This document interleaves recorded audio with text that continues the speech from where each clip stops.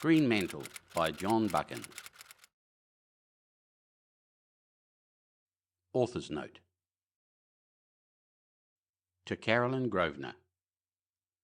During the past year, in the intervals of an active life, I have amused myself with constructing this tale. It has been scribbled in every kind of odd place and moment, in England and abroad, during long journeys, in half hours between graver tasks, and it bears, I fear, the mark of its gypsy begetting. But it has amused me to write, and I shall be well repaid if it amuses you and a few others to read. Let no man or woman call its events improbable. The war has driven that word from our vocabulary, and melodrama has become the prosiest realism. Things unimagined before happen daily to our friends by sea and land. The one chance in 1,000 is habitually taken, and as often as not, succeeds. Coincidence, like some new Briareus, stretches 100 long arms hourly across the earth. Some day, when the full history is written, sober history with ample documents, the poor romancer will give up business and fall to reading Miss Austen in a hermitage. The characters of the tale, if you think hard, you will recall. Sandy you know well. That great spirit was last heard of at Basra, where he occupies the post that once was Harry Bullivant's. Richard Hannay is where he longed to be, commanding his battalion on the ugliest bit of front in the west. Mr. John S. Blenkiron, full of honour and wholly cured of dyspepsia, has returned to the States after vainly endeavouring to take Peter with him. As for Peter, he has attained the height of his ambition. He has shaved his beard and joined the Flying Corps. Chapter 1. A mission is proposed. I had just finished breakfast and was filling my pipe when I got Bullivant's telegram. It was at Firling, the big country house in Hampshire where I had come to convalesce after Luce, and Sandy, who was in the same case, was hunting for the marmalade.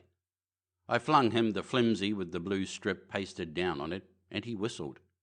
"Hullo, Dick, you've got the battalion. Or maybe it's a staff billet. You'll be a blighted brass hat, coming it heavy over the hard-working regimental officer. And to think of the language you've wasted on brass hats in your time." I sat and thought for a bit, for the name Bullivant carried me back 18 months to the hot summer before the war. I had not seen the man since, though I had read about him in the papers. For more than a year I had been a busy battalion officer, with no other thought than to hammer a lot of raw stuff into good soldiers. I had succeeded pretty well, and there was no prouder man on earth than Richard Hannay when he took his Lennox Highlanders over the parapets on that glorious and bloody 25th day of September. Luce was no picnic, and we had had some ugly bits of scrapping before that, but the worst bit of the campaign I had seen was a tea party to the show I had been in with Bullivant before the war started. Major Hannay's narrative of this affair has been published under the title of The 39 Steps. The sight of his name on a telegram form seemed to change all my outlook on life. I had been hoping for the command of the battalion and looking forward to being in at the finish with the brother Boche. But this message jerked my thoughts onto a new road. There might be other things in the war than straightforward fighting. Why on earth should the Foreign Office want to see an obscure major of the new army and want to see him in double-quick time? "I'm going up to town by the 10 train, I announced. "I'll be back in time for dinner." "Try my tailor," said Sandy. "He's got a very nice taste in red tabs. You can use my name." An idea struck me. "You're pretty well all right now. If I wire for you, will you pack your own kit and mine and join me?" "Right-o. I'll accept a job on your staff if they give you a corps. If so, be as you come down tonight, be a good chap and bring a barrel of oysters from Sweetings." I travelled up to London in a regular November drizzle, which cleared up about Wimbledon to a watery sunshine. I never could stand London during the war. It seemed to have lost its bearings and broken out into all manner of badges and uniforms which did not fit in with my notion of it. One felt the war more in its streets than in the field, or rather one felt the confusion of war without feeling the purpose. I dare say it was all right, but since August 1914 I never spent a day in town without coming home depressed to my boots. I took a taxi and drove straight to the Foreign Office. Sir Walter did not keep me waiting long. But when his secretary took me to his room, I would not have recognised the man I had known 18 months before. His big frame seemed to have dropped flesh, and there was a stoop in the square shoulders. His face had lost its rosiness and was red in patches, like that of a man who gets too little fresh air. His hair was much greyer and very thin about the temples, and there were lines of overwork below the eyes. But the eyes were the same as before, keen and kindly and shrewd, and there was no change in the firm set of the jaw. "We must on no account be disturbed for the next hour," he told his secretary. When the young man had gone, he went across to both doors and turned the keys in them. "Well, Major Hannay," he said, flinging himself into a chair beside the fire, "how do you like soldiering?" "Right enough," I said, "though this isn't just the kind of war I would have picked myself. It's a comfortless, bloody business. But we've got the measure of the old Boche now, and it's dogged as does it. I count on getting back to the front in a week or two." "Will you get the battalion?" he asked. He seemed to have followed my doings pretty closely. "I believe I've a good chance. I'm not in this show for honour and glory, though. I want to do the best I can, but I wish to heaven it was over. All I think of is coming out of it with a whole skin." He laughed. "You do yourself an injustice. What about the forward observation post at the Lone Tree? You forgot about the whole skin then." I felt myself getting red. "That was all rot," I said. "I can't think who told you about that. I hated the job, but I had to do it to prevent my subalterns going to glory. They were a lot of fire-eating young lunatics. If I had sent one of them, he'd have gone on his knees to Providence and asked for trouble." Sir Walter was still grinning. "I'm not questioning your caution. You have the rudiments of it, or our friends of the Black Stone would have gathered you in at our last merry meeting. I would question it as little as your courage. What exercises my mind is whether it is best employed in the trenches." "Is the War Office dissatisfied with me?" I asked sharply. "They are profoundly satisfied. They propose to give you command of your battalion. Presently, if you escape a stray bullet, you will no doubt be a brigadier. It is a wonderful war for youth and brains. But I take it you are in this business to serve your country, Hannay." "I reckon I am," I said. "I am certainly not in it for my health." He looked at my leg where the doctors had dug out the shrapnel fragments and smiled quizzically. "Pretty fit again?" he asked.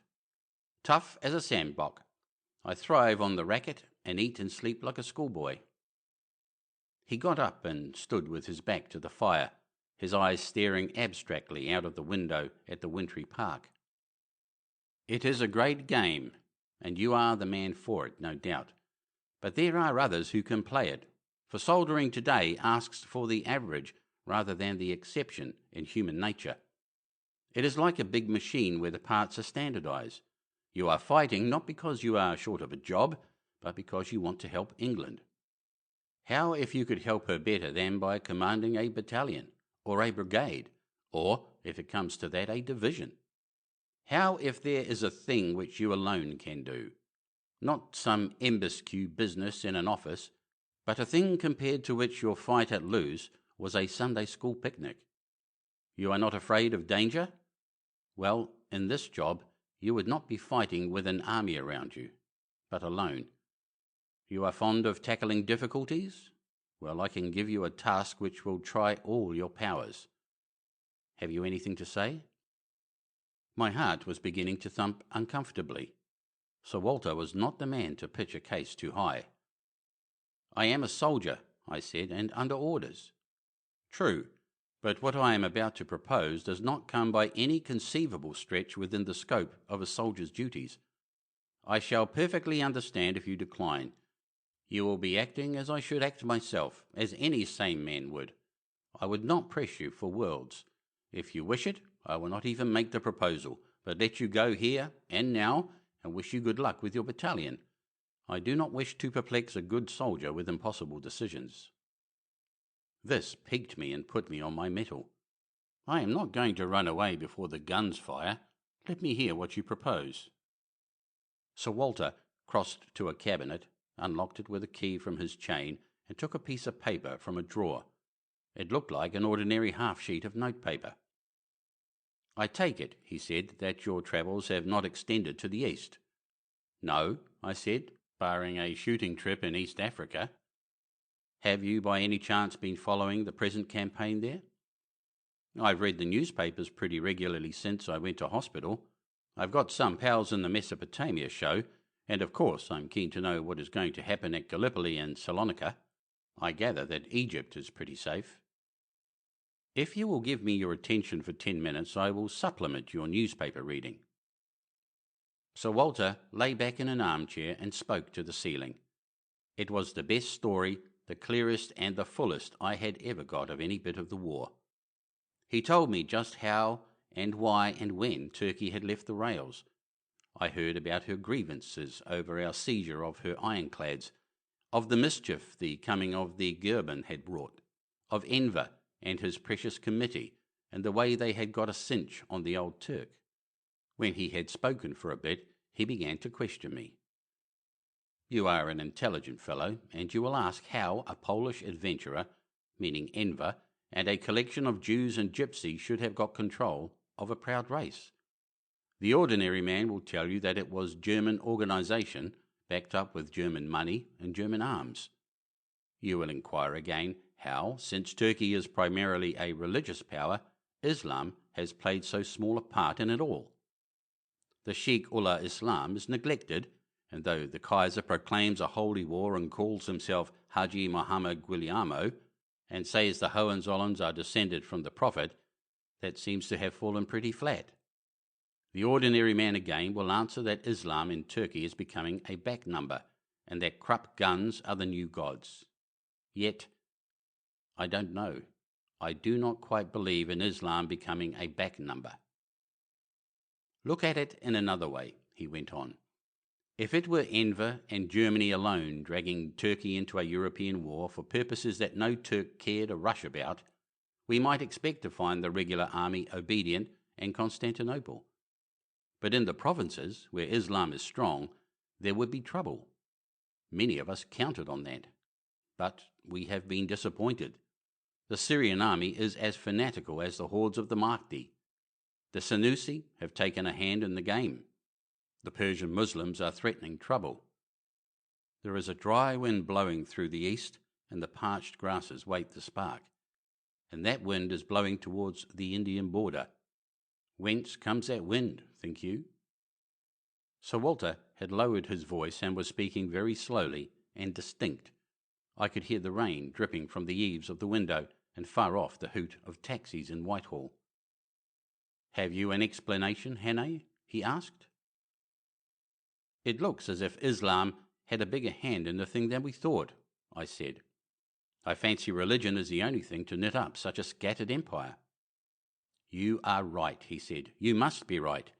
We have laughed at the Holy War, the jihad that old von der Goltz prophesied, but I believe that stupid old man with the big spectacles was right. There is a jihad preparing. The question is how." "I'm hanged if I know," I said, "but I'll bet it won't be done by a pack of stout German officers in pickle-haubers. I fancy you can't manufacture holy wars out of Krupp guns alone, and a few staff officers and a battle-cruiser with her boilers burst." "Agreed. They are not fools, however much we try to persuade ourselves of the contrary. But supposing they had got some tremendous sacred sanction, some holy thing, some book or gospel or some new prophet from the desert, something which would cast over the whole ugly mechanism of German war the glamour of the old torrential rays which crumpled the Byzantine Empire and shook the walls of Vienna. Islam is a fighting creed, and the mullah still stands in the pulpit with the Koran in one hand and a drawn sword in the other. Supposing there is some Ark of the Covenant which will madden the remotest Muslim peasant with dreams of paradise, what then, my friend? Then there will be hell let loose in those parts pretty soon. Hell which may spread. Beyond Persia, remember, lies India. You keep to suppositions. How much do you know? I asked. Very little, except the fact. But the fact is beyond dispute. I have reports from agents everywhere. peddlers in South Russia, Afghan horse dealers, Turkoman merchants, pilgrims on the road to Mecca, sheiks in North Africa, sailors on the Black Sea coasters, sheep-skinned Mongols, Hindu fakirs, Greek traders in the Gulf, as well as respectable consuls who use ciphers. They tell the same story. The East is waiting for a revelation. It has been promised one. Some star, man, prophecy, or trinket is coming out of the West. The Germans know, and that is the card with which they are going to astonish the world. And the mission you spoke of for me is to go and find out? He nodded gravely. That is the crazy and impossible mission. Tell me one thing, Sir Walter, I said. I know it is the fashion in this country, if a man has a special knowledge, to set him to some job exactly the opposite. I know all about Damaraland, but instead of being put on Botha's staff, as I applied to be, I was kept in Hampshire mud till the campaign in German Southwest Africa was over. I know a man who could pass as an Arab, but do you think they would send him to the East? They left him in my battalion, a lucky thing for me, for he saved my life at Luz. I know the fashion, but isn't this just carrying it a bit too far? There must be thousands of men who have spent years in the East and talk any language. They're the fellows for this job. I never saw a Turk in my life except a chap who did wrestling turns in a show at Kimberley. You've picked about the most useless man on earth. You've been a mining engineer, Hannay, Sir Walter said. If you wanted a man to prospect for gold in Barotseland, you would of course like to get one who knew the country and the people and the language. But the first thing you would require in him would be that he had a nose for finding gold and knew his business. That is the position now. I believe that you have a nose for finding out what our enemies try to hide. I know that you are brave and cool and resourceful. That is why I tell you the story. Besides, he unrolled a big map of Europe on the wall. I can't tell you where you'll get on the track of the secret, but I can put a limit to the quest. You won't find it east of the Bosporus, not yet. It is still in Europe. It may be in Constantinople or in Thrace. It may be farther west, but it is moving eastwards. If you are in time, you may cut into its march to Constantinople. That much I can tell you. The secret is known in Germany too, to those whom it concerns. It is in Europe that the seeker must search, at present. Tell me more, I said. You can give me no details and no instructions. Obviously you can give me no help if I come to grief. He nodded. You would be beyond the pale. You give me a free hand. Absolutely. You can have what money you like, and you can get what help you like. You can follow any plan you fancy and go anywhere you think fruitful. We can give no directions. One last question. You say it is important. Tell me just how important. It is life and death, he said solemnly. I can put it no higher and no lower. Once we know what is the menace, we can meet it. As long as we are in the dark, it works unchecked and we may be too late. The war must be won or lost in Europe. Yes, but if the East blazes up, our effort will be distracted from Europe and the great coup may fail. The stakes are no less than victory and defeat, Hannay. I got out of my chair and walked to the window. It was a difficult moment in my life. I was happy in my soldiering, above all happy in the company of my brother officers.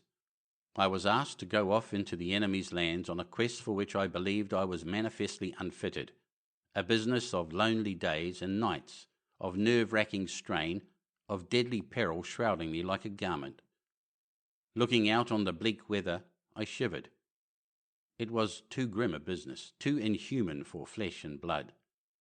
But Sir Walter had called it a matter of life and death, and I had told him that I was out to serve my country.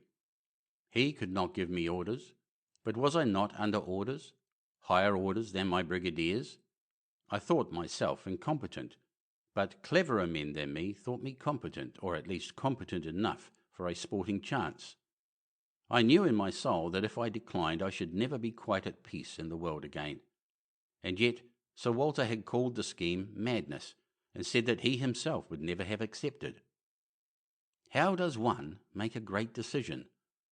I swear that when I turned round to speak I meant to refuse, but my answer was yes, and I had crossed the Rubicon. My voice sounded cracked and far away. Sir Walter shook hands with me, and his eyes blinked a little. I may be sending you to your death, Hannay. Good God, what a damned taskmistress duty is. If so, I shall be haunted with regrets, but you will never repent. Have no fear of that. You have chosen the roughest road, but it goes straight to the hilltops. He handed me the half-sheet of notepaper. On it were written 3 words, Kesredin, Cancer, and VI. That is the only clue we possess, he said. I cannot construe it, but I can tell you the story. We have had our agents working in Persia and Mesopotamia for years, mostly young officers of the Indian Army. They carry their lives in their hands, and now and then one disappears, and the sewers of Baghdad might tell a tale. But they find out many things, and they count the game with the candle. They have told us of the star rising in the west, but they could give us no details. All but one, the best of them.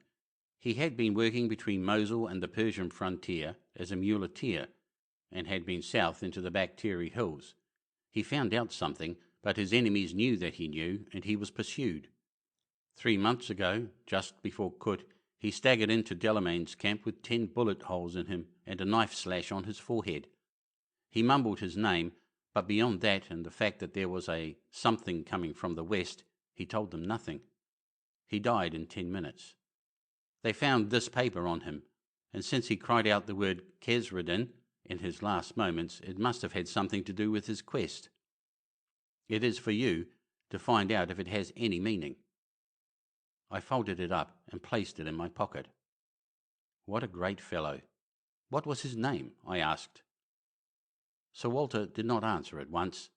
He was looking out of the window. His name, he said at last, was Harry Bullivant. He was my son. God rest his brave soul. End of Chapter 1. Chapter 2. The Gathering of the Missionaries. I wrote out a wire to Sandy, asking him to come up by the 2:15 train and meet me at my flat. I have chosen my colleague, I said. Billy Arbuthnot's boy. His father was at Harrow with me. I know the fellow. Harry used to bring him down to fish. Tallish, with a lean, high-boned face and a pair of brown eyes like a pretty girl's. I know his record, too. There's a good deal about him in this office. He rode through Yemen, which no white man ever did before. The Arabs let him pass, for they thought him stark mad and argued that the hand of Allah was heavy enough on him without their efforts. He's blood brother to every kind of Albanian bandit. Also, he used to take a hand in Turkish politics and got a huge reputation. Some Englishman was once complaining to old Mahmoud Shevkat about the scarcity of statesmen in Western Europe, and Mahmoud broke in with, "Have you not the Honourable Arbuthnot? You say he's in your battalion?" I was wondering what had become of him, for we tried to get hold of him here, but he had left no address. Ludovic Arbuthnot. Yes, that's the man. Buried deep in the commissioned ranks of the new army? Well, we'll get him out pretty quick. I knew he had knocked about the East, but I didn't know he was that kind of swell.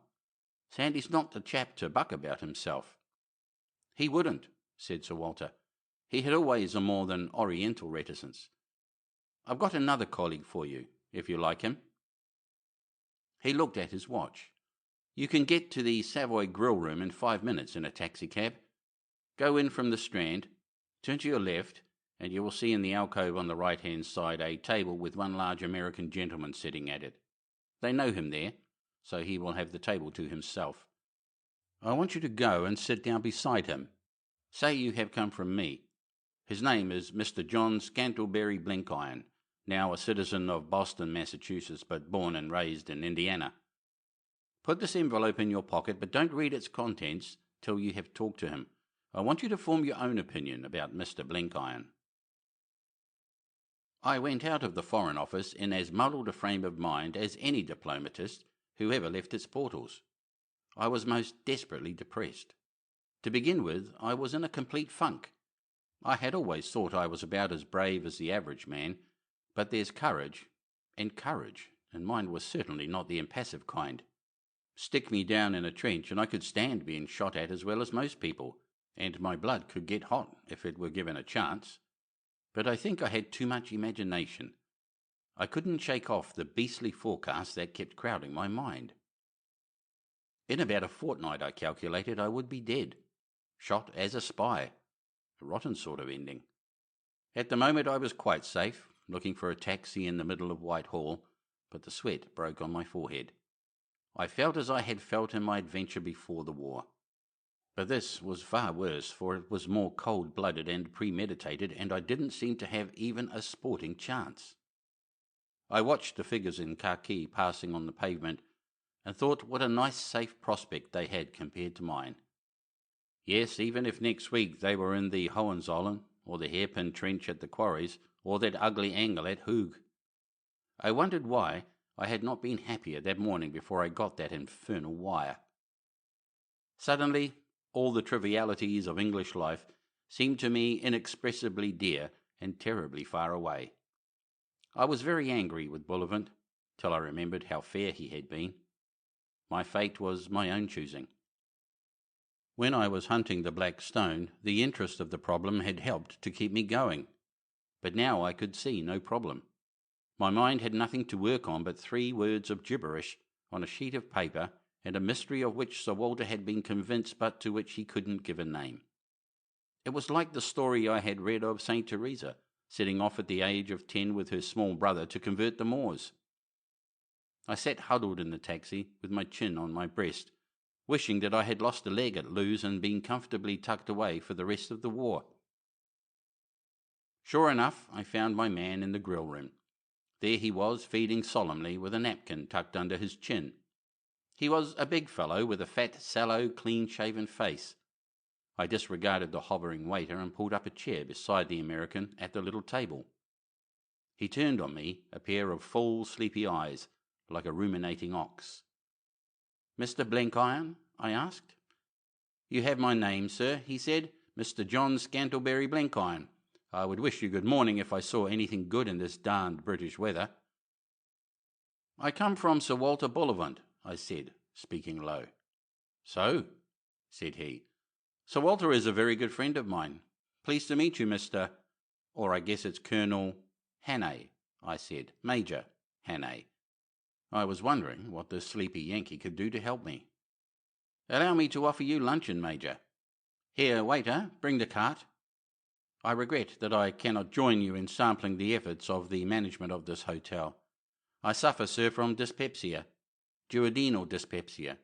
It gets me 2 hours after a meal and gives me hell just below the breastbone.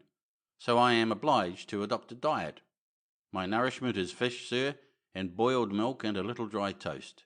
It's a melancholy descent from the days when I could do justice to a lunch at Sherry's and sup off oyster crabs and devilled bones."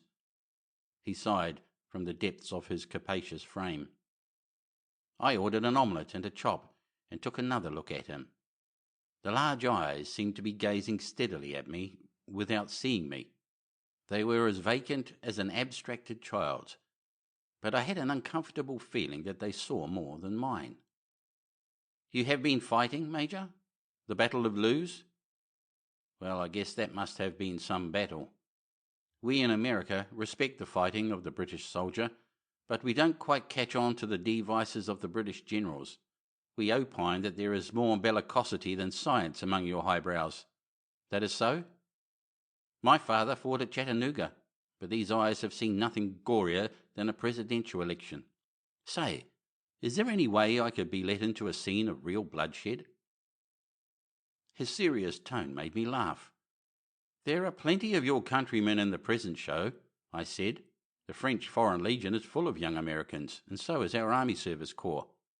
Half the chauffeurs you strike in France seem to come from the States." He sighed. "I did think of some belligerent stunt a year back, but I reflected that the good God had not given John S. Blenkiron the kind of martial figure that would do credit to the tented field.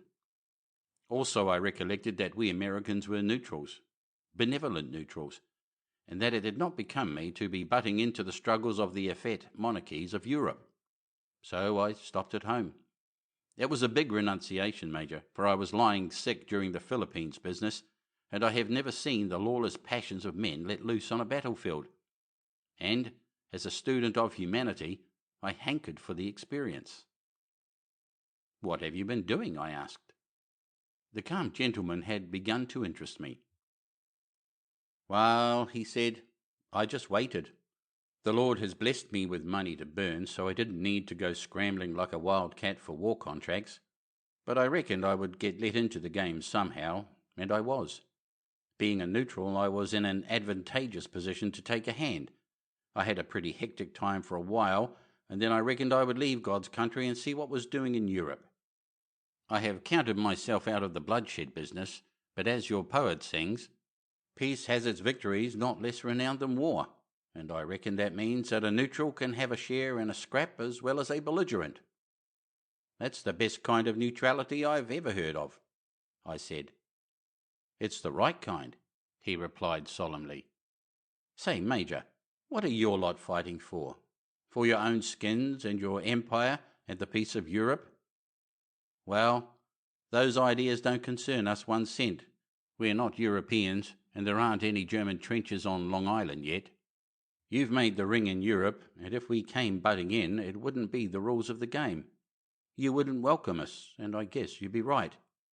We're that delicate-minded we can't interfere, and that was what my friend President Wilson meant when he opined that America was too proud to fight. So, we're neutrals. But likewise we're benevolent neutrals.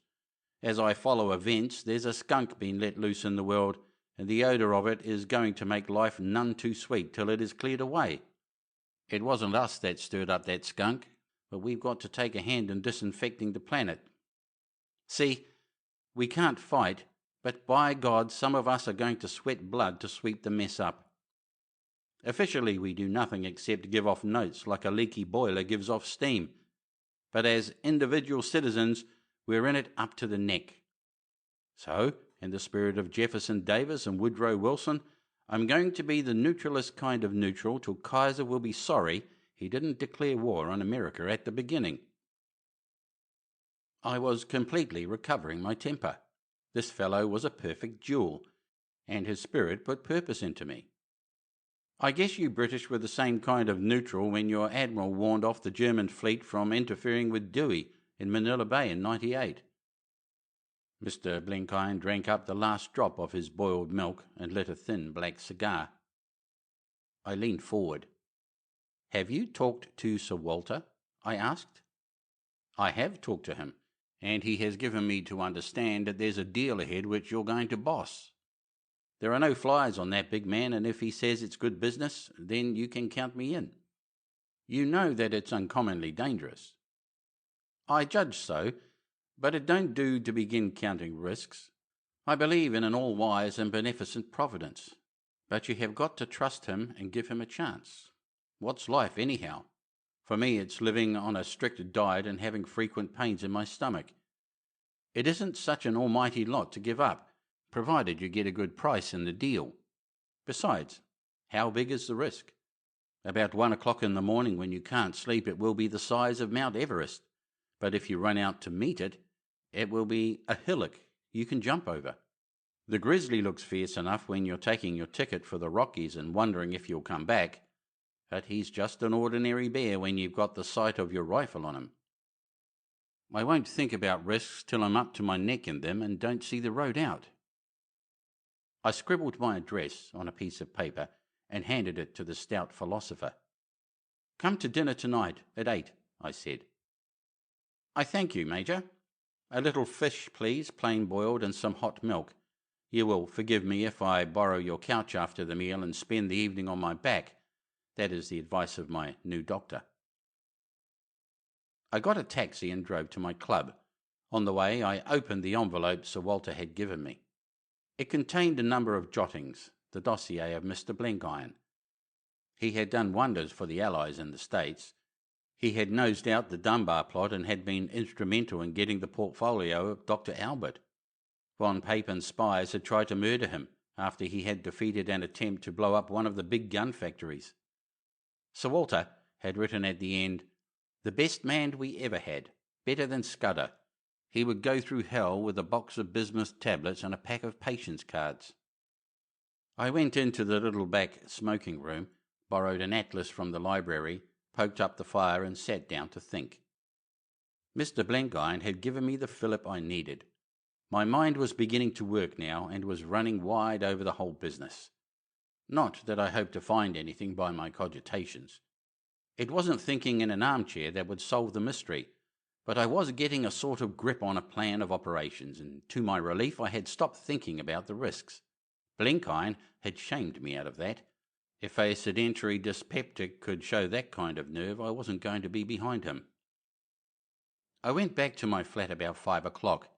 My man Paddock had gone to the wars long ago, so I had shifted to one of the new blocks in Park Lane, where they provide food and service. I kept the place on to have a home to go to when I got leave. It's a miserable business holidaying in an hotel. Sandy was devouring tea cakes with the serious resolution of a convalescent. "Well, Dick, what's the news? Is it a brass hat or the boot?" "Neither," I said. "But you and I are going to disappear from His Majesty's forces, seconded for special service." "Oh, my sainted aunt," said Sandy. "What is it? For heaven's sake, put me out of my pain. Have we to tout deputations of suspicious neutrals over munition works? Or take the shivering journalist in a motor car where he can imagine he sees a Boche?" "The news will keep, but I can tell you this much. It's about as safe and easy as to go through the German lines with a walking stick." "Come, that's not so dusty," said Sandy, and began cheerfully on the muffins. I must spare a moment to introduce Sandy to the reader, for he cannot be allowed to slip into this tale by a side door. If you will consult the peerage, you will find that to Edward Cospatrick, 15th Baron Clanroyden, there was born in the year 1882 as his second son, Ludwig Gustavus Arbuthnot, commonly called the Honourable, etc. The said son was educated at Eton and New College, Oxford, was a captain in the Tweeddale Yeomanry, served for some years as honorary attaché at various embassies. The peerage will stop short at this point, but that is by no means the end of the story. For the rest, you must consult very different authorities. Lean brown men from the ends of the earth may be seen on the London pavements now and then in creased clothes, walking with the light outland step, slinking into clubs as if they could not remember whether or not they belonged to them. From them you may get news of Sandy. Better still, you will hear of him at little forgotten fishing ports where the Albanian mountains dip to the Adriatic. If you struck a Mecca pilgrimage, the odds are you would meet a dozen of Sandy's friends in it. In shepherds' huts in the Caucasus you will find bits of his cast-off clothing, for he has a knack of shedding garments as he goes. In the Caravanserai of Bokhara and Samarkand he is known, and there are shikaris in the Pamirs who still speak of him round their fires. If you are going to visit Petrograd or Rome or Cairo, it would be no use asking him for introductions. If he gave them, they would lead you into strange haunts. But if fate compelled you to go to Lhasa or Yarkand or Seistan, he could map out your road for you and pass the word to potent friends. We call ourselves insular, but the truth is that we are the only race on earth that can produce men capable of getting inside the skin of remote peoples. Perhaps the Scots are better than the English, but we're all 1,000% better than anybody else. Sandy was the wandering Scot carried to the pitch of genius. In old days he would have led a crusade or discovered a new road to the Indies. Today he merely roamed as the spirit moved him, till the war swept him up and dumped him down in my battalion. I got out Sir Walter's half-sheet of notepaper. It was not the original, naturally he wanted to keep that, but it was a careful tracing. I took it that Harry Bullivant had not written down the words as a memo for his own use. People who follow his career have good memories. He must have written them in order that, if he perished and his body was found, his friends might get a clue. Wherefore I argued the words must be intelligible to somebody or other of our persuasion. And likewise, they must be pretty well gibberish to any Turk or German that found them. The first, Kazraden, I could make nothing of. I asked Sandy. "You mean Nasreddin?" he said, still munching crumpets. "What's that?" I asked sharply. "He's the general believed to be commanding against us in Mesopotamia. I remember him years ago in Aleppo. He talked bad French and drank the sweetest of sweet champagne." I looked closely at the paper. The K was unmistakable. Nasreddin is nothing. It means in Arabic the house of faith, and might cover anything from Hagia Sophia to a suburban villa. What's your next puzzle, Dick? Have you entered for a prize competition in a weekly paper? "Cancer," I read out. "It is the Latin for a crab. Likewise, it is the name of a painful disease. It is also a sign of the zodiac." "VI," I read. "There you have me. It sounds like the number of a motor car. The police would find out for you. I call this rather a difficult competition. What's the prize?" I passed him the paper. "Who wrote it? It looks as if he had been in a hurry." "Harry Bullivant," I said. Sandy's face grew solemn. Old Harry. He was at my tutor's. The best fellow God ever made. I saw his name in the casualty list before Kut. Harry didn't do things without a purpose. What's the story of this paper?" "Wait till after dinner," I said. "I'm going to change and have a bath. There's an American coming to dine, and he's part of the business." Mr. Blenkiron arrived punctual to the minute in a fur coat like a Russian prince's. Now that I saw him on his feet, I could judge him better. He had a fat face, but was not too plump in figure, and very muscular wrists showed below his shirt cuffs. I fancied that, if the occasion called, he might be a good man with his hands. Sandy and I ate a hearty meal, but the American picked at his boiled fish and sipped his milk, a drop at a time. When the servant had cleared away, he was as good as his word and laid himself out on my sofa. I offered him a good cigar, but he preferred one of his own lean black abominations. Sandy stretched his length in an easy chair and lit his pipe. "Now for your story, Dick," he said. I began as Sir Walter had begun with me, by telling them about the puzzle in the Near East. I pitched a pretty good yarn, for I had been thinking a lot about it, and the mystery of the business had caught my fancy. Sandy got very keen. "It is possible enough. Indeed, I've been expecting it, though I'm hanged if I can imagine what card the Germans have got up their sleeve. It might be any one of 20 things. 30 years ago there was a bogus prophecy that played the devil in Yemen. Or it might be a flag, such as Ali Wad Halu had, or a jewel like Solomon's necklace in Abyssinia. You never know what will start off a jihad, but I rather think it's a man." "Where could he get his purchase?" I asked. "It's hard to say. If it were merely wild tribesmen like the Bedouin, he might have got a reputation as a saint and miracle worker. Or he might be a fellow that preached a pure religion, like the chap that founded the Senussi. But I'm inclined to think he must be something extra special if he can put a spell on the whole Muslim world. The Turk and the Persian wouldn't follow the ordinary new theology game. He must be of the blood. Your Mahdis and mullahs and imams were nobodies, but they had only a local prestige. To capture all Islam, and I gather that is what we fear, the man must be of the Quraysh, the tribe of the Prophet himself. But how could any impostor prove that? For I suppose he's an impostor. He would have to combine a lot of claims. His descent must be pretty good to begin with, and there are families, remember, that claim the Quraysh blood. Then he'd have to be rather a wonder on his own account, saintly, eloquent, and that sort of thing. And I expect he'd have to show a sign, though what that could be I haven't a notion." "You know the East about as well as any living man. Do you think that kind of thing is possible?" I asked. "Perfectly," said Sandy with a grave face. "Well, there's the ground cleared to begin with. Then there's the evidence of pretty well every secret agent we possess. That all seems to prove the fact, but we have no details and no clues except that bit of paper." I told them the story of it. Sandy studied it with wrinkled brows. "It beats me. But it may be the key for all that. A clue may be dumb in London and shout aloud at Baghdad." "That's just the point I was coming to. So Walter says this thing is about as important for our cause as big guns.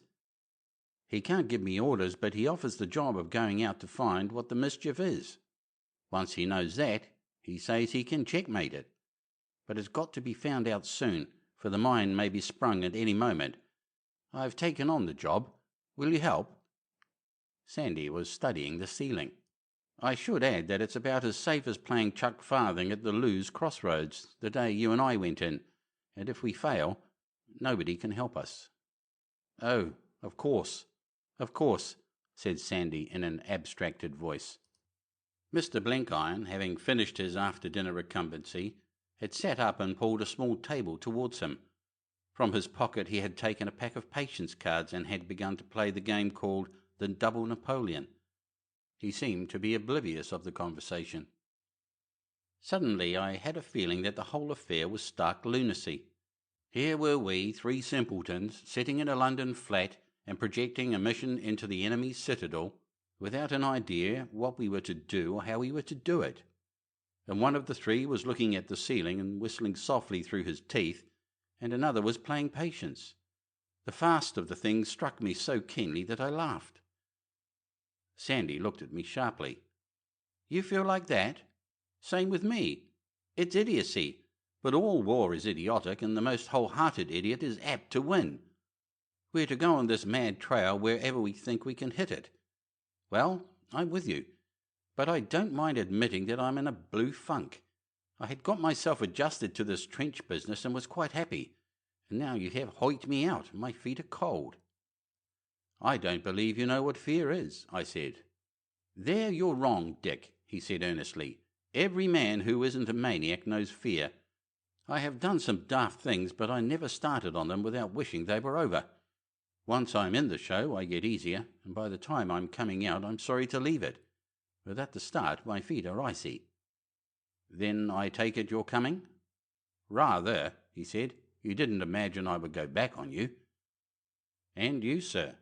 I addressed Blenkiron. His game of patience seemed to be coming out. He was completing 8 little heaps of cards with a contented grunt. As I spoke, he raised his sleepy eyes and nodded. "Why, yes," he said. "You gentlemen mustn't think that I haven't been following your most engrossing conversation. I guess I haven't missed a syllable. I find that a game of patience stimulates the digestion after meals and conduces to quiet reflection. John S. Blenkiron is with you all the time." He shuffled the cards and dealt for a new game. I don't think I ever expected a refusal, but this ready assent cheered me wonderfully. I couldn't have faced the thing alone. "Well, that's settled. Now for ways and means. We three have got to put ourselves in the way of finding out Germany's secret, and we have to go where it is known. Somehow or other we have to reach Constantinople, and to beat the biggest area of country we must go by different roads. Sandy, my lad, you've got to get into Turkey. You're the only one of us that knows that engaging people. You can't get in by Europe very easily, so you must try Asia. What about the coast of Asia Minor?" "It could be done," he said. "You'd better leave that entirely to me. I'll find out the best way. I suppose the Foreign Office will help me get to the jumping-off place." "Remember," I said, "it's no good getting too far east. The secret, so far as concerns us, is still west of Constantinople." "I see that. I'll blow in on the Bosporus by a short tack." "For you, Mr. Blenkiron, I would suggest a straight journey. You're an American and can travel through Germany direct. But I wonder how far your activities in New York will allow you to pass as a neutral." "I have considered that, sir," he said. "I have given some thought to the peculiar psychology of the great German nation.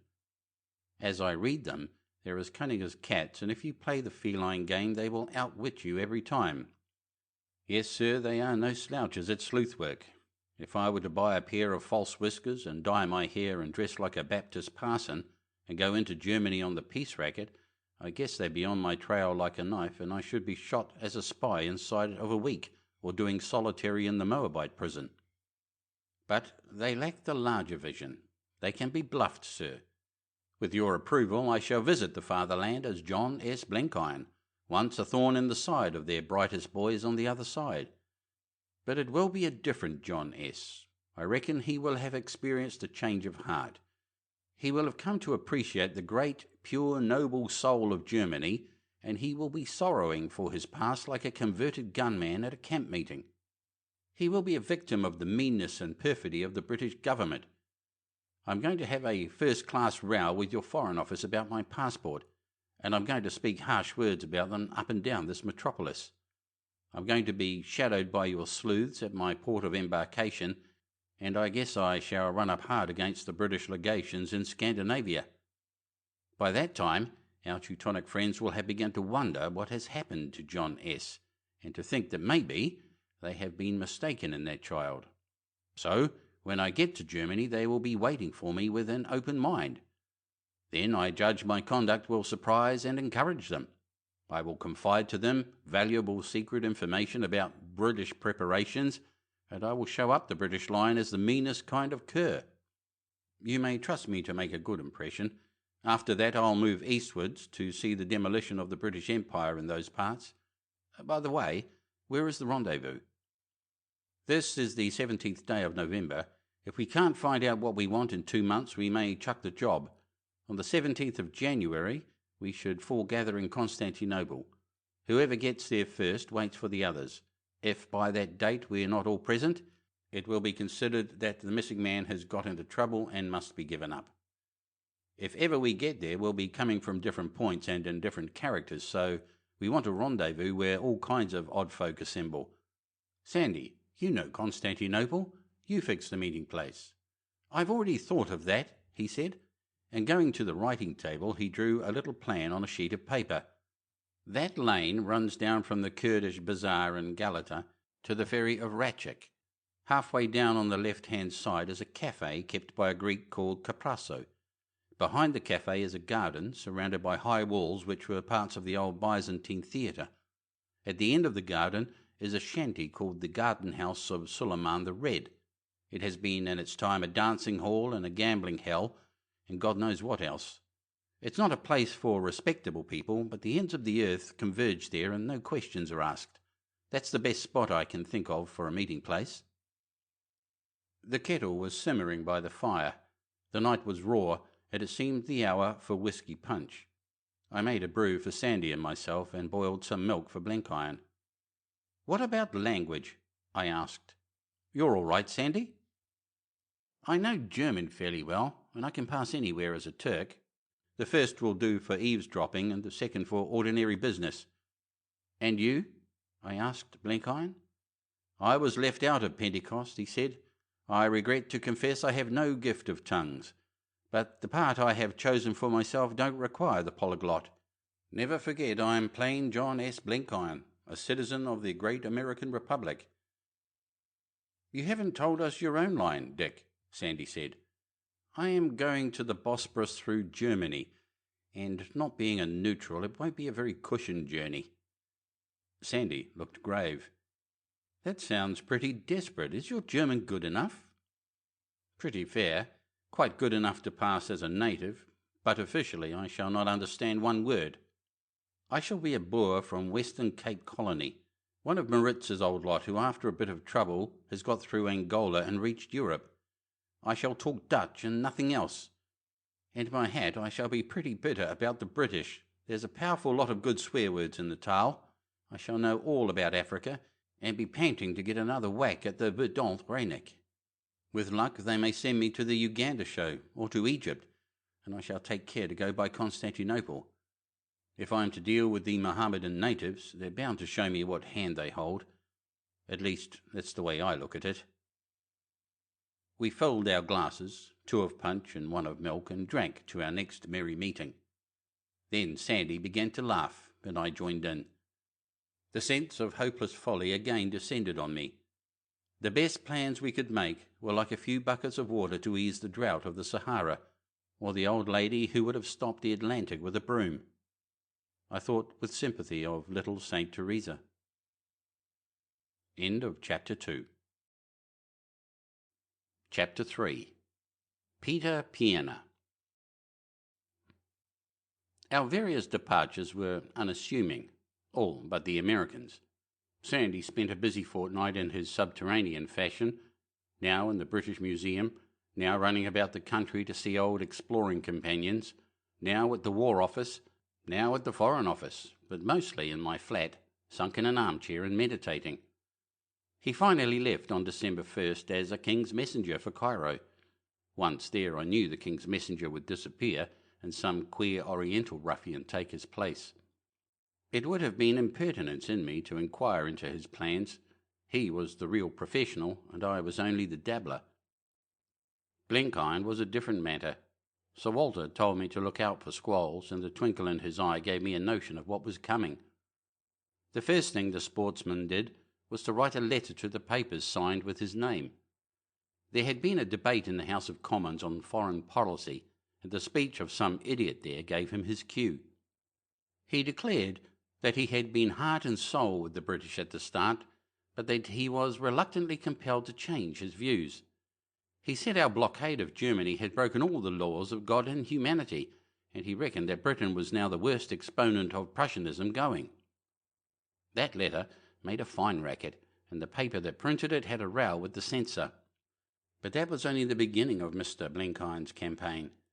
He got mixed up with some mountebanks called the League of Democrats Against Aggression, gentlemen who thought that Germany was all right if we could only keep from hurting her feelings. He addressed a meeting under their auspices, which was broken up by the crowd, but not before John S. had got off his chest a lot of amazing stuff. I wasn't there, but a man who was told me that he never heard such clotted nonsense. He said that Germany was right in wanting the freedom of the seas, and that America would back her up, and that the British Navy was a bigger menace to the peace of the world than the Kaiser's army. He admitted that he had once thought differently, but he was an honest man and not afraid to face facts. The oration closed suddenly when he got a Brussels sprout in the eye, at which my friend said he swore in a very unpacifist style. After that he wrote other letters to the press saying that there was no more liberty of speech in England, and a lot of scallywags backed him up. Some Americans wanted to tar and feather him, and he got kicked out of the Savoy. There was an agitation to get him deported, and questions were asked in Parliament, and the Under-Secretary of Foreign Affairs said his department had the matter in hand.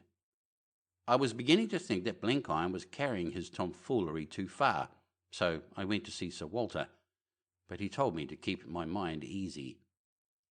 Our friend's motto is thorough, he said, and he knows very well what he is about. We have officially requested him to leave, and he sails from Newcastle on Monday. He will be shadowed wherever he goes, and we hope to provoke more outbreaks. He is a very capable fellow. The last I saw of him was on the Saturday afternoon when I met him in St. James Street and offered to shake hands. He told me that my uniform was a pollution and made a speech to a small crowd about it. They hissed him, and he had to get into a taxi. As he departed, there was just the suspicion of a wink in his left eye.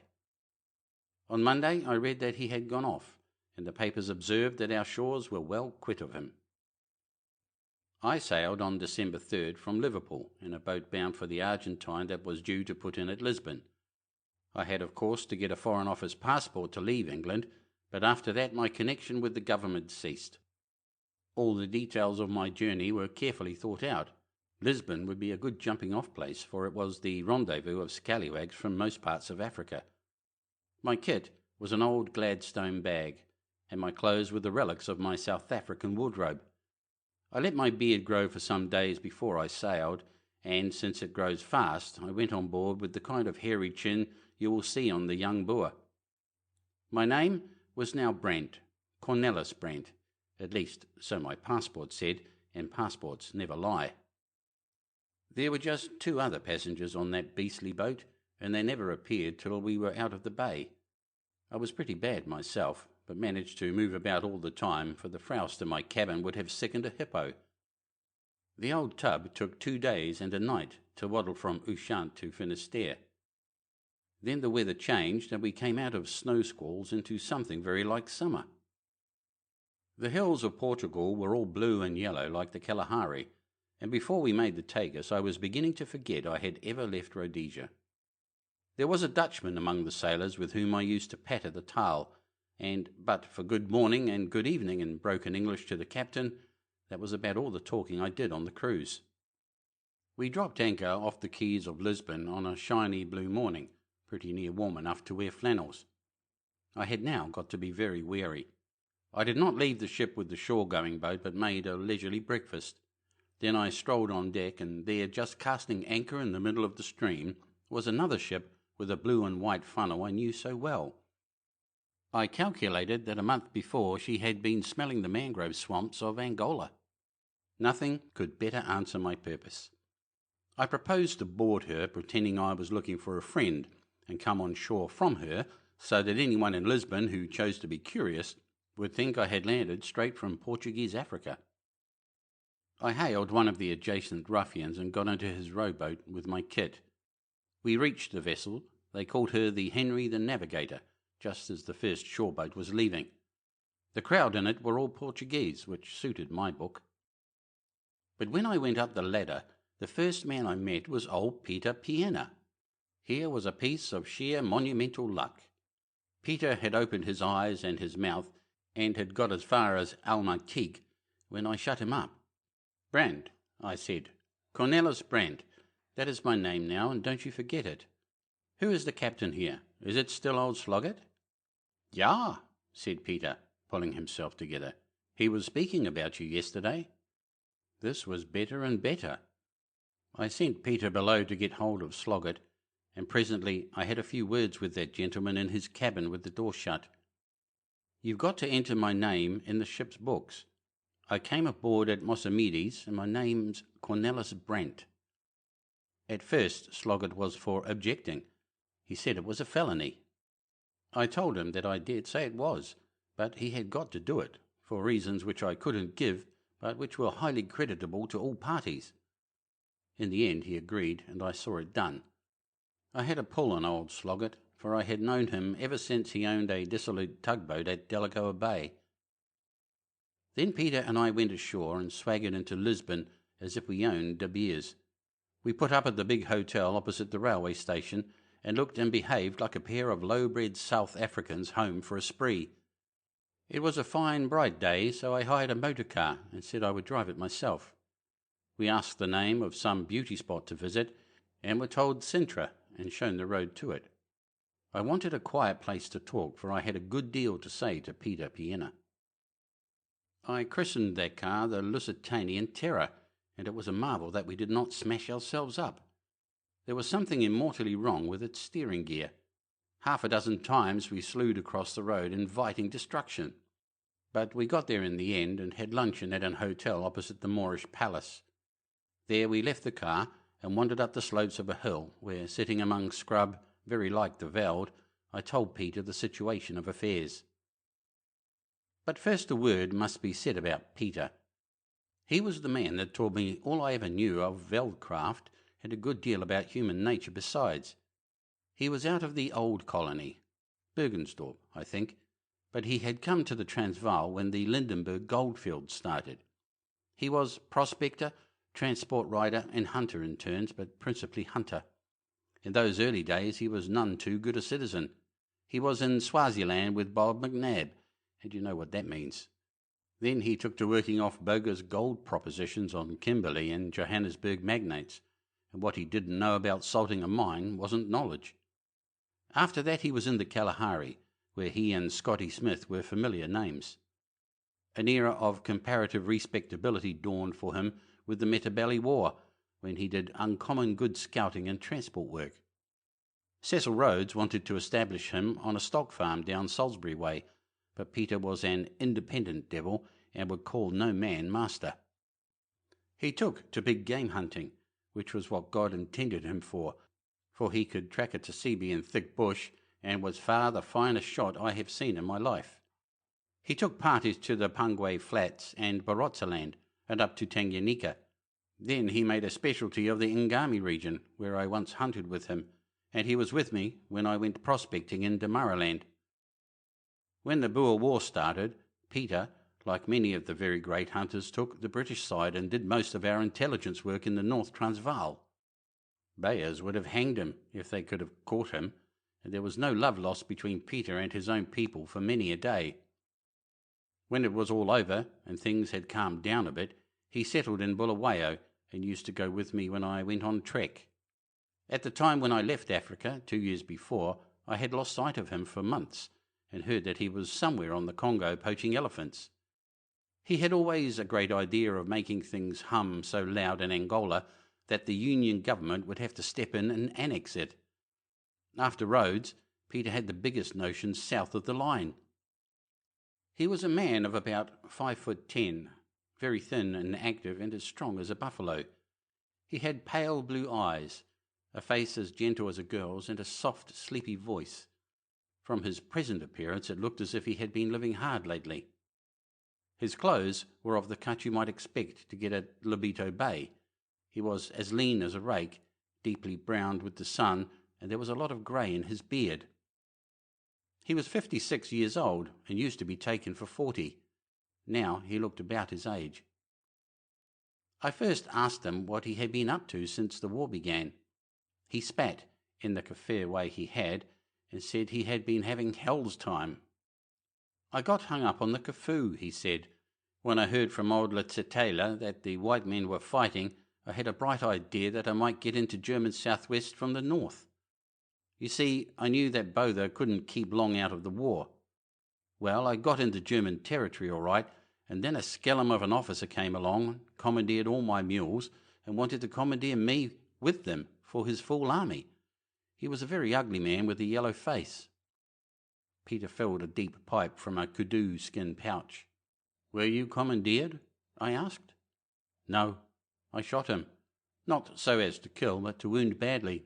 It was all right, for he fired first on me. Got me too, in the left shoulder. But that was the beginning of bad trouble. I trekked east pretty fast and got over the border among the Ovamba. I have made many journeys, but that was the worst. 4 days I went without water, and 6 without food. Then by bad luck I fell in with Nkitla, you remember, the half-caste chief. He said I owed him money for cattle which I bought when I came there with Karawab. It was a lie, but he held to it and would give me no transport. So I crossed the Kalahari on my feet. It was as slow as a vrouw coming from Nachmal. It took weeks and weeks, and when I came to Lehuiskhal, I heard that the fighting was over and that Botha had conquered the Germans. That too was a lie, but it deceived me, and I went north into Rhodesia where I learned the truth. But by then I judged the war had gone too far for me to make any profit out of it, so I went into Angola to look for German refugees. By that time I was hating Germans worse than hell. But what did you propose to do with them? I asked. I had a notion they would make trouble with the government in those parts. I don't specially love the Portuguese, but I'm for him against the Germans every day. Well, there was trouble, and I had a merry time for a month or two. But by and by it petered out, and I thought I had better clear for Europe, for South Africa was settling down just as the big show was getting really interesting. So here I am, Cornelis, my old friend. If I shave my beard, will they let me join the flying corps?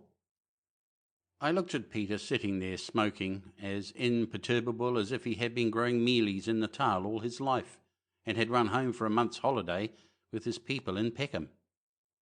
"You're coming with me, my lad," I said. "We're going into Germany." Peter showed no surprise. "Keep in mind that I don't like the Germans," was all he said. "I'm a quiet Christian man, but I've the devil of a temper." Then I told him the story of our mission. You and I have got to be Maritz's men. We went into Angola, and now we're trekking for the fatherland to get a bit of our own back from the infernal English. Neither of us knows any German. Publicly, we'd better plan out the fighting we were in. Carcamus will do for one, and Shreet Drift. You were an Ngami-land hunter before the war. They won't have your dossier, so you can tell any lie you like. I'd better be an educated Afrikander, one of Bayer's bright lads and a pal of old Herzog. We can let our imagination loose about that part, but we must stick to the same yarn about the fighting. "Ja, Cornelis," said Peter. He had called me Cornelis ever since I had told him my new name. He was a wonderful chap for catching on to any game. But after we get into Germany, what then? There can't be much difficulty about the beginning, but once we're among the beer swillers, I don't quite see our line. We're to find out about something that's going on in Turkey? When I was a boy, the predicant used to preach about Turkey. I wish I was better educated and remembered whereabouts in the map it was. You leave that to me, I said. I'll explain it all to you before we get there. We haven't got much of a spoor, but we'll cast about and with luck we'll pick it up. I've seen you do it often enough when we hunted the kudu and the kafwe. Peter nodded. Do we sit still in a German town? He asked anxiously. I shouldn't like that, Cornelis. We move gently eastward to Constantinople, I said. Peter grinned. We should cover a lot of new country. You can reckon on me, friend Cornelis.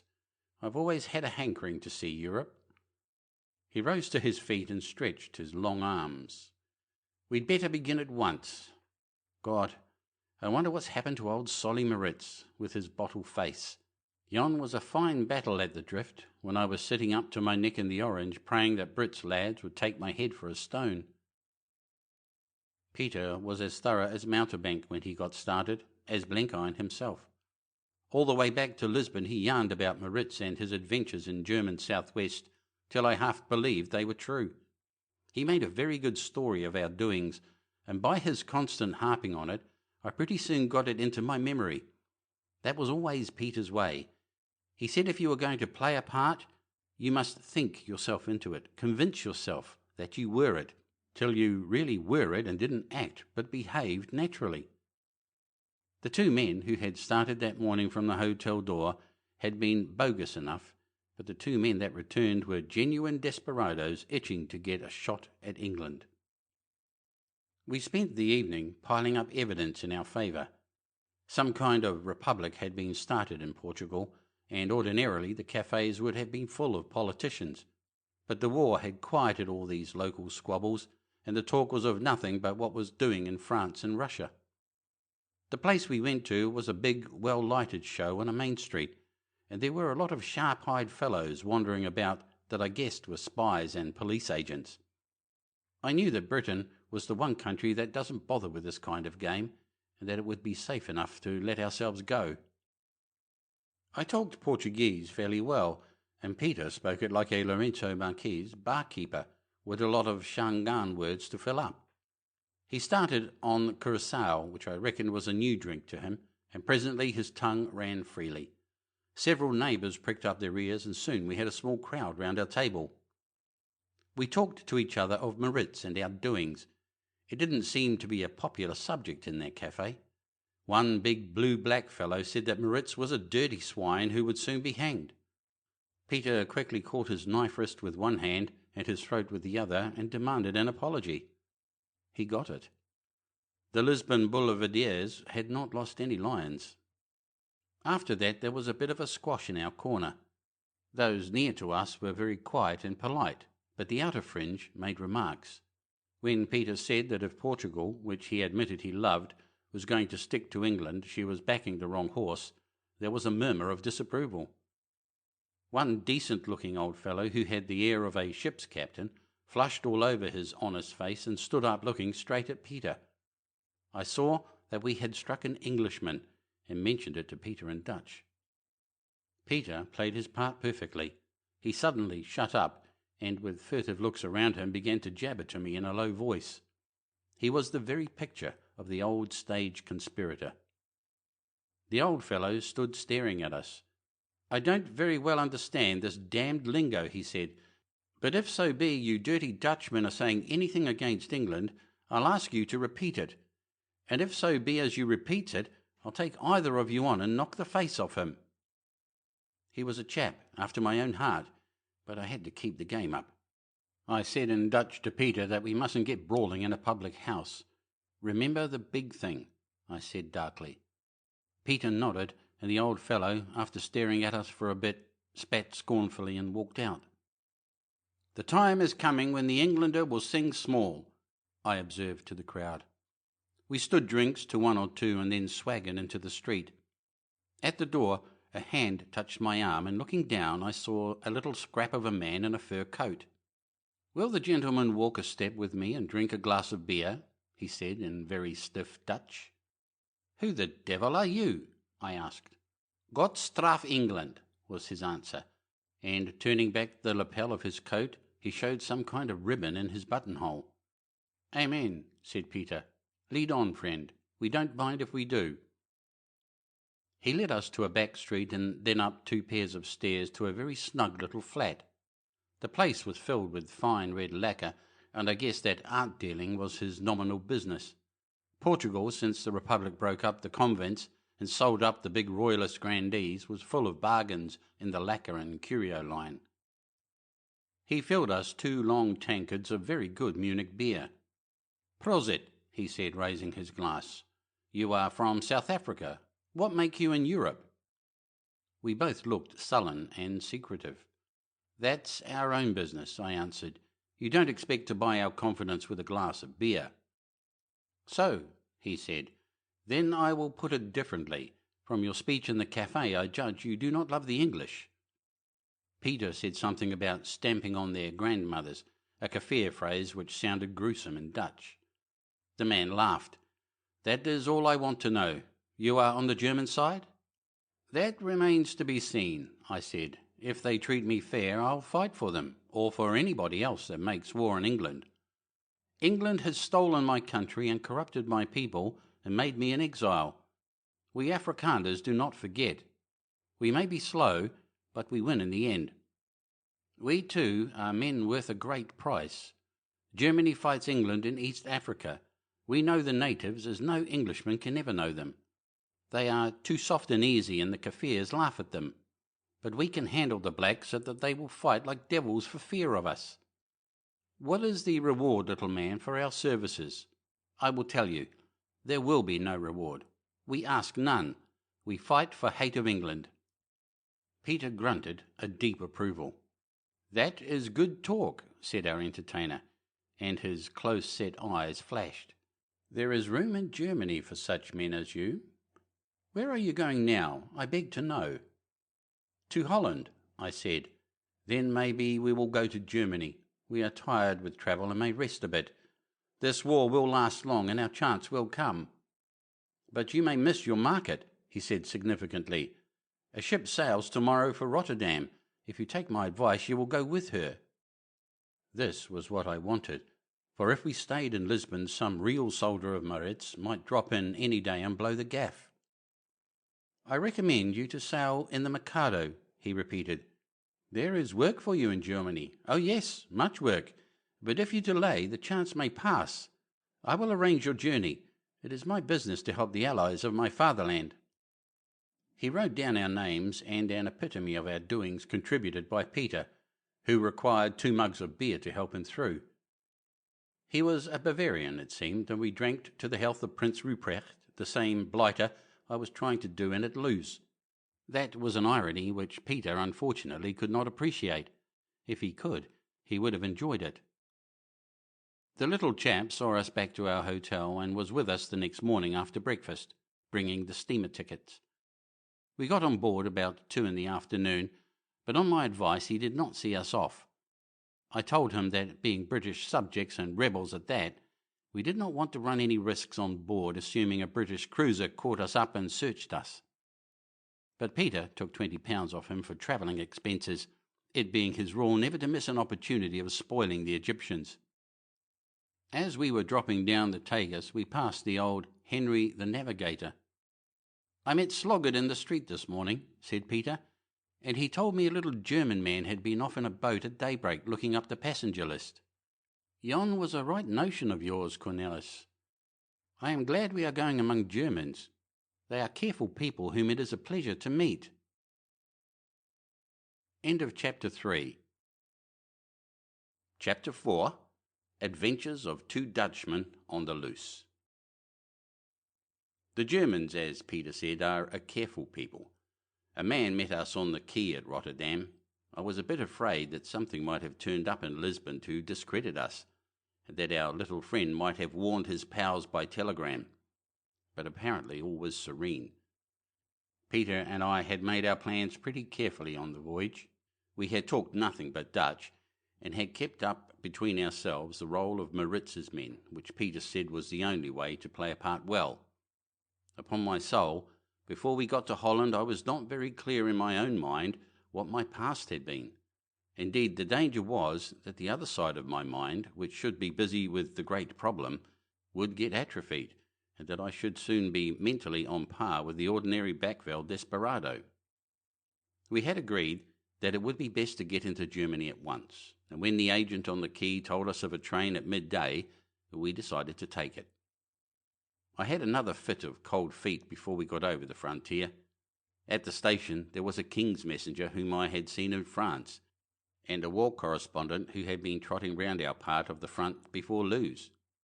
I heard a woman speaking pretty clean-cut English, which amid the hoarse Dutch jabber sounded like a lark among crows.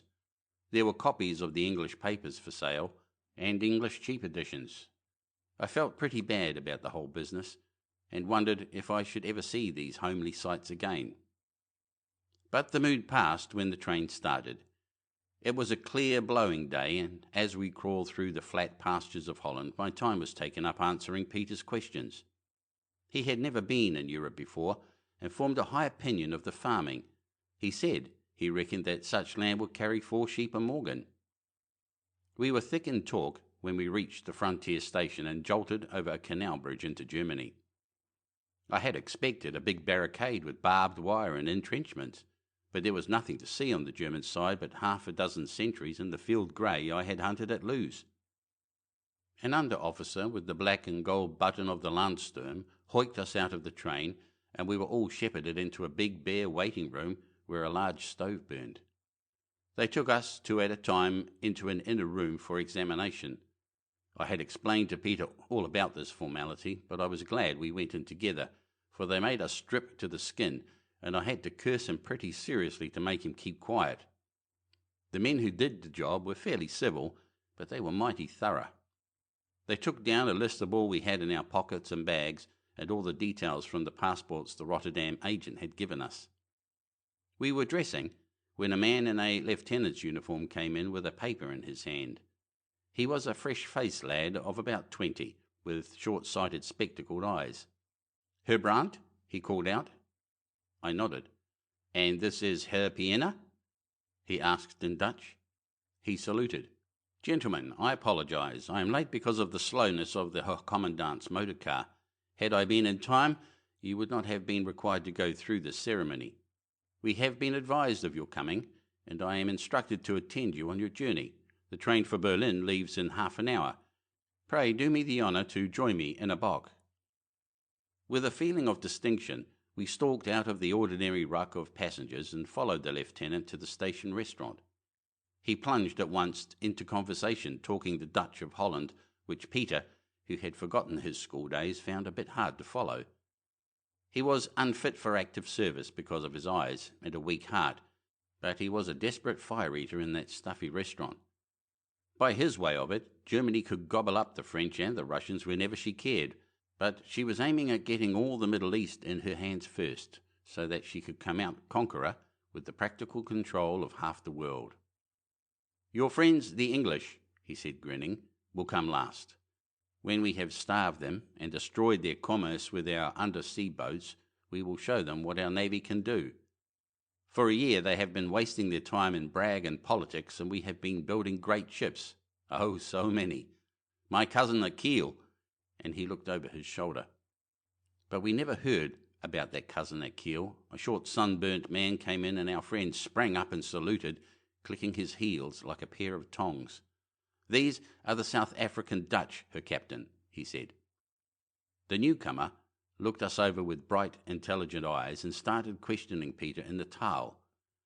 It was well that we had taken some pains with our story, for this man had been years in German southwest and knew every mile of the borders. Zorn was his name, and both Peter and I thought we remembered hearing him spoken of. I am thankful to say that we both showed up pretty well. Peter told his story to perfection, not pitching it too high, and asking me now and then for a name or to verify some detail. Captain Zorn looked satisfied. "You seem the right kind of fellows," he said, "but remember," and he bent his brows on us, "we do not understand slimness in this land. If you are honest, you will be rewarded, but if you dare to play a double game, you will be shot like dogs. Your race has produced over many traitors for my taste." "I ask no reward," I said gruffly. "We are not Germans or Germany's slaves. But so long as she fights against England, we will fight for her." "Bold words," he said, "but you must bow your stiff necks to discipline first. Discipline has been the weak point of you Boers, and you have suffered for it. You are no more a nation. In Germany we put discipline first and last, and therefore we will conquer the world. Off with you now. Your train starts in 3 minutes. We will see what von Sturm will make of you." That fellow gave me the best feel of any German I had yet met. He was a white man, and I could have worked with him. I liked his stiff chin and steady blue eyes. My chief recollection of our journey to Berlin was its commonplaceness. The spectacled lieutenant fell asleep, and for the most part we had the carriage to ourselves. Now and again a soldier on leave would drop in, most of them tired men with heavy eyes. No wonder, poor devils, for they were coming back from the Yser or Ypres salient. I would have liked to talk to them, but officially, of course, I knew no German, and the conversation I overheard did not signify much. It was mostly about regimental details, though one chap, who was in better spirits than the rest, observed that this was the last Christmas of misery, and that next year he would be holidaying at home with full pockets. The others assented, but without much conviction. The winter day was short, and most of the journey was made in the dark. I could see from the window the lights of little villages, and now and then the blaze of ironworks and forges. We stopped at a town for dinner, where the platform was crowded with drafts waiting to go westward. We saw no signs of any scarcity of food, such as the English newspapers wrote about. We had an excellent dinner at the station restaurant, which, with a bottle of white wine, cost just 3 shillings apiece. The bread, to be sure, was poor, but I can put up with the absence of bread if I get a juicy fillet of beef and as good vegetables as you will see in the Savoy. I was a little afraid of our giving ourselves away in our sleep, but I need have had no fear, for our escort slumbered like a hog with his mouth wide open. As we roared through the darkness, I kept pinching myself to make myself feel that I was in the enemy's land on a wild mission. The rain came on, and we passed through dripping towns with the light shining from the wet streets. As we went eastward, the lighting seemed to grow more generous. After the murk of London, it was queer to slip through garish stations with 100 arc lights glowing, and to see long lines of lamps running to the horizon. Peter dropped off early, but I kept awake till midnight, trying to focus thoughts that persistently strayed. Then I too dozed, and did not wake till about 5 in the morning, when we ran into a great busy terminus as bright as midday. It was the easiest and most unsuspicious journey I ever made. The lieutenant stretched himself and smoothed his rumpled uniform. We carried our scanty luggage to a droschke, for there seemed to be no porters. Our escort gave the address of some hotel, and we rumbled out into brightly lit, empty streets. "A mighty daub," said Peter. "Of a truth, the Germans are a great people." The lieutenant nodded good-humouredly. "The greatest people on earth," he said, "as their enemies will soon bear witness." I would have given a lot for a bath, but I felt that it would be outside my part, and Peter was not of the washing persuasion. But we had a very good breakfast of coffee and eggs, and then the lieutenant started on the telephone. He began by being dictatorial. Then he seemed to be switched on to higher authorities, for he grew more polite, and at the end he fairly crawled. He made some arrangements, for he informed us that in the afternoon we would see some fellow whose title he could not translate into Dutch. I judged he was a great swell, for his voice became reverential at the mention of him. He took us for a walk that morning, after Peter and I had attended to our toilets. We were an odd pair of scallywags to look at, but as South African as a wait-a-bit bush. Both of us had ready-made tweed suits, grey flannel shirts with flannel collars, and felt hats with broader brims than they like in Europe. I had strong-nailed brown boots, Peter a pair of those mustard-coloured abominations which the Portuguese affect, and which made him hobble like a Chinese lady. He had a scarlet satin tie, which you could hear a mile off. My beard had grown to quite a respectable length, and I trimmed it like General Smuts. Peter's was the kind of loose flapping thing that the Takar loves, which has scarcely ever been shaved and is combed once in a blue moon. I must say we made a pretty solid pair.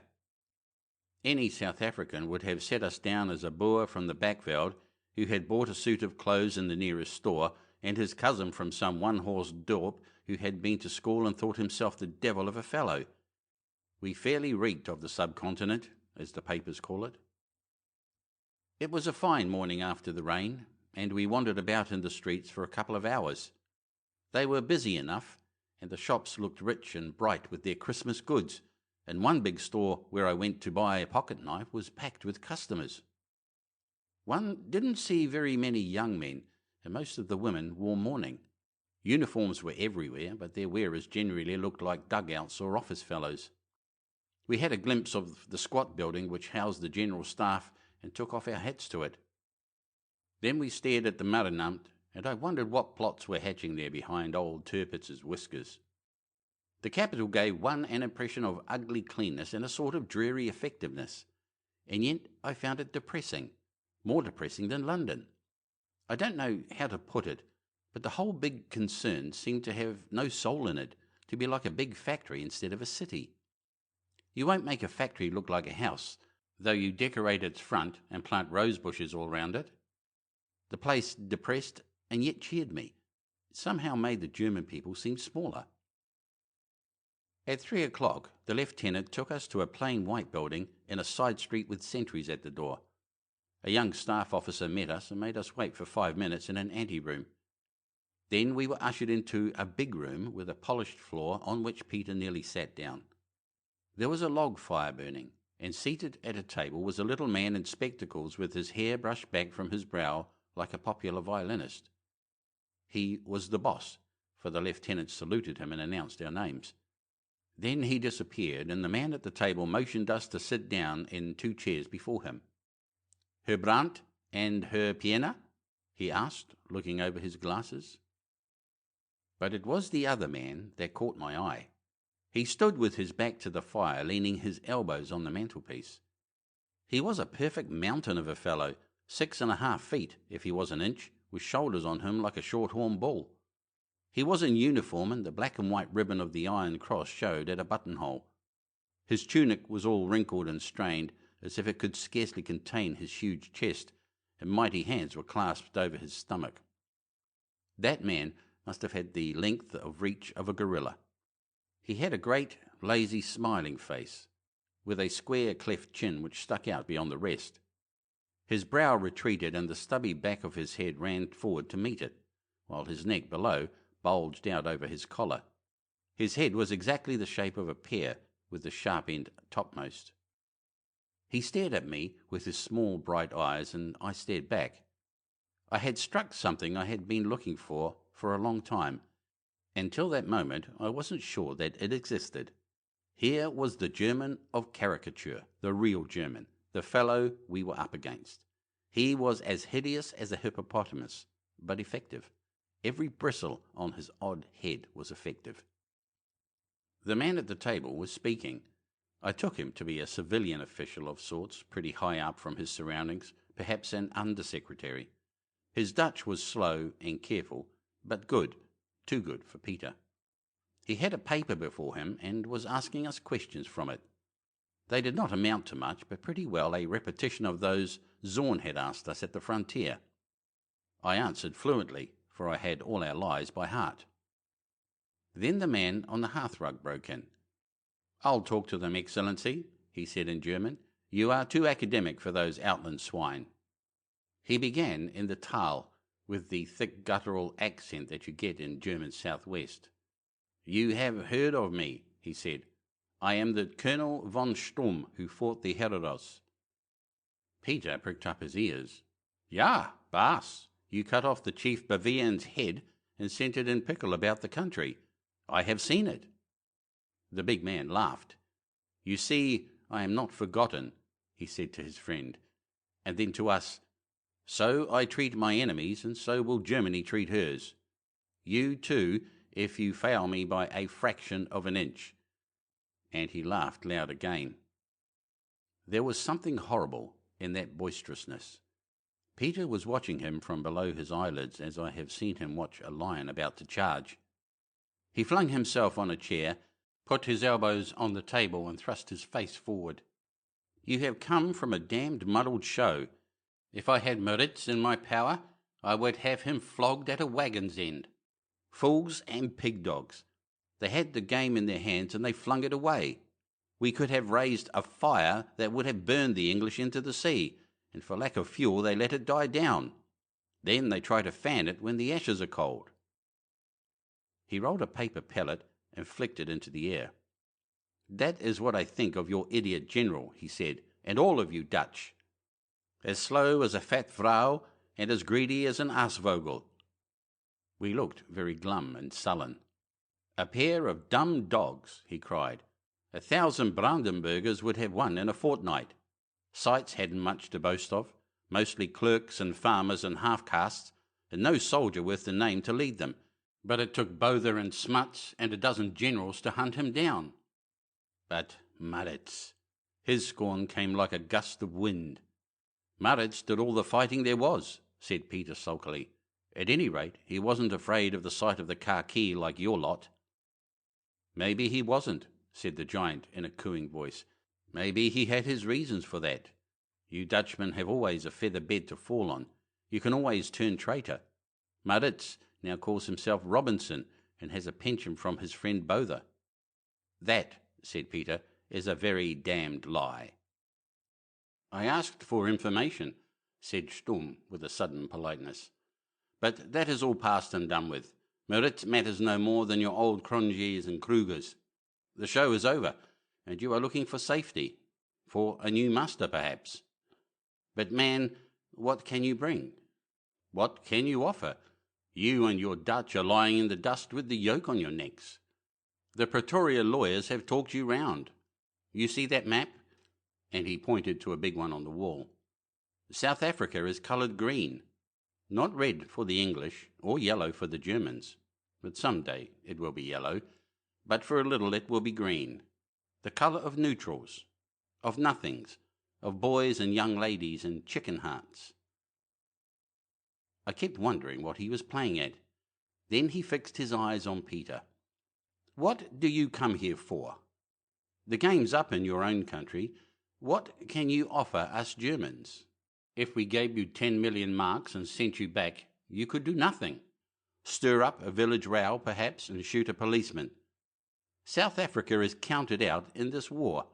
Botha is a cleverish man and has beaten you calves' heads of rebels. Can you deny it?" Peter couldn't.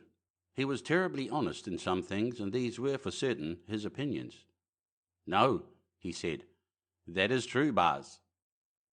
"Then what in God's name can you do?" shouted Sturm. Peter mumbled some foolishness about nobbling Angola for Germany and starting a revolution among the natives. Sturm flung up his arms and cursed, and the Under-Secretary laughed. It was high time for me to chip in. I was beginning to see the kind of fellow this Sturm was, and as he talked I thought of my mission, which had got overlaid by my Boer past. It looked as if he might be useful. "Let me speak," I said. "My friend is a great hunter, but he fights better than he talks. He is no politician." "You speak truth. South Africa is a closed door for the present, and the key to it is elsewhere, here in Europe and in the East and in other parts of Africa. We have come to help you find the key." Sturm was listening. "Go on, my little Boer. It will be a new thing to hear a taka on world politics." "You are fighting," I said, "in East Africa, and soon you may fight in Egypt. All the east coast north of the Zambezi will be your battleground. The English run about the world with little expeditions.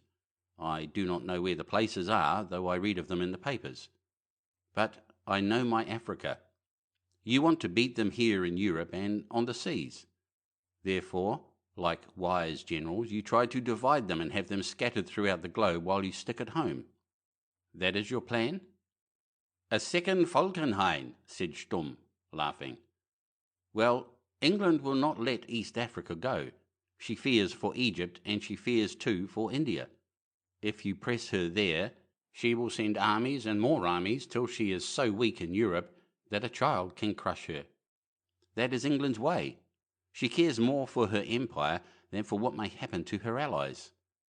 So I say, press and still press there. Destroy the railway to the lakes, burn her capital, pen up every Englishman in Mombasa Island.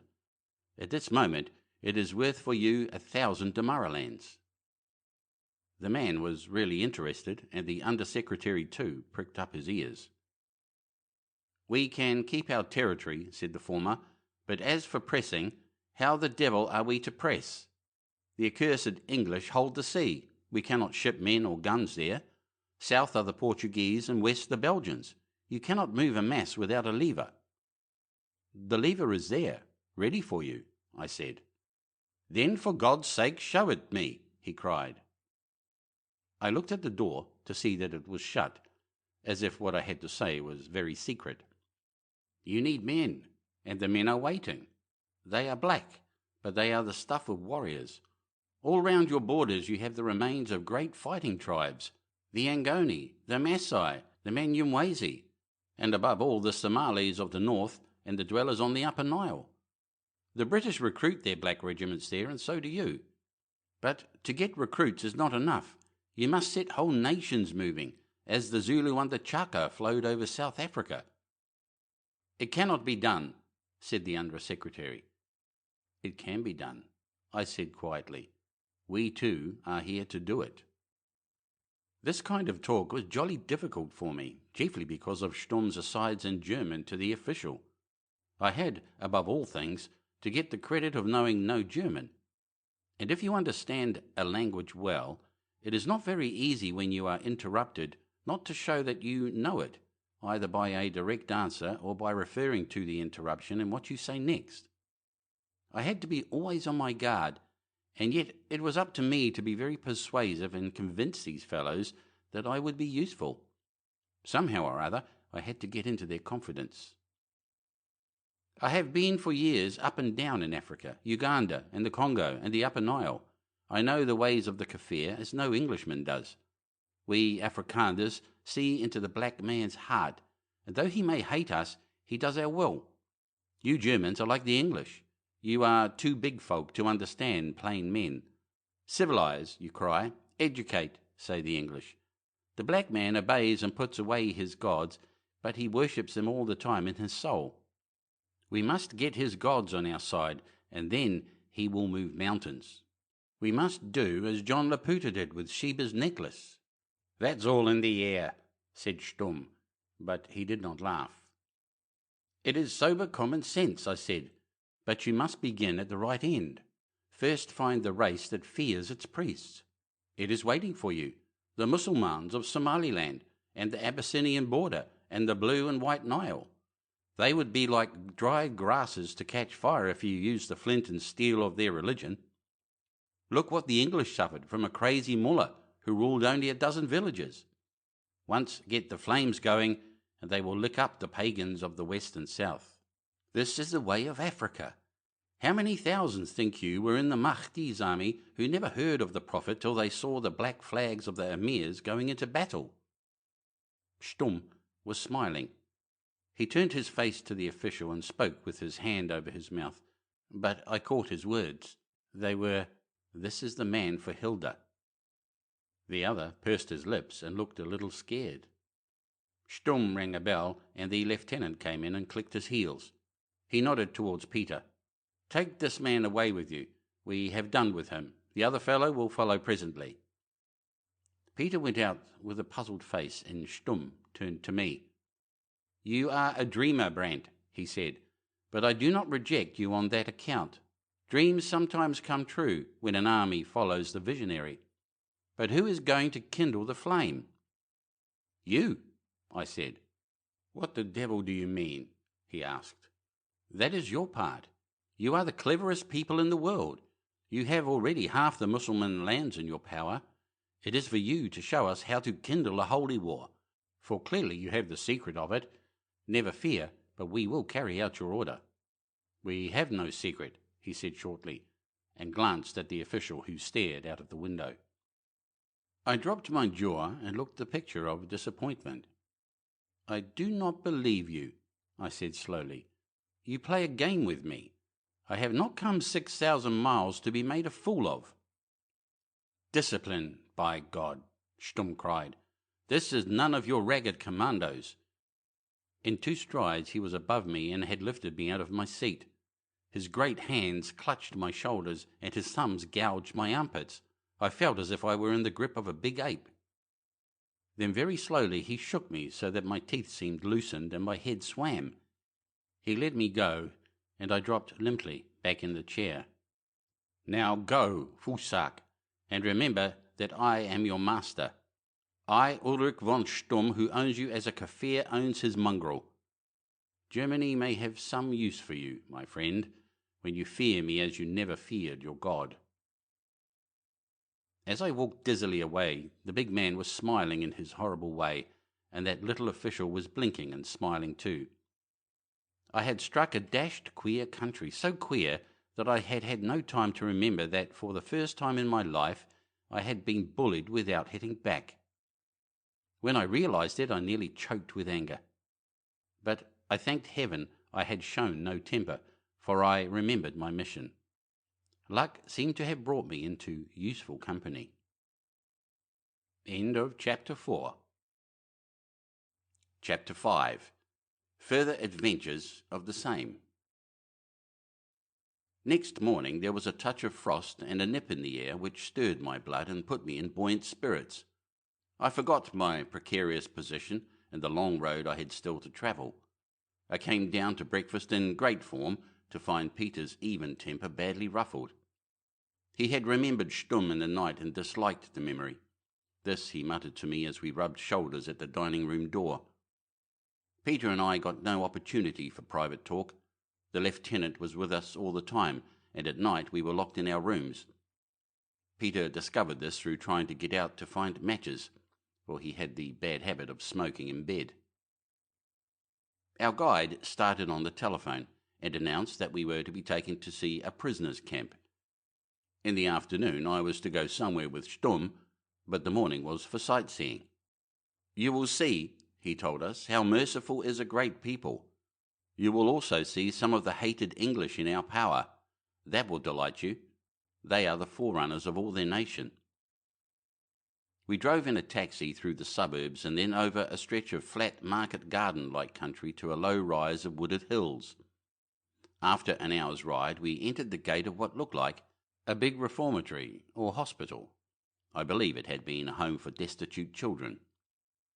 There were sentries at the gate and massive concentric circles of barbed wire through which we passed under an arch that was let down like a portcullis at nightfall. The lieutenant showed his permit, and we ran the car into a brick-paved yard and marched through a lot more sentries to the office of the commandant. He was away from home, and we were welcomed by his deputy, a pale young man with a head nearly bald.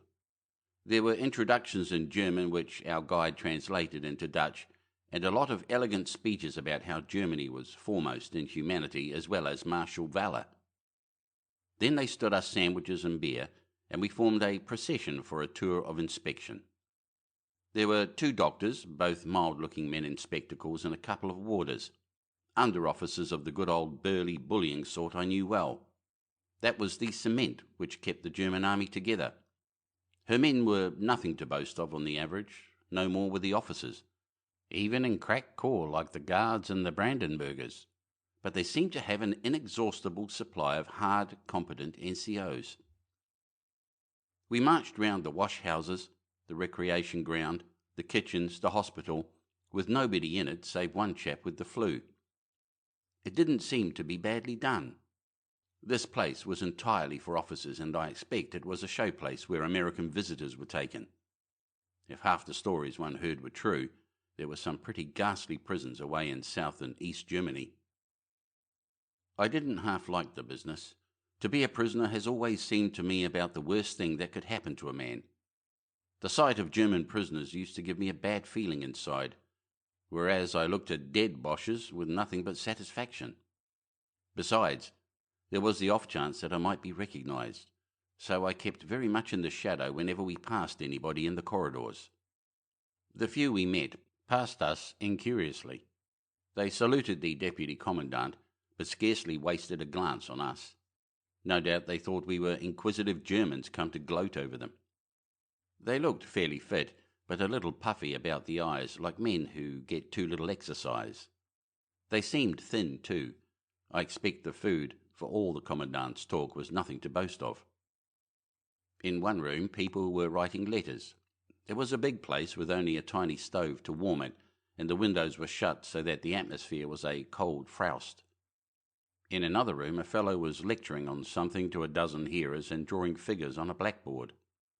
Some were in ordinary khaki, others in any old thing they could pick up, and most wore greatcoats. Your blood gets thin when you have nothing to do but hope against hope and think of your pals and the old days. I was moving along, listening with half an ear to the lieutenant's prattle and the loud explanations of the deputy commandant, when I pitchforked into what might have been the end of my business. We were going through a sort of convalescent room, where people were sitting who had been in hospital. It was a big place, a little warmer than the rest of the building, but still abominably fuggy. There were about half a dozen men in the room, reading and playing games. They looked at us with lacklustre eyes for a moment, and then returned to their occupations. Being convalescents, I suppose they were not expected to get up and salute. All but one, who was playing patience at a little table by which we passed. I was feeling very bad about the thing, for I hated to see these good fellows locked away in this infernal German hole when they might have been giving the Boche his deserts at the front. The commandant went first with Peter, who had developed a great interest in prisons. Then came our lieutenant with one of the doctors, then a couple of warders, and then the second doctor and myself. I was absent-minded at the moment and was last in the queue. The patience player suddenly looked up, and I saw his face. I'm hanged if it wasn't Dolly Riddle, who was our brigade machine-gun officer at Lewes. I had heard that the Germans had got him when they blew up the mine at the quarries. I had to act pretty quick, for his mouth was agape, and I saw he was going to speak. The doctor was a yard ahead of me. I stumbled and spilt his cards on the floor. Then I kneeled to pick them up and gripped his knee. His head bent to help me, and I spoke low in his ear. I'm Hannay, all right? For God's sake, don't wink an eye. I'm here on a secret job. The doctor had turned to see what was the matter. I got a few more words in. Cheer up, old man. We're winning hands down. Then I began to talk excited Dutch and finished the collection of the cards. Dolly was playing his part well, smiling as if he was amused by the antics of a monkey. The others were coming back, the deputy commandant with an angry light in his dull eye. Speaking to the prisoners is forbidden, he shouted. I looked blankly at him till the lieutenant translated. What kind of fellow is he? Said Dolly in English to the doctor. He spoils my game and then jabbers High Dutch at me. Officially I knew English, and that speech of Dolly's gave me my cue. I pretended to be very angry with the very damned Englishman, and went out of the room close by the deputy commandant, grumbling like a sick jackal. After that, I had to act a bit. The last place we visited was the close confinement part, where prisoners were kept as a punishment for some breach of the rules. They looked cheerless enough, but I pretended to gloat over the sight, and said so to the lieutenant, who passed it on to the others. I have rarely in my life felt such a cad. On the way home, the lieutenant discoursed a lot about prisoners and detention camps, for at one time he had been on duty at Ruhlburn. Peter, who had been in quad more than once in his life, was deeply interested and kept on questioning him. Among other things he told us was that they often put bogus prisoners among the rest, who acted as spies. If any plot to escape was hatched, these fellows got into it and encouraged it. They never interfered till the attempt was actually made, and then they had them on toast. There was nothing the Boche liked so much as an excuse for sending a poor devil to solitary. That afternoon Peter and I separated. He was left behind with the lieutenant, and I was sent off to the station with my bag in the company of a Landsturm sergeant. Peter was very cross, and I didn't care for the look of things. But I brightened up when I heard I was going somewhere with Sturm. If he wanted to see me again, he must think me of some use, and if he was going to use me, he was bound to let me into his game. I liked Stumm about as much as a dog likes a scorpion, but I hankered for his society. At the station platform, where the ornament of the Landsturm saved me all the trouble about tickets, I could not see my companion. I stood waiting, while a great crowd, mostly of soldiers, swayed past me and filled all the front carriages. An officer spoke to me gruffly and told me to stand aside behind a wooden rail. I obeyed and suddenly found Stumm's eyes looking down at me. "You know German?" he asked sharply. "A dozen words," I said carelessly. "I've been to Windhoek and learned enough to ask for my dinner. Peter, my friend, speaks it a bit." "So," said Stumm. "Well, get into the carriage. Not that one. There, thick head." I did as I was bid. He followed, and the door was locked behind us. The precaution was needless, for the sight of Stumm's profile at the platform end would have kept out the most brazen. I wondered if I had woken up his suspicions. I must be on my guard to show no signs of intelligence if he suddenly tried me in German, and that wouldn't be easy, for I knew it as well as I knew Dutch. We moved into the country, but the windows were blurred with frost, and I saw nothing of the landscape. Stumm was busy with papers and let me alone. I read on a notice that one was forbidden to smoke, so to show my ignorance of German I pulled out my pipe. Stumm raised his head, saw what I was doing, and gruffly bade me put it away, as if he were an old lady that disliked the smell of tobacco. In half an hour I got very bored, for I had nothing to read and my pipe was verboten. People passed now and then in the corridors, but no one offered to enter. No doubt they saw the big figure in uniform and thought he was the deuce of a staff swell who wanted solitude. I thought of stretching my legs in the corridor, and was just getting up to do it when somebody slid the door back and the big figure blocked the light. He was wearing a heavy ulster and a green felt hat. He saluted Stumm, who looked up angrily and smiled pleasantly on us both. "Say, gentlemen," he said, "have you room in here for a little one? I guess I'm about smoked out of my car by your brave soldiers. I've gotten a delicate stomach." Stumm had risen with a brow of wrath and looked as if he were going to pitch the intruder off the train.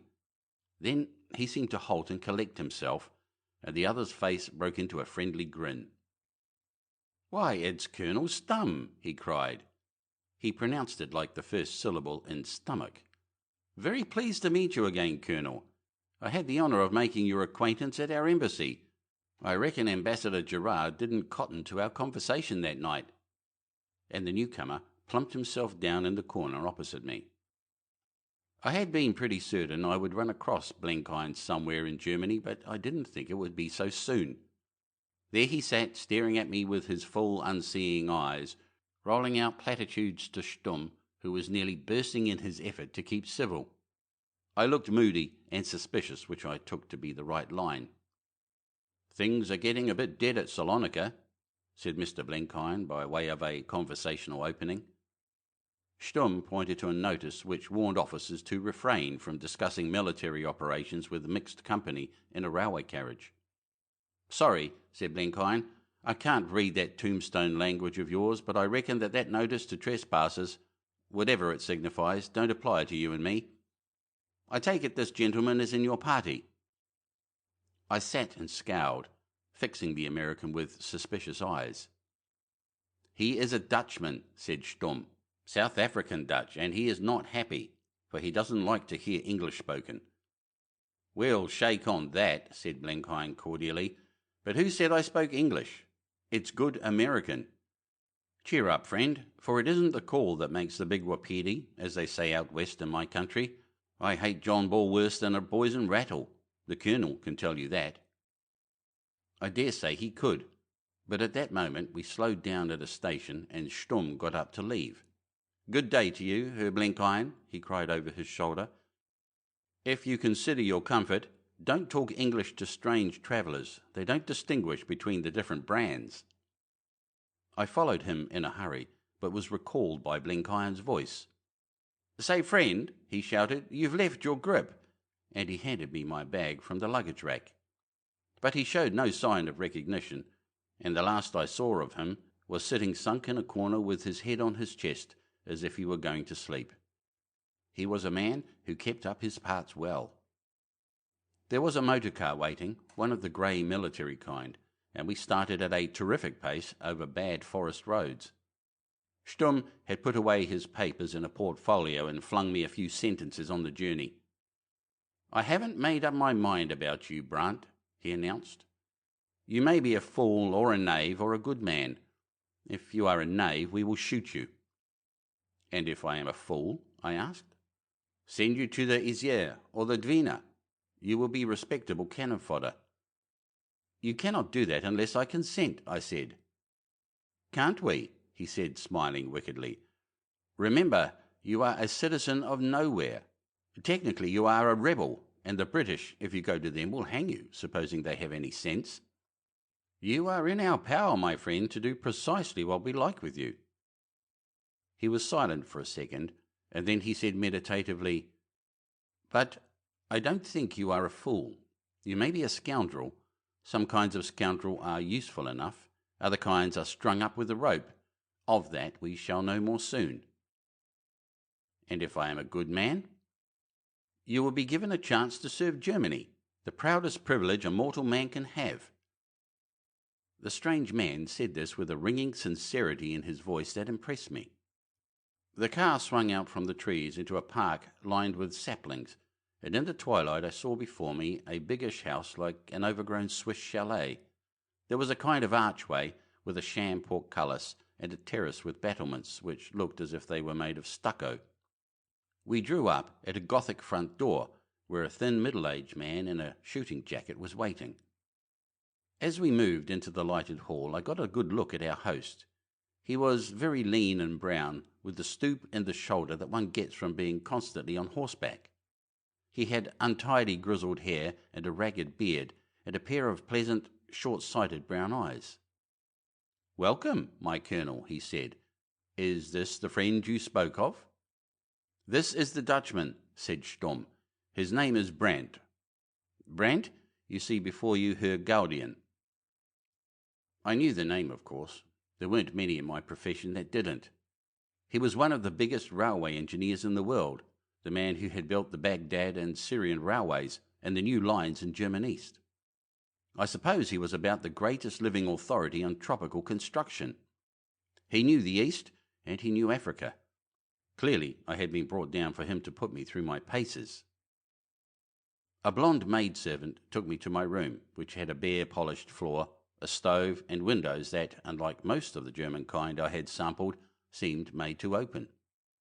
When I had washed, I descended to the hall, which was hung round with trophies of travel, like dervish jibbers and Maasai shields, and one or two good buffalo heads. Presently a bell was rung. Stumm appeared with his host, and we went in to supper. I was jolly hungry, and would have made a good meal if I hadn't constantly had to keep jogging my wits. The other two talked in German, and when a question was put to me, Stumm translated.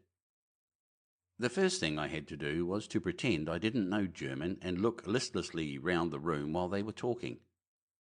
The second was to miss not a word, for there lay my chance. The third was to be ready to answer questions at any moment and to show in the answering that I had not followed the previous conversation. Likewise, I must not prove myself a fool in these answers, for I had to convince them that I was useful. It took some doing, and I felt like a witness in the box under a stiff cross-examination, or a man trying to play 3 games of chess at once. I heard Stumm telling Gaudian the gist of my plan. The engineer shook his head. "Too late," he said. "It should have been done at the beginning. We neglected Africa. You know the reason why." Stumm laughed. "The von einem."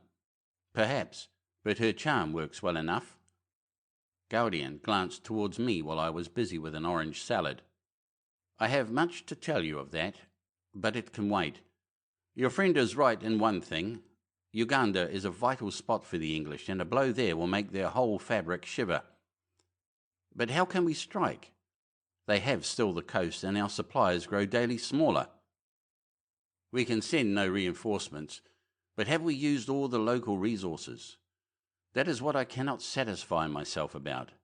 Zimmerman says we have, but Tressler thinks differently, and now we have this fellow coming out of the void with a story which confirms my doubt. He seems to know his job. You try him." Thereupon Gaudian set about questioning me, and his questions were very thorough. I knew just enough and no more to get through, but I think I came out with credit. You see, I have a capacious memory, and in my time I had met scores of hunters and pioneers and listened to their yarns, so I could pretend to knowledge of a place even when I hadn't been there. Besides, I had once been on the point of undertaking a job up Tanganyika way, and I had got up that countryside pretty accurately. "You say that with our help you can make trouble for the British on the three borders?" Gaudian asked at length. "I can spread the fire if someone else will kindle it," I said. "But there are thousands of tribes with no affinities. They are all African. You can bear me out. All African peoples are alike in one thing. They can go mad, and the madness of one affects the others. The English know this well enough." "Where would you start the fire?" he asked. "Where the fuel is driest. Up in the north among the Mussulman peoples. But there you must help me.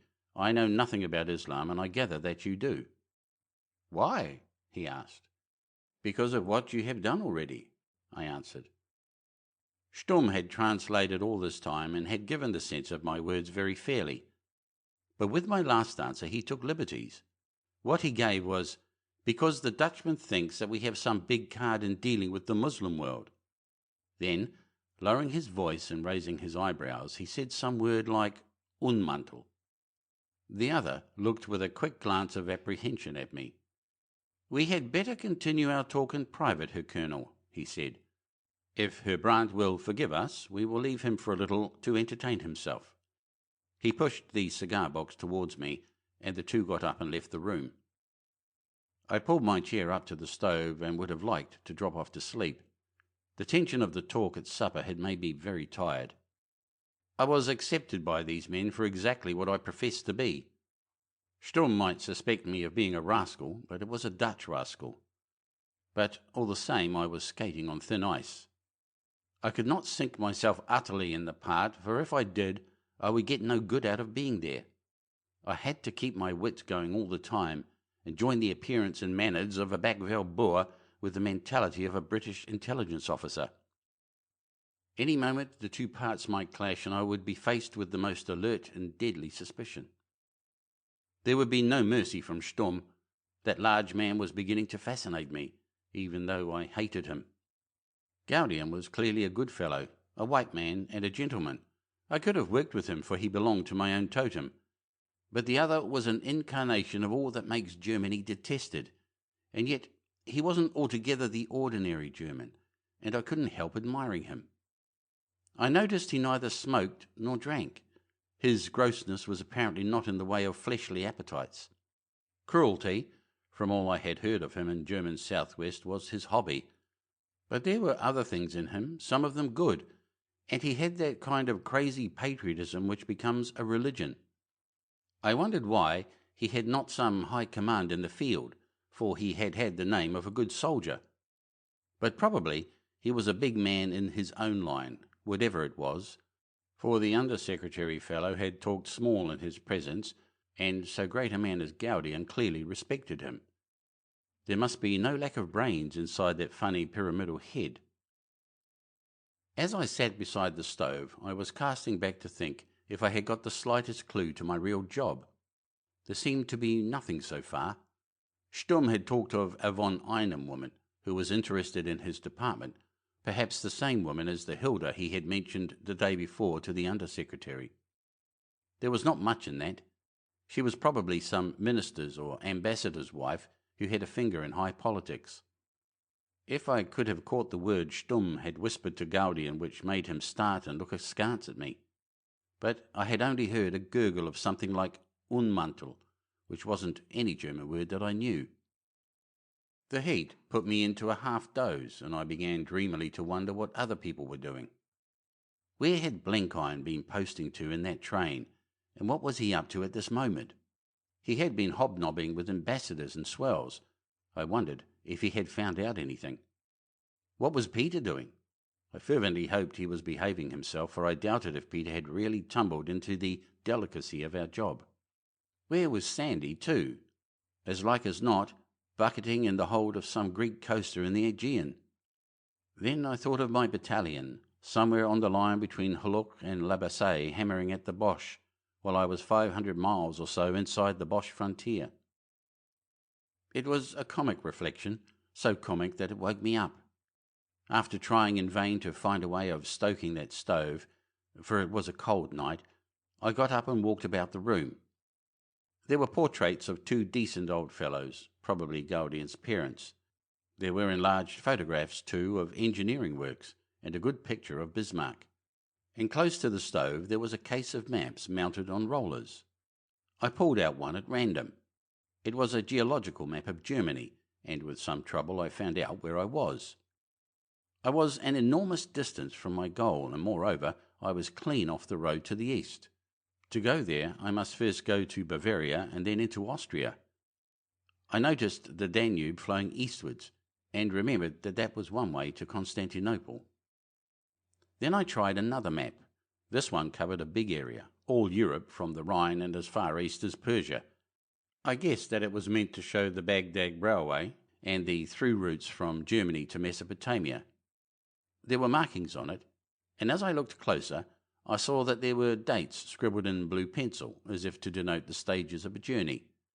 The dates began in Europe and continued right on into Asia Minor, and then south to Syria.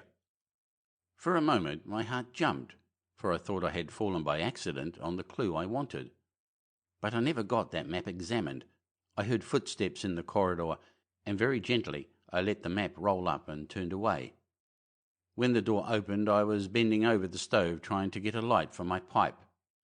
It was Gaudian, to bid me join him and Stumm in his study. On our way there, he put a kindly hand on my shoulder. I think he thought I was bullied by Stumm, and wanted to tell me that he was my friend, and he had no other language than a pat on the back. The soldier was in his old position, with his elbows on the mantelpiece, and his formidable great jaw stuck out. "Listen to me," he said. "Her Gaudian and I are inclined to make use of you. You may be a charlatan, in which case you will be in the devil of a mess and have yourself to thank for it. If you are a rogue, you will have little scope for roguery. We will see to that. If you are a fool, you will yourself suffer for it. But if you are a good man, you will have a fair chance, and if you succeed, we will not forget it. Tomorrow I go home, and you will come with me and get your orders." I made shift to stand at attention and salute. Gaudian spoke in a pleasant voice, as if he wanted to atone for Stumm's imperiousness. "We are men who love our fatherland, Herr Brandt," he said. "You are not of that fatherland, but at least you hate its enemies. Therefore we are allies, and trust each other like allies. Our victory is ordained by God, and we are none of us more than his instruments." Stumm translated in a sentence, and his voice was quite solemn. He held up his right hand, and so did Gaudian, like a man taking an oath or a parson blessing his congregation. Then I realized something of the might of Germany. She produced good and bad, cads and gentlemen, but she could put a bit of the fanatic into them all. End of Chapter 5. Chapter 6. The Indiscretions of the Same. I was standing stark naked next morning in that icy bedroom, trying to bathe in about a quart of water, when Stumm entered. He strode up to me and stared me in the face. I was half a head shorter than him to begin with, and a man does not feel his stoutest when he has no clothes, so he had the pull on me every way. "I have reason to believe that you are a liar," he growled. I pulled the bed cover round me, for I was shivering with cold, and the German idea of a towel is a pocket handkerchief. I own I was in a pretty blue funk. "A liar," he repeated, "you and that swine Pienaar." With my best effort at surliness, I asked what we had done. "You lied because you said you know no German. Apparently your friend knows enough to talk treason and blasphemy." This gave me back some heart. I told you I knew a dozen words, but I told you Peter could talk it a bit. I told you that yesterday at the station." Fervently I blessed my luck for that casual remark. He evidently remembered, for his tone became a trifle more civil. "You are a precocious pair. If one of you is a scoundrel, why not the other?" "I take no responsibility for Peter," I said. I felt I was a cad in saying it, but that was the bargain we had made at the start. "I have known him for years as a great hunter and a brave man. I knew he fought well against the English, but more I cannot tell you. You have to judge him for yourself." "What has he done?" I was told, for Sturm had got it that morning on the telephone. While telling it, he was kind enough to allow me to put on my trousers. It was the sort of thing I might have foreseen. Peter, left alone, had become first bored and then reckless. He had persuaded the lieutenant to take him out to supper at a big Berlin restaurant. There, inspired by the lights and music, novel things for a backveld hunter, and no doubt bored stiff by his company, he had proceeded to get drunk. That had happened in my experience with Peter about once in every 3 years, and it always happened for the same reason. Peter, bored and solitary in a town, went on the spree. He had a head like a rock, but he got to the required condition by wild mixing. He was quite a gentleman in his cups, and not in the least violent, but he was apt to be very free with his tongue, and that was what occurred at the Franciscana. He had begun by insulting the emperor, it seemed. He drank his health, but said he reminded him of a warthog, and thereby scarified the lieutenant's soul. Then an officer, some tremendous swell at an adjoining table, had objected to his talking so loud, and Peter had replied insolently in respectable German. After that things became mixed. There was some kind of a fight, during which Peter calumniated the German army and all its female ancestry. How he wasn't shot or run through I can't imagine, except that the lieutenant loudly proclaimed that he was a crazy Boer. Anyhow, the upshot was that Peter was marched off to jail, and I was left in a pretty pickle. "I don't believe a word of it," I said firmly. I had most of my clothes on now and felt more courageous. "It is all a plot to get him into disgrace and draft him off to the front." Sturm did not storm as I expected, but smiled. "That was always his destiny," he said, "ever since I saw him. He was no use to us except as a man with a rifle. Cannon fodder, nothing else. Do you imagine, you fool, that this great empire in the thick of a world war is going to trouble its head to lay snares for an ignorant chakar?" "I wash my hands of him," I said. "If what you say of his folly is true, I have no part in it. But he was my companion, and I wish him well. What do you propose to do with him?" "We will keep him under our eye," he said, with a wicked twist of the mouth.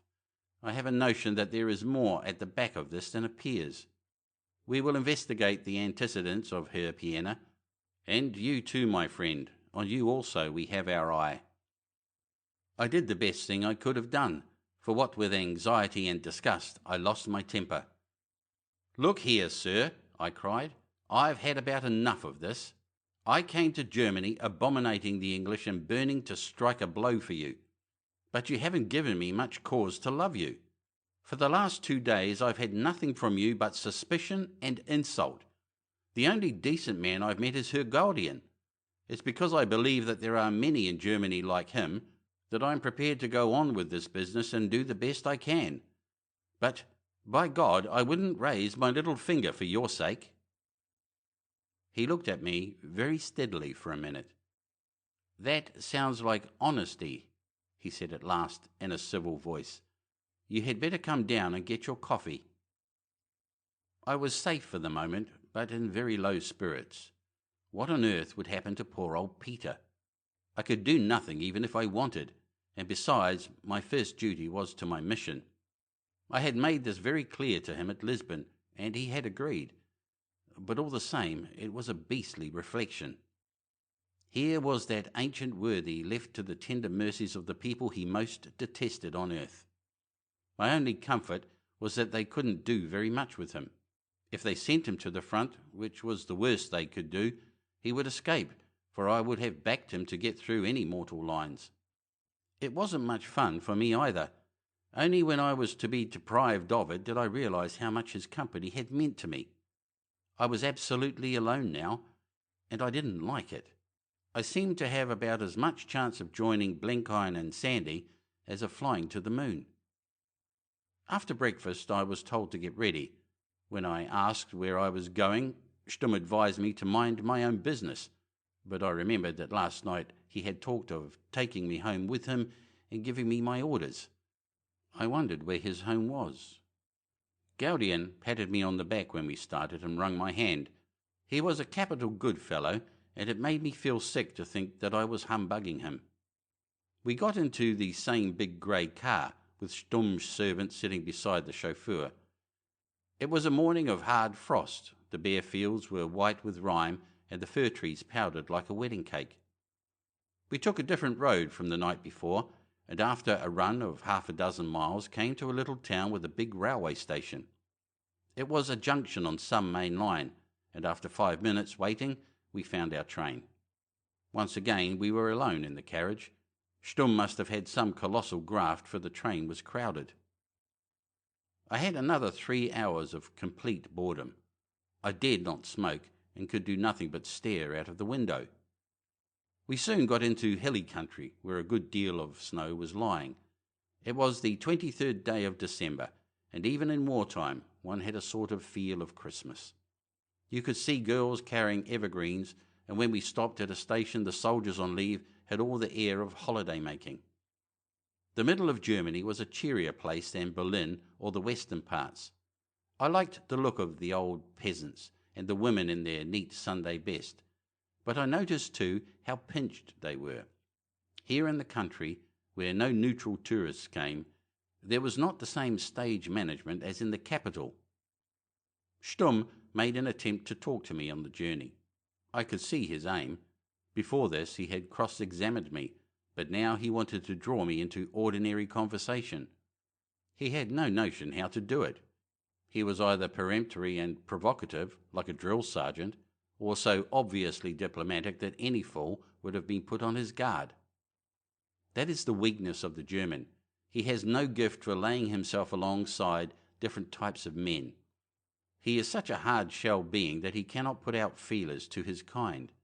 He may have plenty of brains, as Stum had, but he has the poorest notion of psychology of any of God's creatures. In Germany, only the Jew can get outside himself, and that is why, if you look into the matter, you will find that the Jew is at the back of most German enterprises. After midday, we stopped at a station for luncheon. We had a very good meal in the restaurant, and when we were finishing, 2 officers entered. Stum got up and saluted, and went aside to talk to them. Then he came back and made me follow him to a waiting room, where he told me to stay till he fetched me. I noticed that he called a porter and had the door locked when he went out. It was a chilly place with no fire, and I kicked my heels there for 20 minutes. I was living by the hour now, and did not trouble to worry about this strange behaviour. There was a volume of timetables on a shelf, and I turned the pages idly till I struck a big railway map. Then it occurred to me to find out where we were going. I had heard Stum take my ticket for a place called Schwandorf, and after a lot of searching I found it.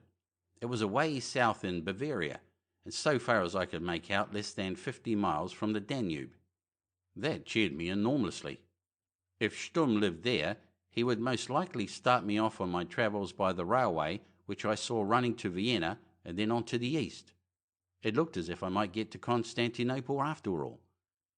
But I feared it would be a useless achievement, for what could I do when I got there? I was being hustled out of Germany without picking up the slenderest clue. The door opened and Stum entered. He seemed to have got bigger in the interval and to carry his head higher. There was a proud light, too, in his eye. "Brandt," he said, "you are about to receive the greatest privilege that ever fell to one of your race. His Imperial Majesty is passing through here and has halted for a few minutes. He has done me the honour to receive me, and when he heard my story, he expressed a wish to see you. You will follow me to his presence. Do not be afraid. The All-Highest is merciful and gracious. Answer his questions like a man." I followed him with a quickened pulse. Here was a bit of luck I had never dreamed of. At the far side of the station a train had drawn up, a train consisting of 3 big coaches, chocolate-coloured and picked out with gold. On the platform beside it stood a small group of officers, tall men in long grey-blue cloaks. They seemed to be mostly elderly, and 1 or 2 of the faces I thought I remembered from photographs in the picture papers. As we approached, they drew apart and left us face to face with one man. He was a little below middle height, and all muffled in a thick coat with a fur collar. He wore a silver helmet with an eagle atop of it, and kept his left hand resting on his sword. Below the helmet was a face the colour of grey paper, from which shone curious, sombre, restless eyes with dark pouches beneath them. There was no fear of my mistaking him. These were the features which, since Napoleon, have been best known to the world. I stood as stiff as a ramrod and saluted. I was perfectly cool and most desperately interested. For such a moment I would have gone through fire and water. "Majesty, this is the Dutchman I spoke of," I heard Stumm say. "What language does he speak?" the Emperor asked. "Dutch," was the reply, "but being a South African he also speaks English." A spasm of pain seemed to flit over the face before me. Then he addressed me in English. "You have come from a land which will yet be our ally to offer your sword to our service? I accept the gift and hail it as a good omen. I would have given your race its freedom, but there were fools and traitors among you who misjudged me. But that freedom I shall yet give you in spite of yourselves. Are there many like you in your country?" "There are thousands, sire," I said, lying cheerfully. "I am one of many who think that my race's life lies in your victory, and I think that that victory must be won not in Europe alone. In South Africa, for the moment, there is no chance, so we look to other parts of the continent. You will win in Europe. You have won in the East, and now it remains to strike the English where they cannot fend the blow. If we take Uganda, Egypt will fall. By your permission, I go there to make trouble for your enemies." A flicker of a smile passed over the worn face. It was the face of one who slept little and whose thoughts rode him like a nightmare. "That is well," he said. "Some Englishman once said that he would call in the new world to redress the balance of the old. We Germans will summon the whole earth to suppress the infamies of England. Serve us well, and you will not be forgotten." Then he suddenly asked, "Did you fight in the last South African war?" "Yes, sir," I said. "I was in the commando of that Smuts, who has now been bought by England." "What were your countrymen's losses?" he asked eagerly. I did not know, but I hazarded a guess. In the field, some 20,000, but many more by sickness and in the accursed prison camps of the English. Again a spasm of pain crossed his face. 20,000, he repeated huskily. "A mere handful. Today we lose as many in a skirmish in the Polish marshes." Then he broke out fiercely. "I did not seek the war. It was forced on me. I laboured for peace. The blood of millions is on the heads of England and Russia, but England most of all. God will yet avenge it. He that takes the sword will perish by the sword. Mine was forced from the scabbard in self-defence, and I am guiltless. Do they know that among your people?" "All the world knows it, sire," I said. He gave his hand to Stumm and turned away. The last I saw of him was a figure moving like a sleepwalker, with no spring in his step amid his tall suite. I felt that I was looking on at a far bigger tragedy than any I had seen in action. Here was one that had loosed hell, and the furies of hell had got hold of him. He was no common man, for in his presence I felt an attraction which was not merely the mastery of one used to command. That would not have impressed me, for I had never owned a master. But here was a human being who, unlike Stumm and his kind, had the power of laying himself alongside other men. That was the irony of it. Stumm would not have cared a tinker's curse for all the massacres in history. But this man, the chief of a nation of Stums, paid the price in war for the gifts that had made him successful in peace. He had imagination and nerves, and the one was white hot, and the others were quivering. I would not have been in his shoes for the throne of the universe. All afternoon we sped southward, mostly in a country of hills and wooded valleys. Stum, for him, was very pleasant. His imperial master must have been gracious to him, and he passed a bit of it on to me. But he was anxious to see that I had got the right impression. "The All-Highest is merciful, as I told you," he said. I agreed with him. "Mercy is the prerogative of kings," he said sententiously. "But for us lesser folks, it is a trimming we can well do without." I nodded my approval. "I am not merciful," he went on, as if I needed telling that. "If any man stands in my way, I trample the life out of him. That is the German fashion. That is what has made us great. We do not make war with lavender gloves and fine phrases, but with hard steel and hard brains. We Germans will cure the green sickness of the world. The nations will rise against us. Poof! They are soft flesh, and flesh cannot resist iron. The shining ploughshare will cut its way through acres of mud." I hastened to add that these were also my opinions. "What the hell do your opinions matter? You are a thick-headed boor of the veld." "Not but what," he added, "there is metal in you slow Dutchmen, once we Germans have had the forging of it." The winter evening closed in, and I saw that we had come out of the hills and were in flat country. Sometimes a big sweep of river showed, and looking out at one station, I saw a funny church with a thing like an onion on top of its spire. It might almost have been a mosque, judging from the pictures I remembered of mosques. I wish to heaven I had given geography more attention in my time. Presently we stopped, and Stum led the way out. The train must have been specially halted for him, for it was a one-horse little place whose name I could not make out. The station master was waiting, bowing and saluting, and outside was a motor car with big headlights. Next minute we were sliding through dark woods where the snow lay far deeper than in the north. There was a mild frost in the air, and the tyres slipped and skidded at the corners. We hadn't far to go. We climbed a little hill, and on the top of it stopped at the door of a big black castle. It looked enormous in the winter night, with not a light showing anywhere on its front. The door was opened by an old fellow who took a long time about it and got well cursed for his slowness. Inside the place was very noble and ancient. Stum switched on the electric light, and there was a great hall with black tarnished portraits of men and women in old-fashioned clothes, and mighty horns of deer on the walls.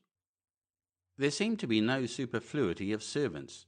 The old fellow said that food was ready, and without more ado we went into the dining room, another vast chamber with rough stone walls above the panelling, and found some cold meats on the table beside a big fire. The servant presently brought in a ham omelette, and on that and the cold stuff we dined. I remember that there was nothing to drink but water. It puzzled me how Stum kept his great body going on the very moderate amount of food he ate. He was the type you expect to swill beer by the bucket and put away a pie in a sitting. When we had finished, he rang for the old man and told him that we should be in the study for the rest of the evening. "You can lock up and go to bed when you like," he said, "but see you have coffee ready at 7 sharp in the morning." Ever since I entered that house, I had the uncomfortable feeling of being in a prison. Here was I, alone, in this great place with a fellow who could and would wring my neck if he wanted. Berlin and all the rest of it had seemed comparatively open country. I had felt that I could move freely and at worst make a bolt for it. But here I was trapped, and I had to tell myself every minute that I was there as a friend and colleague. The fact is, I was afraid of Stum, and I don't mind admitting it. He was a new thing in my experience, and I didn't like it. If only he had drunk and guzzled a bit, I should have been happier. We went up a staircase to a room at the end of a long corridor. Stum locked the door behind him and laid the key on the table. That room took my breath away. It was so unexpected. In place of the grim bareness of downstairs, here was a place all luxury and colour and light. It was very large, but low in the ceiling, and the walls were full of little recesses with statues in them. A thick grey carpet of velvet pile covered the floor, and the chairs were low and soft and upholstered like a lady's boudoir. A pleasant fire burned on the hearth, and there was a flavour of scent in the air, something like incense or burnt sandalwood. A French clock on the mantelpiece told me that it was 10 minutes past 8. Everywhere on little tables and in cabinets was a profusion of knick-knacks, and there was some beautiful embroidery framed on screens. At first sight, you would have said it was a woman's drawing room. But it wasn't. I soon saw the difference. There had never been a woman's hand in that place. It was the room of a man who had a passion for frippery, who had a perverted taste for soft, delicate things. It was the complement to his bluff brutality. I began to see the queer other side to my host, that evil side which gossip had spoken of as not unknown in the German army. The room seemed a horribly unwholesome place, and I was more than ever afraid of Stumm. The hearthrug was a wonderful old Persian thing, all faint greens and pinks. As he stood on it, he looked uncommonly like a bull in a china shop. He seemed to bask in the comfort of it, and sniffed like a satisfied animal. Then he sat down at an escritoire, unlocked a drawer, and took out some papers. "We will now settle your business, friend Brandt," he said. "You will go to Egypt, and there take your orders from one whose name and address are in this envelope. This card," and he lifted a square piece of grey pasteboard with a big stamp at the corner and some code words stencilled on it, "will be your passport. You will show it to the man you seek. Keep it jealously, and never use it save under orders or in the last necessity. It is your badge as an accredited agent of the German crown." I took the card and the envelope and put them in my pocketbook. "Where do I go after Egypt?" I asked. "That remains to be seen. Probably you will go up the Blue Nile. Reza, the man you will meet, will direct you. Egypt is a nest of our agents who work peacefully under the nose of the English Secret Service." "I am willing," I said, "but how do I reach Egypt?" "You will travel by Holland and London. Here is your route," and he took a paper from his pocket. "Your passports are ready and will be given you at the frontier." This was a pretty kettle of fish. I was to be packed off to Cairo by sea, which would take weeks, and God knows how I would get from Egypt to Constantinople. I saw all my plans falling to pieces about my ears, and just when I thought they were shaping nicely. Stumm must have interpreted the look on my face as fear. "You have no cause to be afraid," he said. "We have passed the word to the English police to look out for a suspicious South African named Brandt, one of Maritz's rebels. It is not difficult to have that kind of a hint conveyed to the proper quarter. But the description will not be yours. Your name will be van der Linden, a respectable Java merchant going home to his plantations after a visit to his native shores. You had better get your dossier by heart, but I guarantee you will be asked no questions. We manage these things well in Germany." I kept my eyes on the fire while I did some savage thinking. I knew they would not let me out of their sight till they saw me in Holland, and, once there would be no possibility of getting back. When I left this house, I would have no chance of giving them the slip, and yet I was well on my way to the east. The Danube could not be 50 miles off, and that way ran the road to Constantinople. It was a fairly desperate position. If I tried to get away, Stumm would prevent me, and the odds were that I would go to join Peter in some infernal prison camp. Those moments were some of the worst I ever spent. I was absolutely and utterly baffled, like a rat in a trap. There seemed nothing for it but to go back to London and tell Sir Walter the game was up, and that was about as bitter as death. He saw my face and laughed. "Does your heart fail you, my little Dutchman? You funk the English? I will tell you one thing for your comfort. There is nothing in the world to be feared except me." "Fail? and you have cause to shiver. Play me false, and you had far better never have been born." His ugly, sneering face was close above mine. Then he put out his hands and gripped my shoulders as he had done the first afternoon. I forget if I mentioned that part of the damage I got at Lewes was a shrapnel bullet low down at the back of my neck. The wound had healed well enough, but I had pains there on a cold day. His fingers found the place, and it hurt like hell. There is a very narrow line between despair and black rage. I had about given up the game, but the sudden ache of my shoulders gave me purpose again. He must have seen the rage in my eyes, for his own became cruel. "The weasel would like to bite," he cried, "but the poor weasel has found its master. Stand still, vermin. Smile. Look pleasant, or I will make pulp of you. Do you dare to frown at me?" I shut my teeth and said never a word. I was choking in my throat and could not have uttered a syllable if I had tried. Then he let me go, grinning like an ape. I stepped back a pace and gave him my left between the eyes. For a second he did not realize what had happened, for I don't suppose anyone had dared to lift a hand against him since he was a child. He blinked at me mildly, then his face grew as red as fire. "God in heaven," he said quietly, "I am going to kill you," and he flung himself on me like a mountain. I was expecting him and dodged the attack. I was quite calm now, but pretty helpless. The man had a gorilla's reach and could give me at least a couple of stone. He wasn't soft either, but looked as hard as granite. I was only just from hospital and absurdly out of training. He would certainly kill me if he could, and I saw nothing to prevent him. My only chance was to keep him from getting to grips, for he could have squeezed in my ribs in 2 seconds. I fancied I was lighter on my legs than him, and I had a good eye. Black Monty at Kimberley had taught me to fight a bit, but there is no art on earth which can prevent a big man in a narrow space from sooner or later cornering a lesser one. That was the danger. Backwards and forwards we padded on the soft carpet. He had no notion of guarding himself, and I got in a good few blows. Then I saw a queer thing.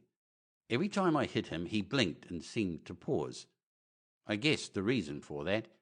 He had gone through life keeping the crown of the causeway, and nobody had ever stood up to him. He wasn't a coward by a long chalk, but he was a bully and had never been struck in his life. He was getting struck now in real earnest, and he didn't like it. He had lost his bearings and was growing as mad as a hatter. I kept half an eye on the clock and was hopeful now and was looking for the right kind of chance. The risk was that I might tire sooner than him and be at his mercy. Then I learned a truth I have never forgotten. If you are fighting a man who means to kill you, he will be apt to down you unless you mean to kill him too. Sturm did not know any rules to this game, and I forgot to allow for that. Suddenly, when I was watching his eyes, he launched a mighty kick at my stomach. If he had got me, this yarn would have had an abrupt ending.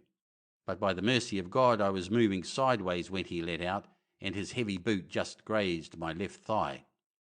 It was the place where most of the shrapnel had lodged, and for a second I was sick with pain and stumbled.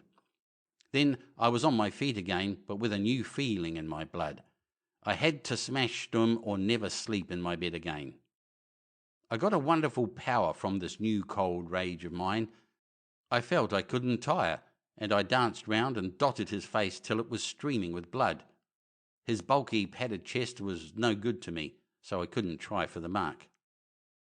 He began to snort now, and his breath came heavily. "You infernal cad," I said in good round English. "I'm going to knock the stuffing out of you." But he didn't know what I was saying. Then at last he gave me my chance. He half tripped over a little table, and his face stuck forward. I got him on the point of the chin and put every ounce of weight I possessed behind the blow. He crumpled up in a heap and rolled over, upsetting a lamp and knocking a big china jar in two. His head, I remember, lay under the escritoire from which he had taken my passport. I picked up the key and unlocked the door. In one of the gilded mirrors I smoothed my hair and tidied up my clothes. My anger had completely gone, and I had no particular ill will left against Stumm. He was a man of remarkable qualities, which would have brought him to the highest distinction in the Stone Age, but for all that, he and his kind were back numbers. I stepped out of the room, locked the door behind me, and started out on the second stage of my travels. End of Chapter 6. Chapter 7. Christmastide. Everything depended on whether the servant was in the hall. I had put Stumm to sleep for a bit, but I couldn't flatter myself he would long be quiet, and when he came to, he would kick the locked door to matchwood. I must get out of the house without a minute's delay, and if the door was shut and the old man gone to bed, I was done. I met him at the foot of the stairs, carrying a candle. "Your master wants me to send off an important telegram. Where is the nearest office? There's one in the village, isn't there?" I spoke in my best German, the first time I had used the tongue since I crossed the frontier. "The village is 5 minutes off at the foot of the avenue," he said. "Will you be long, sir?" "I'll be back in a quarter of an hour," I said. "Don't look up till I get in." I put on my ulster and walked out into the clear, starry night. My bag I left lying on a settle in the hall. There was nothing in it to compromise me, but I wished I could have got a toothbrush and some tobacco out of it. So began one of the craziest escapades you can well imagine.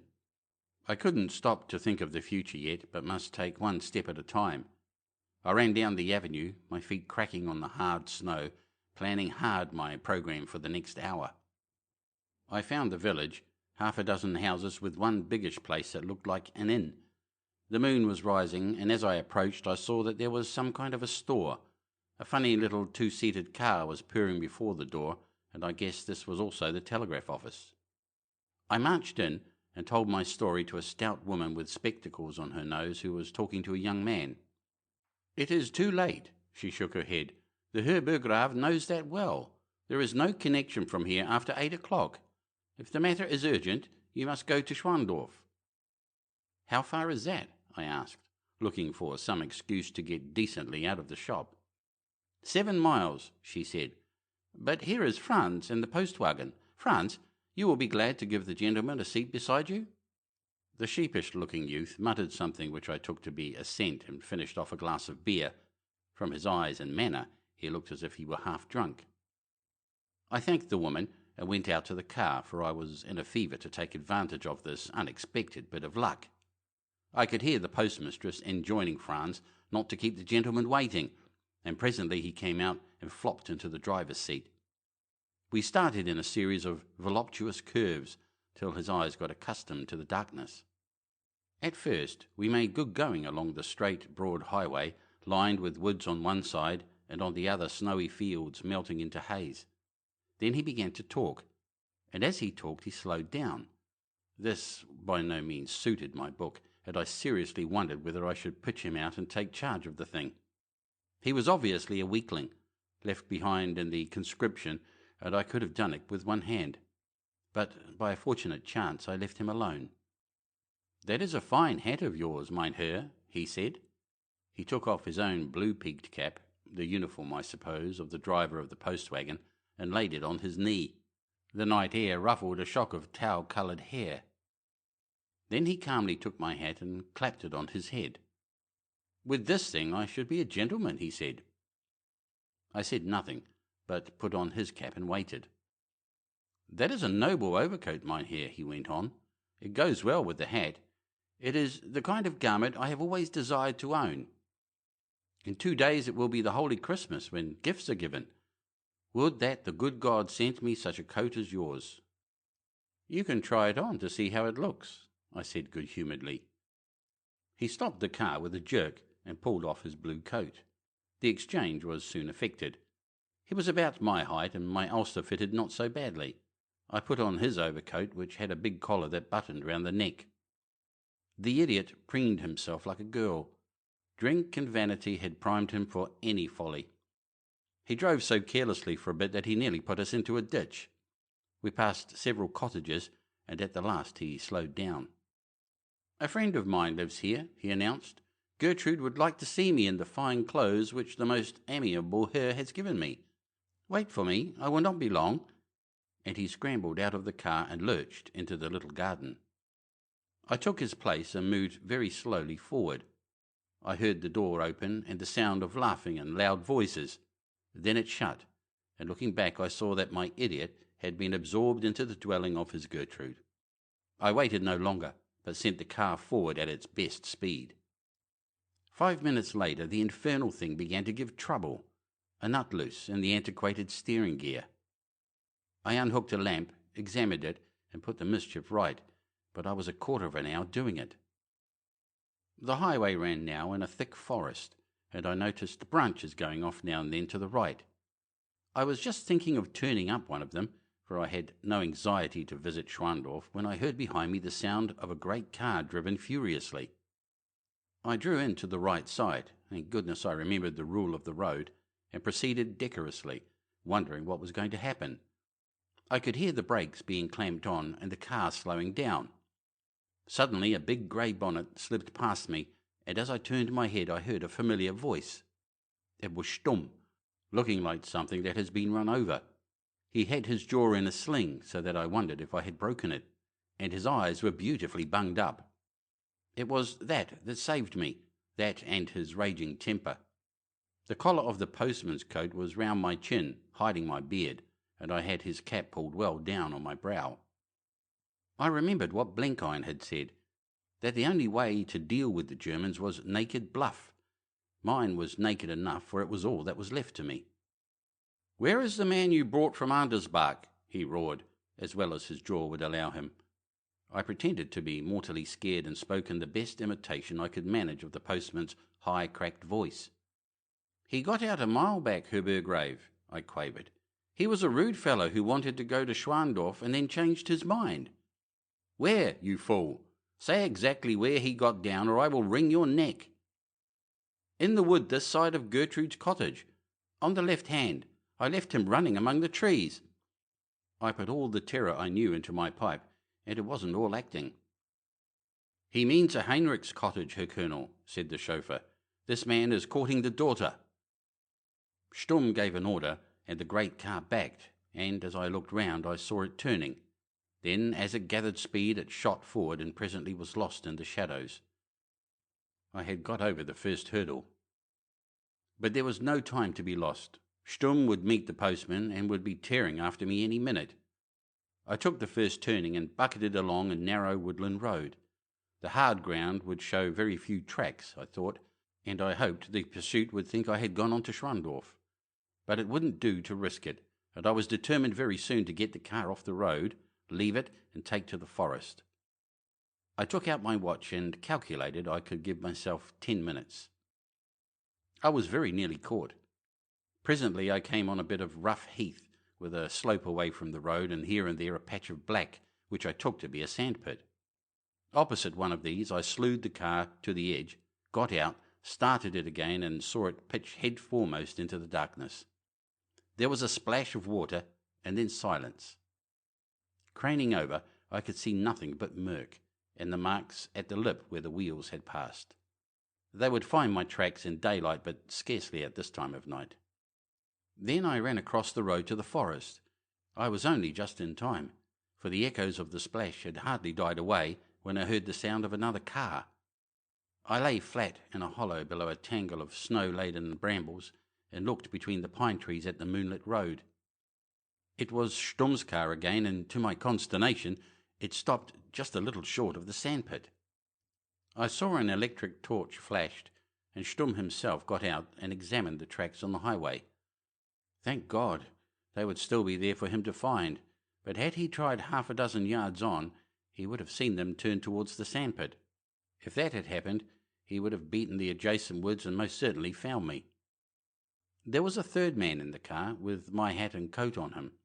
That poor devil of a postman had paid dear for his vanity. They took a long time before they started again, and I was jolly well relieved when they went scouring down the road. I ran deeper into the woods till I found a track which, as I judged from the sky which I saw in a clearing, took me nearly due west. That wasn't the direction I wanted, so I bore off at right angles and presently struck another road, which I crossed in a hurry. After that, I got entangled in some confounded kind of enclosure, and had to climb paling after paling of rough stakes plated with osiers. Then came a rise in the ground, and I was on a low hill of pines which seemed to last for miles. All the time I was going at a good pace, and before I stopped to rest I calculated I had put 6 miles between me and the sandpit. My mind was getting a little more active now. For the first part of the journey I had simply staggered from impulse to impulse. These impulses had been uncommon lucky, but I couldn't go on like that forever. Exhalen plan mark, says the old Boer when he gets into trouble, and it was up to me now to make a plan. As soon as I began to think, I saw the desperate business I was in for. Here was I, with nothing except what I stood up in, including a coat and cap that weren't mine, alone in midwinter in the heart of South Germany. There was a man behind me looking for my blood, and soon there would be a hue and cry for me up and down the land.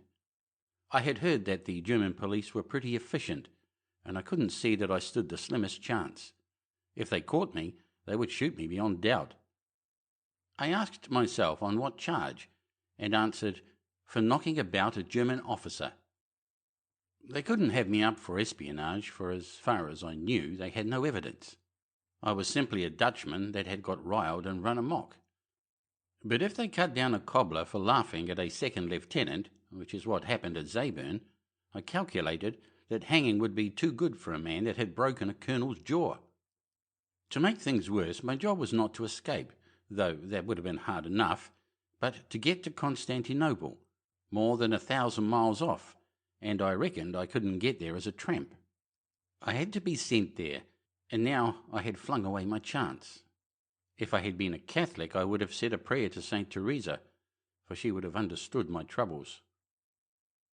My mother used to say that when you felt down on your luck, it was a good cure to count your mercies, so I set about counting mine. The first was that I was well started on my journey, for I couldn't be above 20 miles from the Danube. The second was that I had Stumm's pass. I didn't see how I could use it, but there it was. Lastly, I had plenty of money, 53 English sovereigns and the equivalent of £3 in German paper, which I had changed at the hotel. Also, I had squared accounts with old Stumm. That was the biggest mercy of all. I thought I'd better get some sleep, so I found a dryish hole below an oak root and squeezed myself into it. The snow lay deep in these woods, and I was sopping wet up to the knees. All the same, I managed to sleep for some hours, and got up and shook myself just as the winter's dawn was breaking through the treetops. Breakfast was the next thing, and I must find some sort of dwelling. Almost at once I struck a road, a big highway running north and south. I trotted along in the bitter morning to get my circulation started, and presently I began to feel a little better. In a little I saw a church spire, which meant a village. Stumm wouldn't be likely to have got on my tracks yet, I calculated, but there was always the chance that he had warned all the villagers round by telephone, and that they might be on the lookout for me. But that risk had to be taken, for I must have food. It was the day before Christmas, I remembered, and people would be holidaying. The village was quite a big place, but at this hour, just after 8 o'clock, there was nobody in the street except a wandering dog. I chose the most unassuming shop I could find, where a little boy was taking down the shutters, one of those general stores where they sell everything. The boy fetched a very old woman, who hobbled in from the back fitting on her spectacles. "Grüß Gott," she said in a friendly voice, and I took off my cap. I saw from my reflection in a saucepan that I looked moderately respectable in spite of my night in the woods. I told her the story of how I was walking from Schwandorf to see my mother at an imaginary place called Judenfeld, banking on the ignorance of villagers about any place 5 miles from their homes. I said my luggage had gone astray, and I hadn't time to wait for it, since my leave was short. The old lady was sympathetic and unsuspecting. She sold me a pound of chocolate, a box of biscuits, the better part of a ham, 2 tins of sardines, and a rucksack to carry them. I also bought some soap, a comb and a cheap razor, and a small tourist's guide, published by a Leipzig firm. As I was leaving, I saw what seemed like garments hanging up in the back shop, and I turned to have a look at them. They were the kind of thing that Germans wear on their summer walking tours, long shooting capes made of a green stuff they call loden. I bought one, and a green felt hat and an alpenstock to keep it company. Then, wishing the old woman and her belongings a Merry Christmas, I departed and took the shortest cut out of the village. There were 1 or 2 people about now, but they did not seem to notice me. I went into the woods again and walked for 2 miles till I halted for breakfast. I was not feeling quite so fit now, and I did not make much of my provisions, beyond eating a biscuit and some chocolate. I felt very thirsty and longed for hot tea. In an icy pool I washed, and with infinite agony shaved my beard. That razor was the worst of its species, and my eyes were running all the time with the pain of the operation. Then I took off the postman's coat and cap and buried them below some bushes. I was now a clean-shaven German pedestrian with a green cape and hat and an absurd walking stick with an iron-shot end, the sort of person who roams in thousands over the fatherland in summer, but is a rarish bird in midwinter. The tourist's guide was a fortunate purchase, for it contained a big map of Bavaria which gave me my bearings. I was certainly not 40 miles from the Danube, more like 30. The road through the village I had left would have taken me to it. I had only to walk due south and I would reach it before night. So far as I could make out, there were long tongues of forest running down to the river, and I resolved to keep to the woodlands. At the worst I would meet a forester or 2, and I had a good enough story for them. On the high road there might be awkward questions. When I started out again I felt very stiff, and the cold seemed to be growing intense. This puzzled me, for I had not minded it much up to now, and, being warm-blooded by nature, it never used to worry me. A sharp winter night on the high veld was a long sight chillier than anything I had struck so far in Europe. But now my teeth were chattering, and the marrow seemed to be freezing in my bones. The day had started bright and clear, but a rack of grey clouds soon covered the sky, and a wind from the east began to whistle. As I stumbled along through the snowy undergrowth, I kept longing for bright, warm places. I thought of those long days on the veld when the earth was like a great yellow bowl, with white roads running to the horizon and a tiny white farm basking in the heart of it, with its blue dam and patches of bright green lucerne. I thought of those baking days on the east coast, when the sea was like mother of pearl and the sky one burning turquoise. But most of all, I thought of warm-scented noons on trek, when one dozed in the shadow of the wagon and sniffed the wood smoke from the fire where the boys were cooking dinner. From these pleasant pictures I returned to the beastly present, the thick snowy woods, the lowering sky, wet clothes, a hunted present and a dismal future. I felt miserably depressed, and I couldn't think of any mercies to count. It struck me that I might be falling sick. About midday I awoke with a start to the belief that I was being pursued. I cannot explain how or why the feeling came, except that it is a kind of instinct that men get who have lived much in wild countries. My senses, which had been numbed, suddenly grew keen, and my brain began to work double quick. I asked myself what I would do if I were Stumm, with hatred in my heart, a broken jaw to avenge, and pretty well limitless powers. He must have found the car in the sandpit and seen my tracks in the wood opposite. I didn't know how good he and his men might be at following a spoor, but I knew that any ordinary Kaffir would have nosed it out easily. But he didn't need to do that.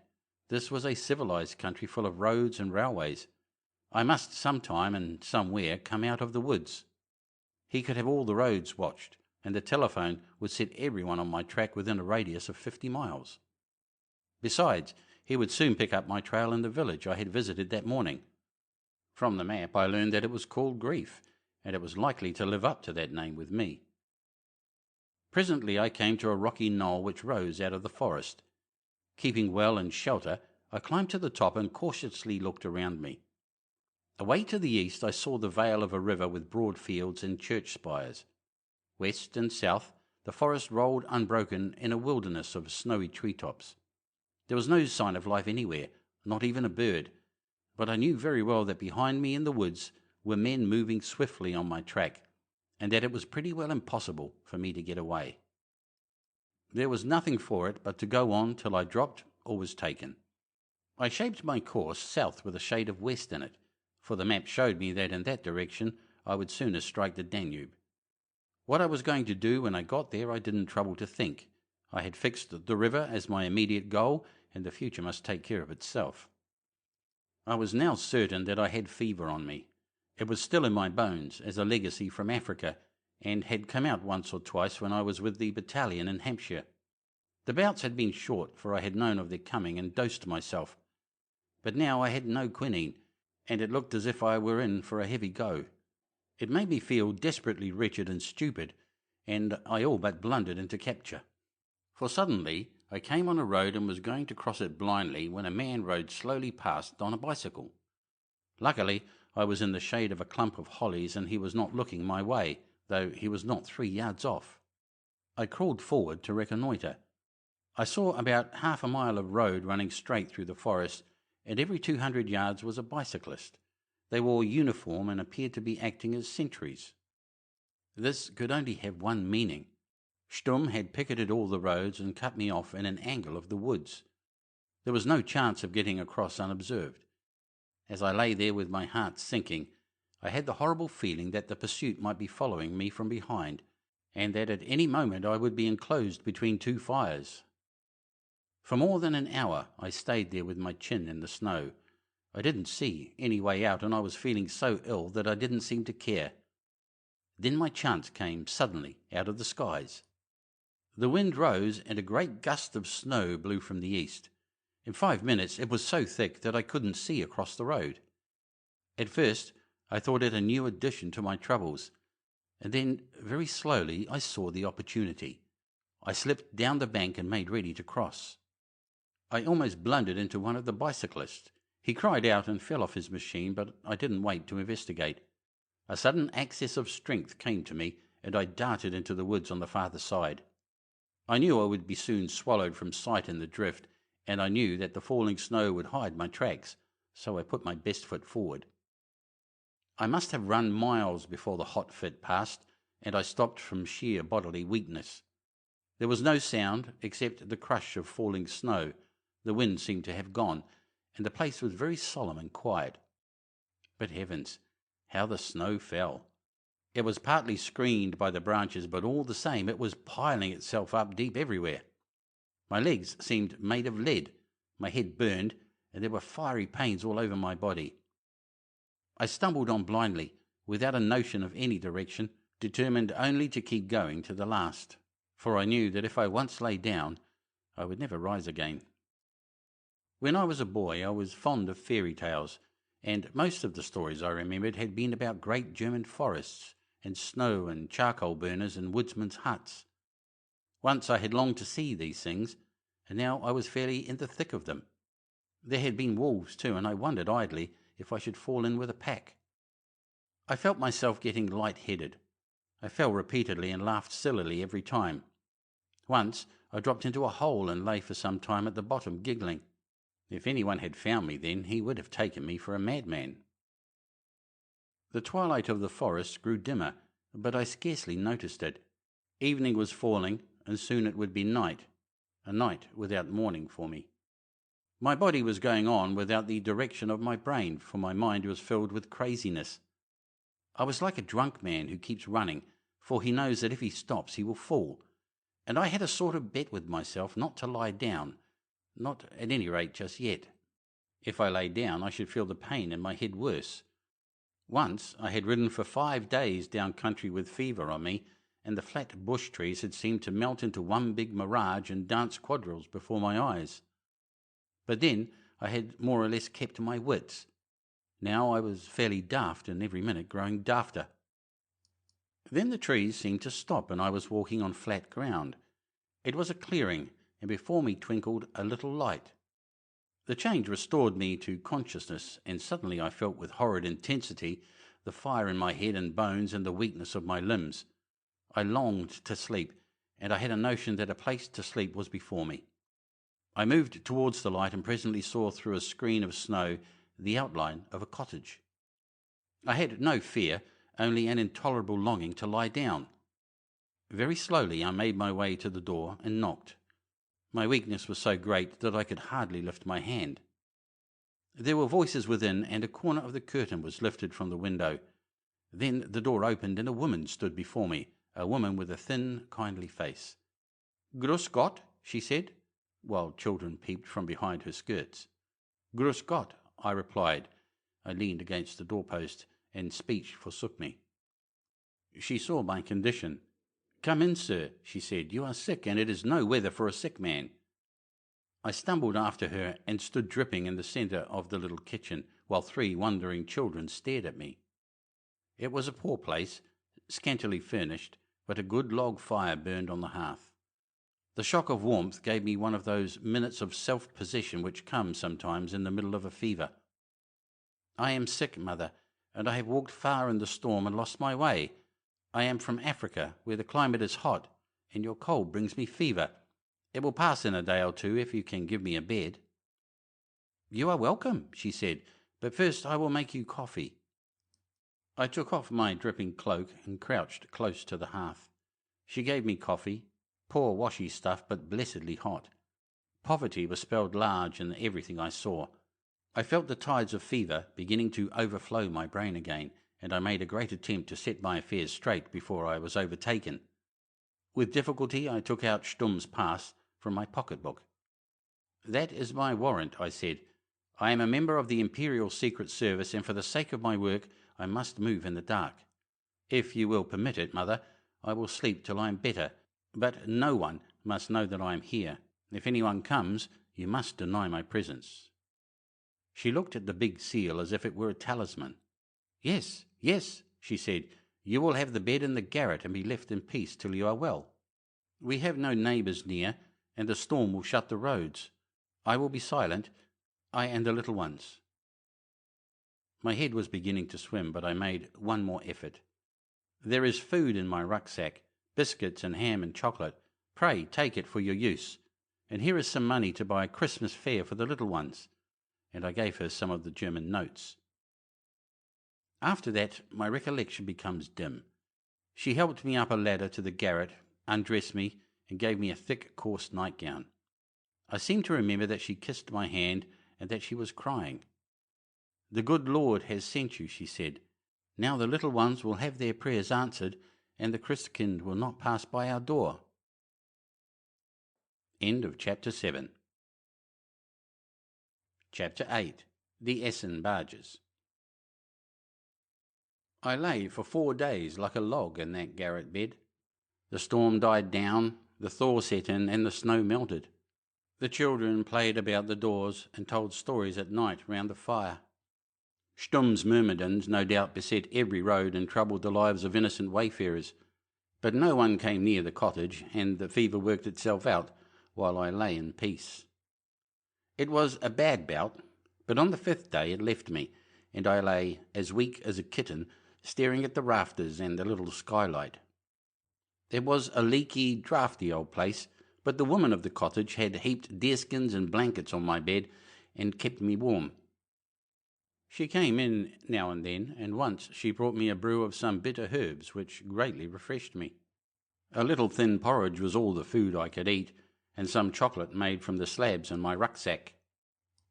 I lay and dozed through the day, hearing the faint chatter of children below and getting stronger hourly. Malaria passes as quickly as it comes, and leaves a man little the worse, though this one was one of the sharpest turns I ever had. As I lay, I thought, and my thoughts followed curious lines. One queer thing was that Stumm and his doings seemed to have been shot back into a lumber room of my brain, and the door locked. He didn't seem to be a creature of the living present, but a distant memory on which I could look calmly. I thought a good deal about my battalion and the comedy of my present position. You see, I was getting better, for I called it comedy now, not tragedy. But chiefly I thought of my mission. All that wild day in the snow it had seemed the merest farce. The 3 words Harry Bullivant had scribbled had danced through my head in a crazy fandango. They were present to me now, but coolly and sanely in all their meagreness. I remember that I took each one separately and chewed on it for hours. Casraden. There was nothing to be got out of that. Cancer. There were too many meanings, all blind. V-I, that was the worst gibberish of all. Before this, I had always taken the I as the letter of the alphabet.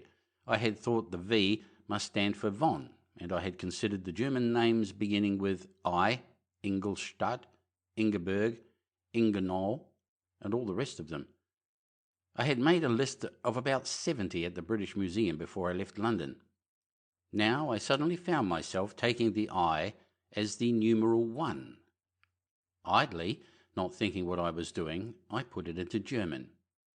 Then I nearly fell out of the bed. Von Einem.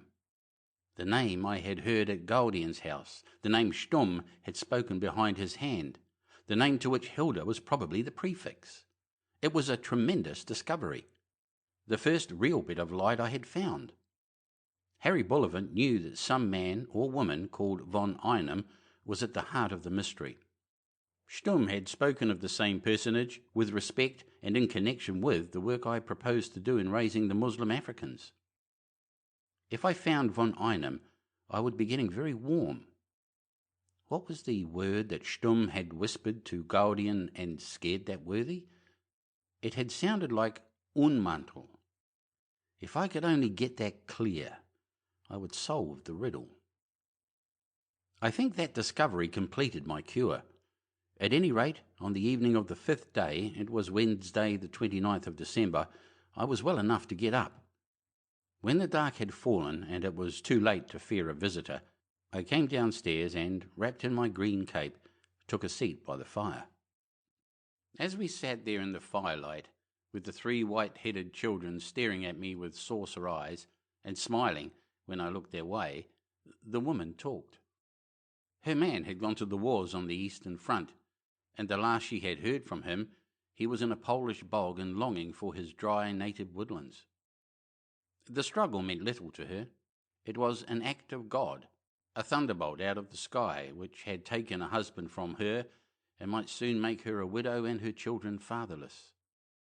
She knew nothing of its causes and purposes, and thought of the Russians as a gigantic nation of savages, heathens who had never been converted, and who would eat up German homes if the good Lord and the brave German soldiers did not stop them. I tried hard to find out if she had any notion of affairs in the West, but she hadn't, beyond the fact that there was trouble with the French. I doubt if she knew of England's share in it. She was a decent soul, with no bitterness against anybody, not even the Russians, if they would spare her man. That night I realized the crazy folly of war. When I saw the splintered shell of Ypres and heard hideous tales of German doings, I used to want to see the whole land of the Boche given up to fire and sword. I thought we could never end the war properly without giving the Huns some of their own medicine. But that woodcutter's cottage cured me of such nightmares. I was for punishing the guilty, but letting the innocent go free. It was our business to thank God and keep our hands clean from the ugly blunders to which Germany's madness had driven her. What good would it do Christian folk to burn poor little huts like this and leave children's bodies by the wayside? To be able to laugh and to be merciful are the only things that make man better than the beasts. The place, as I have said, was desperately poor. The woman's face had the skin stretched tight over the bones and that transparency which means underfeeding. I fancied she did not have the liberal allowance that soldiers' wives get in England. The children looked better nourished, but it was by their mother's sacrifice. I did my best to cheer them up. I told them long yarns about Africa and lions and tigers, and I got some pieces of wood and whittled them into toys. I'm fairly good with a knife, and I carved very presentable likenesses of a monkey, a springbok, and a rhinoceros. The children went to bed hugging the first toys I expect they ever possessed. It was clear to me that I must leave as soon as possible. I had to get on with my business, and besides, it was not fair to the woman. Any moment I might be found here, and she would get into trouble for harbouring me. I asked her if she knew where the Danube was, and her answer surprised me. "You will reach it in an hour's walk," she said. "The track through the wood runs straight to the ferry." Next morning, after breakfast, I took my departure. It was drizzling weather, and I was feeling very lean. Before going, I presented my hostess and the children with 2 sovereigns apiece. "It is English gold," I said, "for I have to travel among our enemies and use our enemies' money. But the gold is good, and if you go to any town they will change it for you. But I advise you to put it in your stocking foot and use it only if all else fails. You must keep your home going, for some day there will be peace and your man will come back from the wars." I kissed the children, shook the woman's hand, and went off down the clearing. They had cried, "Auf Wiedersehen," but it wasn't likely I would ever see them again. The snow had all gone, except in patches in the deep hollows. The ground was like a full sponge, and a cold rain drifted in my eyes. After half an hour's steady trudge, the trees thinned, and presently I came out on a knuckle of open ground cloaked in dwarf junipers, and there before me lay the plain, and a mile off a broad, brimming river. I sat down and looked dismally at the prospect. The exhilaration of my discovery the day before had gone. I had stumbled on a worthless piece of knowledge, for I could not use it. Hilda von Einem, if such a person existed and possessed the great secret, was probably living in some big house in Berlin, and I was about as likely to get anything out of her as to be asked to dine with the Kaiser. Blenkiron might do something, but where on earth was Blenkiron? I dared say Sir Walter would value the information, but I could not get to Sir Walter. I was to go on to Constantinople, running away from the people who really pulled the ropes. But if I stayed, I could do nothing, and I could not stay. I must go on, and I didn't see how I could go on. Every course seemed shut to me, and I was in as pretty a tangle as any man ever stumbled into. For I was morally certain that Stumm would not let the thing drop. I knew too much, and besides I had outraged his pride. He would beat the countryside till he got me, and he undoubtedly would get me if I waited much longer. But how was I to get over the border? My passport would be no good, for the number of that pass would long ere this have been wired to every police station in Germany, and to produce it would be to ask for trouble. Without it, I could not cross the borders by any railway. My studies of the tourist guide had suggested that once I was in Austria, I might find things slacker and move about easier. I thought of having a try at the Tyrol, and I also thought of Bohemia. But these places were a long way off, and there were several thousand chances each day that I would be caught on the road. This was Thursday, the 30th of December, the second last day of the year. I was due in Constantinople on the 17th of January. Constantinople. I had thought myself a long way from it in Berlin, but now it seemed as distant as the moon. But that big sullen river in front of me led to it, and as I looked, my attention was caught by a curious sight. On the far eastern horizon, where the water slipped round a corner of hill, there was a long trail of smoke. The streamers thinned out and seemed to come from some boat well round the corner, but I could not see at least 2 boats in view. Therefore, there must be a long train of barges with a tug in tow. I looked to the west and saw another such procession coming into sight. First went a big river steamer. It can't have been much less than 1,000 tons, and after came a string of barges. I counted no less than 6 besides the tug. They were heavily loaded, and their draught must have been considerable, but there was plenty of depth in the flooded river. A moment's reflection told me what I was looking at.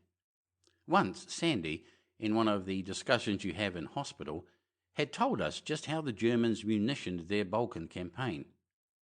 They were pretty certain of dishing Serbia at the first go, and it was up to them to get through guns and shells to the old Turk, who was running pretty short in his first supply. Sandy said that they wanted the railway, but they wanted still more the river, and they could make certain of that in a week.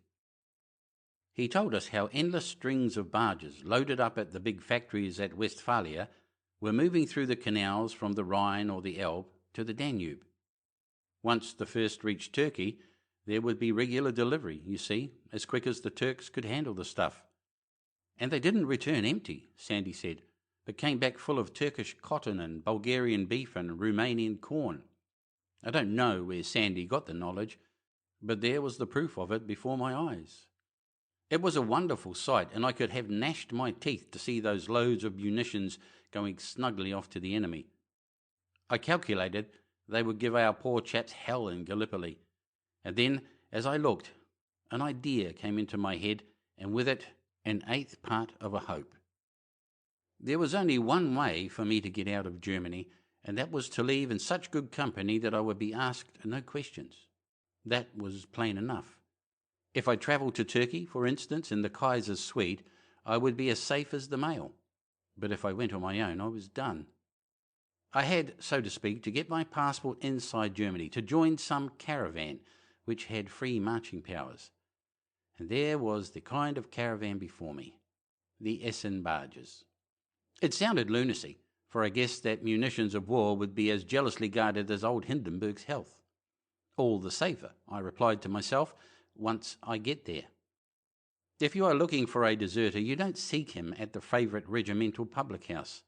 If you're after a thief, among the places you'd be apt to leave unsearched would be Scotland Yard.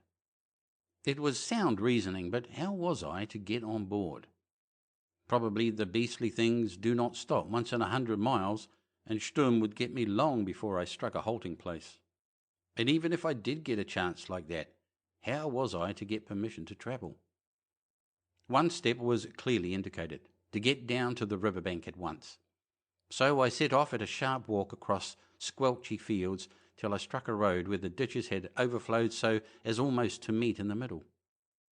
The place was so bad that I hoped travellers might be few, and as I trudged, my thoughts were busy with my prospects as a stowaway. If I bought food, I might get a chance to lie snug on one of the barges. They would not break bulk till they got to their journey's end. Suddenly I noticed that the steamer, which was now abreast me, began to move towards the shore, and as I came over a low rise, I saw on my left a straggling village with a church and a small landing stage. The houses stood about a quarter of a mile from the stream, and between them was a straight, poplar-fringed road. Soon there could be no doubt about it. The procession was coming to a standstill. The big tug nosed her way in and lay up alongside the pier, where in that season of flood there was enough depth of water. She signalled to the barges, and they also started to drop anchors, which showed that there must be at least 2 men aboard each. Some of them dragged a bit, and it was rather a cockeyed train that lay in midstream. The tug got out a gangway, and from where I lay I saw 6 men leave it, carrying something on their shoulders. It could be only one thing, a dead body. Someone of the crew must have died, and this halt was to bury him. I watched the procession move towards the village, and I reckoned they would take some time there, though they might have wide ahead for a grave to be dug. Anyhow, they would be long enough to give me a chance. For I had decided upon the brazen course. Blenkiron had said you couldn't beat the Boche, but you could bluff him. I was going to put up the most monstrous bluff. If the whole countryside was hunting for Richard Hannay would walk through as a pal of the hunters. For I remembered the pass Sturm had given me. If that was worth a tinker's curse, it should be good enough to impress a ship's captain. Of course, there were 1,000 risks. They might have heard of me in the village and told the ship's party the story. For that reason I resolved not to go there, but to meet the sailors when they were returning to the boat. Or the captain might have been warned and got the number of my pass, in which case Sturm would have his hands on me pretty soon. Or the captain might be an ignorant fellow who had never seen a Secret Service pass and did not know what it meant, and would refuse me transport by the letter of his instructions. In that case I might wait on another convoy. I had shaved and made myself a fairly respectable figure before I left the cottage. It was my cue to wait for the men when they left the church, wait on that quarter mile of straight highway. I judged the captain must be in the party. The village, I was glad to observe, seemed very empty. I had my own notions about the Bavarians as fighting men, but I am bound to say that, judging by my observations, very few of them stayed at home. That funeral took hours. They must have had to dig the grave, for I waited near the road in a clump of cherry trees, with my feet in 2 inches of mud and water, till I felt chilled to the bone. I prayed to God it would not bring back my fever, for I was only 1 day out of bed. I had very little tobacco left in my pouch, but I stood myself 1 pipe and ate one of the 3 cakes of chocolate I still carried. At last, well after midday, I could see the ship's party returning. They marched 2 by 2, and I was thankful to see that they had no villagers with them. I walked to the road, turned up it, and met the vanguard, carrying my head as high as I knew how. "Where's your captain?" I asked, and a man jerked his thumb over his shoulder. The others wore thick jerseys and knitted caps, but there was one man at the rear in uniform. He was a short, broad man with a weather-beaten face and an anxious eye. "May I have a word with you, Her Captain?" I said, with what I hoped was a judicious blend of authority and conciliation. He nodded to his companion, who walked on. "Yes?" he asked, rather impatiently. I proffered him my pass. Thank heaven he had seen the kind of thing before, for his face at once took on that curious look which one person in authority always wears when he is confronted with another. He studied it closely and then raised his eyes. "Well, sir," he said, "I observe your credentials. What can I do for you?" "I take it you are bound for Constantinople?" I asked. "The boats go as far as Rustchuk," he replied. "There the stuff is transferred to the railway." "And you reach Rustchuk when?" "In 10 days, bar accidents. Let us say 12 to be safe." "I want to accompany you," I said. "In my profession, Her Captain, it is necessary sometimes to make journeys by other than the common route. That is now my desire. I have the right to call upon some other branch of our country service to help me, hence my request." Very plainly he did not like it. "I must telegraph about it. My instructions are to let no one aboard, not even a man like you. I am sorry, sir, but I must get authority first before I can fall in with your desire. Besides, my boat is ill found. You had better wait for the next batch and ask Dreiser to take you. I lost Walter today.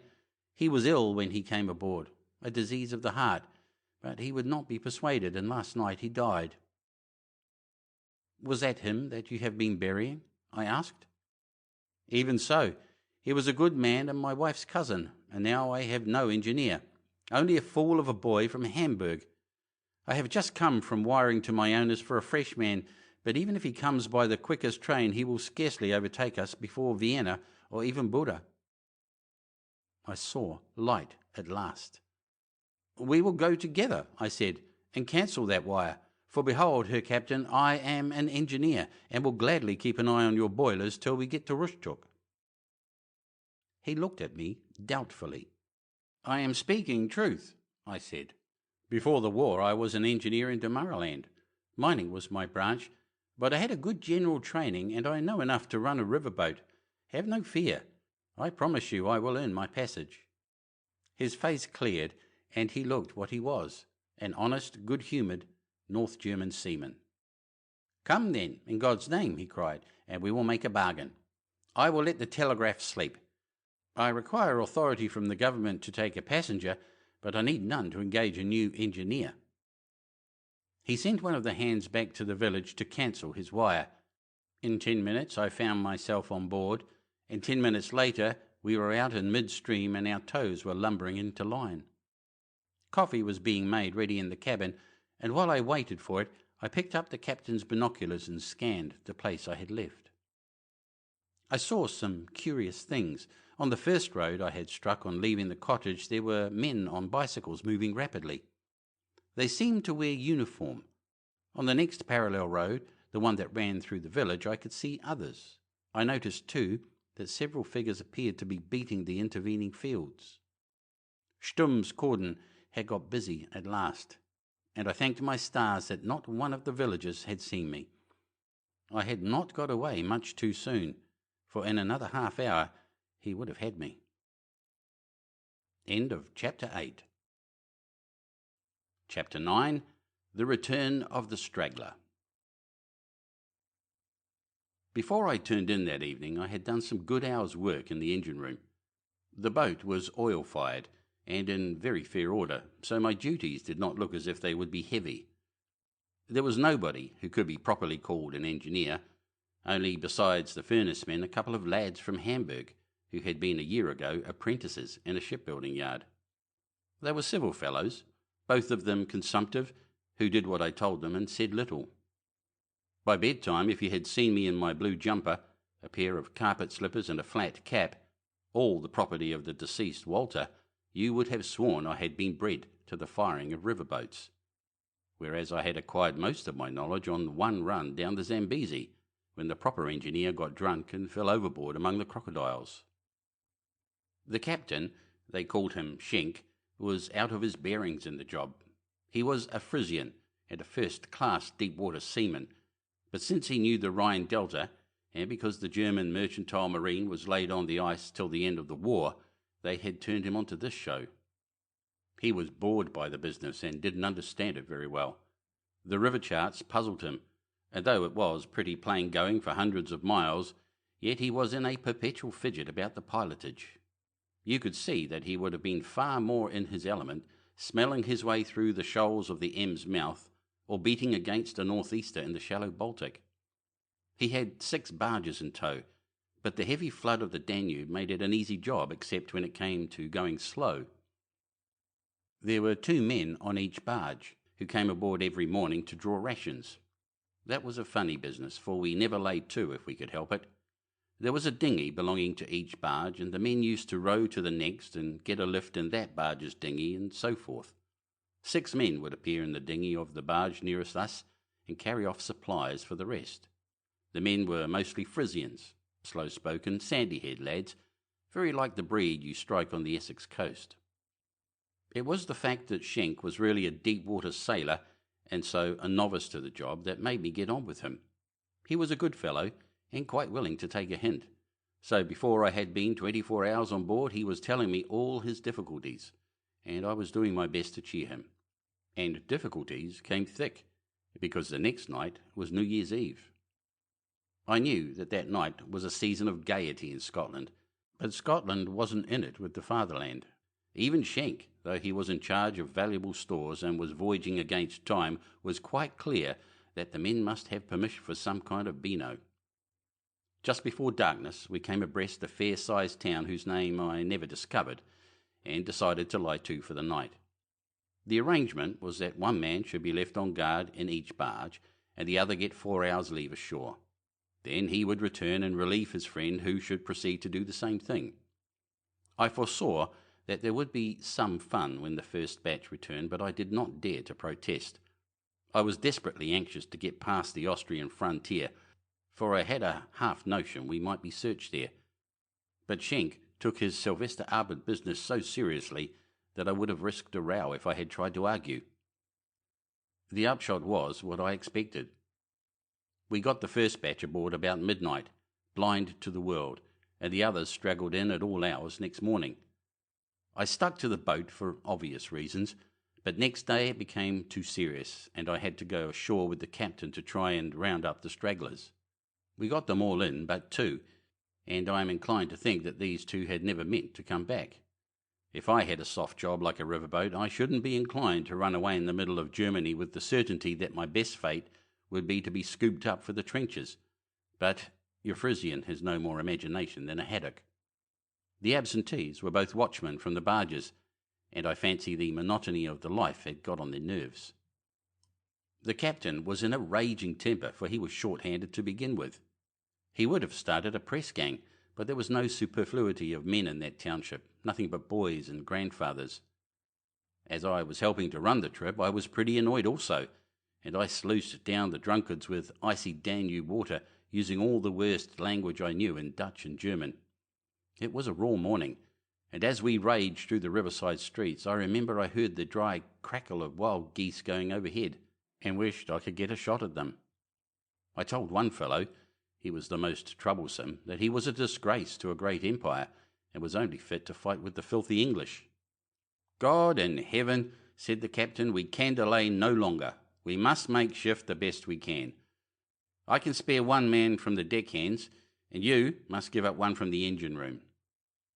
That was arranged, and we were tearing back rather short in the wind when I espied a figure sitting on a bench beside the booking office on the pier.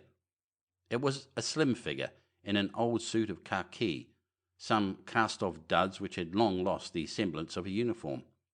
It had a gentle face and was smoking peacefully, looking out upon the river and the boats and us noisy fellows with meek, philosophical eyes.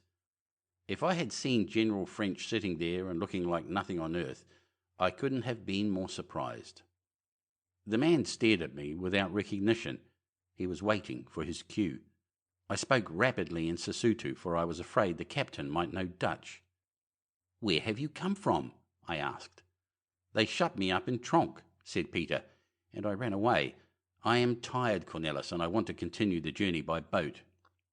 "Remember, you have worked for me in Africa," I said.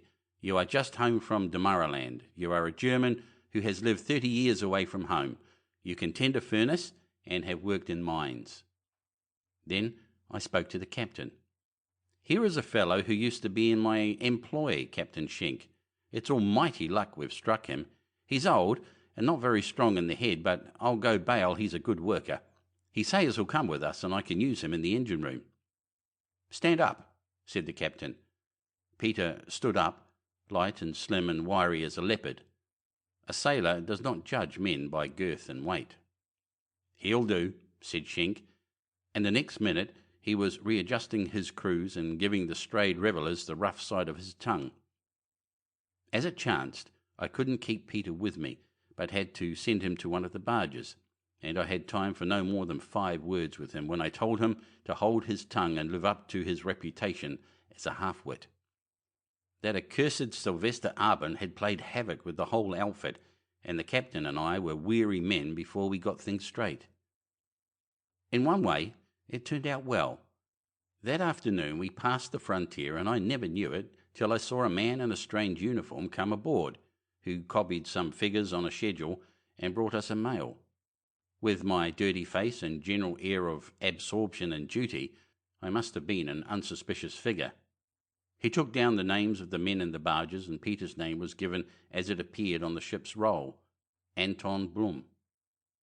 "You must feel it strange, Herr Brandt," said the captain, "to be scrutinized by a policeman, you who give orders, I doubt not, to many policemen."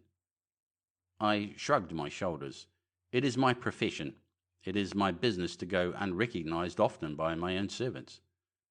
I could see that I was becoming rather a figure in the captain's eyes. He liked the way I kept the men up to their work, for I hadn't been a nigger driver for nothing.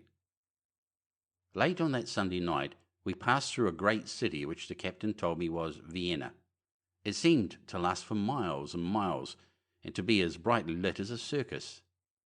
After that we were in big plains, and the air grew perishing cold. Peter had come aboard once for his rations, but usually he left it to his partner, for he was lying very low.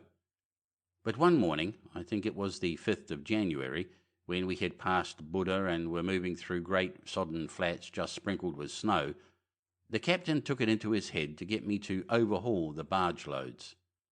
Armed with a mighty typewritten list, I made a tour of the barges, beginning with the hindmost. There was a fine old stock of deadly weapons, mostly machine guns and some field pieces, and enough shells to blow up the Gallipoli Peninsula. All kinds of shell were there, from the big 14-inch crumps to rifle grenades and trench mortars. It made me fairly sick to see all these good things preparing for our own fellows, and I wondered whether I would not be doing my best service if I engineered a big explosion. Happily, I had the common sense to remember my job and my duty, and to stick to it. Peter was in the middle of the convoy, and I found him pretty unhappy, principally through not being allowed to smoke. His companion was an ox-eyed lad, whom I ordered to the lookout while Peter and I went over the lists. "Cornelis, my old friend," he said, "there are some pretty toys here. With a spanner and a couple of clear hours I could make these Maxims about as deadly as bicycles. What do you say to a try?" "I've considered that," I said, "but it won't do.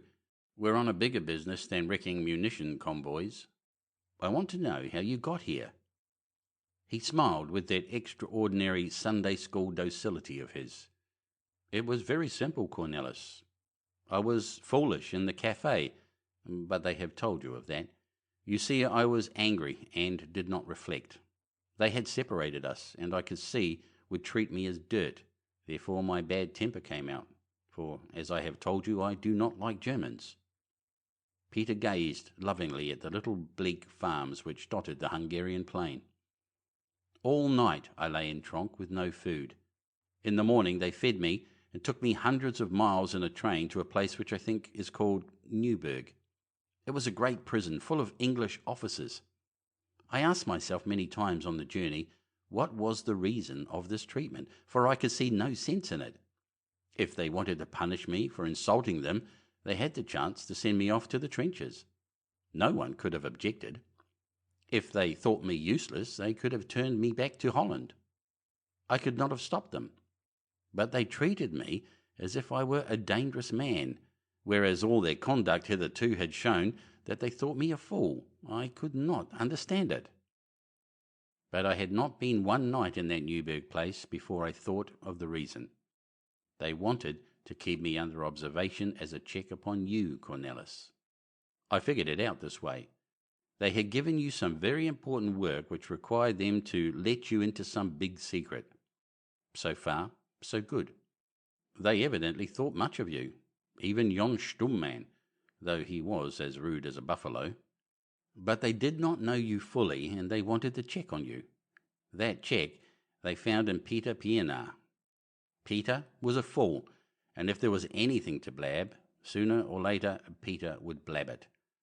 Then they would stretch out a long arm and nip you short, wherever you were. Therefore, they must keep old Peter under their eye.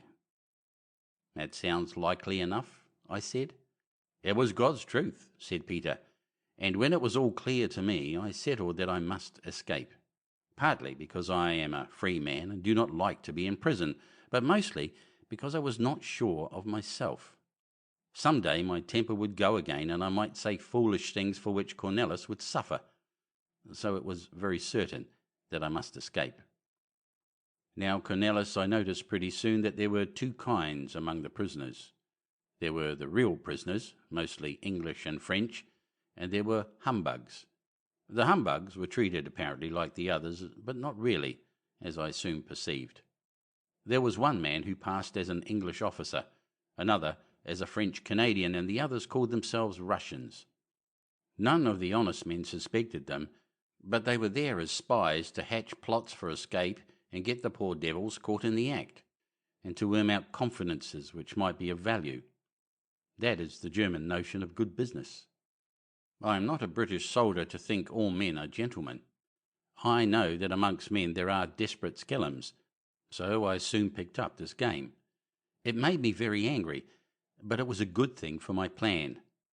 I made my resolution to escape the day I arrived at Newburg, and on Christmas Day I had a plan made. Peter, you're an old marvel. Do you mean to say you were quite certain of getting away whenever you wanted? Quite certain, Cornelis. You see, I have been wicked in my time and know something about the inside of prisons.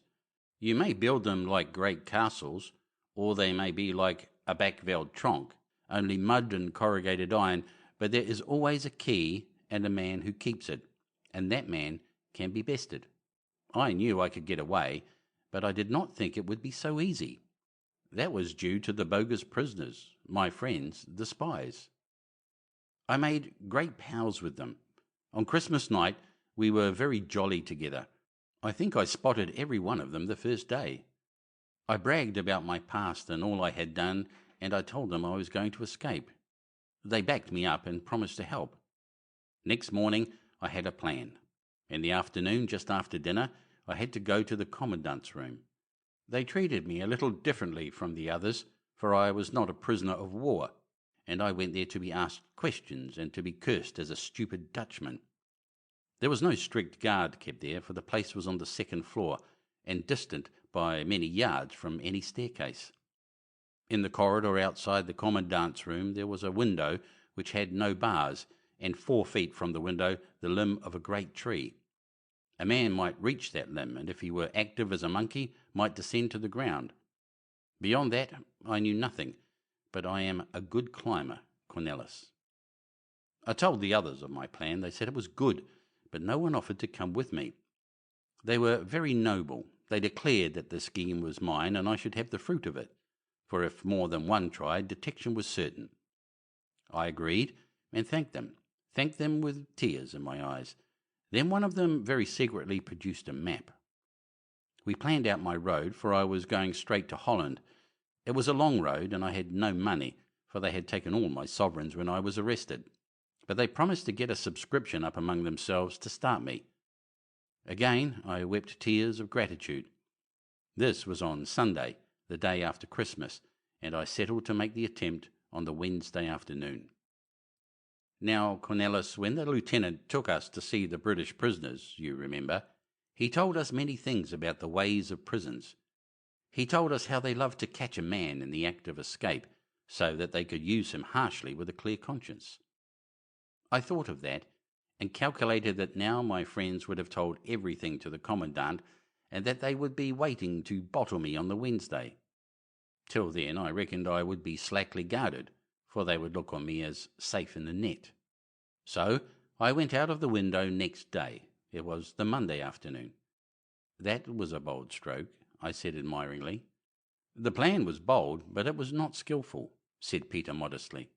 I had no money beyond 7 marks, and I had but 1 stick of chocolate. I had no overcoat, and it was snowing hard. Further, I could not get down the tree, which had a trunk as smooth and branchless as a blue gum. For a little, I thought I should be compelled to give in, and I was not happy. But I had leisure, for I did not think I would be missed before nightfall, and given time a man can do most things.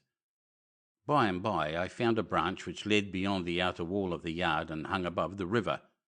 This I followed, and then dropped from it into the stream. It was a drop of some yards, and the water was very swift, so that I nearly drowned. I would rather swim the Limpopo, Cornelis, among all the crocodiles than that icy river. Yet I managed to reach the shore and get my breath lying in the bushes. After that it was plain going, though I was very cold. I knew that I would be sought on the northern roads, as I had told my friends, for no one could dream of an ignorant Dutchman going south away from his kinsfolk. But I had learned enough from the map to know that our road lay southeast, and I had marked this big river. Did you hope to pick me up? I asked. No, Cornelis. I thought you would be travelling in first-class carriages while I should be plodding on foot. But I was set on getting to the place you spoke of. How do you call it? Constantinople? Where our big business lay. I thought I might be in time for that. You're an old Trojan, Peter, I said. But go on, how did you get to that landing stage where I found you? It was a hard journey, he said meditatively. It was not easy to get beyond the barbed wire entanglements which surrounded Newburgh. Yes, even across the river. But in time I reached the woods and was safe, for I did not think any German could equal me in wild country. The best of them, even their foresters, are but babes in veldcraft compared with such as me. My troubles came only from hunger and cold.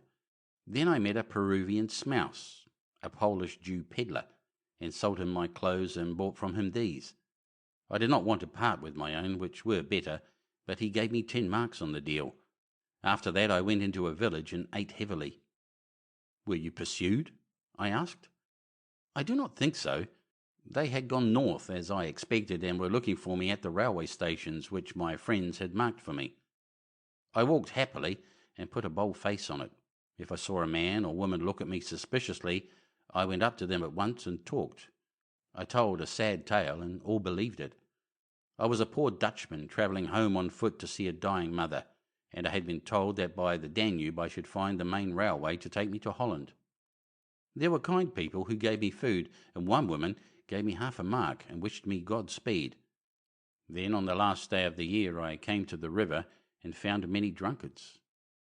Was that when you resolved to get on one of the river boats? Ja, Cornelis. As soon as I heard of the boats, I saw where my chance lay. But you might have knocked me over with a straw when I saw you come on shore. That was good fortune, my friend. I have been thinking much about the Germans, and I will tell you the truth. It is only boldness that can baffle them. They are a most diligent people. They will think of all likely difficulties, but not of all possible ones. They have not much imagination. They are like steam engines, which must keep to prepared tracks. There they will hunt any man down, but let him trek for open country, and they will be at a loss. Therefore, boldness, my friend, forever boldness. Remember, as a nation, they wear spectacles, which means that they are always peering. Peter broke off to gloat over the wedges of geese and the strings of wild swans that were always winging across those plains. His tale had bucked me up wonderfully. Our luck had held beyond all belief, and I had a kind of hope in the business now which had been wanting before. That afternoon, too, I got another fillip. I came on deck for a breath of air and found it pretty cold after the heat of the engine room, so I called to one of the deckhands to fetch me up my cloak from the cabin, the same I had bought that first morning in the Greek village. "De Greenmantle?" the man shouted up, and I cried yes, but the words seemed to echo in my ears, and long after he had given me the garment I stood staring abstractly over the bulwarks. His tone had awakened a chord of memory, or, to be accurate, they had given emphasis to what before had been only blurred and vague. For he had spoken the words which Sturm had uttered behind his hand to Gaudian. I had heard something like Unmantel, and could make nothing of it. Now I was as certain of those words as of my own existence. They had been Greenmantle.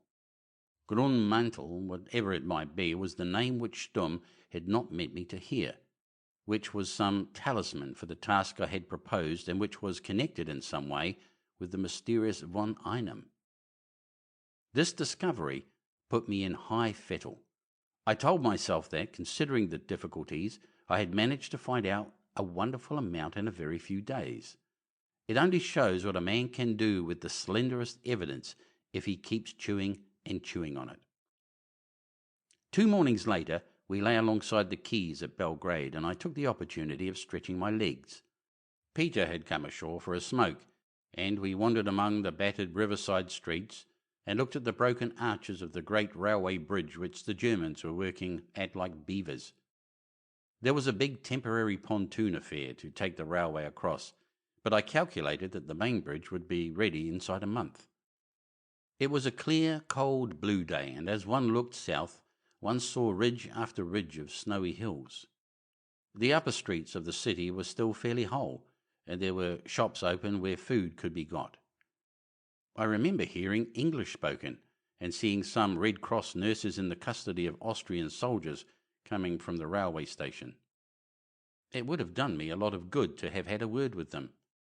I thought of the gallant people whose capital this had been, how 3 times they had flung the Austrians back over the Danube, and then had only been beaten by the black treachery of the so-called Allies. Somehow, that morning in Belgrade gave both Peter and me a new purpose in our task. It was our business to put a spoke in the wheel of this monstrous bloody juggernaut that was crushing the life out of the little heroic nations. We were just getting ready to cast off when a distinguished party arrived at the quay. There were all kinds of uniforms, German, Austrian and Bulgarian, and amid them one stout gentleman in a fur coat and a black felt hat. They watched the barges up anchor, and before we began to jerk into line, I could hear their conversation. The fur coat was talking English. "I reckon that's pretty good news, General," it said. "If the English have run away from Gallipoli, we can use these new consignments for the bigger game. I guess it won't be long before we see the British lion moving out of Egypt with sore paws." They all laughed. "The privilege of that spectacle may soon be ours," was the reply. I did not pay much attention to the talk.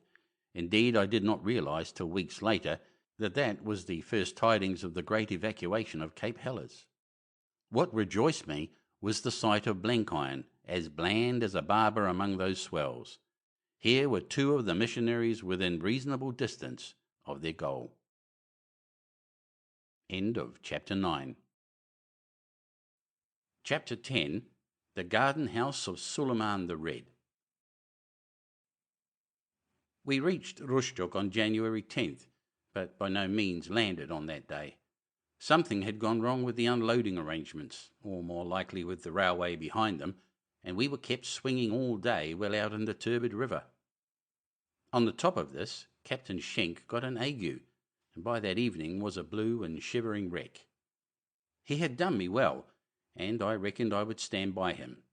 So I got his ship's papers and the manifests of cargo, and undertook to see to the transshipment.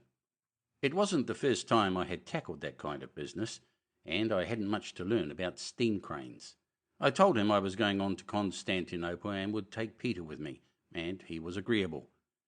He would have to wait at Rosy to get his return cargo and could easily inspan a fresh engineer. I worked about the hardest 24 hours of my life getting the stuff ashore. The landing officer was a Bulgarian, quite a competent man if he could have made the railways give him the trucks he needed. There was a collection of hungry German transport officers always putting in their oars and being infernally insolent to everybody. I took the high and mighty line with them, and as I had the Bulgarian commandant on my side, after about 2 hours' blasphemy got them quieted. But the big trouble came the next morning, when I had got nearly all the stuff aboard the trucks. A young officer, in what I took to be a Turkish uniform, rode up with an aide-de-camp. I noticed the German guards saluting him, so I judged he was rather a swell. He came up to me and asked me very civilly in German for the waybills. I gave him them, and he looked carefully through them, marking certain items with a blue pencil. Then he coolly handed them to his aide-de-camp and spoke to him in Turkish. "Look here, I want these back," I said. "I can't do without them, and we've no time to waste." "Presently," he said, smiling, and went off. I said nothing, reflecting that the stuff was for the Turks, and they naturally had to have some say in its handling. The loading was practically finished when my gentleman returned. He handed me a neatly typed new set of waybills. One glance at them showed that some of the big items had been left out. "Here, this won't do," I cried. "Give me back the right set. This thing's no good to me." For answer, he winked gently, smiled like a dusky seraph, and held out his hand. In it I saw a roll of money. "For yourself," he said. "It is the usual custom." It was the first time anyone had ever tried to bribe me, and it made me boil up like a geyser. I saw his game clearly enough. Turkey would pay for the lot to Germany, probably had already paid the bill, but she would pay double for the things not on the waybills, and pay to this fellow and his friends.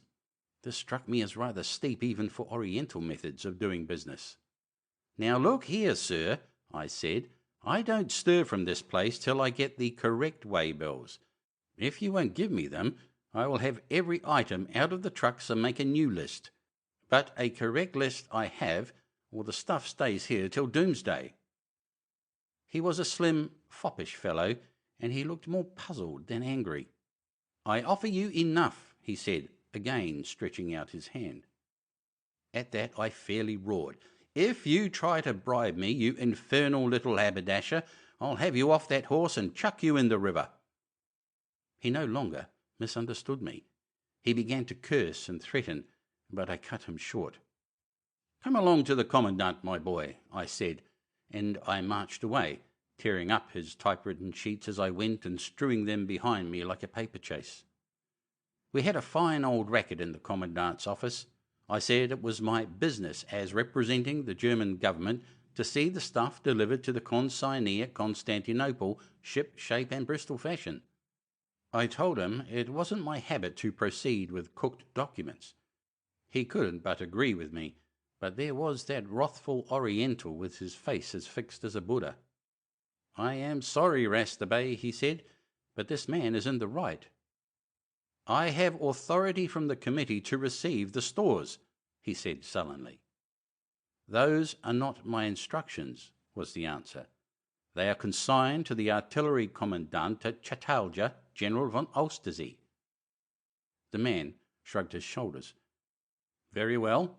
I will have a word to say to General von Oesterzee, and many to this fellow who flouts the committee." And he strode away like an impudent boy. The harassed commandant grinned. "You've offended his lordship, and he is a bad enemy. All those damned comitagis are. You would be well advised not to go on to Constantinople." And have that blighter and the red hat loot the trucks on the road? No, thank you. I'm going to see them safe at Chitolja, or whatever they call the artillery depot. I said a good deal more, but that is an abbreviated translation of my remarks. My word for blighter was trottel, but I used some other expressions which would have ravished my young Turk friend to hear. Looking back, it seems pretty ridiculous to have made all this fuss about guns which were going to be used against my own people. But I didn't see that at the time. My professional pride was up in arms, and I couldn't bear to have a hand in a crooked deal. Well, I advise you to go armed, said the commandant. You will have a guard for the trucks, of course, and I will pick you good men. They may hold you up all the same.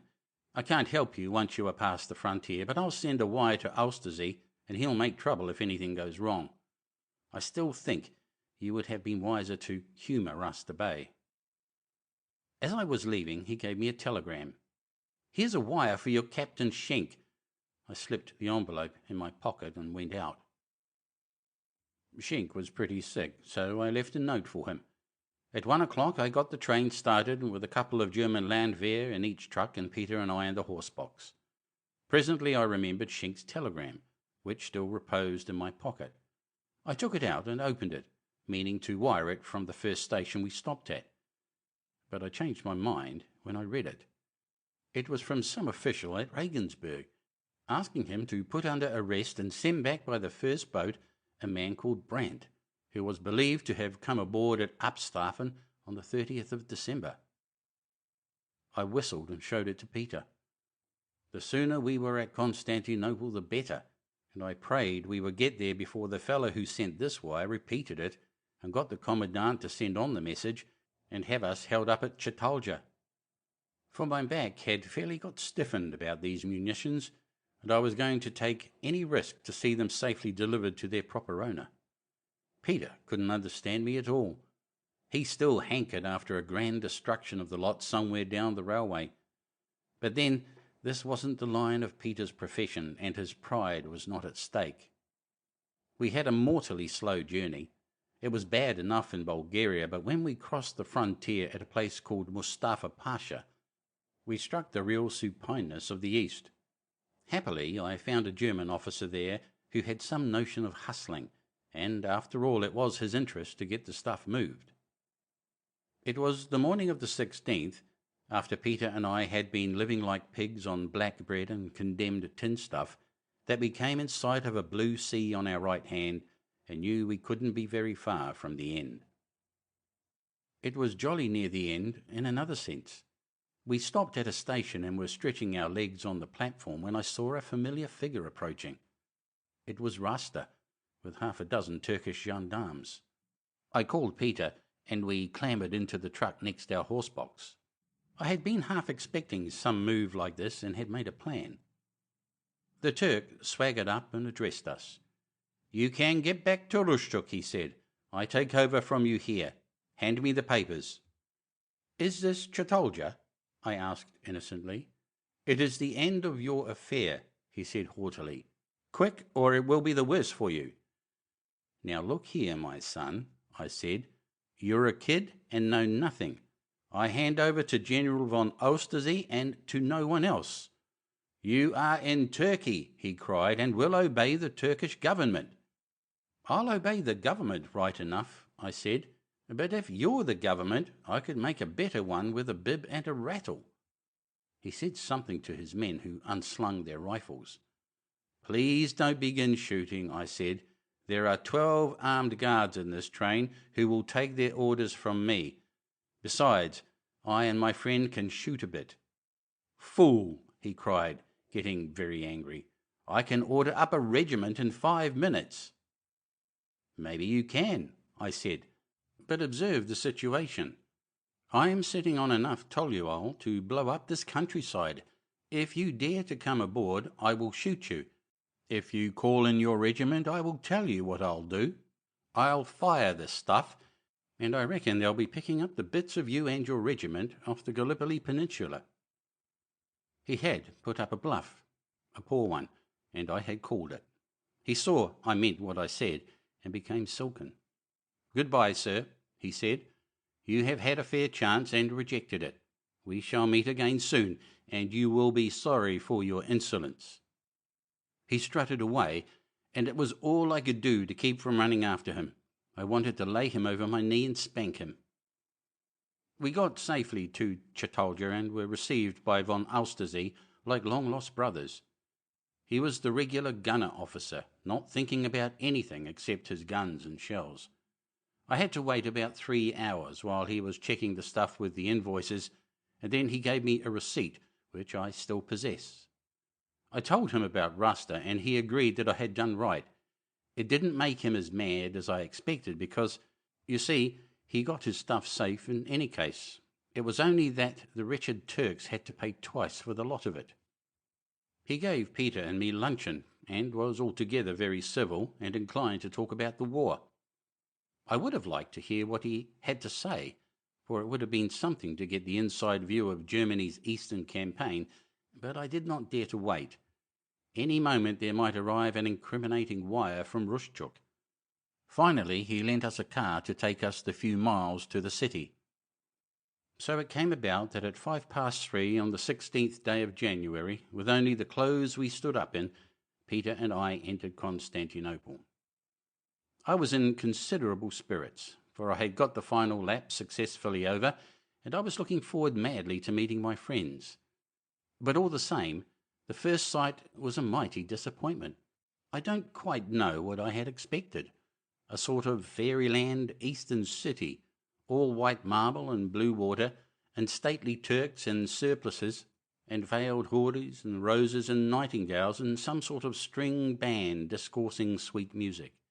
I had forgotten that winter is pretty much the same everywhere. It was a drizzling day with a southeast wind blowing, and the streets were long troughs of mud. The first part I struck looked like a dingy colonial suburb. Wooden houses and corrugated iron roofs and endless, dirty, sallow children. There was a cemetery, I remember, with Turks' caps stuck at the head of each grave. Then we got into narrow, steep streets which descended into a kind of big canal. I saw what I took to be mosques and minarets, and they were about as impressive as factory chimneys. By and by we crossed the bridge and paid a penny for the privilege. If I had known it was the famous Golden Horn, I would have looked at it with more interest. But I saw nothing save a lot of moth-eaten barges and some queer little boats like gondolas. Then we came into busier streets, where ramshackle cabs drawn by lean horses spluttered through the mud. I saw one old fellow who looked like my notion of a Turk, but most of the population had the appearance of London old-clothes-men. All but the soldiers, Turk and German, who seemed well-set-up fellows. Peter had paddled along at my side like a faithful dog, not saying a word, but clearly not approving of this wet and dirty metropolis. "Do you know that we are being followed, Cornelis?" he said suddenly, "ever since we came into this evil-smelling dorp." Peter was infallible in a thing like that. The news scared me badly, for I feared that the telegram had come to Cittaglia. Then I thought it couldn't be that, for if von Austersee had wanted me, he wouldn't have taken the trouble to stalk me. It was more likely my friend Rasta. I found the ferry of Ratchik by asking a soldier, and a German sailor there told me where the Kurdish bazaar was. He pointed up a steep street, which ran past a high block of warehouses with every window broken. Sandy had said the left-hand side coming down, so it must be the right-hand side going up. We plunged into it, and it was the filthiest place of all. The wind whistled up it and stirred the garbage.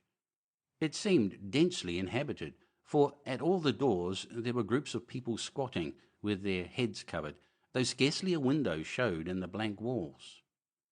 The street corkscrewed endlessly. Sometimes it seemed to stop, then it found a hole in the opposing masonry and edged its way in. Often it was almost pitch dark. Then would come a greyish twilight where it opened out to the width of a decent lane. To find a house in that murk was no easy job, and by the time we had gone a quarter of a mile I began to fear we had missed it. It was no good asking any of the crowd we met. They didn't look as if they understood any civilized tongue. At last we stumbled on it, a tumble-down coffee-house with A. Caprasso above the door in queer amateur lettering. There was a lamp burning inside and 2 or 3 men smoking at small wooden tables. We ordered coffee, thick black stuff like treacle, which Peter anathematized. A negro brought it, and I told him in German I wanted to speak to Mr. Cuprasso. He paid no attention, so I shouted louder at him, and the noise brought a man out of the back parts. He was a fat, oldish fellow with a long nose, very like the Greek traders you see on the Zanzibar coast. I beckoned to him, and he waddled forward, smiling oilily. Then I asked him what he would take, and he replied, in very halting German, that he would have a sirop. "You are Mr. Cuprasso," I said. "I wanted to show this place to my friend. He has heard of your garden house and the fun there." "The signor is mistaken. I have no garden house." "Rot," I said. "I've been here before, my boy. I recall your shanty at the back and many merry nights there. What was it you called it? Oh, I remember. The garden house of Suliman the Red." He put his finger to his lip and looked incredibly sly. "The signor remembers that. But that was in the old happy days before war came. The place is long since shut. The people here are too poor to dance and sing." "All the same, I would like to have another look at it," I said, and I slipped an English sovereign into his hand. He glanced at it in surprise, and his manner changed. "The signor is a prince, and I will do his will." He clapped his hands, and the negro appeared, and at his nod took his place behind a little side counter. "Follow me," he said, and led us through a long, noisome passage which was pitch dark and very unevenly paved. Then he unlocked a door, and with a swirl the wind caught it and blew it back on us. We were looking into a mean little yard, with on one side a high curving wall, evidently of great age, with bushes growing in the cracks of it. Some scraggy myrtles stood in broken pots, and nettles flourished in a corner. At one end was a wooden building like a dissenting chapel, but painted a dingy scarlet. Its windows and skylights were black with dirt, and its door, tied up with rope, flapped in the wind. "Behold the pavilion," Cuprasso said proudly. "That is the old place," I observed with feeling. "What times I have seen there. Tell me, Mr. Cuprasso, do you ever open it now?" He put his thick lips to my ear. "If the signor will be silent, I will tell him. It is sometimes open, not often. Men must amuse themselves even in war. Some of the German officers come here for their pleasure, and but last week we had the ballet of Mademoiselle Cici. The police approve, but not often, for this is no time for too much gaiety. I will tell you a secret. Tomorrow afternoon there will be dancing, wonderful dancing. Only a few of my patrons know. Who, think you, will be here?" He bent his head closer and said in a whisper, "The Compagnie des Héros." "Oh, indeed," I said with a proper tone of respect, though I hadn't a notion what he meant. "Will the signor wish to come?" "Sure," I said.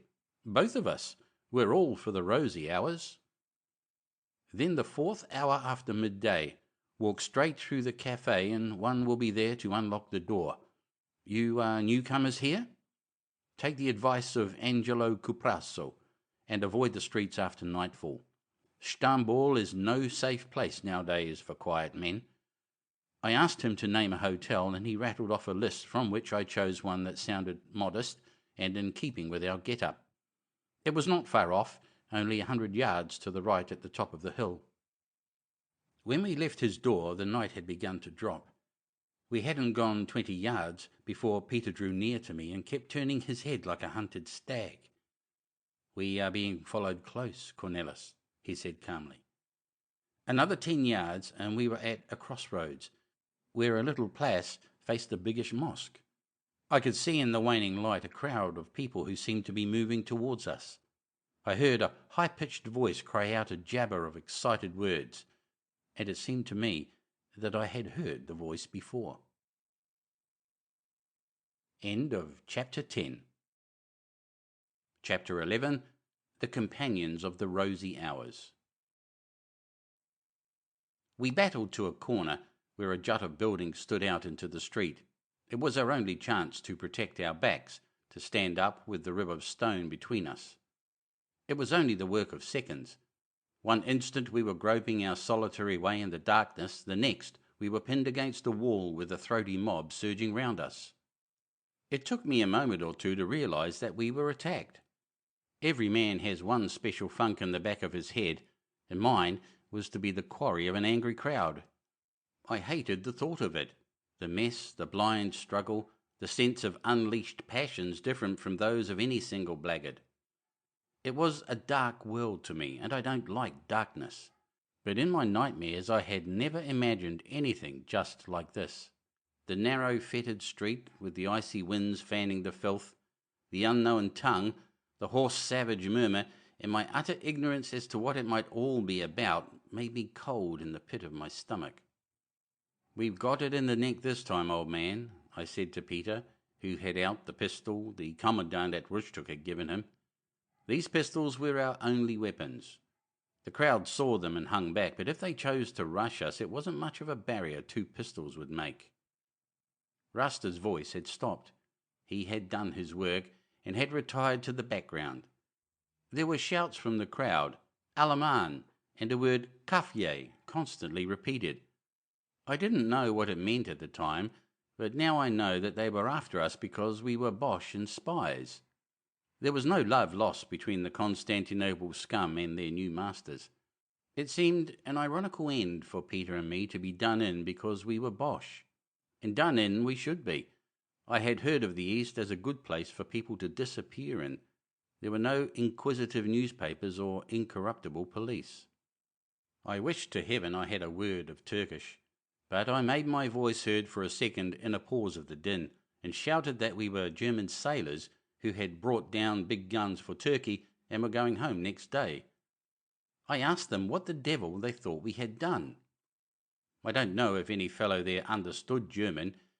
Anyhow, it only brought a pandemonium of cries in which that ominous word Kaffje was predominant. Then Peter fired over their heads. He had to, for a chap was pouring at his throat. The answer was a clatter of bullets on the wall above us. It looked as if they meant to take us alive, and that I was very clear should not happen. Better a bloody end in a street scrap than the tender mercies of that bandboxed bravo. I don't quite know what happened next. A press drove down at me, and I fired. Someone squealed, and I looked the next moment to be strangled. And then, suddenly, the scrimmage ceased, and there was a wavering splash of light in that pit of darkness. I never went through many worse minutes than these. When I had been hunted in the past weeks, there had been mystery enough, but no immediate peril to face. When I had been up against a real urgent physical risk, like Lewes, the danger at any rate had been clear. One knew what one was in for. But here was a threat I couldn't put a name to, and it wasn't in the future, but pressing hard at our throats. And yet I couldn't feel it was quite real. The patter of the pistol bullets against the wall like so many crackers. The faces felt rather than seen in the dark. The clamour, which to me was pure gibberish, had all the madness of a nightmare. Only Peter, cursing steadily in Dutch by my side, was real. And then the light came, and made the scene more eerie. It came from 1 or 2 torches carried by wild fellows with long staves who drove their way into the heart of the mob. The flickering glare ran up the steep walls and made monstrous shadows. The wind swung the flame into long streamers, dying away in a fan of sparks. And now a new word was heard in the crowd. It was Hannay, shouted not in anger, but in fear. At first I could not see the newcomers. They were hidden in the deep darkness under their canopy of light, for they were holding their torches high at the full stretch of their arms. They were shouting too, wild shrill cries ending sometimes in a gush of rapid speech. Their words did not seem to be directed against us, but against the crowd. A sudden hope came to me that for some unknown reason they were on our side. The press was no longer heavy against us. It was thinning rapidly, and I could hear the scuffle as men made off down the side streets. My first notion was that these were the Turkish police, but I changed my mind when the leader came out into a patch of light. He carried no torch, but a long stave with which he belaboured the heads of those who were too tightly packed to flee. It was the most eldritch apparition you can conceive. A tall man, dressed in skins, with bare legs and sandal-shod feet. A wisp of scarlet cloth clung to his shoulders, and, drawn over his head down close to his eyes, was a skull-cap of some kind of pelt with the tail waving behind it. He capered like a wild animal, keeping up a strange high monotone that fairly gave me the creeps. I was suddenly aware that the crowd had gone. Before us was only this figure and his half-dozen companions, some carrying torches and all wearing clothes of skin. But only the one who seemed to be their leader wore the skull cap. The rest had bare heads and long tangled hair. The fellow was shouting gibberish at me. His eyes were glassy like a man who smokes hemp, and his legs were never still for a second. You would think such a figure no better than a mountebank, and yet there was nothing comic in it. Fearful and sinister and uncanny it was, and I wanted to do anything but laugh. As he shouted, he kept pointing with his stave up the street which climbed the hillside. "He means us to move," said Peter. "For God's sake, let us get away from this witch-doctor." I couldn't make sense of it, but one thing was clear. These maniacs had delivered us for the moment from Rasta and his friends. Then I did a dashed silly thing. I pulled out a sovereign and offered it to the leader. I had some kind of notion of showing gratitude, and as I had no words, I had to show it by deed. He brought his stick down on my wrist and sent the coin spinning in the gutter. His eyes blazed, and he made his weapon sing round my head. He cursed me. Oh, I could tell cursing well enough, though I didn't follow a word, and he cried to his followers, and they cursed me too. I had offered him a mortal insult and stirred up a worse hornet's nest than Rasta's push. Peter and I, with a common impulse, took to our heels. We were not looking for any trouble with demoniacs. Up the steep narrow lane we ran with that bedlamite crowd at our heels. The torches seemed to have gone out, for the place was black as pitch, and we tumbled over heaps of offal and splashed through running drains. The men were close behind us, and more than once I felt a stick on my shoulder. But fear lent us wings, and suddenly before us was a blaze of light, and we saw the debouchement of our street in a main thoroughfare. The others saw it too, for they slackened off. Just before we reached the light, we stopped and looked round. There was no sound or sight behind us in the dark lane which dipped to the harbour. "This is a queer country, Cornelis," said Peter, feeling his limbs for bruises. "Too many things happen in too short a time. I'm breathless." The big street we had struck seemed to run along the crest of the hill. There were lamps in it, and crawling cabs, and quite civilized-looking shops. We soon found the hotel to which Cuprasso had directed us, a big place in a courtyard with a very tumbled-down-looking portico and green sun-shutters which rattled drearily in the winter's wind. It proved, as I had feared, to be packed to the door, mostly with German officers. With some trouble I got an interview with the proprietor, the usual Greek, and told him that we had been sent there by Mr. Cuprasso. That didn't affect him in the least, and we would have been shot into the street if I hadn't remembered about Sturm's Pass. So I explained that we had come from Germany with munitions and only wanted rooms for one night. I showed him the pass and blustered a good deal, till he became civil and said he would do the best he could for us. That best was pretty poor. Peter and I were doubled up in a small room which contained 2 camp beds and little else, and had broken windows through which the wind whistled. We had a wretched dinner of stringy mutton, boiled with vegetables, and a white cheese strong enough to raise the dead. But I got a bottle of whisky, for which I paid a sovereign, and we managed to light the stove in our room, fasten the shutters, and warm our hearts with a brew of toddy.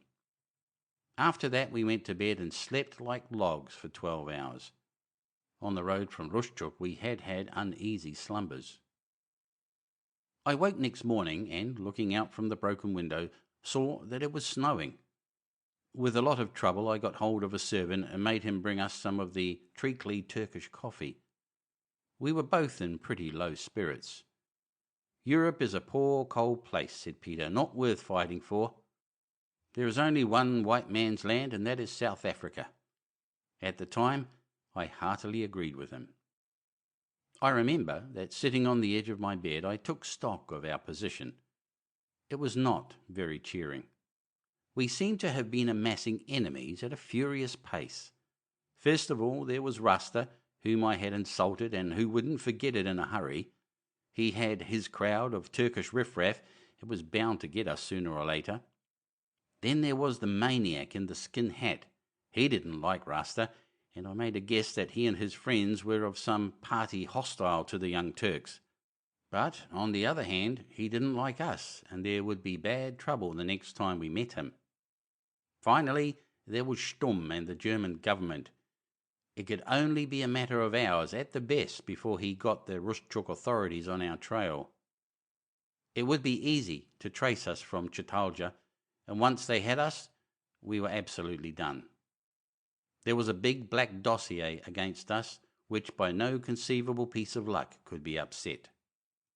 It was very clear to me that unless we could find sanctuary and shed all our various pursuers during this day, we should be done in for good and all. But where on earth were we to find sanctuary? We had neither of us a word of the language, and there was no way I could see of taking on new characters. For that we wanted friends and help, and I could think of none anywhere. Somewhere, to be sure, there was Blenkiron, but how could we get in touch with him? As for Sandy, I had pretty well given him up. I always thought his enterprise the craziest of the lot and bound to fail. He was probably somewhere in Asia Minor, and a month or two later would get to Constantinople and hear in some pothouse the yarn of the two wretched Dutchmen who had disappeared so soon from men's sight. That rendezvous at Caprasso's was no good. It would have been all right if we had got there unsuspected, and could have gone on quietly frequenting the place till Blenkiron picked us up. But to do that we wanted leisure and secrecy, and here we were with a pack of hounds at our heels. The place was horribly dangerous already.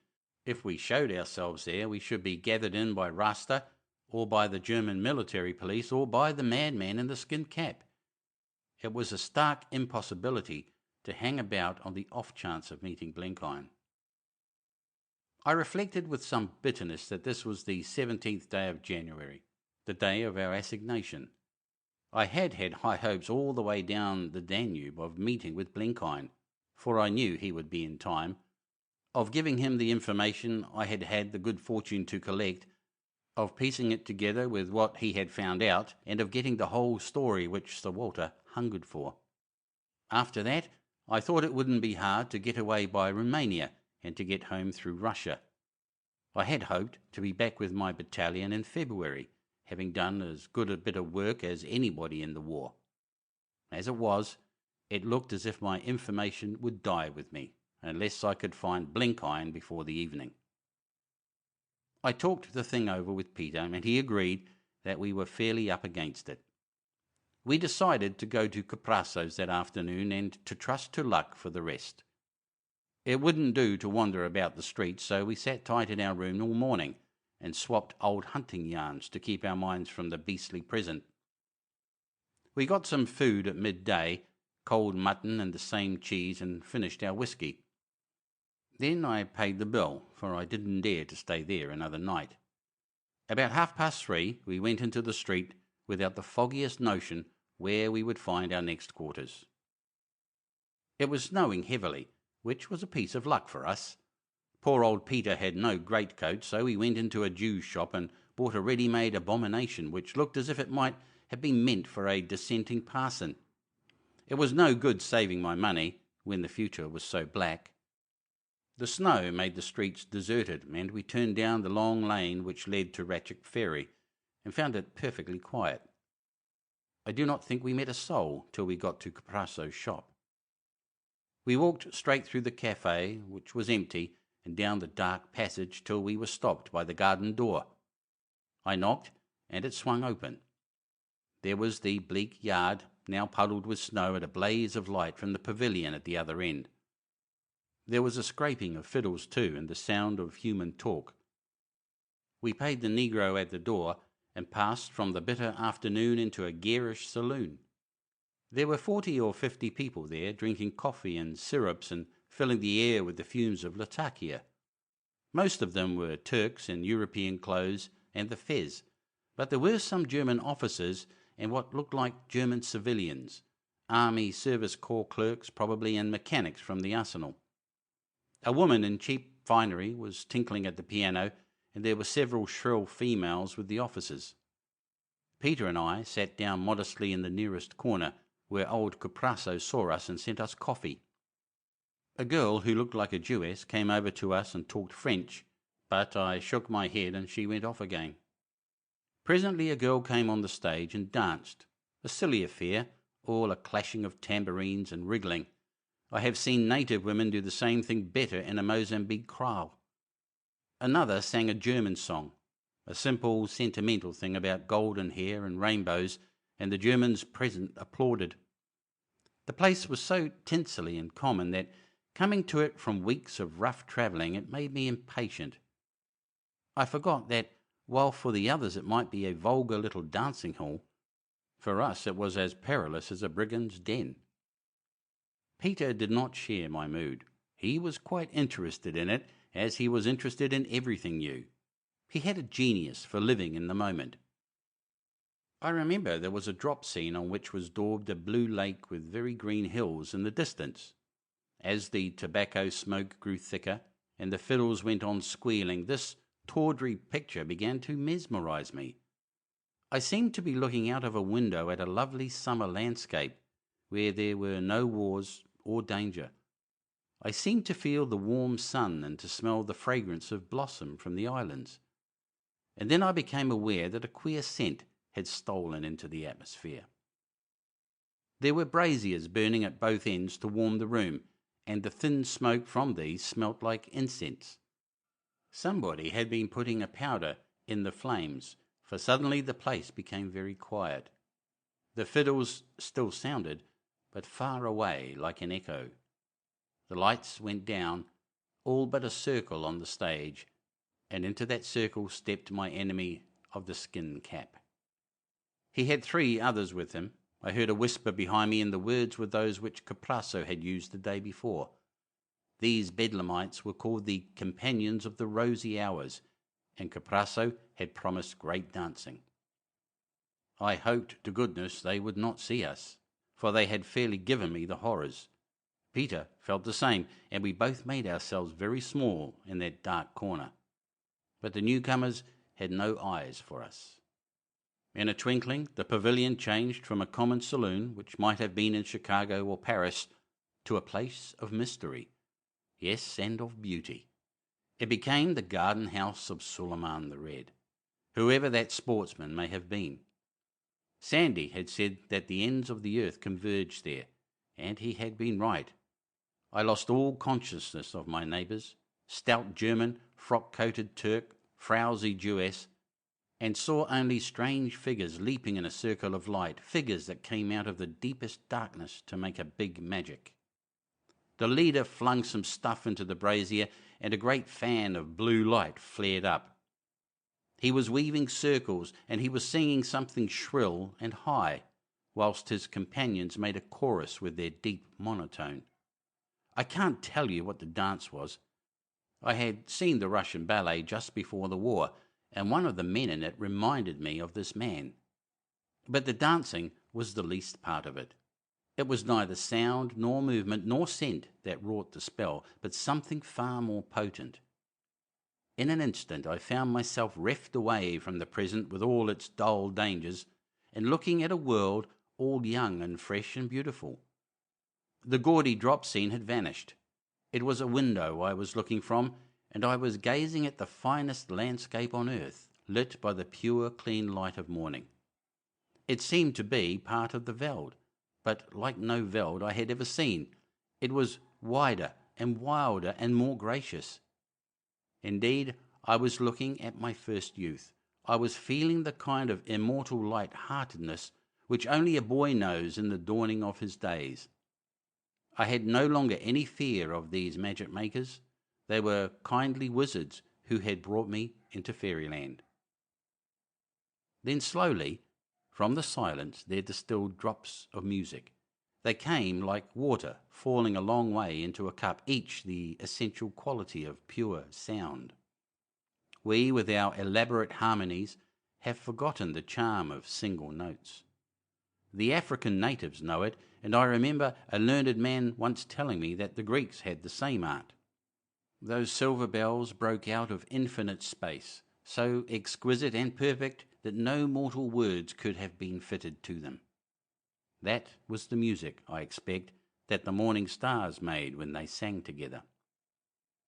Slowly, very slowly, it changed. The glow passed from blue to purple, and then to an angry red. Bit by bit the notes spun together till they had made a harmony, a fierce, restless harmony, and I was conscious again of the skin-clad dancers beckoning out of their circle. There was no mistake about the meaning now. All the daintiness and youth had fled, and passion was beating the air, terrible, savage passion which belonged neither to day nor night, life nor death, but to the half-world between them. I suddenly felt the dancers as monstrous, inhuman, devilish. The thick scents that floated from the brazier seemed to have a tang of new-shed blood. Cries broke from the hearers, cries of anger and lust and terror. I heard a woman sob, and Peter, who is as tough as any mortal, took tight hold of my arm.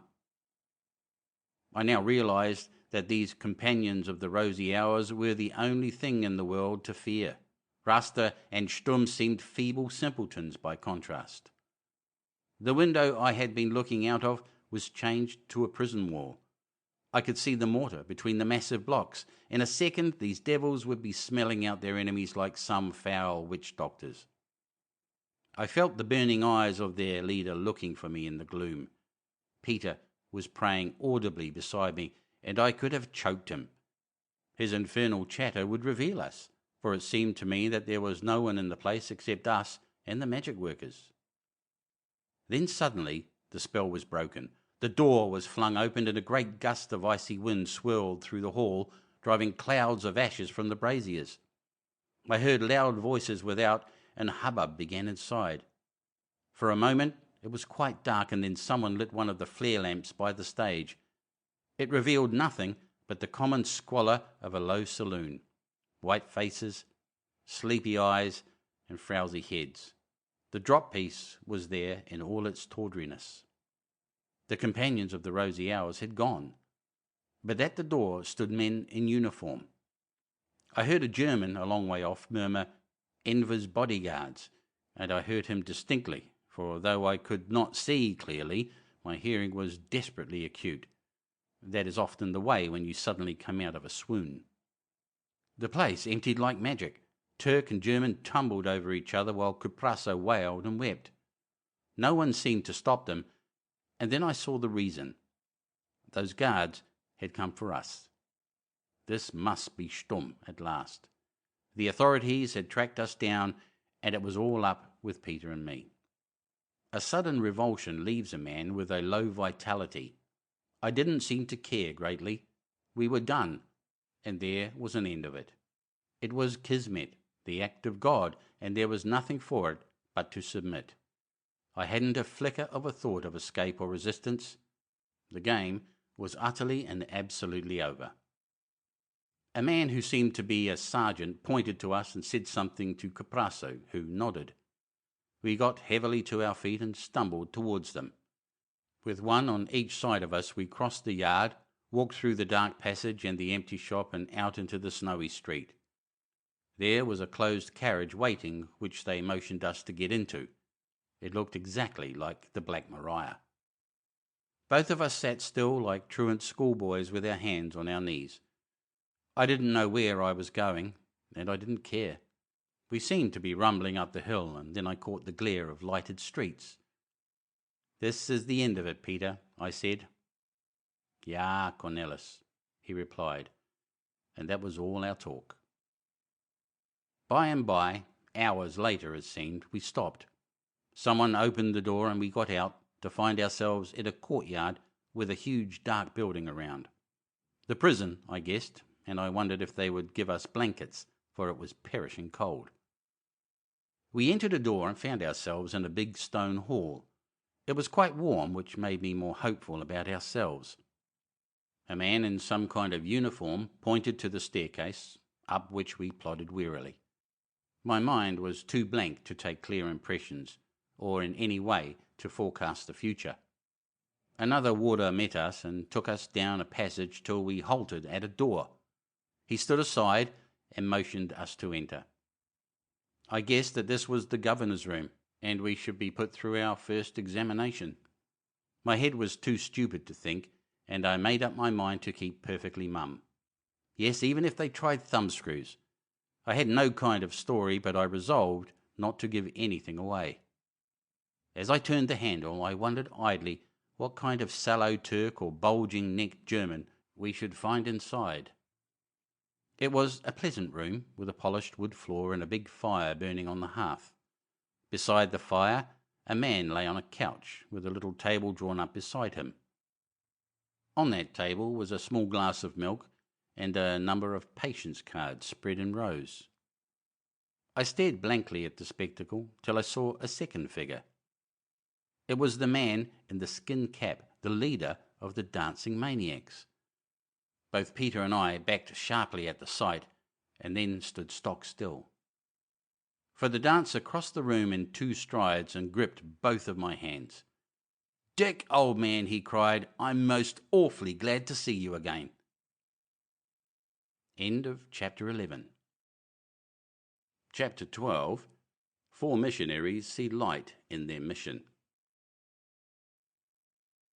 A spasm of incredulity, a vast relief, and that sharp joy which comes of reaction chased each other across my mind. I had come suddenly out of very black waters into an unbelievable calm. I dropped into the nearest chair and tried to grapple with something far beyond words. "Sandy," I said as soon as I got my breath, "you're an incarnate devil. You've given Peter and me the fright of our lives." "It was the only way, Dick. If I hadn't come mewing like a tomcat at your heels yesterday, Rasta would have had you long before you got to your hotel. You two have given me a pretty anxious time, and it took some doing to get you safe here. However, that is all over now. Make yourselves at home, my children." "Over?" I cried incredulously, for my wits were still wool-gathering. "What place is this?" "You may call it my humble home." It was Blenkiron's sleek voice that spoke. "We've been preparing for you, Major, but it was only yesterday I heard of your friend." I introduced Peter. "Mr. Pienaar," said Blenkiron, "pleased to meet you." "Well, as I was observing, you're safe enough here, but you've cut it mighty fine. Officially, a Dutchman called Brandt was to be arrested this afternoon and handed over to the German authorities. When Germany begins to trouble about that Dutchman, she will find difficulty in getting the body. But such are the languid ways of an Oriental despotism. Meantime, the Dutchman will be no more. He will have ceased upon the midnight without pain, as your poet sings." "But I don't understand," I stammered. "Who arrested us?" "My men," said Sandy. "We have a bit of a graft here, and it wasn't difficult to manage it. Old Mollendorf will be nosing after the business tomorrow, but he will find the mystery too deep for him. That is the advantage of a government run by a pack of adventurers. But, by Jove, Dick, we hadn't any time to spare. If Rasta had got you, or the Germans had had the job of lifting you, your goose would have been jolly well cooked. I had some unquiet hours this morning." The thing was too deep for me.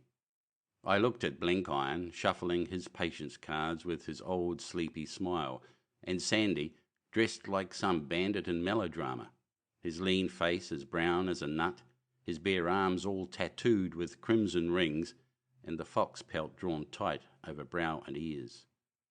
It was still a nightmare world, but the dream was getting pleasanter. Peter said not a word, but I could see his eyes heavy with his own thoughts. Blenkiron hove himself from the sofa and waddled to a cupboard. "You boys must be hungry," he said. "My duodenum has been giving me hell as usual, and I don't eat no more than a squirrel. But I laid in some stores, for I guessed you would want to stoke up some after your travels." He brought out a couple of Strasbourg pies, a cheese, a cold chicken, a loaf, and 3 bottles of champagne. "Fizz," said Sandy rapturously, "and a dry Heidsieck too. We're in luck, Dick, old man."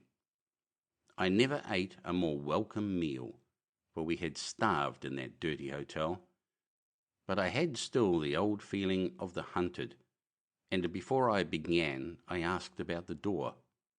"Oh, that's all right," said Sandy. "My fellows are on the stair and at the gate. If the Metreb are in possession, you may bet that other people will keep off.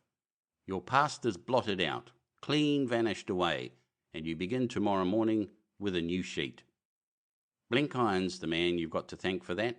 He was pretty certain you'd get here, but he was also certain that you'd arrive in a hurry with a good many inquirers behind you. So he arranged that you should leak away and start fresh. Your name is Richard Hannay," Blenkiron said, "born in Cleveland, Ohio, of German parentage on both sides. One of our brightest mining engineers and the apple of Guggenheim's eye. You arrived this afternoon from Constanza, and I met you at the packet. The clothes for the part are in your bedroom next door. But I guess all that can wait, for I am anxious to get to business. We're not here on a joyride, Major, so I reckon we'll leave out the dime novel adventures. I'm just dying to hear them, but they'll keep. I want to know how our mutual inquiries have prospered." He gave Peter and me cigars, and we sat ourselves in armchairs in front of the blaze. Sandy squatted cross-legged on the hearthrug and lit a foul old briar pipe, which he extricated from some pouch among his skins. And so began that conversation which had never been out of my thoughts for 4 hectic weeks. "If I presume to begin," said Blenkiron, "it's because I reckon my story is the shortest. I have to confess to you, gentlemen, that I have failed." He drew down the corners of his mouth till he looked like a cross between a music-hall comedian and a sick child. "If you were looking for something in the root of the hedge, you wouldn't want to scour the road in a high-speed automobile, and still less would you want to get a bird's-eye view in an aeroplane.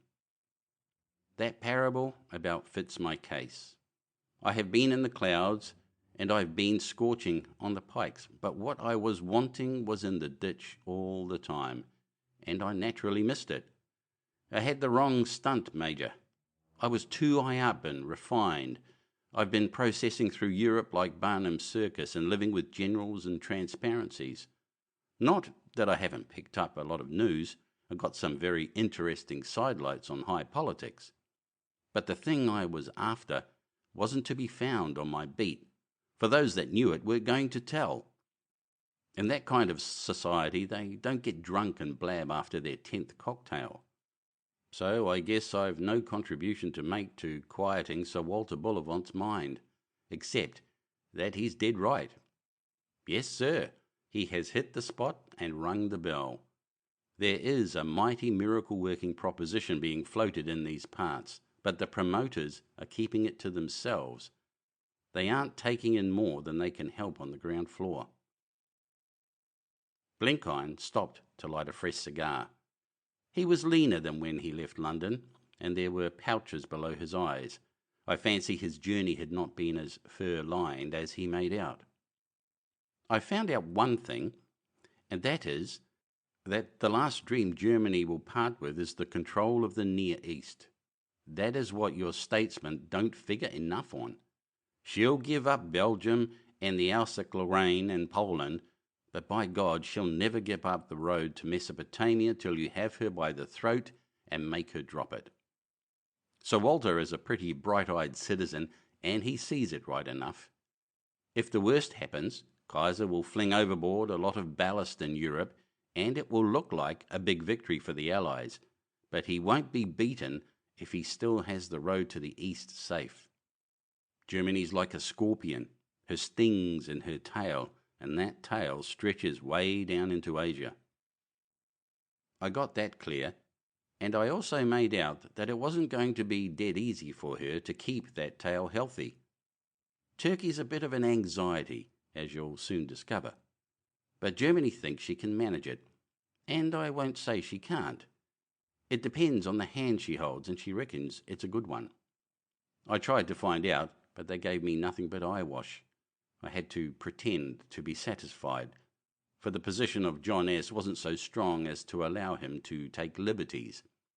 If I asked one of the highbrows, he looked wise and spoke of the might of German arms and German organisation and German staff work. I used to nod my head and get enthusiastic about these stunts, but it was all soft soap. She has a trick in hand, that much I know, but I'm darned if I can put a name to it. I pray to God you boys have been cleverer. His tone was quite melancholy, and I was mean enough to feel rather glad. He had been the professional with the best chance. It would be a good joke if the amateur succeeded where the expert failed. I looked at Sandy. He filled his pipe again and pushed back his skin cap from his brows. What with his long, dishevelled hair, his high-boned face and stained eyebrows, he had the appearance of some mad mullah. I went straight to Smyrna, he said. It wasn't difficult, for you see I had laid down a good many lines in former travels. I reached the town as a Greek moneylender from the Fayum, but I had friends there I could count on, and the same evening I was a Turkish gypsy, a member of the most famous fraternity in Western Asia. I had long been a member, and I'm blood brother of the chief boss, so I stepped into the part ready-made. But I found out that the company of the Rosy Hours was not what I had known it in 1910. Then it had been all for the Young Turks and reform. Now it hankered after the old regime and was the last hope of the Orthodox. It had no use for Enver and his friends, and it did not regard with pleasure the Beaux-Yeux of the Teuton. It stood for Islam and the old ways. It might be described as a conservative nationalist caucus. But it was uncommon powerful in the provinces, and Enver and Talat daren't meddle with it. The dangerous thing about it was that it said nothing and apparently did nothing. It just bided its time and took notes. You can imagine that this was the very kind of crowd for my purpose. I knew of old its little ways, for with all its orthodoxy it dabbled a good deal in magic, and owed half its power to its atmosphere of the uncanny. The companions could dance the heart out of any ordinary Turk. You saw a bit of one of our dances this afternoon, Dick. Pretty good, wasn't it? They could go anywhere, and no questions asked. They knew what the ordinary man was thinking, for they were the best intelligence department in the Ottoman Empire. Far better than Enver's Kafiya, and they were popular too, for they had never bowed the knee to the Nemsi, the Germans who are squeezing out the lifeblood of the Osmanli for their own ends. It would have been as much as the life of the committee or its German masters was worth to lay a hand on us, for we clung together like leeches, and we were not in the habit of sticking at trifles. Well, you may imagine it wasn't difficult for me to move where I wanted. My dress and the password franked me anywhere. I travelled from Smyrna by the new railway to Panderma on the Marmora, and got there just before Christmas. That was after Anzac and Salva had been evacuated, but I could hear the guns going hard at Cape Helles. From Panderma, I started to cross to Thrace in a coasting steamer, and there an uncommon funny thing happened. I got torpedoed. It must have been about the last effort of a British submarine in those waters. But she got us all right. She gave us 10 minutes to take to the boats, and then sent the blighted old packet and a fine cargo of 6-inch shells to the bottom. There weren't many passengers, so it was easy enough to get ashore in the ship's boats. The submarine sat on the surface watching us as we wailed and howled in the true Oriental way, and I saw the captain quite close in the conning tower. Who do you think it was? Tommy Elliot, who lives on the other side of the hill from me at home. I gave Tommy the surprise of his life. As we bumped past him, I started the flowers of the forest, the old version, on the antique stringed instrument I carried, and I sung the words very plain. Tommy's eyes bulged out of his head, and he shouted at me in English to know who the devil I was. I replied in the broadest Scots, which no man in the submarine or in our boat could have understood a word of. "Maister Tammy," I cried, "what for wad ye scale a dacent tinkler lad until I could see? I'll guy ye your cow through the reek for this ploy the next time I forgather wi' ye on the tap of Cairden." Tommy spotted me in a second. He laughed till he cried, and as we moved off, shouted to me in the same language to put a stoot hurt tie a stay bray. I hope to heaven he had the sense not to tell my father, or the old man will have had a fit. He never much approved of my wanderings, and thought I was safely anchored in the battalion. Well, to make a long story short, I got to Constantinople and pretty soon found touch with Blenkiron. The rest you know. And now for business. I have been fairly lucky, but no more, for I haven't got to the bottom of the thing nor anything like it. But I've solved the first of Harry Bullivant's riddles. I know the meaning of Casredin. Sir Walter was right, as Blenkiron has told us. There's a great stirring in Islam, something moving on the face of the waters. They make no secret of it. Those religious revivals come in cycles, and one was due about now. And they are quite clear about the details. A seer has arisen of the blood of the Prophet, who will restore the Caliphate to its old glories and Islam to its old purity. His sayings are everywhere in the Muslim world. All the orthodox believers have them by heart. That is why they are enduring grinding poverty and preposterous taxation, and that is why their young men are rolling up to the armies and dying without complaint in Gallipoli and Transcaucasia. They believe they are on the eve of a great deliverance. Now, the first thing I found out was that the Young Turks had nothing to do with this. They are unpopular and unorthodox and no true Turks. But Germany has. How? I don't know. But I could see quite plainly that in some subtle way Germany was regarded as a collaborator in the movement. It is that belief that is keeping the present regime going. The ordinary Turk loathes the committee, but he has some queer, perverted expectation from Germany. It is not a case of Enver and the rest carrying on their shoulders the unpopular Teuton. It is a case of the Teuton carrying the unpopular committee.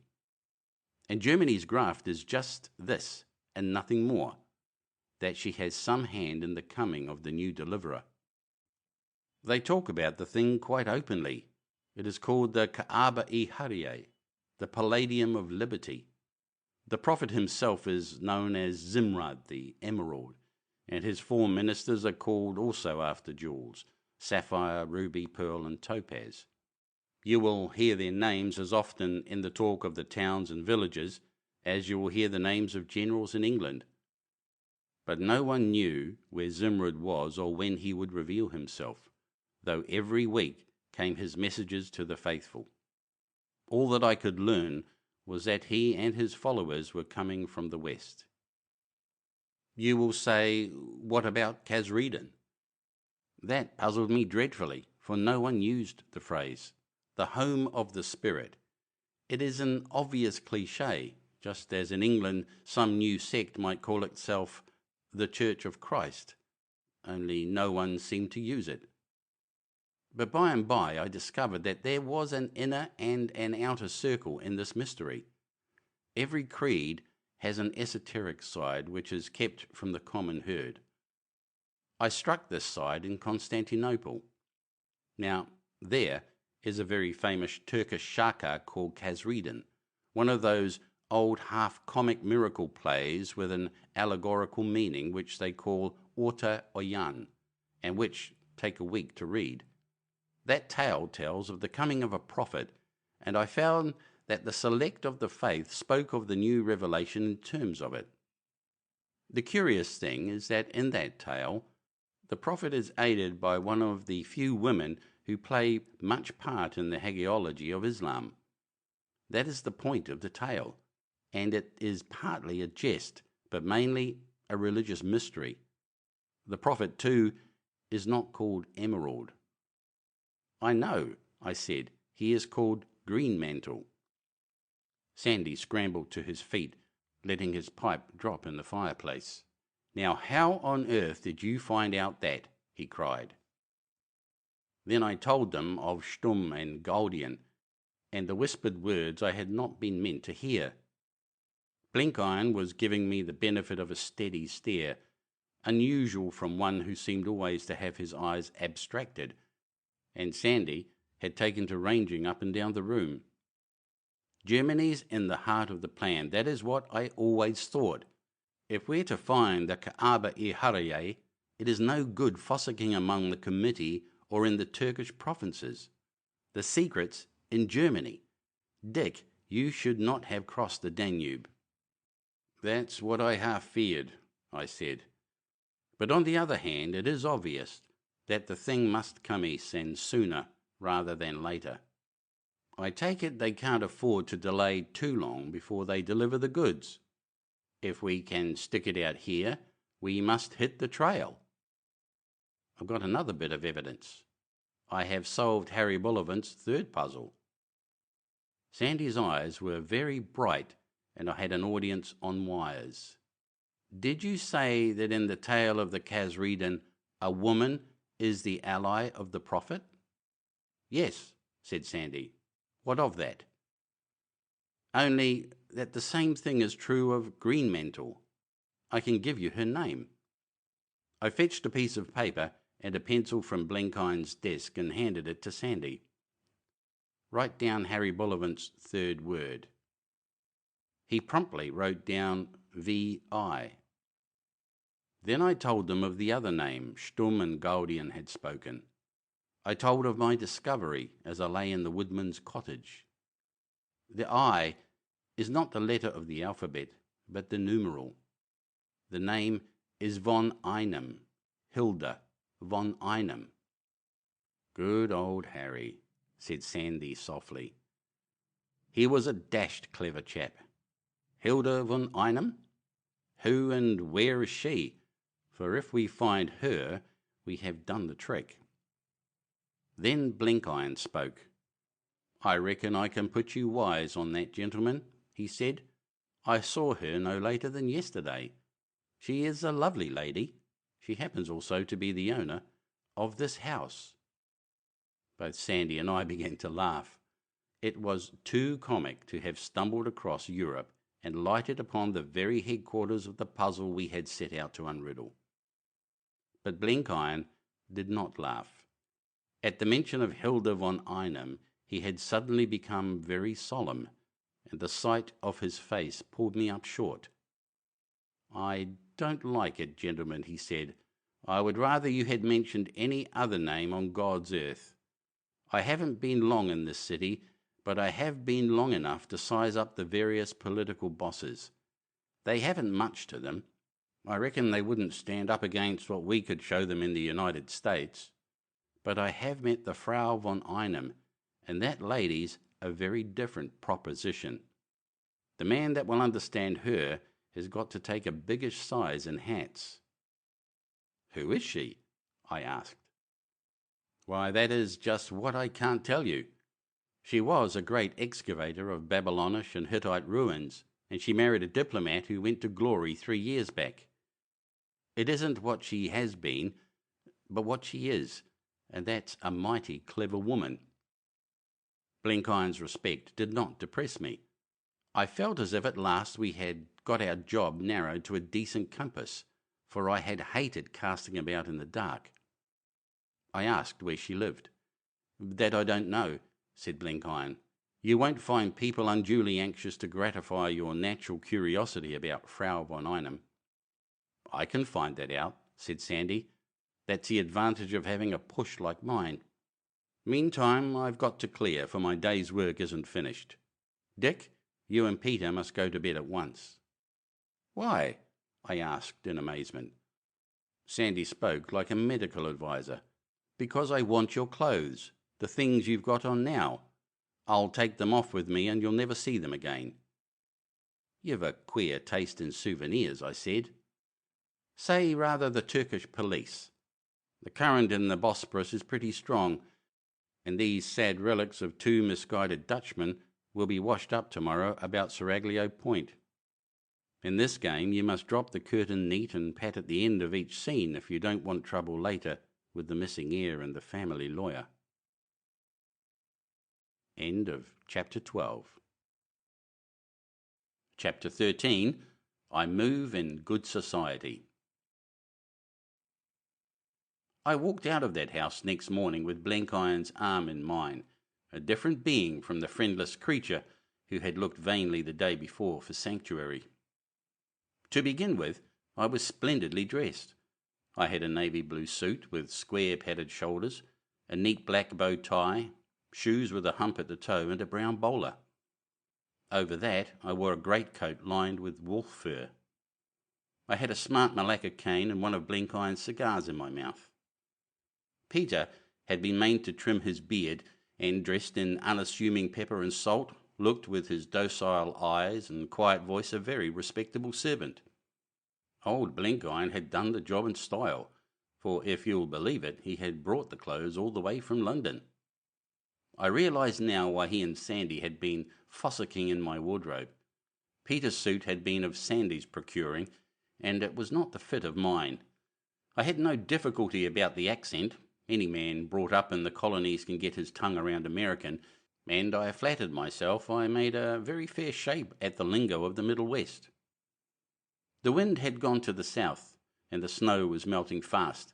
There was a blue sky above Asia, and away to the north masses of white cloud drifting over the Black Sea.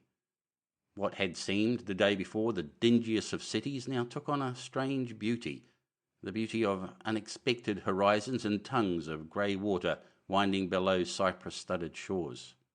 A man's temper has a lot to do with his appreciation of scenery. I felt a free man once more and could use my eyes. That street was a jumble of every nationality on earth. There were Turkish regulars in their queer conical khaki helmets, and wild-looking levies who had no kin with Europe. There were squads of Germans in flat forage caps, staring vacantly at novel sights and quick to salute any officer on the sidewalk. Turks in closed carriages passed, and Turks on good Arab horses, and Turks who looked as if they had come out of the Ark. But it was the rabble that caught the eye. Very wild, pinched, miserable rabble. I never in my life saw such swarms of beggars, and you walked down that street to the accompaniment of entreaties for alms in all the tongues of the Tower of Babel. Blenkiron and I behaved as if we were interested tourists. We would stop and laugh at one fellow and give a penny to a second, passing comments in high-pitched Western voices. We went into a cafe and had a cup of coffee. A beggar came in and asked alms. Hitherto Blenkiron's purse had been closed, but now he took out some small nickels and planked 5 down on the table. The man cried down blessings and picked up 3. Blenkiron very swiftly swept the other 2 into his pocket. That seemed to me queer, and I remarked that I had never before seen a beggar who gave change. Blenkiron said nothing, and presently we moved on and came to the harbour side. There were a number of small tugs moored alongside, and 1 or 2 bigger craft, fruit boats, I judged, which used to ply in the Aegean. They looked pretty well moth-eaten from disuse. We stopped at one of them and watched a fellow in a blue nightcap splicing ropes. He raised his eyes once and looked at us, and then kept on with his business. Blenkiron asked him where he came from, but he shook his head, not understanding the tongue. A Turkish policeman came up and stared at us suspiciously till Blenkiron opened his coat, as if by accident, and displayed a tiny square of ribbon at which he saluted. Failing to make conversation with the sailor, Blenkiron flung him 3 of his black cigars. "I guess you can smoke, friend, if you can't talk," he said. The man grinned and caught the 3 neatly in the air. Then, to my amazement, he tossed one of them back. The donor regarded it quizzically as it lay on the pavement. "That boy's a connoisseur of tobacco," he said. As we moved away, I saw the Turkish policeman pick it up and put it inside his cap. We returned by the long street on the crest of the hill. There was a man selling oranges on a tray, and Blenkiron stopped to look at them. I noticed that the man shuffled 15 into a cluster. Blenkiron felt the oranges as if to see that they were sound and pushed two aside. The man instantly restored them to the group, never raising his eyes. "This ain't the time of year to buy fruit," said Blenkiron as we passed on. "Those oranges are rotten as medlars." We were almost on our own doorstep before I guessed the meaning of the business. "Is your morning's work finished?" I said. "Our morning's walk?" he asked innocently. "I said work." He smiled blandly. "I reckon you'd tumble to it." "Why, yes, except that I've some figuring still to do. Give me half an hour, and I'll be at your service, Major." That afternoon, after Peter had cooked a wonderfully good luncheon, I had a heart-to-heart talk with Blenkiron. "My business is to get news," he said, "and before I start on a stunt I make considerable preparations. All the time in London when I was yelping at the British government I was busy with Sir Walter arranging things ahead. We used to meet in queer places and at all hours of the night. I fixed up a lot of connections in the city before I arrived, and especially a news service with your Foreign Office by way of Romania and Russia. In a day or two I guess our friends will know all about our discoveries." At that, I opened my eyes very wide. "Why, yes, you Britishers haven't any notion how wide awake your intelligence service is. I reckon it's easy the best of all the belligerents. You never talked about it in peacetime, and you shunned the theatrical ways of the Teuton. But you had the wires laid good and sure. I calculate there isn't much that happens in any corner of the earth that you don't know within 24 hours. I don't say your highbrows use the news well. I don't take much stock in your political push. There are a lot of silver tongues, no doubt, but it ain't oratory that is wanted in this racket. The William Jennings Bryan stunt languishes in wartime. Politics is like a chicken coop, and those inside get to behave as if their little run were all the world. But if the politicians make mistakes, it isn't from lack of good instruction to guide their steps. If I had a big proposition to handle and could have my pick of helpers, I'd plump for the intelligence department of the British Admiralty. Yes, sir, I take off my hat to your government sleuths." "Did they provide you with ready-made spies here?" I asked in astonishment. "Why, no," he said, "but they gave me the key, and I could make my own arrangements. In Germany I buried myself deep in the local atmosphere and never peeped out. That was my game, for I was looking for something in Germany itself, and didn't want any foreign cross-bearings. As you know, I failed where you succeeded. But so soon as I crossed the Danube, I set about opening up my lines of communication, and I hadn't been 2 days in this metropolis before I had got my telephone exchange buzzing. Sometime I'll explain the thing to you, for it's a pretty little business. I've got the cutest cipher.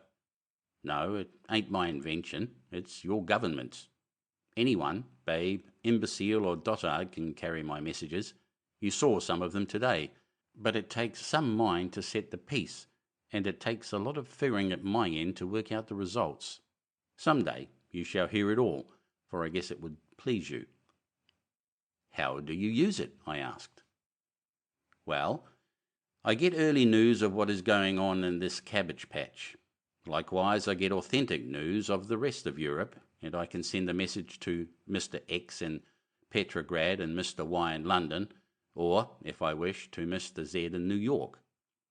What's the matter with that for a post office? I'm the best informed man in Constantinople, for old General Lyman only hears one side, and mostly lies at that, and Enver prefers not to listen at all. Also, I could give them points on what is happening at their very door, for our friend Sandy is a big boss in the best-run crowd of mountebanks that ever fiddled secrets out of men's hearts. Without their help, I wouldn't have cut much ice in this city. I want you to tell me one thing, Blenkiron," I said. "I've been playing a part for the past month, and it wears my nerves to tatters. Is this job very tiring? for if it is, I doubt I may buckle up." He looked thoughtful. "I can't call our business an absolute rescue any time. You've got to keep your eyes skinned, and there's always the risk of the little packet of dynamite going off unexpected. But as these things go, I'd rate this stunt as easy. We've only got to be natural. We wear our natural clothes and talk English and sport a Teddy Roosevelt smile, and there isn't any call for theatrical talent. Where I found the job tight was when I had got to be natural, and my naturalness was the same brand as that of everybody round about, and all the time I had to do unnatural things.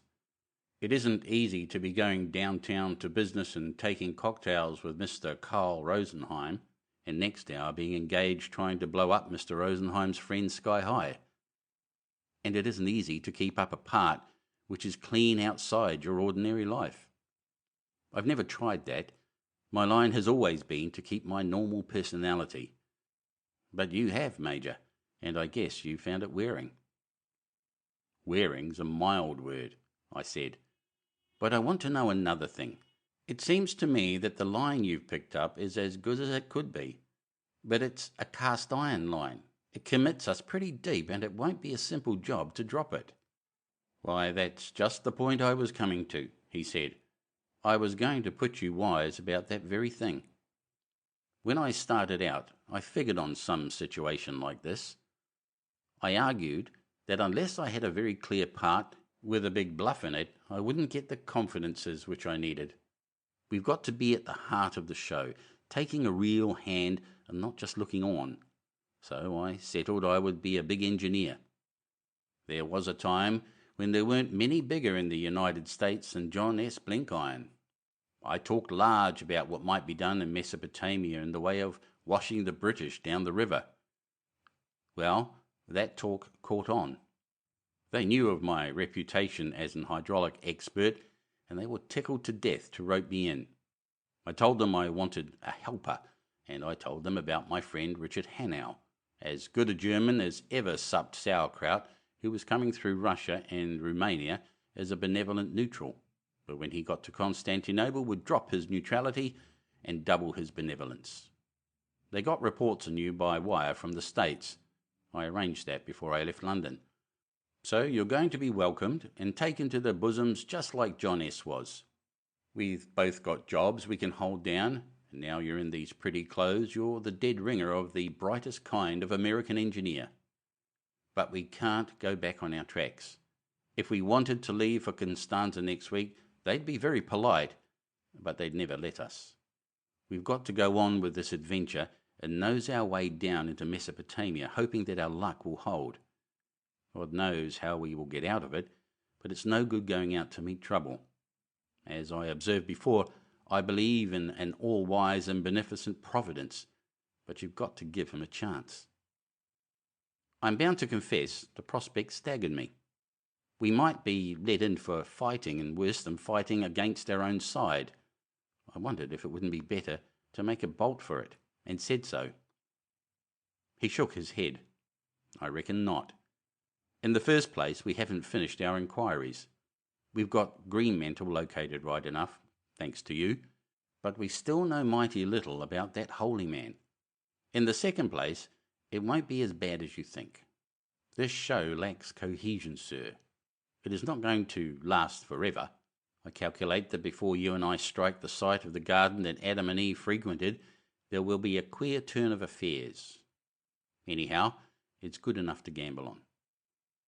Then he got some sheets of paper and drew me a plan of the dispositions of the Turkish forces.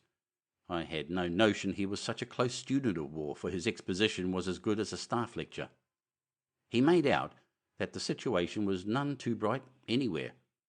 The troops released from Gallipoli wanted a lot of refitment and would be slow in reaching the Transcaucasian frontier, where the Russians were threatening.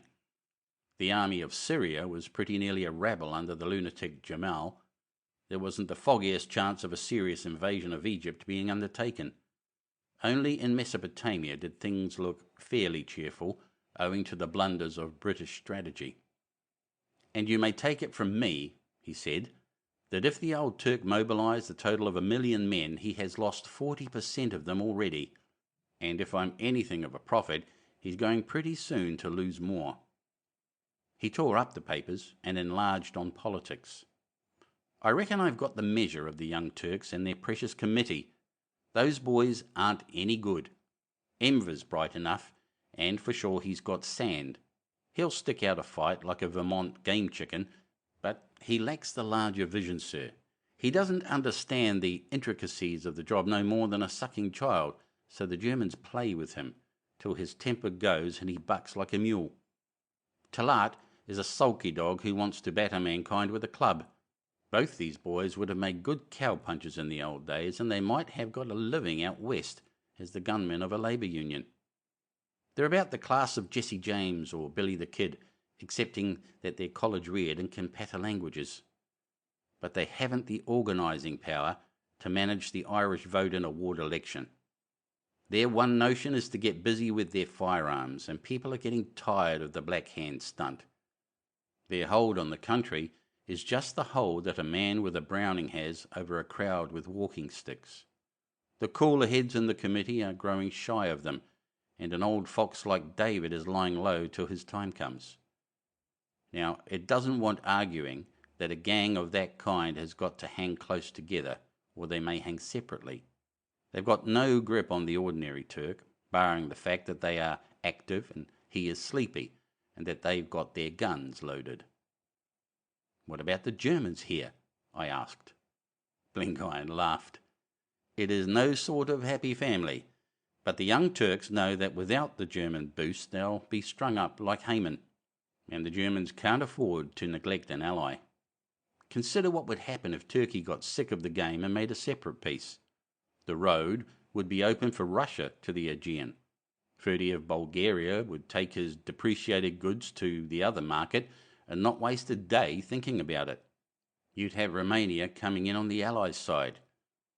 Things would look pretty black for that control of the Near East on which Germany had banked her winnings. Kaiser says that's got to be prevented at all costs. But how is it going to be done?"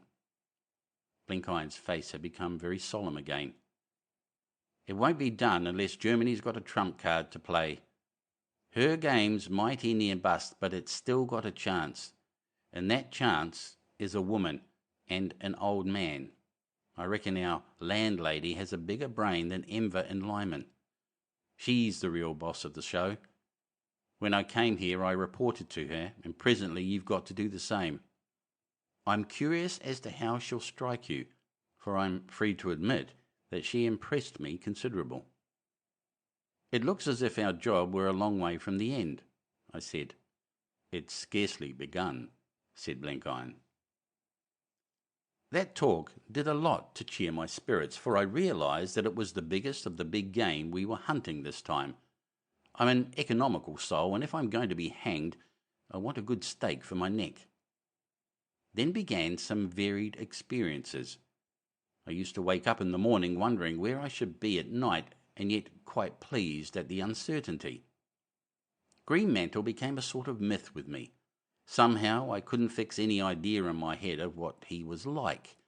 The nearest I got was a picture of an old man in a turban coming out of a bottle in a cloud of smoke, which I remembered from a child's edition of the Arabian Nights. But if he was dim, the lady was dimmer. Sometimes I thought of her as a fat old German crony, sometimes as a harsh-featured woman like a schoolmistress with thin lips and eyeglasses. But I had to fit the East into the picture, so I made her young and gave her a touch of the languid houri in the veil. I was always wanting to pump Blenkiron on the subject, but he shut up like a rat trap. He was looking for bad trouble in that direction, and was disinclined to speak about it beforehand. We led a peaceful existence. Our servants were two of Sandy's lot, for Blenkiron had very rightly cleared out the Turkish caretakers, and they worked like beavers under Peter's eye till I reflected I had never been so well looked after in my life. I walked about the city with Blenkiron, keeping my eyes open and speaking very civil. The third night we were bidden to dinner at Mollendorf, so we put on our best clothes and set out in an ancient cab. Blenkiron had fetched a dress suit of mine, from which my own tailor's label had been cut and a New York one substituted.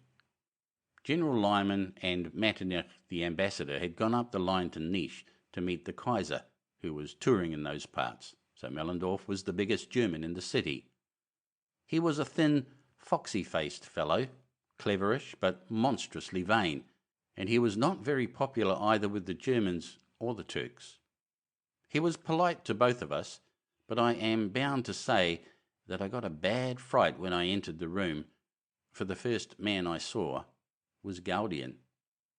I doubt if he would have recognized me even in the clothes I had worn in Sturm's company, for his eyesight was wretched. As it was, I ran no risk in dress clothes, with my hair brushed back and a fine American accent.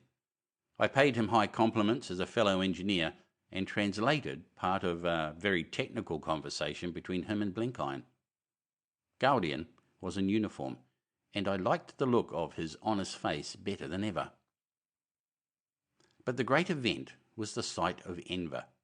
He was a slim fellow of Raster's build, very foppish and precise in his dress, with a smooth oval face like a girl's and rather fine straight black eyebrows.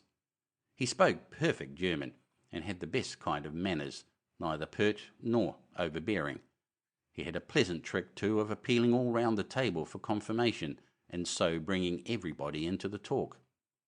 Not that he spoke a great deal, but all he said was good sense, and he had a smiling way of saying it. Once or twice he ran counter to Mollendorf, and I could see there was no love lost between these two. I didn't think I wanted him as a friend. He was too cold-blooded and artificial, and I was pretty certain that I didn't want those steady black eyes as an enemy. But it was no good denying his quality. The little fellow was all cold courage, like the fine polished blue steel of a sword. I fancy I was rather a success at that dinner. For one thing, I could speak German, and so had a pull on Blenkiron. For another, I was in a good temper, and really enjoyed putting my back into my part. They talked very high-flown stuff about what they had done and were going to do, and Enver was great on Gallipoli. I remember he said that he could have destroyed the whole British army if it hadn't been for somebody's cold feet, at which Mollendorf looked daggers. They were so bitter about Britain and all her works that I gathered they were getting pretty panicky, and that made me as jolly as a sandboy. I'm afraid I was not free from bitterness myself on that subject.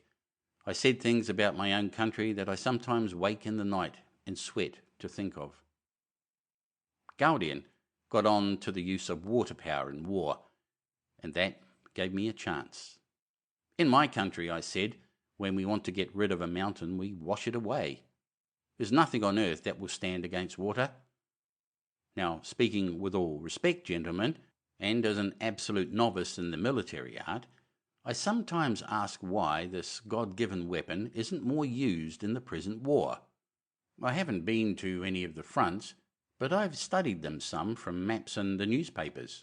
Take your German position in Flanders, where you've got the high ground. If I were a British general, I reckon I would very soon make it no sort of position. Mollendorf asked, how? Why, I'd wash it away. Wash away the 14 feet of soil down to the stone. There's a heap of coal pits behind the British front where they could generate power, and I judge there's ample water supply from the rivers and canals. I guarantee to wash you away in 24 hours. Yes, in spite of all your big guns. It beats me why the British haven't got onto this notion. They used to have some bright engineers. Enver was on the point like a knife, far quicker than Gaudian. He cross-examined me in a way that showed he knew how to approach a technical subject, though he mightn't have much technical knowledge. He was just giving me a sketch of the flooding in Mesopotamia when an aide-de-camp brought in a chit which fetched him to his feet. I have gossiped long enough, he said. My kind host, I must leave you. Gentlemen, all my apologies and farewells. Before he left, he asked my name and wrote it down. This is an unhealthy city for strangers, Mr. Hannay, he said in very good English. I have some small power of protecting a friend, and what I have is at your disposal. This with the condescension of a king promising his favour to a subject. The little fellow amused me tremendously and rather impressed me too.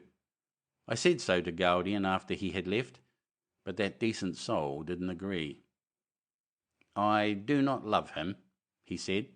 "We are allies, yes, but friends, no. He is no true son of Islam, which is a noble faith and despises liars and boasters and betrayers of their salt." That was the verdict of one honest man on this ruler in Israel.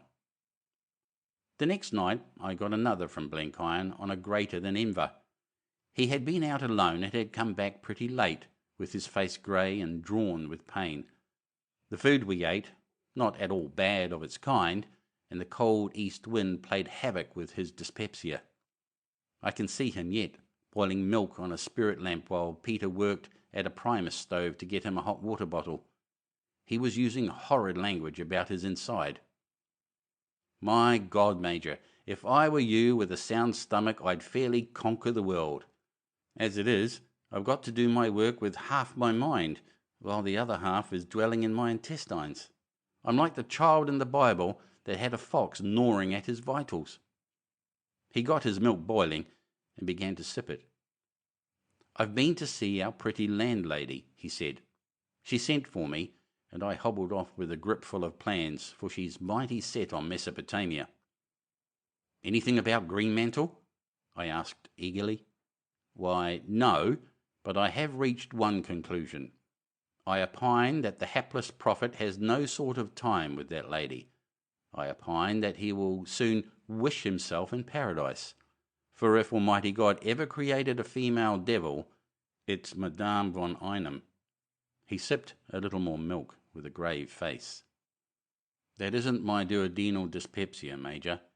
It's the verdict of a ripe experience, for I have a cool and penetrating judgment even if I've a deranged stomach, and I give it as my considered conclusion that that woman's mad and bad, but principally bad."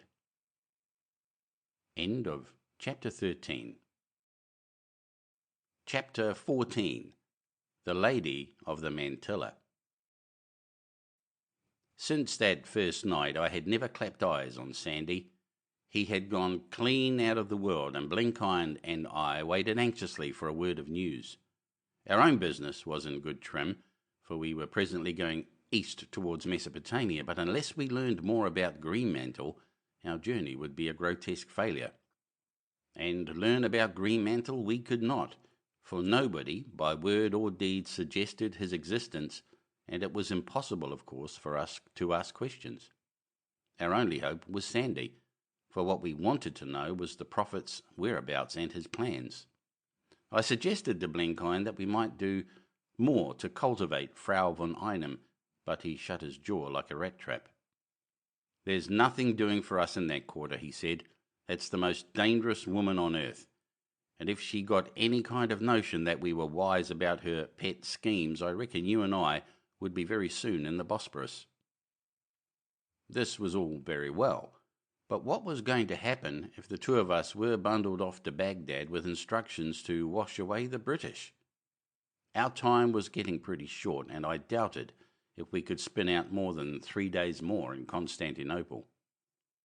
I felt just as I had felt with Stumm that last night when I was about to be packed off to Cairo and saw no way of avoiding it.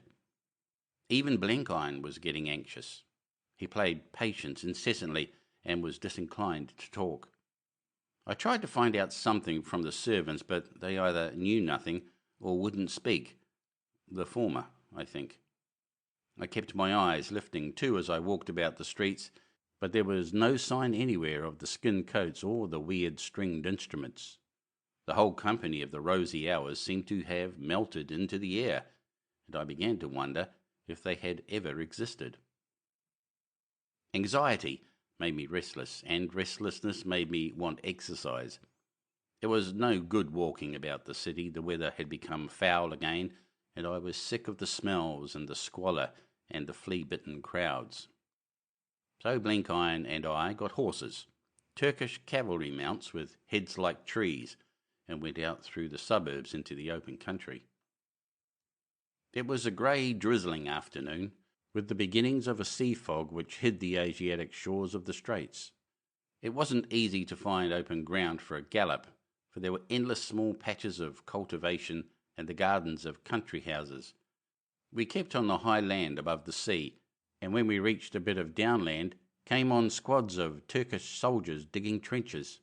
Whenever we let the horses go, we had to pull up sharp for a digging party or a stretch of barbed wire. Coils of the beastly thing were lying loose everywhere, and Blenkiron nearly took a nasty toss over one. Then we were always being stopped by sentries and having to show our passes.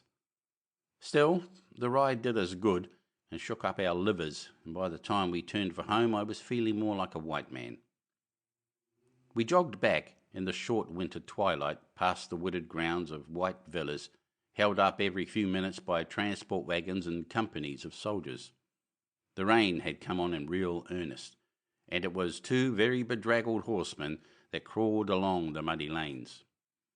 As we passed one villa, shut in by a high white wall, a pleasant smell of wood smoke was wafted towards us, which made me sick for the burning veld. My ear, too, caught the twanging of a zither, which somehow reminded me of the afternoon in Caprasso's garden house. I pulled up and proposed to investigate, but Blenkiron very testily declined. "Zithers are as common here as fleas," he said. "You don't want to be fossicking around somebody's stables and find a horseboy entertaining his friends. They don't like visitors in this country, and you'll be asking for trouble if you go inside those walls." "I guess it's some old buzzard's harem." Buzzard was his own private peculiar name for the Turk, for he said he had had as a boy a natural history book with a picture of a bird called the turkey buzzard, and couldn't get out of the habit of applying it to the Ottoman people. I wasn't convinced, so I tried to mark down the place. It seemed to be about 3 miles out from the city, at the end of a steep lane on the inland side of the hill coming from the Bosporus. I fancied somebody of distinction lived there, for a little farther on we met a big empty motor car snorting its way up, and I had a notion that the car belonged to the walled villa. Next day, Blenkiron was in grievous trouble with his dyspepsia. About midday he was compelled to lie down, and having nothing better to do, I had out the horses again and took Peter with me. It was funny to see Peter, in a Turkish army saddle, riding with the long boer stirrup and the slouch of the backveld. That afternoon was unfortunate from the start. It was not the mist and drizzle of the day before, but a stiff northern gale which blew sheets of rain in our faces and numbed our bridle hands. We took the same road, but pushed west of the trench digging parties and got to a shallow valley with a white village among the cypresses. Beyond that, there was a very respectable road which brought us to the top of a crest that in clear weather must have given a fine prospect. Then we turned our horses, and I shaped our course so as to strike the top of the long lane that abutted on the town. I wanted to investigate the white villa. But we hadn't gone far on our road back before we got into trouble. It arose out of a sheepdog, a yellow mongrel brute that came at us like a thunderbolt. It took a special fancy to Peter and bit savagely at his horse's heels and sent it capering off the road. I should have warned him, but I did not realise what was happening till too late. For Peter, being accustomed to mongrels in Kaffir kraals, took a summary way with the pest. Since it despised his whip, he out with his pistol and put a bullet through its head. The echoes of the shot had scarcely died away when the row began. A big fellow appeared running towards us, shouting wildly. I guessed he was the dog's owner and proposed to pay no attention. But his cries summoned 2 other fellows, soldiers by the look of them, who closed in on us, unslinging their rifles as they ran. My first idea was to show them our heels, but I had no desire to be shot in the back, and they looked like men who wouldn't stop short of shooting. So we slowed down and faced them. They made as savage-looking a trio as you would want to avoid. The shepherd looked as if he had been dug up, a dirty ruffian with matted hair and a beard like a bird's nest. The 2 soldiers stood staring with sullen faces, fingering their guns. while the other chap raved and stormed and kept pointing at Peter, whose mild eyes stared unwinkingly at his assailant. The mischief was that neither of us had a word of Turkish. I tried German, but it had no effect. We sat looking at them, and they stood storming at us, and it was fast getting dark. Once I turned my horse round as if to proceed, and the two soldiers jumped in front of me. They jabbered among themselves, and then one said very slowly, "He want pounds," and he held up 5 fingers. They evidently saw by the cut of our jib that we weren't Germans. "I'll be hanged if he gets a penny," I said angrily, and the conversation languished. The situation was getting serious, so I spoke a word to Peter. The soldiers had their rifles loose in their hands, and before they could lift them, we had the pair covered with our pistols. "If you move," I said, "you are dead." They understood that all right, and stood stock still, while the shepherd stopped his raving and took to muttering like a gramophone when the record is finished. "Drop your guns," I said sharply. "Quick, or we shoot." The tone, if not the words, conveyed my meaning. Still staring at us, they let the rifles slide to the ground. The next second, we had forced our horses on the top of them, and the 3 were off like rabbits. I sent a shot over their heads to encourage them. Peter dismounted and tossed the guns into a bit of scrub, where they would take some finding. This hold-up had wasted time. By now it was getting very dark, and we hadn't ridden a mile before it was black night. It was an annoying predicament, for I had completely lost my bearings, and at the best I had only a foggy notion of the lie of the land. The best plan seemed to be to try to get to the top of a rise in the hope of seeing the lights of the city, but all the countryside was so pockety that it was hard to strike the right kind of rise. We had to trust to Peter's instinct. I asked him where our line lay, and he sat very still for a minute, sniffing the air. Then he pointed the direction. It wasn't what I would have taken myself, but on a point like that he was pretty near infallible. Presently we came to a long slope, which cheered me. But at the top there was no light visible anywhere, only a black void like the inside of a shell. As I stared into the gloom, it seemed to me that there were patches of deeper darkness that might be woods.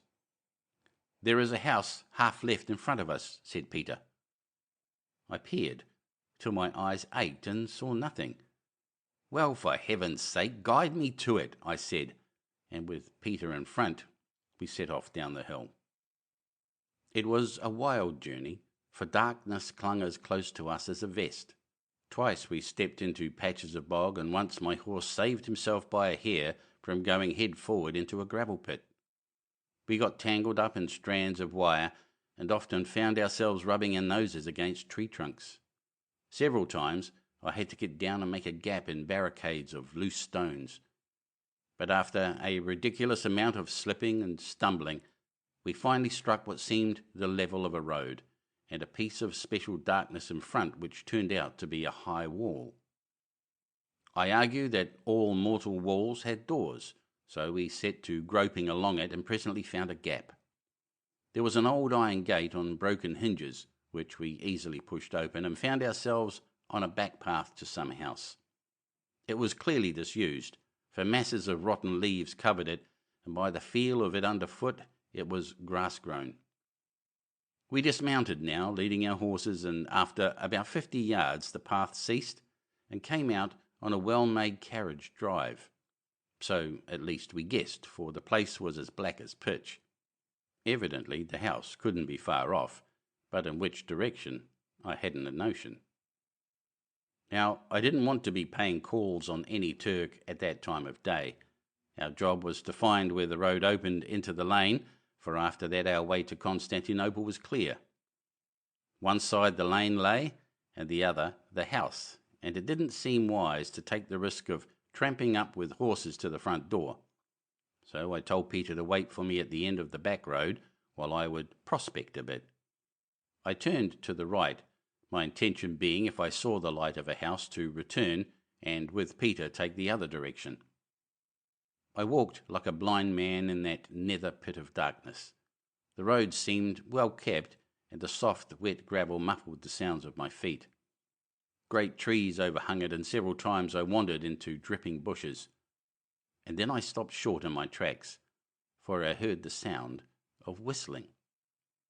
It was quite close, about 10 yards away, and the strange thing was that it was a tune I knew, about the last tune you would expect to hear in this part of the world. It was the Scots air, Car the Yows to the Nows, which was a favourite of my father's. The whistler must have felt my presence, for the air suddenly stopped in the middle of a bar, and unbounded curiosity seized me to know who the fellow could be, so I started in and finished it myself. There was silence for a second, and then the unknown began again and stopped. Once more I chipped in and finished it. Then it seemed to me that he was coming nearer. The air in that dank tunnel was very still, and I thought I heard a light foot. I think I took a step backward. Suddenly there was a flash of an electric torch from a yard off, so quick that I could see nothing of the man who held it. Then a low voice spoke out of the darkness, a voice I knew well, and following it a hand was laid on my arm. "What the devil are you doing here, Dick?" it said, and there was something like consternation in the tone. I told him in a hectic sentence, for I was beginning to feel badly rattled myself. "You've never been in greater danger in your life," said the voice. "Great God, man, what brought you wandering here today of all days?" You can imagine that I was pretty scared, for Sandy was the last man to put a case too high.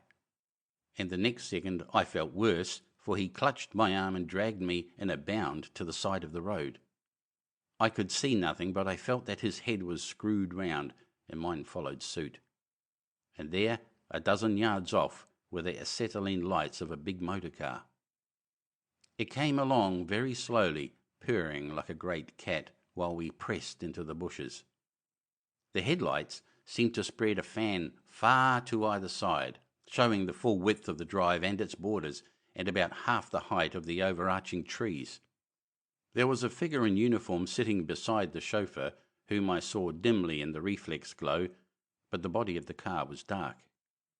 It crept towards us, passed, and my mind was just getting easy again when it stopped. A switch was snapped within, and the limousine was brightly lit up. Inside, I saw a woman's figure. The servant had got out and opened the door, and a voice came from within, a clear, soft voice speaking in some tongue I didn't understand.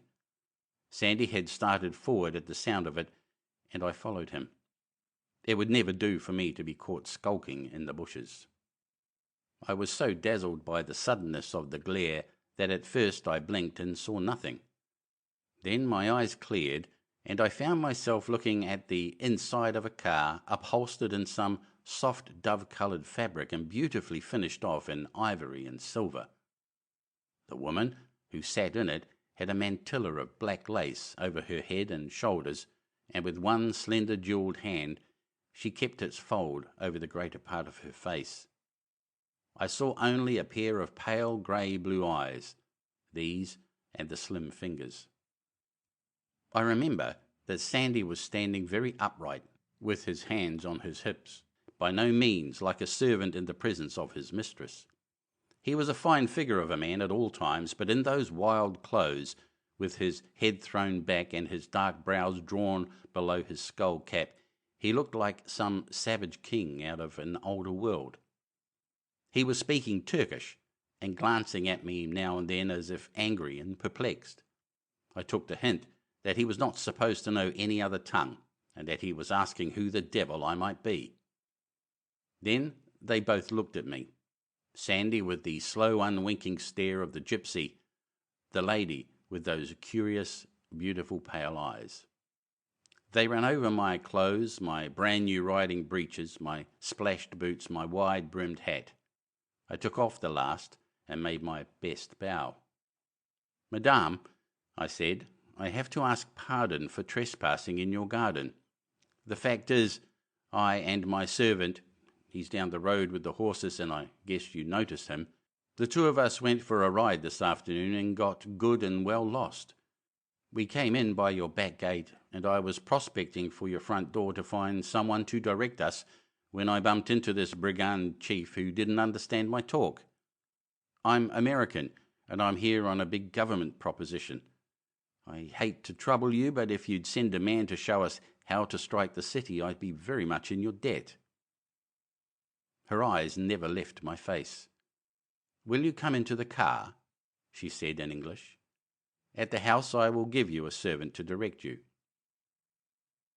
She drew in the skirts of her fur cloak to make room for me, and in my muddy boots and sopping clothes I took the seat she pointed out. She said a word in Turkish to Sandy, switched off the light, and the car moved on. Women had never come much my way, and I knew about as much of their ways as I knew about the Chinese language. All my life I had lived with men only, and rather a rough crowd at that. When I made my pile and came home, I looked to see a little society, but I had first the business of the Black Stone on my hands, and then the war, so my education languished. I had never been in a motor car with a lady before, and I felt like a fish on a dry sandbank. The soft cushions and the subtle scents filled me with acute uneasiness. I wasn't thinking now about Sandy's grave words, or about Blenkiron's warning, or about my job and the part this woman must play in it. I was thinking only that I felt mortally shy. The darkness made it worse. I was sure that my companion was looking at me all the time and laughing at me for a clown. The car stopped, and a tall servant opened the door. The lady was over the threshold before I was at the step. I followed her heavily, the wet squelching from my field boots. At that moment I noticed that she was very tall. She led me through a long corridor to a room where two pillars held lamps in the shape of torches. The place was dark but for their glow, and it was as warm as a hothouse from invisible stoves. I felt soft carpets underfoot, and on the walls hung some tapestry or rug of an amazingly intricate geometrical pattern, but with every strand as rich as jewels. There, between the pillars, she turned and faced me. Her furs were thrown back, and the black mantilla had slipped down to her shoulders. "I have heard of you," she said. "You are called Richard Hannay, the American. Why have you come to this land?" "To have a share in the campaign," I said. "I'm an engineer, and I thought I could help out with some business like Mesopotamia." "You are on Germany's side?" she asked. "Why, yes," I replied. "We Americans are supposed to be neutrals, and that means we're free to choose any side we fancy. I'm for the Kaiser." Her cool eyes searched me, but not in suspicion. I could see she wasn't troubling with the question whether I was speaking the truth. She was sizing me up as a man. I cannot describe that calm, appraising look. There was no sex in it, nothing even of that implicit sympathy with which one human being explores the existence of another. I was a chattel, a thing infinitely removed from intimacy. Even so, I have myself looked at a horse which I thought of buying, scanning his shoulders and hocks and paces. Even so must the old lords of Constantinople have looked at the slaves which the chances of war brought to their markets, assessing their usefulness for some task or other, with no thought of a humanity common to purchased and purchaser. And yet, not quite. This woman's eyes were weighing me, not for any special duty, but for my essential qualities. I felt that I was under the scrutiny of one who was a connoisseur in human nature. I see I have written that I knew nothing about women, but every man has in his bones a consciousness of sex. I was shy and perturbed, but horribly fascinated. This slim woman, poised exquisitely like some statue between the pillared lights, with her fair cloud of hair, her long, delicate face, and her pale, bright eyes, had the glamour of a wild dream. I hated her instinctively, hated her intensely, but I longed to arouse her interest. To be valued coldly by those eyes was an offence to my manhood, and I felt antagonism rising within me. I am a strong fellow, well set up and rather above the average height, and my irritation stiffened me from heel to crown. I flung my head back and gave her cool glance for cool glance, pride against pride. Once, I remember, a doctor on board ship who dabbled in hypnotism told me that I was the most unsympathetic person he had ever struck. He said I was about as good a mesmeric subject as Table Mountain. Suddenly I began to realize that this woman was trying to cast some spell over me. The eyes grew large and luminous, and I was conscious for just an instant of some will battling to subject mine. I was aware, too, in the same moment, of a strange scent which recalled that wild hour in Caprasso's garden house. It passed quickly, and for a second her eyes drooped. I seemed to read in them failure, and yet a kind of satisfaction too, as if they had found more in me than they expected. "What life have you led?" the soft voice was saying. I was able to answer quite naturally, rather to my surprise. "I have been a mining engineer up and down the world." "You have faced danger many times?" "I have faced danger." "You have fought with men in battles?" "I have fought in battles." Her bosom rose and fell in a kind of sigh. A smile, a very beautiful thing, flitted over her face. She gave me her hand. "The horses are at the door now," she said, "and your servant is with them. One of my people will guide you to the city." She turned away and passed out of the circle of light into the darkness beyond. Peter and I jogged home in the rain with one of Sandy's skin-clad companions loping at our side. We did not speak a word, for my thoughts were running like hounds on the track of the past hours. I had seen the mysterious Hilda von Einem. I had spoken to her. I had held her hand. She had insulted me with the subtlest of insults, and yet I was not angry. Suddenly the game I was playing became invested with a tremendous solemnity. My old antagonists, Sturm and Raster, and the whole German Empire seemed to shrink into the background, leaving only the slim woman with her inscrutable smile and devouring eyes. Mad and bad, Blenkiron had called her, but principally bad. I did not think they were the proper terms, for they belonged to the narrow world of our common experience. This was something beyond and above it, as a cyclone or an earthquake is outside the decent routine of nature. Mad and bad she might be, but she was also great. Before we arrived, our guide had plucked my knee and spoken some words which he had obviously got by heart. "The master says," ran the message, "expect him at midnight." End of chapter 14. Chapter 15. An Embarrassed Toilet. I was soaked to the bone, and while Peter set off to look for dinner, I went to my room to change. I had a rub down and then got into pyjamas for some dumbbell exercises with 2 chairs, for that long wet ride had stiffened my arm and shoulder muscles. They were a vulgar suit of primitive blue, which Blenkiron had looted from my London wardrobe. As Cornelis Brandt, I had sported a flannel nightgown. My bedroom opened off the sitting room, and while I was busy with my gymnastics, I heard the door open.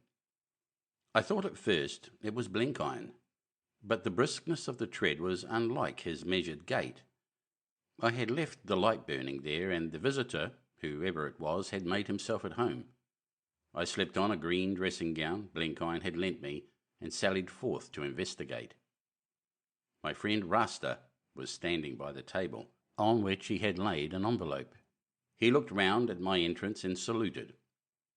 "I come from the Minister of War, sir," he said, "and bring you your passports for tomorrow.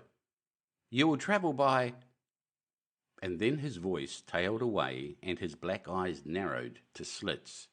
He had seen something which switched him off the metals. At that moment I saw it too. There was a mirror on the wall behind him, and as I faced him I could not help seeing my reflection. It was the exact image of the engineer on the Danube boat, blue jeans, loaden cloak, and all.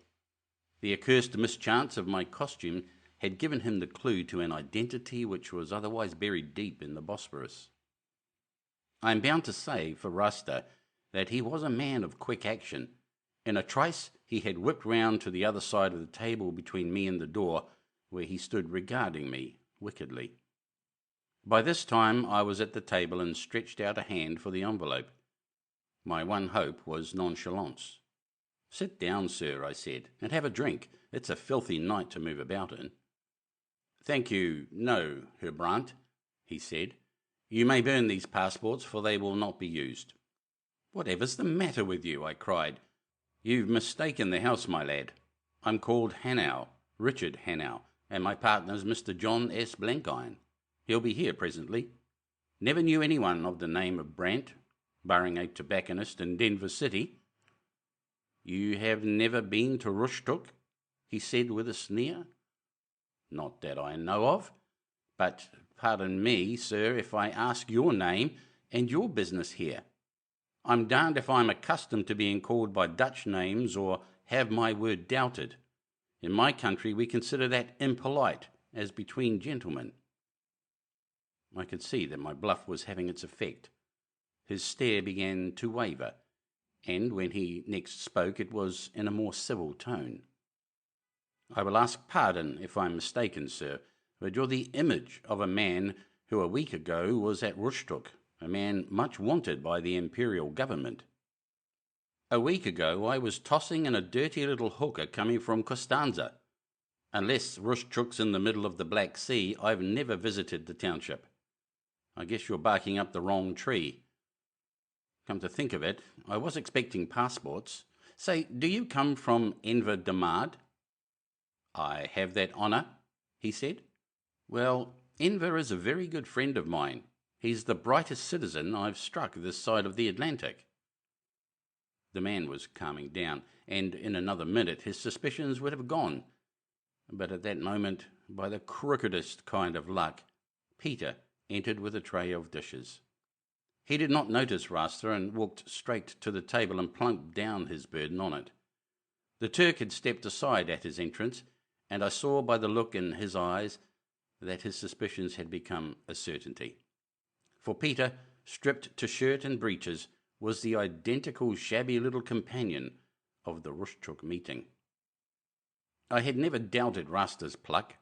He jumped for the door and had a pistol out in a trice pointing at my head.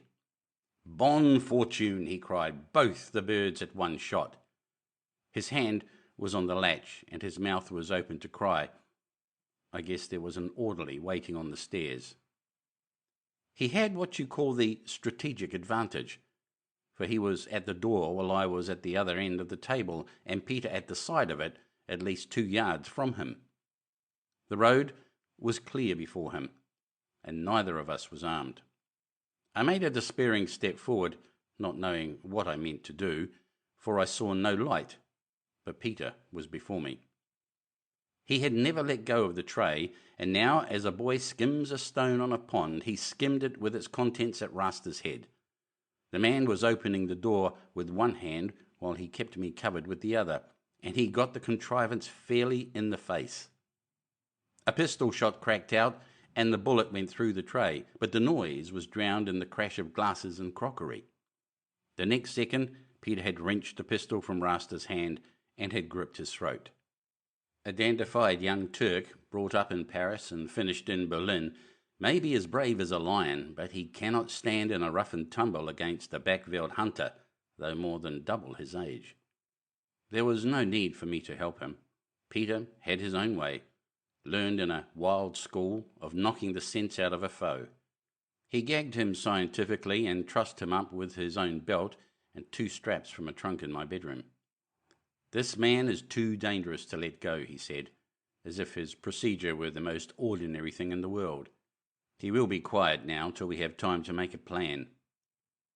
At that moment there came a knocking at the door. That is the sort of thing that happens in melodrama just when the villain has finished off his job neatly.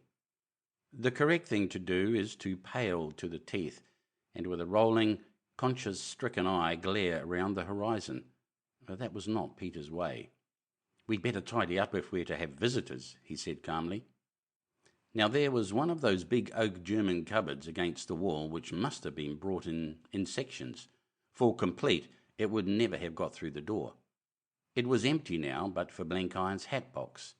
In it he deposited the unconscious Rasta and turned the key. "There's enough ventilation through the top," he observed, "to keep the air good." Then he opened the door. A magnificent kavass in blue and silver stood aside. He saluted and preferred a card on which was written in pencil, "Hilda von Einem." I would have begged for time to change my clothes, but the lady was behind him. I saw the black mantilla and the rich sable furs. Peter vanished through my bedroom, and I was left to receive my guest in a room littered with broken glass and a senseless man in the cupboard. There are some situations so crazily extravagant that they key up the spirit to meet them. I was almost laughing when that stately lady stepped over my threshold. "Madame," I said, with a bow that shamed my old dressing-gown and strident pyjamas, "you find me at a disadvantage. I came home soaking from my ride, and was in the act of changing. My servant has just upset a tray of crockery, and I fear this room's no fit place for a lady. Allow me 3 minutes to make myself presentable." She inclined her head gravely and took a seat by the fire. I went into my bedroom, and as I expected, found Peter lurking by the other door. In a hectic sentence I bade him get Rasta's orderly out of the place on any pretext and tell him his master would return later. Then I hurried into decent garments and came out to find my visitor in a brown study. At the sound of my entrance she started from her dream and stood up on the hearthrug, slipping the long robe of fur from her slim body. "We are alone," she said. "We will not be disturbed." Then an inspiration came to me. I remembered that Frau von Einem, according to Blenkiron, did not see eye to eye with the young Turks, and I had a queer instinct that Rasta could not be to her liking. So I spoke the truth. "I must tell you that there's another guest here tonight. I reckon he's feeling pretty uncomfortable. At present he's trussed up on a shelf in that cupboard." She did not trouble to look round. "Is he dead?" she asked calmly. "By no means," I said, "but he's fixed so he can't speak, and I guess he can't hear much." "He was the man who brought you this?" she asked, pointing to the envelope on the table which bore the big blue stamp of the Ministry of War. "The same," I said. "I'm not perfectly sure of his name, but I think they call him Rasta." Not a flicker of a smile crossed her face, but I had a feeling that the news pleased her. "Did he thwart you?" she asked. "Why, yes, he thwarted me some. His head is a bit swelled, and an hour or 2 on the shelf will do him good." "He is a powerful man," she said. "A jackal of envies. You have made a dangerous enemy." "I don't value him at 2 cents, said I, though I thought grimly that as far as I could see, the value of him was likely to be about the price of my neck. "Perhaps you are right," she said with serious eyes. "In these days no enemy is dangerous to a bold man. I have come tonight, Mr. Hannay, to talk business with you, as they say in your country. I have heard well of you, and today I have seen you. I may have need of you, and you assuredly will have need of me." She broke off, and again her strange, potent eyes fell on my face. They were like a burning searchlight which showed up every cranny and crack of the soul. I felt it was going to be horribly difficult to act a part under that compelling gaze. She could not mesmerize me, but she could strip me of my fancy dress and set me naked in the masquerade. "What came you forth to seek?" she asked. "You are not like the stout American Blenkiron, a lover of shoddy power and a devotee of a feeble science. There is something more than that in your face. You are on our side, but you are not of the Germans with their hankerings for a Rococo empire. You come from America, the land of pious follies, where men worship gold and words. I ask, what came you forth to seek? As she spoke, I seemed to get a vision of a figure, like one of the old gods looking down on human nature from a great height, a figure disdainful and passionless, but with its own magnificence. It kindled my imagination, and I answered with the stuff I had often cogitated when I had tried to explain to myself just how a case could be made out against the Allied cause. I will tell you, madame, I said. I am a man who has followed a science, but I have followed it in wild places, and I have gone through it and come out at the other side. The world, as I see it, had become too easy and cushioned. Men had forgotten their manhood in soft speech and imagined that the rules of their smug civilizations were the laws of the universe. But that is not the teaching of science, and it is not the teaching of life. We have forgotten the greater virtues, and we were becoming emasculated humbugs whose gods were our own weaknesses. Then came war, and the air was cleared. Germany, in spite of her blunders and her grossness, stood forth as the scourge of cant. She had the courage to cut through the bonds of humbug and to laugh at the fetishes of the herd. Therefore, I am on Germany's side. But I came here for another reason. I know nothing of the East, but as I read history, it is from the desert that the purification comes. When mankind is smothered with shams and phrases and painted idols, a wind blows out of the wild to cleanse and simplify life. The world needs space and fresh air. The civilization we have boasted of is a toy shop and a blind alley, and I hanker for the open country. This confounded nonsense was well received. Her pale eyes had the cold light of the fanatic. With her bright hair and the long exquisite oval of her face, she looked like some destroying fury of a Norse legend. At that moment, I think, I first really feared her. Before, I had half hated and half admired.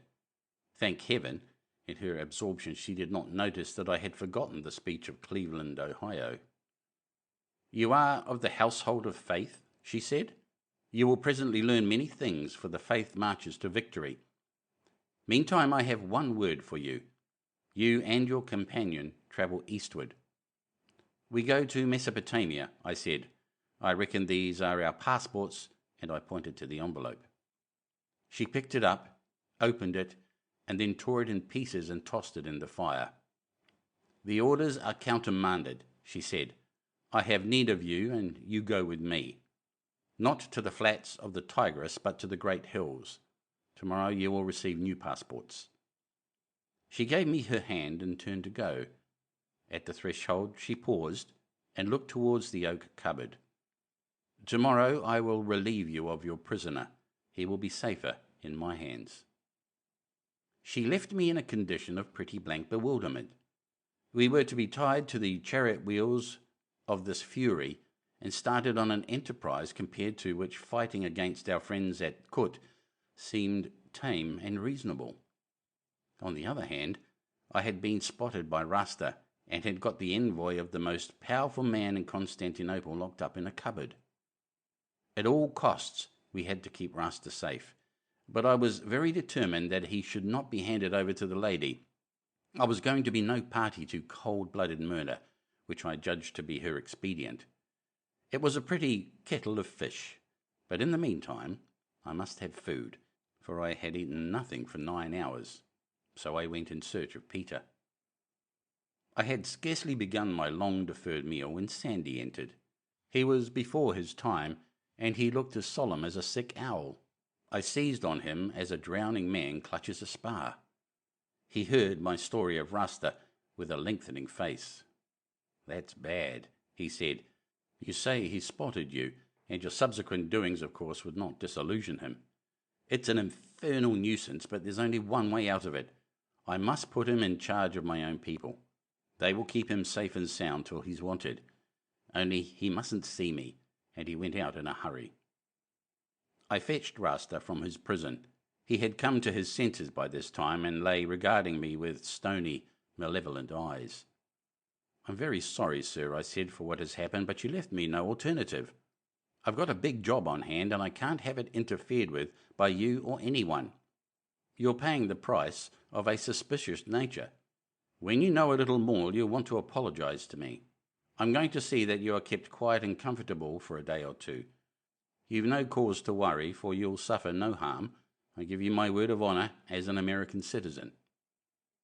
2 of Sandy's miscreants came in and bore him off, and presently Sandy himself returned. When I asked him where he was being taken, Sandy said he didn't know.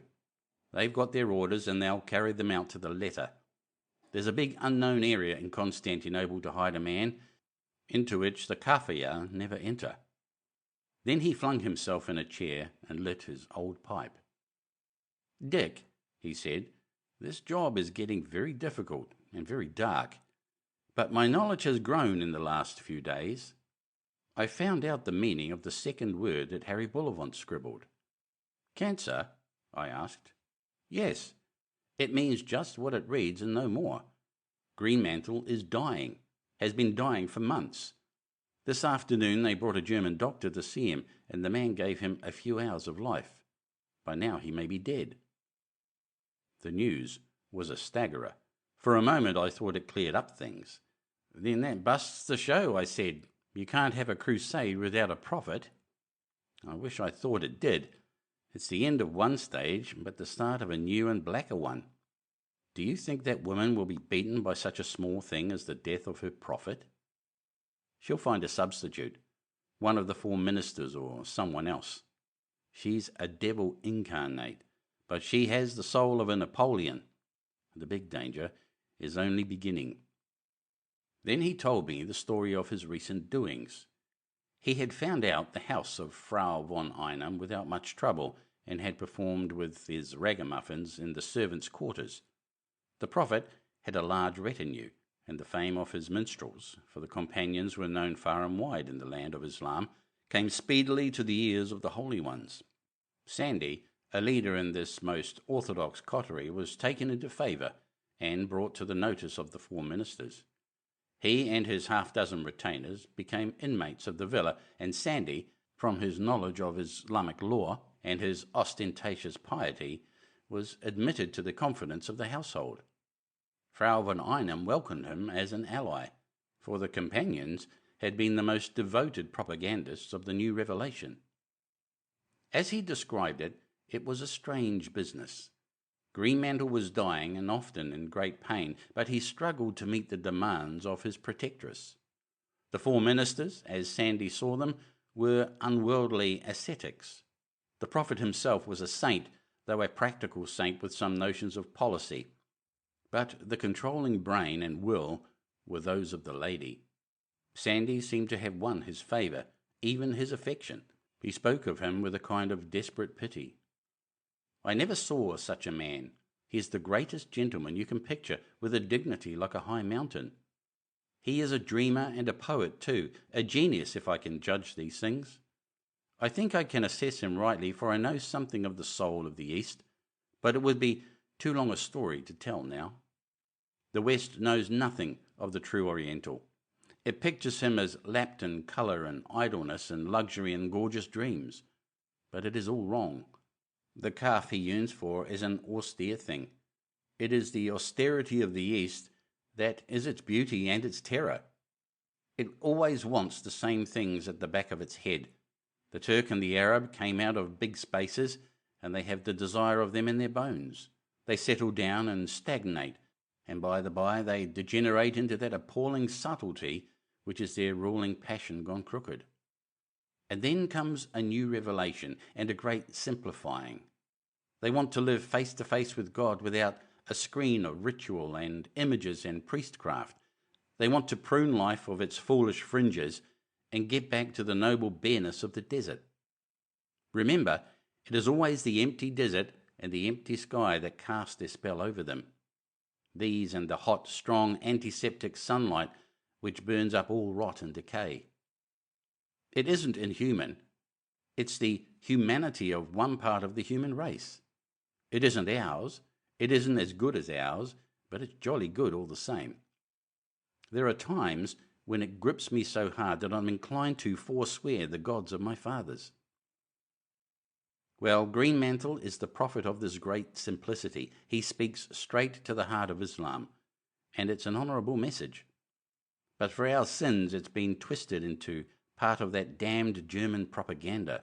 His unworldliness has been used for a cunning political move, and his creed of space and simplicity for the furtherance of the last word in human degeneracy. My God, Dick, it's like seeing St. Francis run by Messalina. The woman has been here tonight, I said. She asked me what I stood for, and I invented some infernal nonsense which she approved of. But I can see one thing. She and her prophet may run for different stakes, but it's the same course. Sandy started. "She has been here?" he cried. "Tell me, Dick, what do you think of her?" I thought she was about 2 parts mad, but the third part was uncommon like inspiration. "That's about right," he said. "I was wrong in comparing her to Messalina. She's something a dashed sight more complicated. She runs the prophet just because she shares his belief. Only what in him is sane and fine, in her is mad and horrible. You see, Germany also wants to simplify life." "I know," I said. "I told her that an hour ago, when I talked more rot to the second than any normal man ever achieved. It will come between me and my sleep for the rest of my days. Germany's simplicity is that of the neurotic, not the primitive. It is megalomania and egotism and the pride of the man in the Bible that waxed fat and kicked. But the results are the same. She wants to destroy and simplify, but it isn't the simplicity of the ascetic, which is of the spirit, but the simplicity of the madman that grinds down all the contrivances of civilization to a featureless monotony. The prophet wants to save the souls of his people. Germany wants to rule the inanimate corpse of the world. But you can get the same language to cover both. And so you have the partnership of St. Francis and Messalina. Dick, did you ever hear of a thing called the Superman?" "There was a time when the papers were full of nothing else," I answered. "I gather it was invented by a sportsman called Nietzsche." "Maybe," said Sandy. "Old Nietzsche has been blamed for a great deal of rubbish he would have died rather than acknowledge. But it's a craze of the new fatted Germany. It's a fancied type which could never really exist any more than the economic man of the politicians. Mankind has a sense of humour which stops short of the final absurdity. There never has been, and there never could be, a real Superman, but there might be a Superwoman." "You'll get into trouble, my lad, if you talk like that," I said. "It's true all the same. Women have got a perilous logic which we never have, and some of the best of them don't see the joke of life like the ordinary man. They can be far greater than men, for they can go straight to the heart of things. There never was a man so near the divine as Joan of Arc. But I think, too, they can be more entirely damnable than anything that ever was breached, for they don't stop still now and then and laugh at themselves. There is no Superman. The poor old donkeys that fancy themselves in the part are either crack-brained professors who couldn't rule a Sunday school class, or bristling soldiers with pint-pot heads who imagine that the shooting of a Duke of England made a Napoleon. But there is a Superwoman, and her name's Hilda von Einem." "I thought our job was nearly over," I groaned, "and now it looks as if it hadn't well started. Bullivant said that all we had to do was to find out the truth." "Bullivant didn't know. No man knows except you and me. I tell you, the woman has immense power. The Germans have trusted her with their trump card, and she's going to play it for all she's worth. There's no crime that will stand in her way. She has set the ball rolling, and if need be, she'll cut all her prophets' throats and run the show herself. I don't know about your job, for honestly I can't quite see what you and Blenkiron are going to do. But I'm very clear about my own duty. She's let me into the business, and I'm going to stick to it in the hope that I'll find a chance of wrecking it. We're moving eastward tomorrow with a new prophet, if the old one is dead." "Where are you going?" I asked. "I don't know. but I gather it's a long journey, judging by the preparations, and it must be to a cold country, judging by the clothes provided. Well, wherever it is, we're going with you. You haven't heard the end of our yarn. Blenkiron and I have been moving in the best circles as skilled American engineers who are going to play Old Harry with the British on the Tigris. I'm a pal of Enver's now, and he has offered me his protection. The lamented Rasta brought our passports for the journey to Mesopotamia tomorrow, but an hour ago your lady tore them up and put them in the fire. We're going with her, and she vouchsafed the information that it was towards the great hills. Sandy whistled long and low. I wonder what the deuce she wants with you. This thing is getting dashed complicated, Dick. Where, more by token, is Blenkiron? He's the fellow to know about high politics. The missing Blenkiron, as Sandy spoke, entered the room with his slow, quiet step. I could see by his carriage that for once he had no dyspepsia, and by his eyes that he was excited. Say, boys, he said, I've got something pretty considerable in the way of news. There's been big fighting on the eastern border, and the buzzards have taken a bad knock. His hands were full of papers, from which he selected a map and spread it on the table. They keep mum about this thing in the capital, but I've been piecing the story together these last days, and I think I've got it straight. A fortnight ago, old man Nicholas descended from his mountains and scuppered his enemies there, at Cuprocchio, where the main road eastwards crosses the Arixes. That was only the beginning of the stunt, for he pressed on a broad front, and the gentleman called Kiamel, who commands in those parts, was not up to the job of holding him. The buzzards were shepherded in from north and east and south, and now the Muscovite is sitting down outside the forts of Erzurum. I can tell you, they're pretty miserable about the situation in the highest quarters. Enver is sweating blood to get fresh divisions to Erzurum from Gallipoli. But it's a long road, and it looks as if they would be too late for the fair. You and I, Major, start for Mesopotamia tomorrow, and that's about the meanest bit of bad luck that ever happened to John S. We're missing the chance of seeing the goriest fight of this campaign. I picked up the map and pocketed it. Maps were my business, and I had been looking for one. We're not going to Mesopotamia, I said. Our orders have been cancelled. But I've just seen Enver, and he said he had sent round our passports. They're in the fire, I said. The right ones will come along tomorrow morning. Sandy broke in, his eyes bright with excitement. The great hills! We're going to Erzurum. Don't you see that the Germans are playing their big card? They're sending Greenmantle to the point of danger in the hope that his coming will rally the Turkish defence. Things are beginning to move, Dick, old man. No more kicking the heels for us. We're going to be in it up to the neck, and heaven help the best man. I must be off now, for I've a lot to do. Au revoir. We meet sometime in the hills. Blenkiron still looked puzzled till I told him the story of that night's doings. As he listened, all the satisfaction went out of his face, and that funny, childish air of bewilderment crept in. It's not for me to complain, for it's the straight line of our duty, but I reckon there's going to be big trouble ahead of this caravan. It's kismet, and we've got to bow, but I won't pretend that I'm not considerable scared at the prospect. Oh, so am I said. The woman frightens me into fits. We're up against it this time, all right. All the same, I'm glad we're to be let into the real star metropolitan performance. I didn't relish the idea of touring the provinces. I guess that's correct, but I could wish that the good God would see fit to take that lovely lady to himself. She's too much for a quiet man at my time of life. When she invites us to go in on the ground floor, I feel like taking the elevator to the roof garden. End of Chapter 15. Chapter 16. The Battered Caravanserai. 2 days later, in the evening, we came to Angora, the first stage in our journey. The passports had arrived next morning, as Frau von Einem had promised, and with them a plan of our journey. More, one of the companions, who spoke a little English, was detailed to accompany us.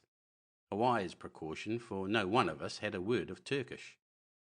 These were the sum of our instructions. I heard nothing more of Sandy or Greenmantle or the lady. We were meant to travel in our own party. We had the railway to Angora, a very comfortable German Schlafwagen tacked to the end of a troop train.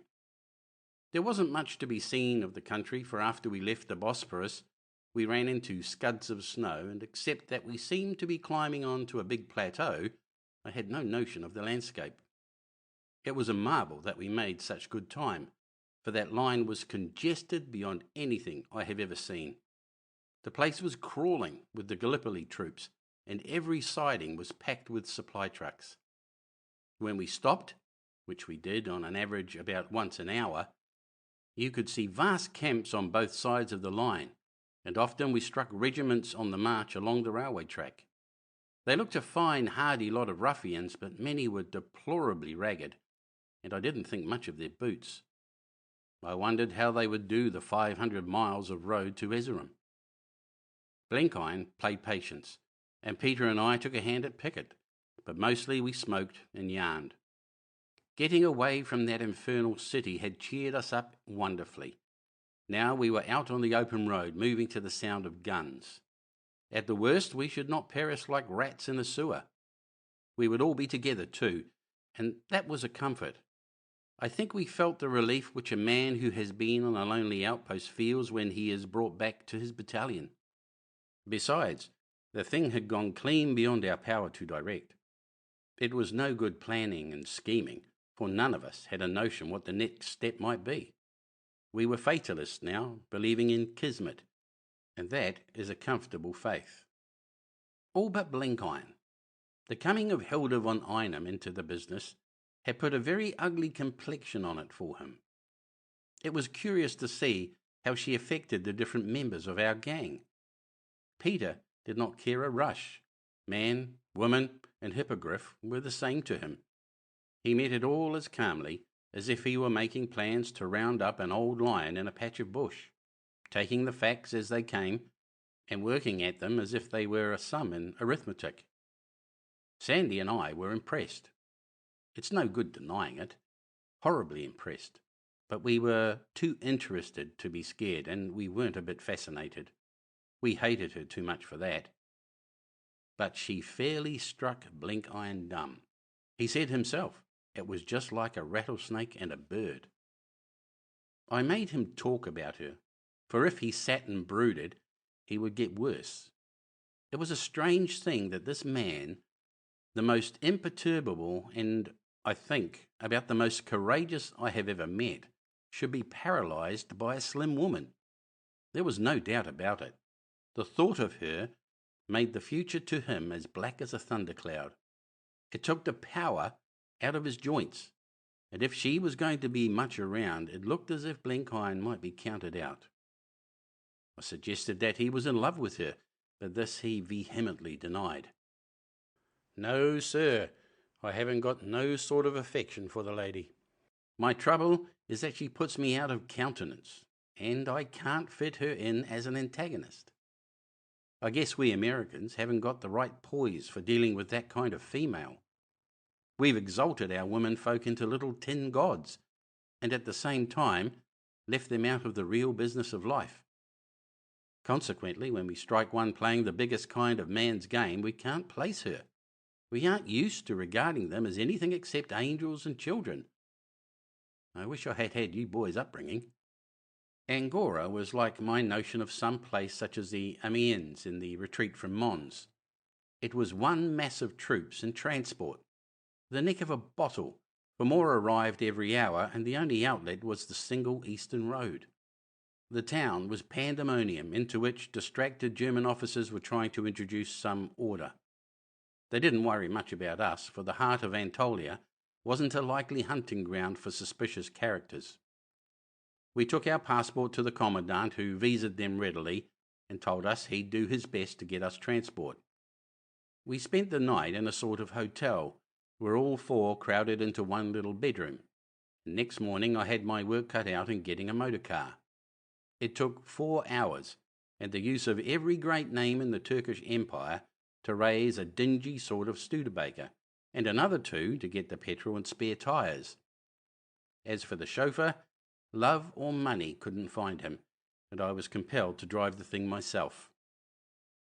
We left just after midday and swung out into bare, bleak downs patched with scrubby woodlands. There was no snow here, but a wind was blowing from the east which searched the marrow.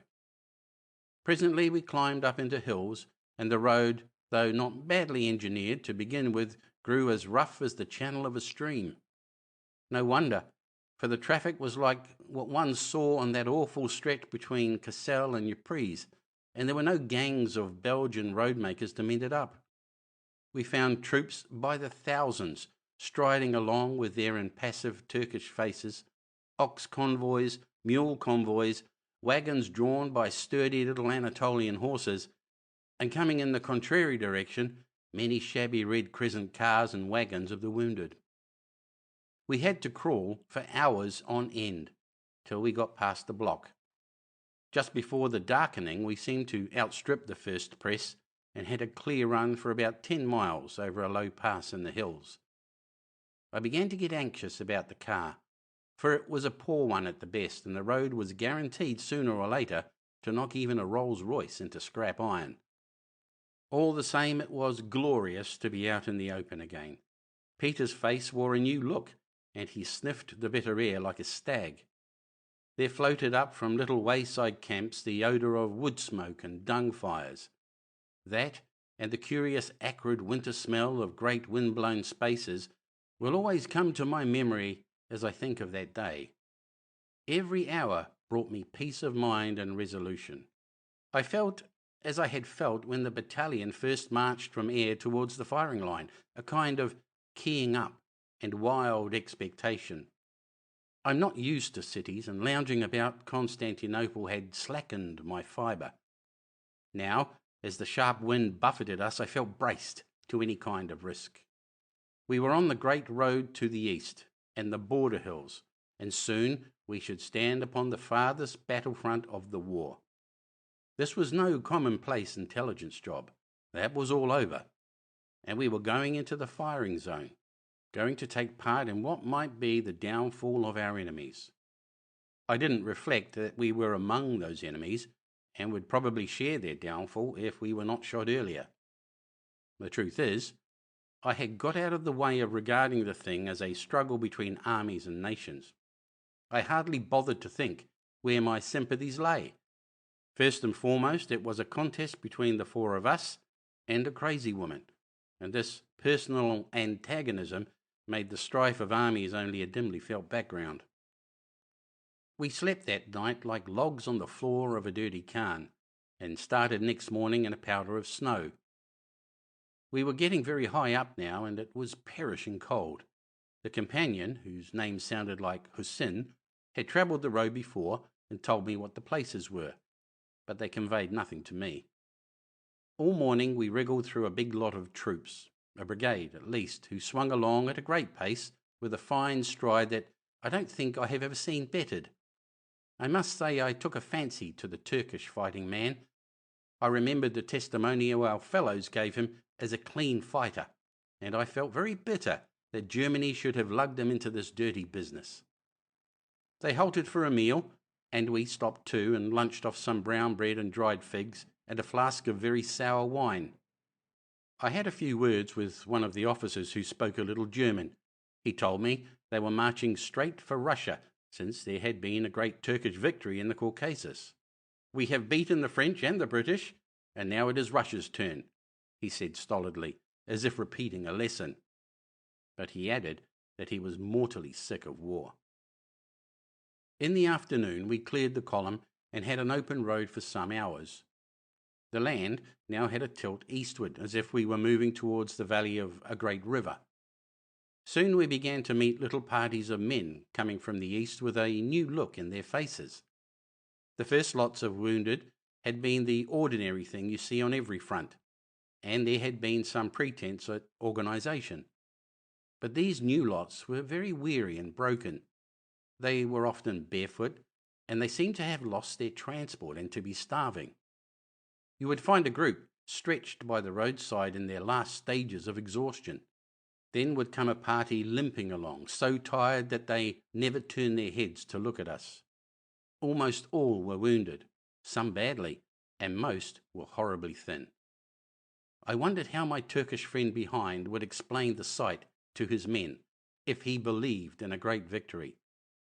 They had not the air of the backwash of a conquering army. Even Blenkiron, who was no soldier, noticed it. "These boys look mighty bad," he observed. "We've got to hustle, Major, if we're going to get seats for the last act." That was my own feeling. The sight made me mad to get on faster, for I saw that big things were happening in the east. I had reckoned that 4 days would take us from Angora to Erzurum, but here was the second nearly over, and we were not yet a third of the way. I pressed on recklessly, and that hurry was our undoing. I have said that the Studebaker was a rotten old car. Its steering gear was pretty dicky, and the bad surface and continual hairpin bends of the road didn't improve it. Soon we came into snow lying fairly deep, frozen hard and rutted by the big transport wagons. We bumped and bounced horribly and were shaken about like peas in a bladder. I began to be acutely anxious about the old bone shaker, the more as we seemed a long way short of the village I had proposed to spend the night in. Twilight was failing, and we were still in an unfeatured waste, crossing the shallow glen of a stream.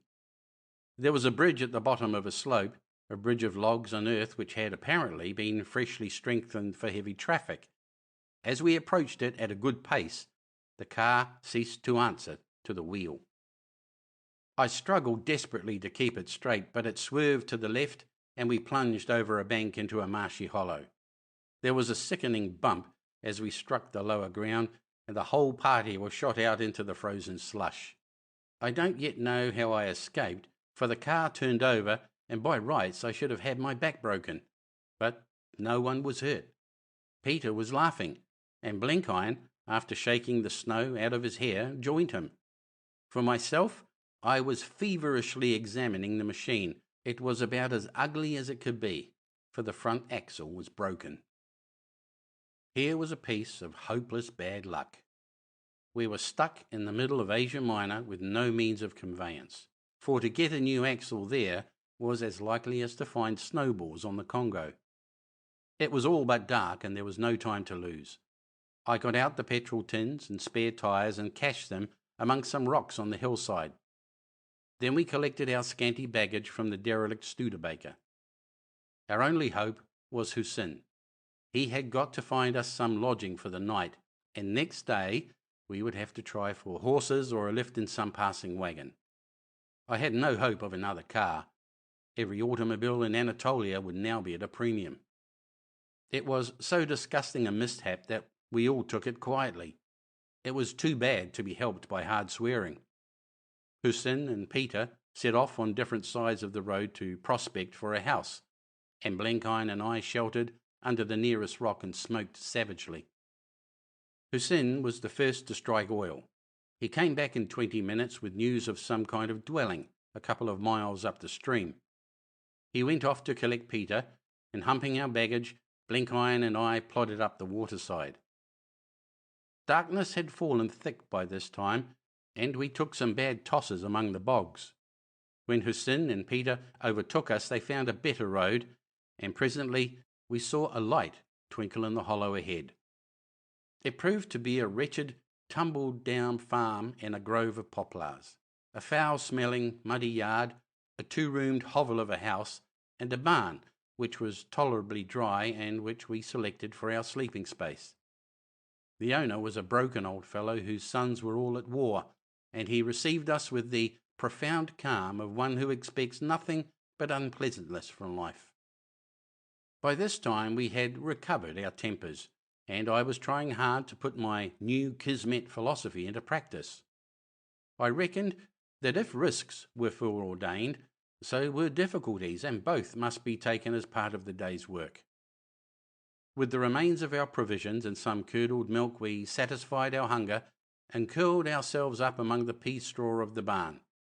Blenkiron announced with a happy sigh that he had now been for 2 days quit of his dyspepsia.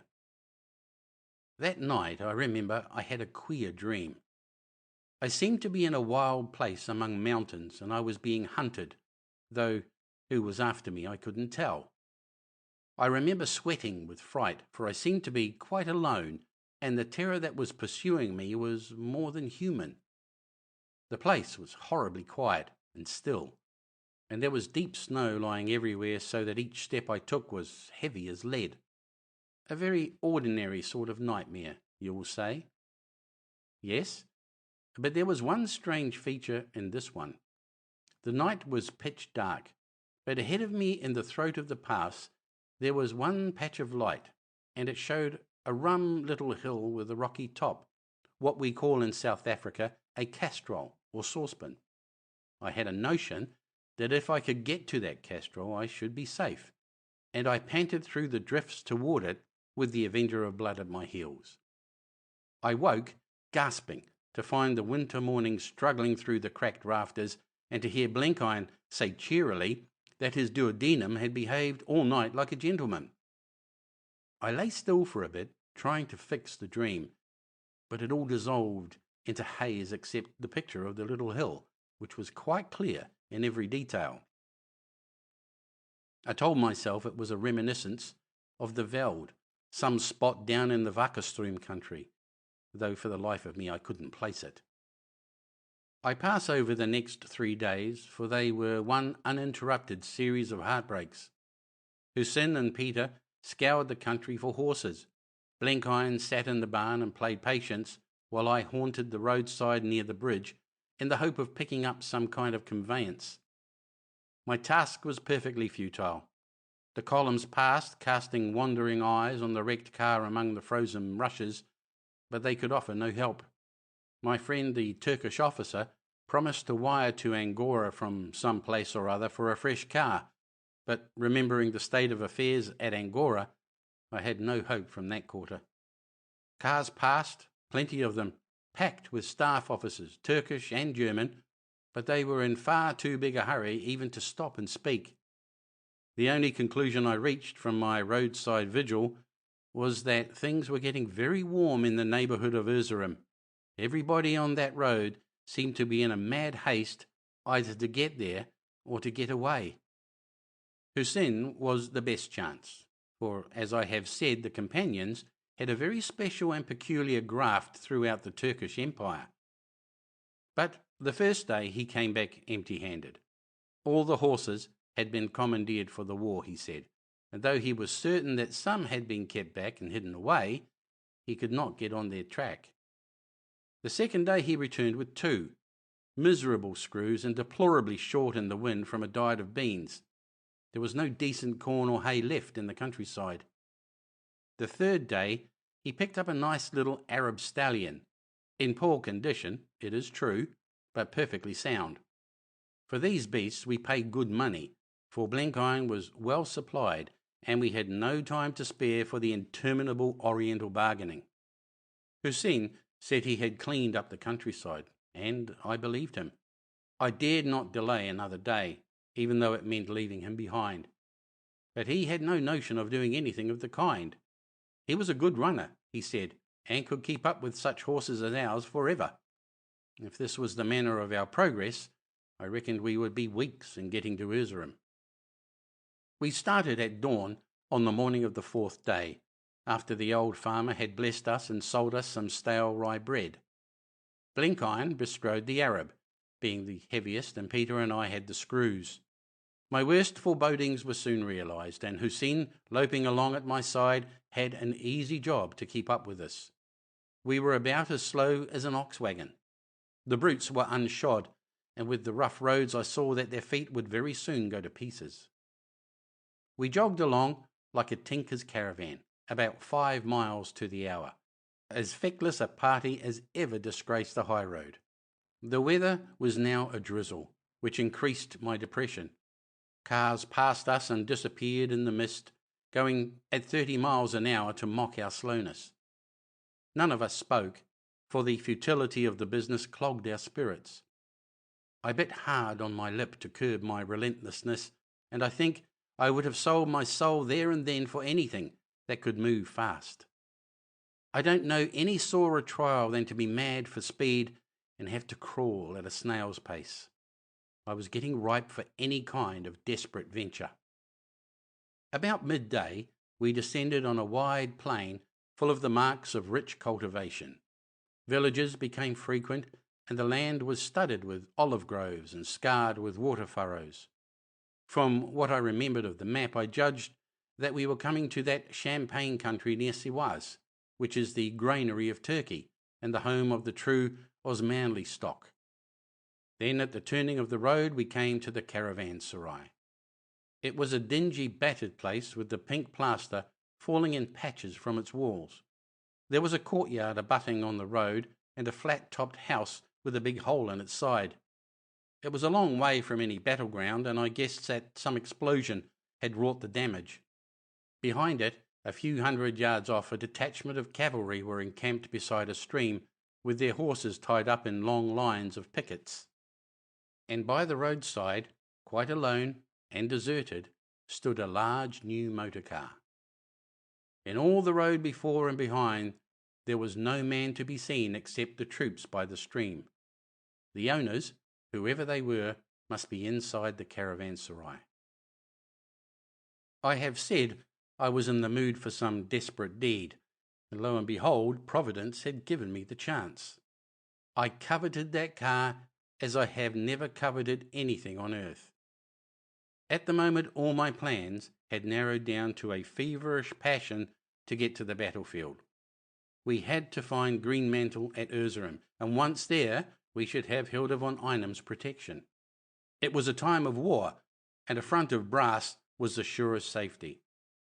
But indeed, I could not figure out any plan worth speaking of.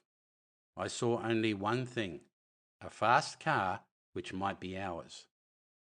I said a word to the others, and we dismounted and tethered our horses at the rear of the courtyard.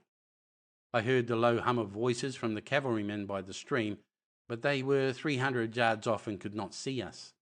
Peter was sent forward to scout in the courtyard. In the building itself, there was but one window looking on the road, and that was in the upper floor. Meantime, I crawled along beside the wall to where the car stood, and had a look at it. It was a splendid 6-cylinder affair, brand new, with the tyres little worn. There were 7 tins of petrol stacked behind, as well as spare tyres, and looking in I saw map cases and field glasses strewn on the seats as if the owners had only got out for a minute to stretch their legs. Peter came back and reported that the courtyard was empty. There were men in the upper room, he said, more than 4, for I heard their voices. They are moving about restlessly and may soon be coming out. I reckoned that there was no time to be lost, so I told the others to slip down the road 50 yards beyond the Caravanserai and be ready to climb in as I passed. I had to start the infernal thing, and there might be shooting. I waited by the car till I saw them reach the right distance. I could hear voices from the second floor of the house and footsteps moving up and down. I was in a fever of anxiety, for any moment a man might come to the window. Then I flung myself on the starting handle and worked like a demon. The cold made the job difficult, and my heart was in my mouth, for the noise in that quiet place must have woke the dead. Then, by the mercy of heaven, the engine started, and I sprang to the driving seat, released the clutch, and opened the throttle. The great car shot forward, and I seemed to hear behind me shrill voices.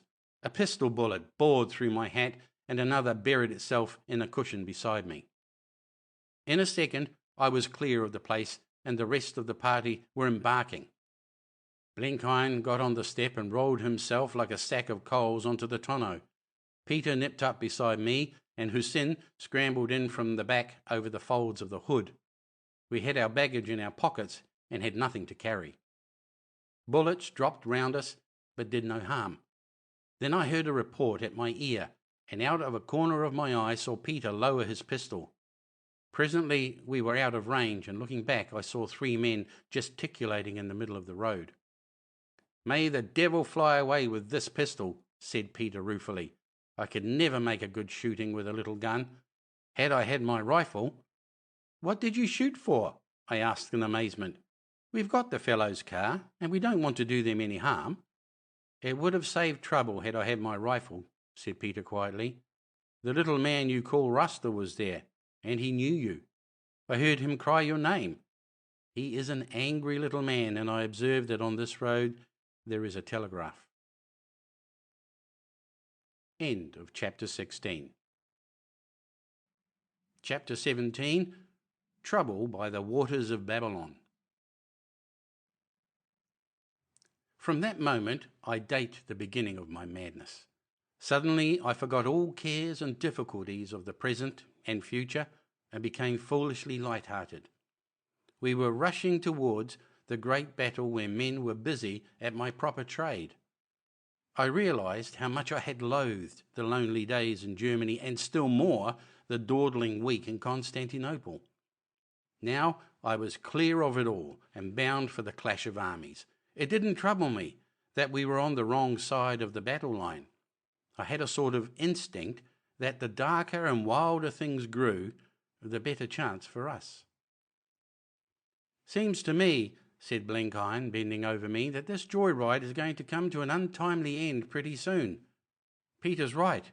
That young man will set the telegraph going and will be held up at the next township." "He's got to get to a telegraph office first," I answered. "That's where we have the pull on him.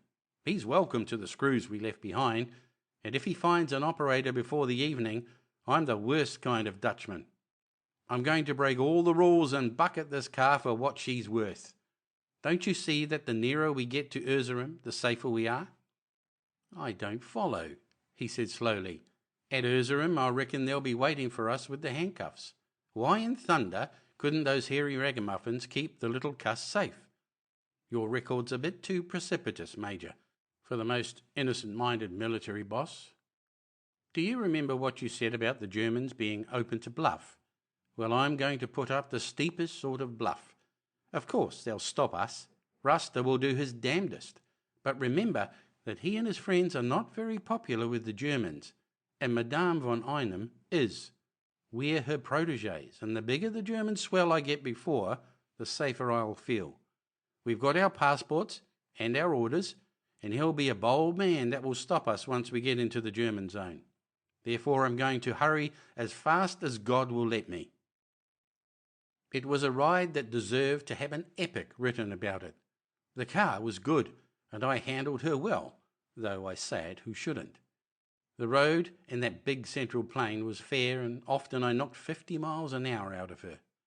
We passed troops by a circuit over the veld, where we took some awful risks, and once we skidded by some transport with our wheels almost over the lip of a ravine. We went through the narrow streets of Siwas like a fire engine, while I shouted out in German that we carried dispatches for headquarters. We shot out of drizzling rain into brief spells of winter sunshine, and then into a snow blizzard which all but whipped the skin from our faces. And always before us the long road unrolled, with somewhere at the end of it 2 armies clinched in a death grapple. That night we looked for no lodging. We ate a sort of meal in the car with the hood up, and felt our way on in the darkness, for the headlights were in perfect order. Then we turned off the road for 4 hours' sleep, and I had a go at the map. Before dawn we started again and came over a pass into the vale of a big river. The winter dawn showed its gleaming stretches, icebound among the sprinkled meadows. I called to Blenkiron. "I believe that river is the Euphrates," I said. "So," he said, acutely interested, "then that's the waters of Babylon. Great snakes that I should have lived to see the fields where King Nebuchadnezzar grazed. Do you know the name of that big hill, Major?" "Ararat, as like as not," I cried, and he believed me. We were among the hills now, great rocky black slopes, and seen through side glens, a hinterland of snowy peaks. I remember I kept looking for the castrol I had seen in my dream. The thing had never left off haunting me, and I was pretty clear now that it did not belong to my South African memories. I am not a superstitious man, but the way that little krans clung to my mind made me think it was a warning sent by Providence. I was pretty certain that when I clapped my eyes on it, I would be in for bad trouble. All morning we travelled up that broad vale, and just before noon it spread out wider. The road dipped to the water's edge, and I saw before me the white roofs of a town. The snow was deep now and lay down to the riverside, but the sky had cleared, and against a space of blue heaven some peaks to the south rose glittering like jewels. The arches of a bridge spanning two forks of the stream showed in front, and as I slowed down at the bend, a sentry's challenge rang out from a blockhouse. We had reached the fortress of Erzincan, the headquarters of a Turkish corps, and the gate of Armenia. I showed the man our passports, but he did not salute and let us move on. He called another fellow from the guardhouse, who motioned us to keep pace with him as he stumped down a side lane. At the other end was a big barracks with sentries outside. The man spoke to us in Turkish, which Hussein interpreted. There was somebody in that barracks who wanted badly to see us. "By the waters of Babylon we sat down and wept," quoted Blenkiron softly. "I fear, Major, we'll soon be remembering Zion." I tried to persuade myself that this was merely the red tape of a frontier fortress, but I had an instinct that difficulties were in store for us. If Rasta had started wiring, I was prepared to put up the brazenest bluff, for we were still 80 miles from Erzurum, and at all costs we were going to be landed there before night.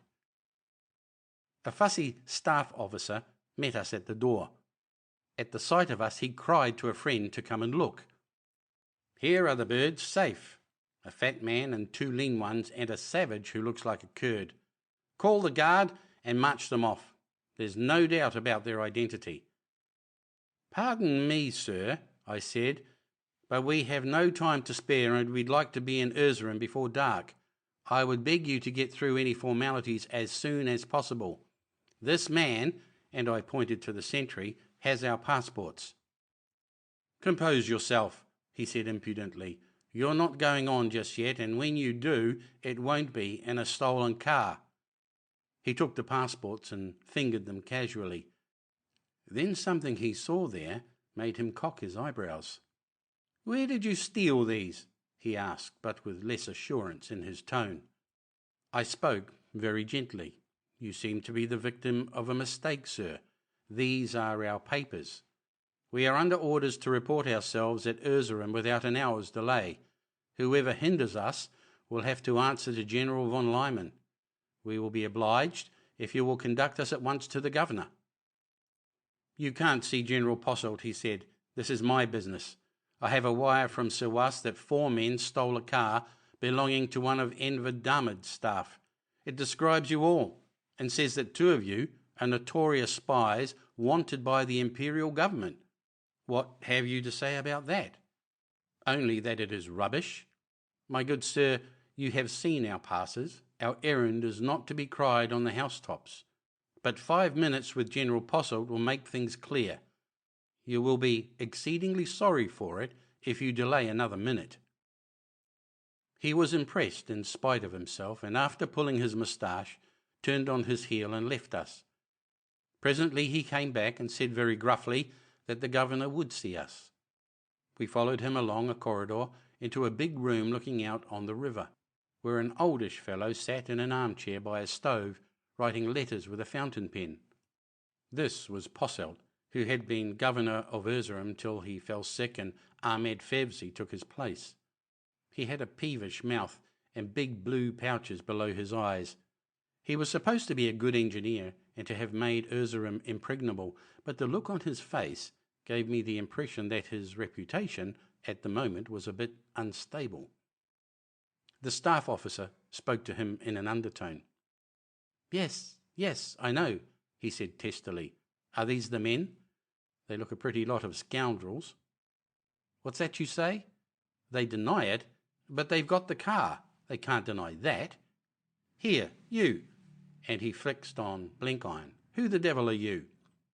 Blenkiron smiled sleepily at him, not understanding one word, and I took up the parable. "Our passports, sir, give our credentials," I said. He glanced through them and his face lengthened. "They're right enough, but what about the story of stealing a car?" "It is quite true," I said, "but I would prefer to use a pleasanter word.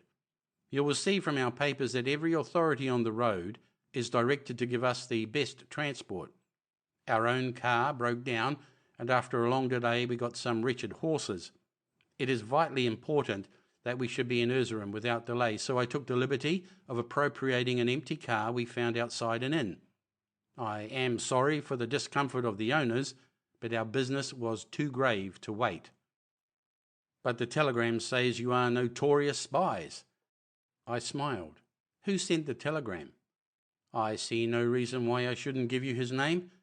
It was Rasta Bey. You've picked an awkward fellow to make an enemy of." I did not smile, but laughed. "Rasta," I cried. "He's one of Enver's satellites. That explains many things." "I should like a word with you alone, sir." He nodded to the staff officer, and when he had gone, I put on my most Bible face and looked as important as a provincial mayor at a royal visit. "I can speak freely," I said, "for I am speaking to a soldier of Germany. There is no love lost between Enver and those I serve. I need not tell you that. This Rasta thought he had found a chance of delaying us, so he invents this trash about spies. Those Komajatis have spies on the brain, especially he hates Frau von Einem." He jumped at the name. "You have orders from her?" he asked in a respectful tone.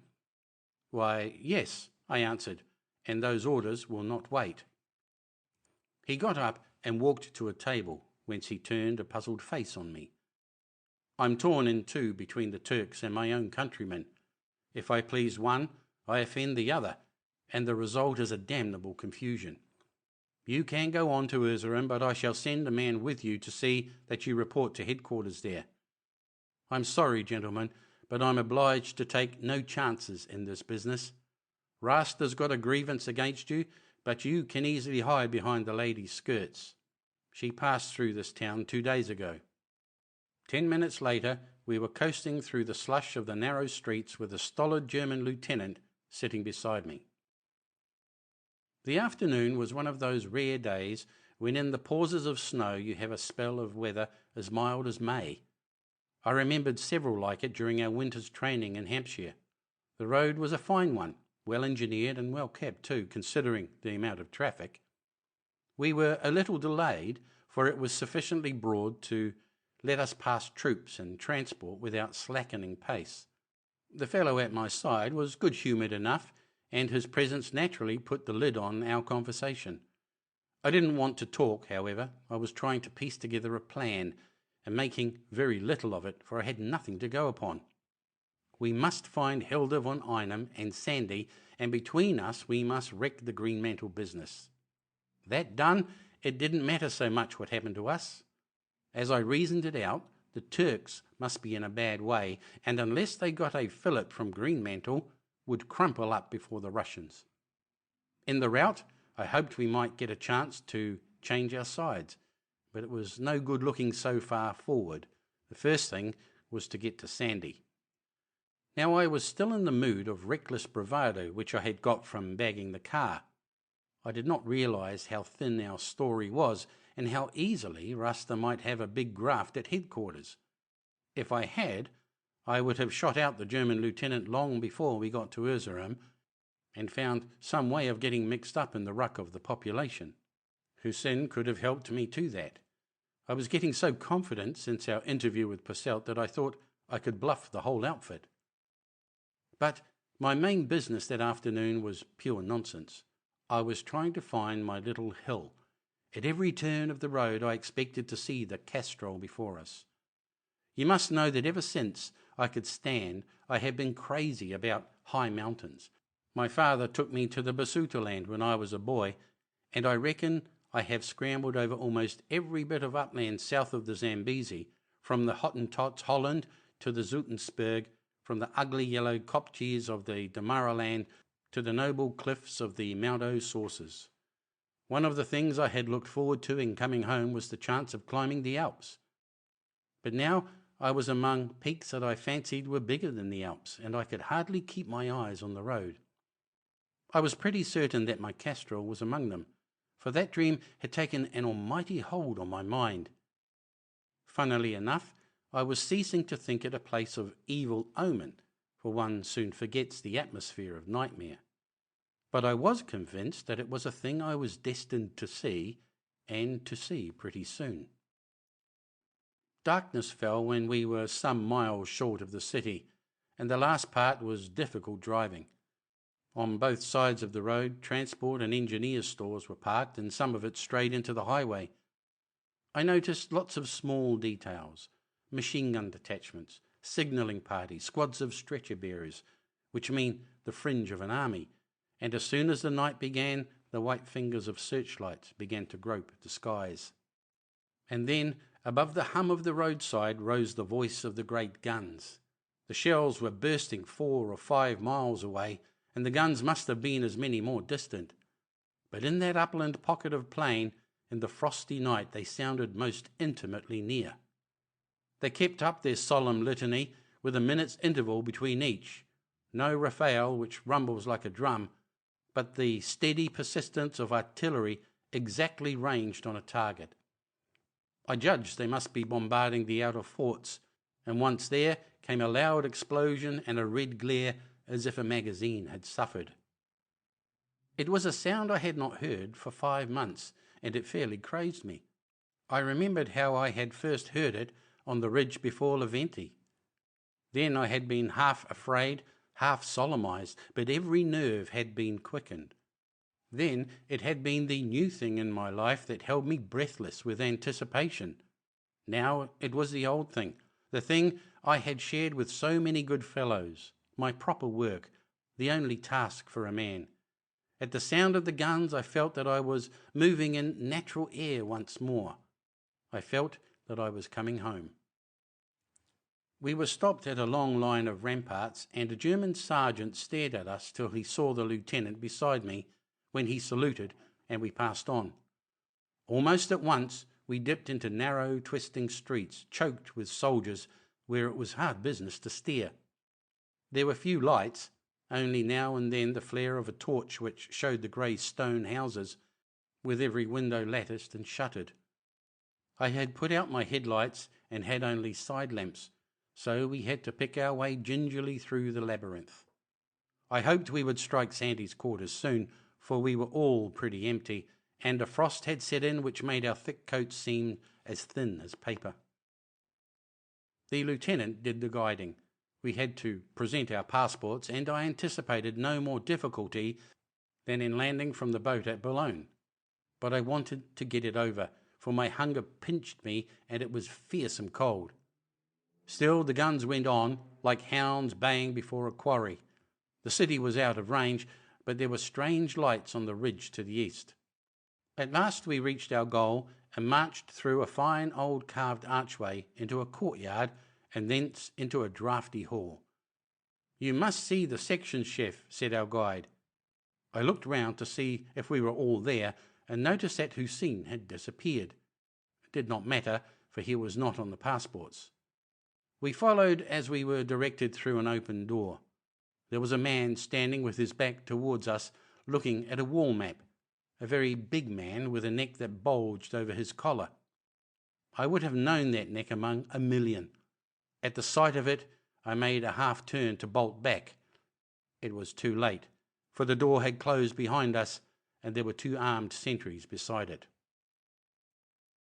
The man slewed round and looked into my eyes. I had a despairing hope that I might bluff it out, for I was in different clothes and had shaved my beard. But you cannot spend 10 minutes in a death grapple without your adversary getting to know you. He went very pale, then recollected himself and twisted his features into the old grin. "So," he said, "the little Dutchman. We meet after many days." It was no good lying or saying anything. I shut my teeth and waited. "And you, Herr Blenkiron. I never liked the look of you. You babbled too much, like all your damned Americans."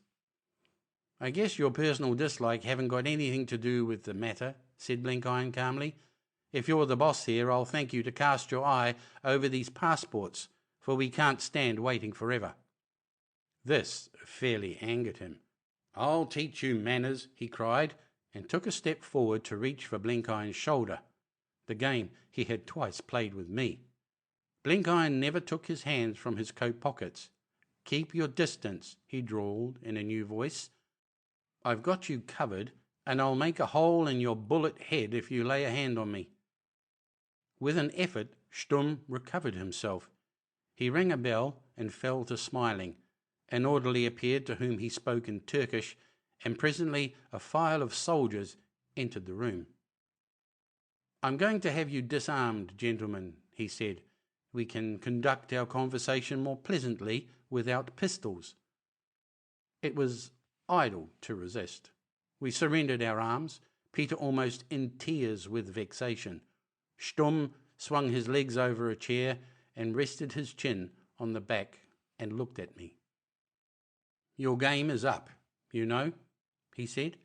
"These fools of Turkish police said the Dutchmen were dead, but I had the happier inspiration. I believed the good God had spared them for me. When I got Ruster's telegram, I was certain, for your doings reminded me of a little trick you once played me on the Schwandorf Road. But I didn't think to find this plump old partridge." And he smiled at Blenkiron. "Two eminent American engineers and their servant bound for Mesopotamia on business of high government importance. It was a good lie, but if I had been in Constantinople, it would have had a short life. Raster and his friends are no concern of mine. You can trick them as you please. But you have attempted to win the confidence of a certain lady, and her interests are mine. Likewise, you have offended me, and I do not forgive. By God," he cried, his voice growing shrill with passion, "by the time I have done with you, your mothers in their graves will weep that they ever bore you." It was Blenkiron who spoke. His voice was as level as the chairman's of a bogus company, and it fell on that turbid atmosphere like acid on grease. "I don't take no stock in highfalutin. If you're trying to scare me by that dime novel talk, I guess you've hit the wrong man. You're like the sweep that's stuck in the chimney, a bit too big for your job. I reckon you've a talent for romance that's just wasted in soldiering. But if you're going to play any ugly games on me, I'd like you to know that I'm an American citizen and pretty well considered in my own country and in yours, and you'll sweat blood for it later. That's a fair warning, Colonel Stumm." I don't know what Stumm's plans were, but that speech of Blenkiron's put into his mind just the needed amount of uncertainty. You see, he had Peter and me right enough, but he hadn't properly connected Blenkiron with us and was afraid either to hit out at all three or to let Blenkiron go. It was lucky for us that the American had cut such a dash in the fatherland. "There is no hurry," he said blandly. "We shall have long happy hours together. I'm going to take you all home with me, for I am a hospitable soul. You will be safer with me than in the town jail, for it's a trifle draughty. It lets things in, and it might let things out." Again he gave an order, and we were marched out, each with a soldier at his elbow. The three of us were bundled into the back seat of the car, while two men sat before us with their rifles between their knees. One got up behind the baggage rack, and one sat beside Stumm's chauffeur. Packed like sardines, we moved into the bleak streets, above which the stars twinkled in ribbons of sky. Hussein had disappeared from the face of the earth, and quite right too. He was a good fellow, but he had no call to mix himself up in our troubles. End of Chapter 17. Chapter 18. Sparrows on the Housetops. "I've often regretted," said Blenkiron, "that miracles have left off happening." He got no answer, for I was feeling the wall for something in the nature of a window. "For I reckon," he went on, "that it wants a good old-fashioned copper-bottomed miracle to get us out of this fix. It's plumb against all my principles. I've spent my life using the talents God gave me to keep things from getting to the point of rude violence, and so far I've succeeded. But now you come along, Major, and you hustle a respectable middle-aged citizen into an aboriginal mix-up. It's mighty indelicate. I reckon the next move is up to you, for I'm no good at the housebreaking stunt." "No more am I," I answered, "but I'm hanged if I'll chuck up the sponge. Sandy's somewhere outside, and he's got a hefty crowd at his heels." I simply could not feel the despair which by every law of common sense was due to the case. The guns had intoxicated me. I could still hear their deep voices, though yards of wood and stone separated us from the upper air. What vexed us most was our hunger. Barring a few mouthfuls on the road, we had eaten nothing since the morning, and as our diet for the past days had not been generous, we had some leeway to make up. Sturm had never looked near us since we were shoved into the car. We had been brought to some kind of house and bundled into a place like a wine cellar. It was pitch dark, and after feeling round the walls, first on my feet and then on Peter's back, I decided that there were no windows. It must have been lit and ventilated by some lattice in the ceiling. There was not a stick of furniture in the place, nothing but a damp earth floor and bare stone sides. The door was a relic of the Iron Age, and I could hear the paces of a sentry outside it. When things get to the pass that nothing you can do can better them, the only thing is to live for the moment. All three of us sought in sleep a refuge from our empty stomachs. The floor was the poorest kind of bed, but we rolled up our coats for pillows and made the best of it. Soon I knew by Peter's regular breathing that he was asleep, and presently I followed him. I was awakened by a pressure below my left ear. I thought it was Peter, for it is an old hunter's trick of waking a man so that he makes no noise. But another voice spoke. It told me that there was no time to lose and to rise and follow him, and the voice was that of Hussein. Peter was awake, and we stirred Blenkiron out of heavy slumber. We were bidden take off our boots and hang them by their laces round our necks, as country boys do when they want to go barefoot. Then we tiptoed to the door, which was ajar. Outside was a passage with a flight of steps at one end which led to the open air. On these steps lay a faint shine of starlight, and by its help I saw a man huddled up at the foot of them. It was our sentry, neatly and scientifically gagged and tied up. The steps brought us to a little courtyard about which the walls of the houses rose like cliffs. We halted while Hussein listened intently. Apparently the coast was clear, and our guide led us to one side, which was clothed by a stout wooden trellis. Once it may have supported fig trees, but now the plants were dead, and only withered tendrils and rotten stumps remained. It was child's play for Peter and me to go up that trellis, but it was the deuce and all for Blenkiron. He was in poor condition and puffed like a grampus, and he seemed to have no sort of head for heights.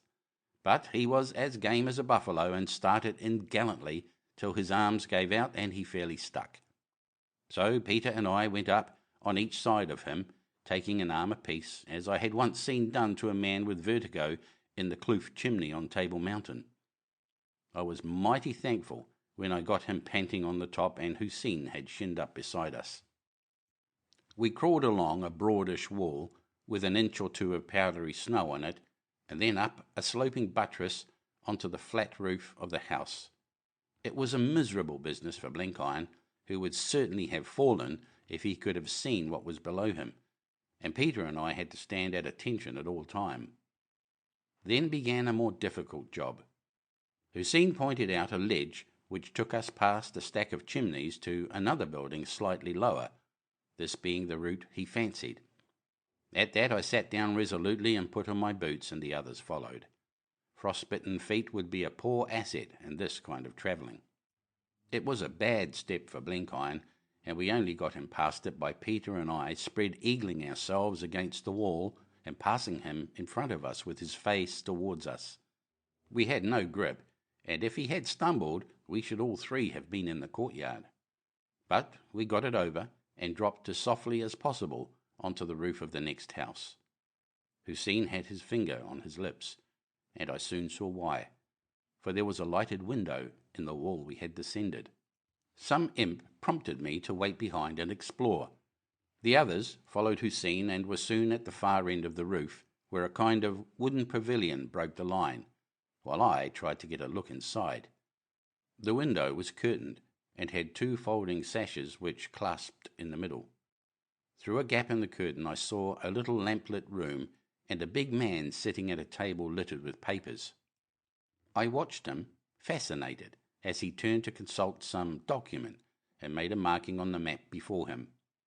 Then he suddenly rose, stretched himself, cast a glance at the window, and went out of the room, making a great clatter in descending the wooden staircase. He left the door ajar and the lamp burning.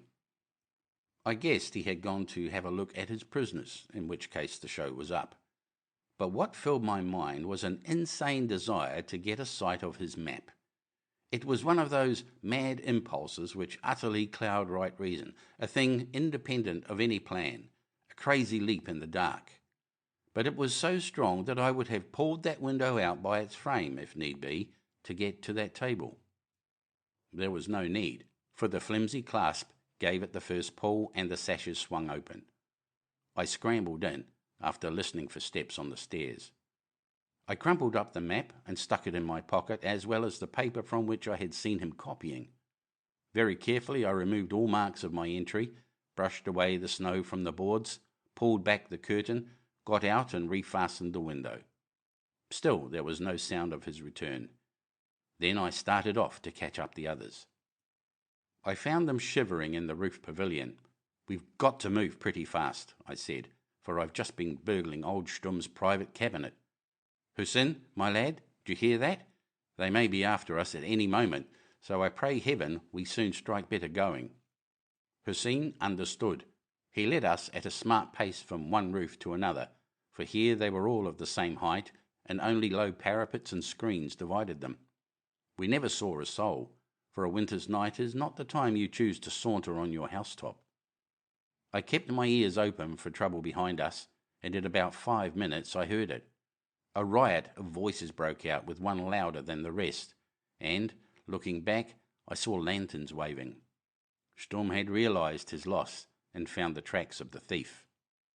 Hussein gave one glance behind and then hurried us on at breakneck pace, with old Blenkiron gasping and stumbling. The shouts behind us grew louder, as if some eye quicker than the rest had caught our movement in the starlit darkness. It was very evident that if they kept up the chase, we should be caught, for Blenkiron was about as useful on a roof as a hippo. Presently we came to a big drop with a kind of ladder down it, and at the foot a shallow ledge running to the left into a pit of darkness. Hussein gripped my arm and pointed down. "Follow it," he whispered, "and you will reach a roof which spans a street. Cross it, and on the other side is a mosque. Turn to the right there, and you will find easy going for 50 metres, well screened from the higher roofs. For Allah's sake, keep in the shelter of the screen. Somewhere there I will join you." He hurried us along the ledge for a bit, and then went back, and with snow from the corners covered up our tracks. After that, he went straight on himself, taking strange short steps like a bird. I saw his game. He wanted to lead our pursuers after him, and he had to multiply the tracks and trust to Stumm's fellows, not spotting that they were all made by one man. But I had quite enough to think of in getting Blenkiron along that ledge. He was pretty nearly foundered. He was in a sweat of terror, and as a matter of fact he was taking one of the biggest risks of his life, for we had no rope and his neck depended on himself. I could hear him invoking some unknown deity called Holy Mike. But he ventured gallantly, and we got to the roof which ran across the street. That was easier, though ticklish enough, but it was no joke skirting the cupola of that infernal mosque. At last we found the parapet and breathed more freely, for we were now under shelter from the direction of danger. I spared a moment to look round, and 30 yards off, across the street, I saw a weird spectacle. The hunt was proceeding along the roofs parallel to the one we were lodged on. I saw the flicker of the lanterns waved up and down as the bearers slipped in the snow, and I heard their cries like hounds on a trail. Stumm was not among them. He had not the shape for that sort of business. They passed us and continued to our left, now hid by a jutting chimney, now clear to view against the skyline. The roofs they were on were perhaps 6 feet higher than ours, so even from our shelter we could mark their course. If Hussein were going to be hunted across Erzurum, it was a bad lookout for us, for I hadn't the foggiest notion where we were or where we were going to. But as we watched, we saw something more. The wavering lanterns were now 300 or 400 yards away, but on the roofs just opposite us across the street there appeared a man's figure. I thought it was one of the hunters, and we all crouched lower. And then I recognized the lean agility of Hussein. He must have doubled back, keeping in the dusk to the left of the pursuit and taking big risks in the open places.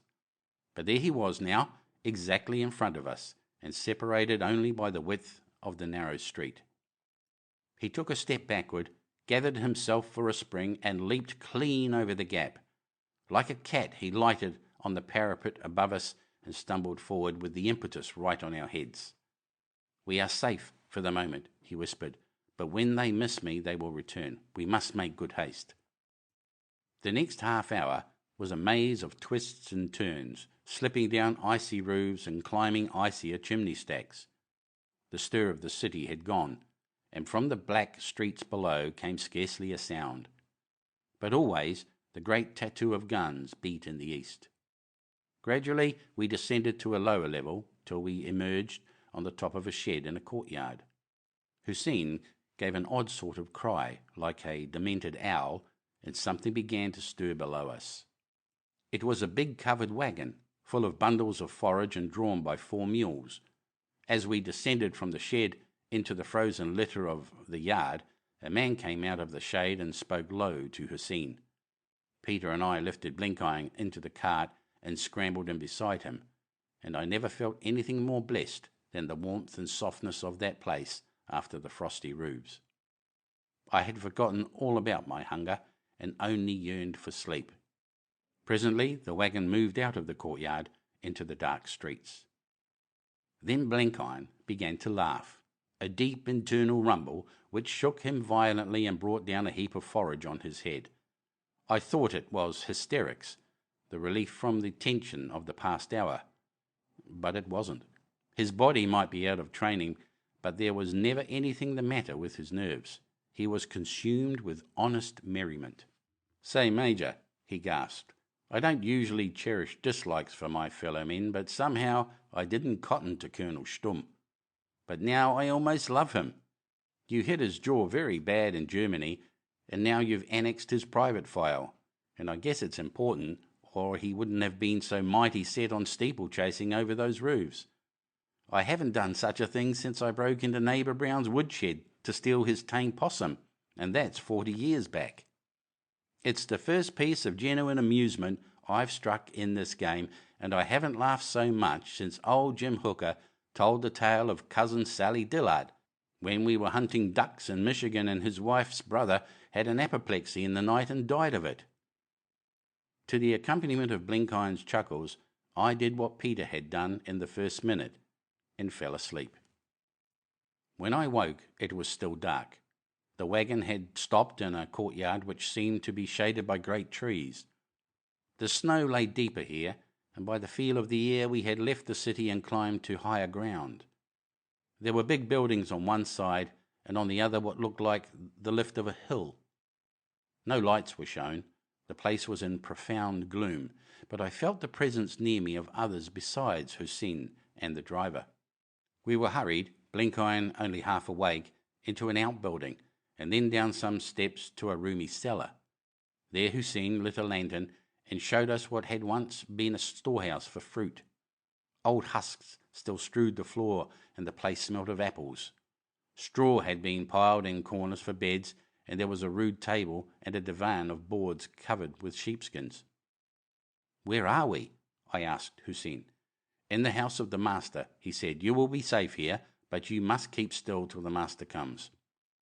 "Is the Frankish lady here?" I asked. Hussein nodded, and from a wallet brought out some food, raisins and cold meat and a loaf of bread. We fell on it like vultures, and as we ate, Hussein disappeared. I noticed that he locked the door behind him. As soon as the meal was ended, the others returned to their interrupted sleep. But I was wakeful now, and my mind was sharp set on many things. I got Blenkiron's electric torch and lay down on the divan to study Stumm's map.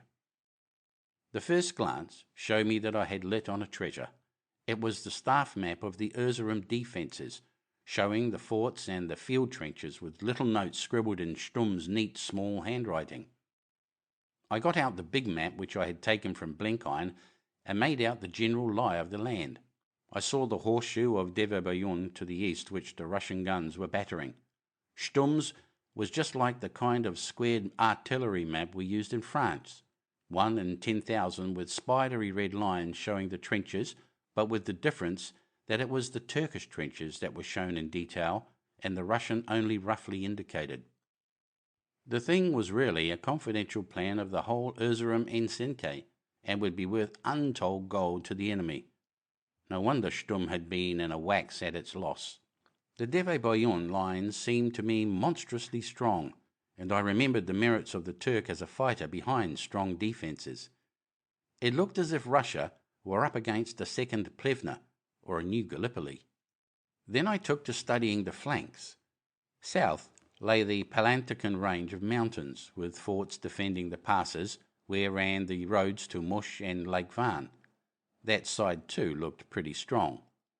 North, in the valley of the Euphrates, I made out 2 big forts, Tafta and Karagubek, defending the road from Alti. On this part of the map, Stumm's notes were plentiful, and I gave them all my attention. I remembered Blenkiron's news about the Russians advancing on a broad front, for it was clear that Stumm was taking pains about the flank of the fortress. Karagubek was the point of interest. It stood on a rib of land between 2 peaks, which from the contour lines rose very steep. So long as it was held, it was clear that no invader could move down the Euphrates glen. Stumm had appended a note to the peaks, "Not fortified," and about 2 miles to the northeast there was a red cross and the name Przewalski. I assumed that to be the farthest point yet reached by the right wing of the Russian attack. Then I turned to the paper from which Stumm had copied the jottings onto his map. It was typewritten and consisted of notes on different points. One was headed Karagubek and read, "No time to fortify adjacent peaks. Difficult for enemy to get batteries there, but not impossible. This the real point of danger, for if Przewalski wins the peaks, Karagubek and Tafta must fall, and enemy will be on left rear of Deverbeyun main position." I was soldier enough to see the tremendous importance of this note. On Karagubek depended the defence of Erzurum, and it was a broken reed if one knew where the weakness lay. Yet, searching the map again, I could not believe that any mortal commander would see any chance in the adjacent peaks, even if he thought them unfortified. That was information confined to the Turkish and German staff. But if it could be conveyed to the Grand Duke, he would have Erzurum in his power in a day. Otherwise he would go on battering at the Deverbeyun ridge for weeks, and long ere he won it, the Gallipoli divisions would arrive, he would be outnumbered by 2 to 1, and his chance would have vanished. My discovery set me pacing up and down that cellar in a perfect fever of excitement. I longed for wireless, a carrier pigeon, an aeroplane, anything to bridge over that space of 6 miles between me and the Russian lines. It was maddening to have stumbled on vital news and to be wholly unable to use it.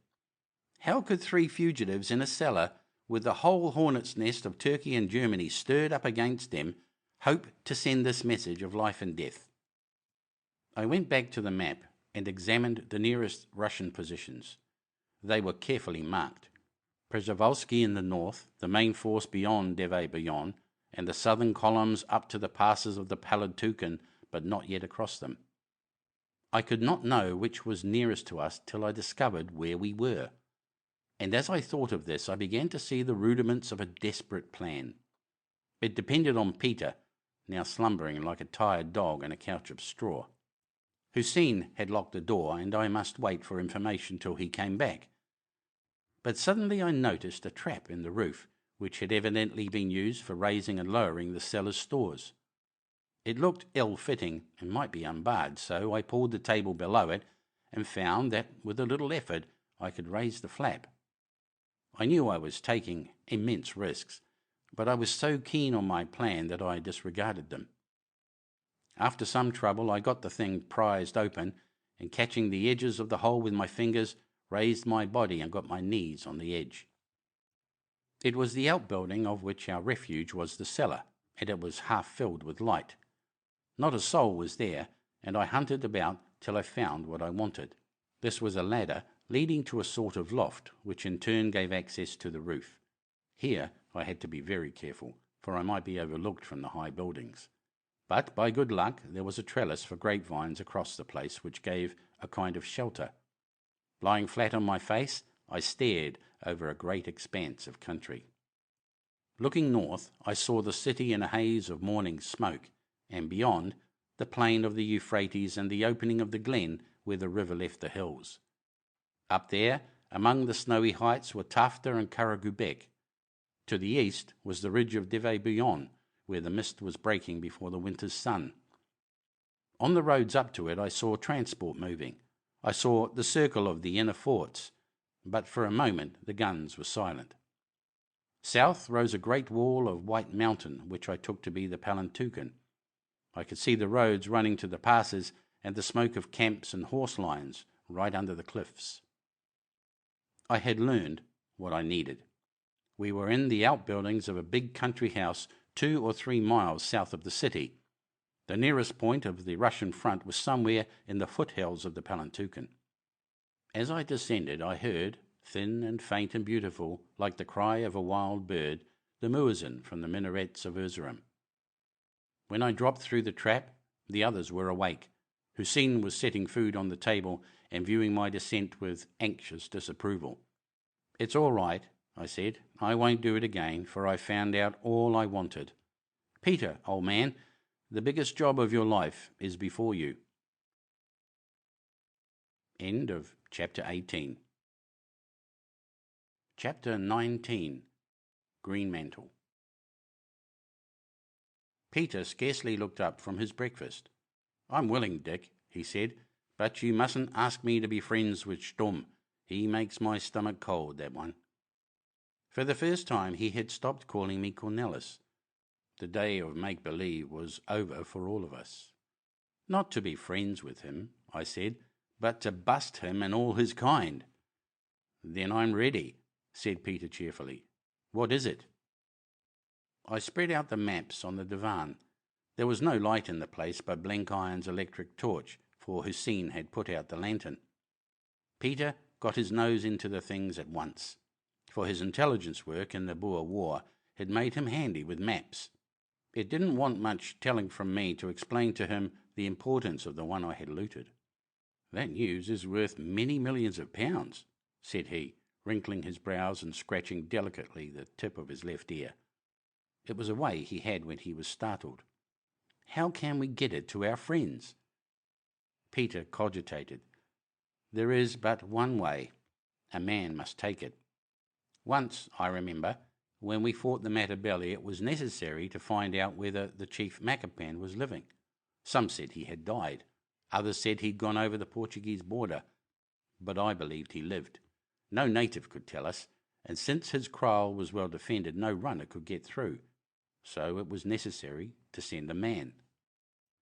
Peter lifted up his head and laughed. "The man found the chief Makapan. He was very much alive and made good shooting with a shotgun. But the man brought the chief Makapan out of his kraal and handed him over to the mounted police. You remember Captain Arkell, Dick? Jim Arkell? Well, Jim laughed so much that he broke open a wound in his head and had to have a doctor." "You were that man, Peter," I said. "Yeah, I was the man. There are more ways of getting into kraals than there are ways of keeping people out. Will you take this chance?" "For certain, Dick. I'm getting stiff with doing nothing, and if I sit in houses much longer I shall grow old. A man bet me £5 on the ship that I could not get through a trench line, and if there had been a trench line handy, I would have taken him on. I will be very happy, Dick, but I do not say I will succeed. It is new country to me, and I will be hurried, and hurry makes bad stalking." I showed him what I thought the likeliest place, in the spurs of the Palantuken Mountains. Peter's way of doing things was all his own. He scraped earth and plaster out of a corner and sat down to make a little model of the landscape on the table, following the contours of the map. He did it extraordinarily neatly, for like all great hunters he was as deft as a weaver bird. He puzzled over it for a long time and conned the map till he must have got it by heart. Then he took his field glasses, a very good single Zeiss which was part of the spoils from Raster's motor car, and announced that he was going to follow my example and get onto the housetop. Presently his legs disappeared through the trap, and Blenkiron and I were left to our reflections. Peter must have found something uncommon interesting, for he stayed on the roof for the better part of the day. It was a dull job for us, since there was no light and Blenkiron had not even the consolation of a game of patience. But for all that, he was in good spirits, for he had no dyspepsia since we left Constantinople, and announced that he believed that he was at last getting even with his darned duodenum. As for me, I was pretty restless, for I could not imagine what was detaining Sandy. It was clear that our presence must have been kept secret from Hilda von Einem, for she was a pal of Stumm's, and he must by now have blown the gaff on Peter and me. How long could this secrecy last? I asked myself. We had now no sort of protection in the whole outfit. Raster and the Turks wanted our blood, so did Stumm and the Germans, and once the lady found we were deceiving her, she would want it most of all. Our only hope was Sandy, and he gave no sign of his existence. I began to fear that with him too things had miscarried. And yet I wasn't really depressed, only impatient. I could never again get back to the beastly stagnation of that Constantinople week. The guns kept me cheerful. There was the devil of a bombardment all day, and the thought that our allies were thundering there half a dozen miles off gave me a perfectly groundless hope. If they burst through the defence, Hilda von Einem and her prophet and all our enemies would be overwhelmed in the deluge. And that blessed chance depended very much on old Peter, now brooding like a pigeon on the housetops. It was not till the late afternoon that Hussein appeared again. He took no notice of Peter's absence, but lit a lantern and set it on the table. Then he went to the door and waited. Presently a light step fell on the stairs, and Hussein drew back to let someone enter. He promptly departed, and I heard the key turn in the lock behind him. Sandy stood there, but a new Sandy who made Blenkiron and me jump to our feet. The pelts and skin cap had gone, and he wore instead a long linen tunic clasped at the waist by a broad girdle. A strange green turban adorned his head, and as he pushed it back I saw that his hair had been shaved.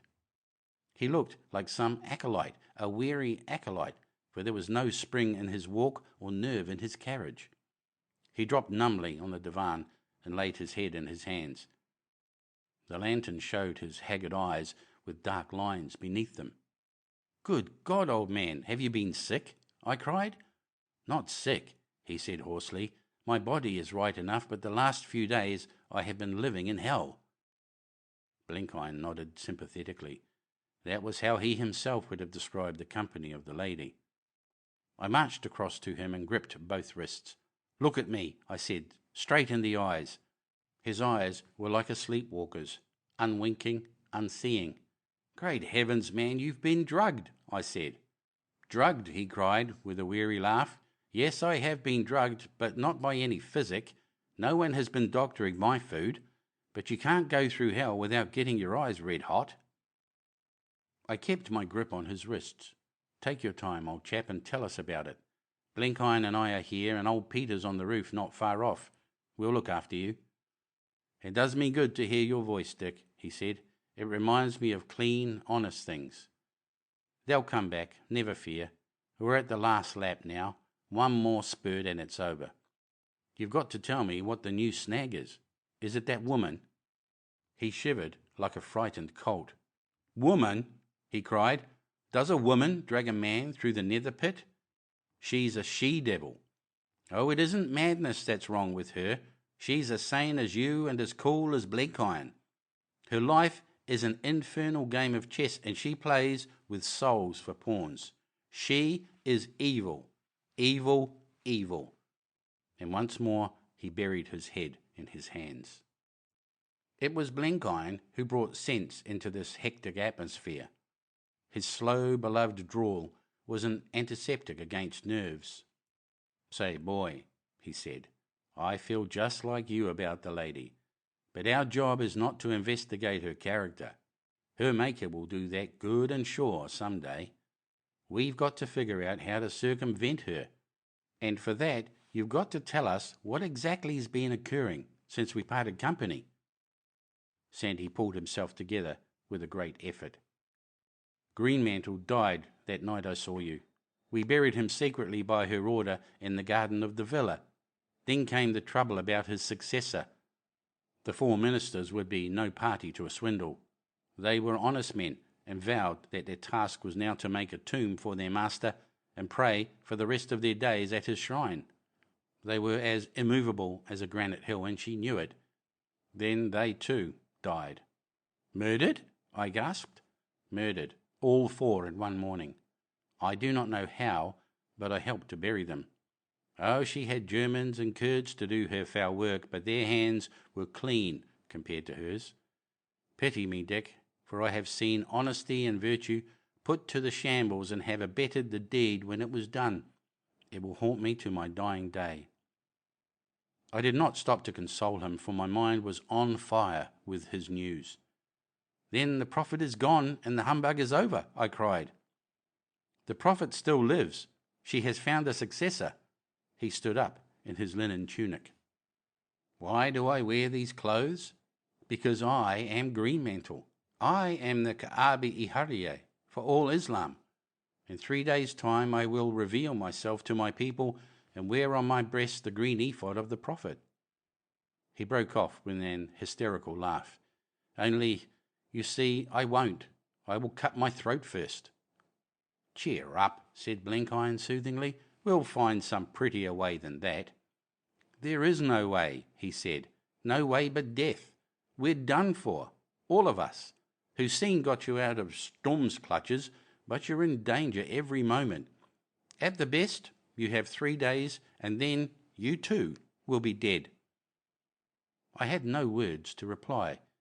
This change in the bold and unshakable Sandy took my breath away. She made me her accomplice, he went on. I should have killed her on the graves of those innocent men, but instead I did all she asked and joined in her game. She was very candid, you know. She cares no more than envy for the faith of Islam. She can laugh at it, but she has her own dreams, and they consume her as a saint is consumed by his devotion. She has told me them, and if the day in the garden was hell, the days since have been the innermost fires of Tophet. I think, it is horrible to say it, that she has got some kind of crazy liking for me.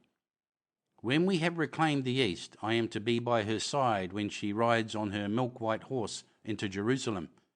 And there have been moments, only moments, I swear to God, when I have been fired myself by her madness. Sandy's figure seemed to shrink and his voice grow shrill and wild. It was too much for Blenkiron. He indulged in a torrent of blasphemy such as I believe had never before passed his lips. I'm blessed if I'll listen to this goddamn stuff. It isn't delicate. You get busy, Major, and pump some sense into your afflicted friend. I was beginning to see what had happened. Sandy was a man of genius, as much as anybody I ever struck, but he had the defects of such high-strung, fanciful souls. He would take more than mortal risks, and you couldn't scare him by any ordinary terror. But let his old conscience get cross-eyed, let him find himself in some situation which in his eyes involved his honour, and he might go stark crazy. The woman, who roused in me and Blenkiron only hatred, could catch his imagination and stir in him, for the moment only, an unwilling response. And then came bitter and morbid repentance, and the last desperation. It was no time to mince matters. "Sandy, you old fool," I cried, "be thankful you have friends to keep you from playing the fool.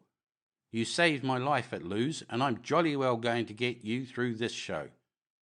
I'm bossing the outfit now, and for all your confounded prophetic manners, you've got to take your orders from me. You aren't going to reveal yourself to your people, and still less are you going to cut your throat. Greenmantle will avenge the murder of his ministers and make that bedlamite woman sorry she was born. We're going to get clear away, and inside of a week we'll be having tea with the Grand Duke Nicholas." I wasn't bluffing. Puzzled as I was about ways and means, I had still the blind belief that we should win out. And as I spoke, 2 legs dangled through the trap, and a dusty and blinking Peter descended in our midst. I took the maps from him and spread them on the table. "First, you must know that we've had an almighty piece of luck. Last night Hussein took us for a walk over the roofs of Erzurum, and by the blessing of Providence I got into Stumm's room and bagged his staff map. Look there. Do you see his notes? That's the danger point of the whole defence. Once the Russians get that fort, Karagubek, they've turned the main position. And it can be got. Stumm knows it can, for those 2 adjacent hills are not held. It looks a mad enterprise on paper, but Stumm knows that it is possible enough. The question is, will the Russians guess that? I say no, not unless someone tells them. Therefore, by hook or by crook, we've got to get that information through to them." Sandy's interest in ordinary things was beginning to flicker up again. He studied the map and began to measure distances. "Peter's going to have to try for it. He thinks there's a sporting chance of his getting through the lines. If he does, if he gets this map to the Grand Duke's staff, then Stumm's goose is cooked. In 3 days the Cossacks will be in the streets of Erzurum." "What are the chances?" Sandy asked. I glanced at Peter. "We're hard-bitten fellows and can face the truth. I think the chances against success are about 5 to 1. 2 to 1, said Peter modestly. "Not worse than that. I don't think you're fair to me, Dick, my old friend." I looked at that lean, tight figure and the gentle, resolute face, and I changed my mind. "I'm hanged if I think there are any odds," I said. "With anybody else I would want a miracle, but with Peter I believe the chances are level." 2 to 1, Peter persisted. "If it was evens I wouldn't be interested." "Let me go," Sandy cried. "I talk the lingo and can pass as a Turk, and I'm a million times likelier to get through. For God's sake, Dick, let me go." "Not you. You're wanted here. If you disappear, the whole show's busted too soon, and the 3 of us left behind will be strung up before morning. No, my son, you're going to escape, but it will be in company with Blenkiron and me. We've got to blow the whole Greenmantle business so high that the bits of it will never come to earth again. First, tell me how many of your fellows will stick by you. I mean, the companions." "The whole half-dozen. They are very worried already about what has happened. She made me sound them in her presence, and they were quite ready to accept me as Greenmantle's successor. But they have their suspicions about what happened at the villa, and they've no love for the woman. They'd follow me through hell if I bade them, but they would rather it was my own show." "That's all right," I cried. "It is the one thing I've been doubtful about. Now, observe this map. Erzurum isn't invested by a long chalk. The Russians are round it in a broad half-moon. That means that all the west, southwest and northwest is open and undefended by trench lines. There are flanks far away to the north and south in the hills, which can be turned, and once we get round a flank, there's nothing between us and our friends.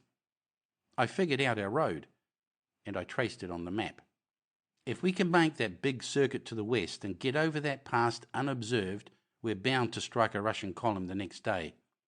It'll be a rough road, but I fancy we've all ridden as bad in our time. But one thing we must have, and that's horses. Can we and your 6 ruffians slip off in the darkness on the best beasts in this township? If you can manage that, we'll do the trick."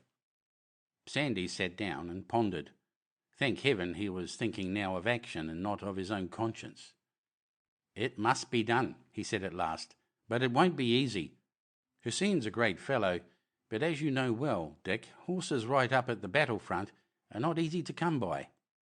Tomorrow I've got some kind of infernal fast to observe, and the next day that woman will be coaching me for my part. We'll have to give Hussein time. I wish to heaven it could be tonight." He was silent again for a bit, and then he said, "I believe the best time would be the 3rd night, the eve of the revelation. She's bound to leave me alone that night." "Right-o," I said. "It won't be much fun sitting waiting in this cold sepulchre, but we must keep our heads and risk nothing by being in a hurry. Besides, if Peter wins through, the Turk will be a busy man by the day after tomorrow." The key turned in the door, and Hussein stole in like a shade. It was the signal for Sandy to leave. "You fellows have given me a new lease of life," he said. "I've got a plan now, and I can set my teeth and stick it out." He went up to Peter and gripped his hand. "Good luck. You're the bravest man I ever met, and I've seen a few." Then he turned abruptly and went out, followed by an exhortation from Blenkiron to get busy about the quadrupeds. Then we set about equipping Peter for his crusade. It was a simple job, for we were not rich in properties. His get-up, with his thick fur-collared greatcoat, was not unlike the ordinary Turkish officer seen in a dim light. But Peter had no intention of passing for a Turk, or indeed of giving anybody the chance of seeing him, as he was more concerned to fit in with the landscape. So he stripped off the greatcoat and pulled a grey sweater of mine over his jacket, and put on his head a woolen helmet of the same colour.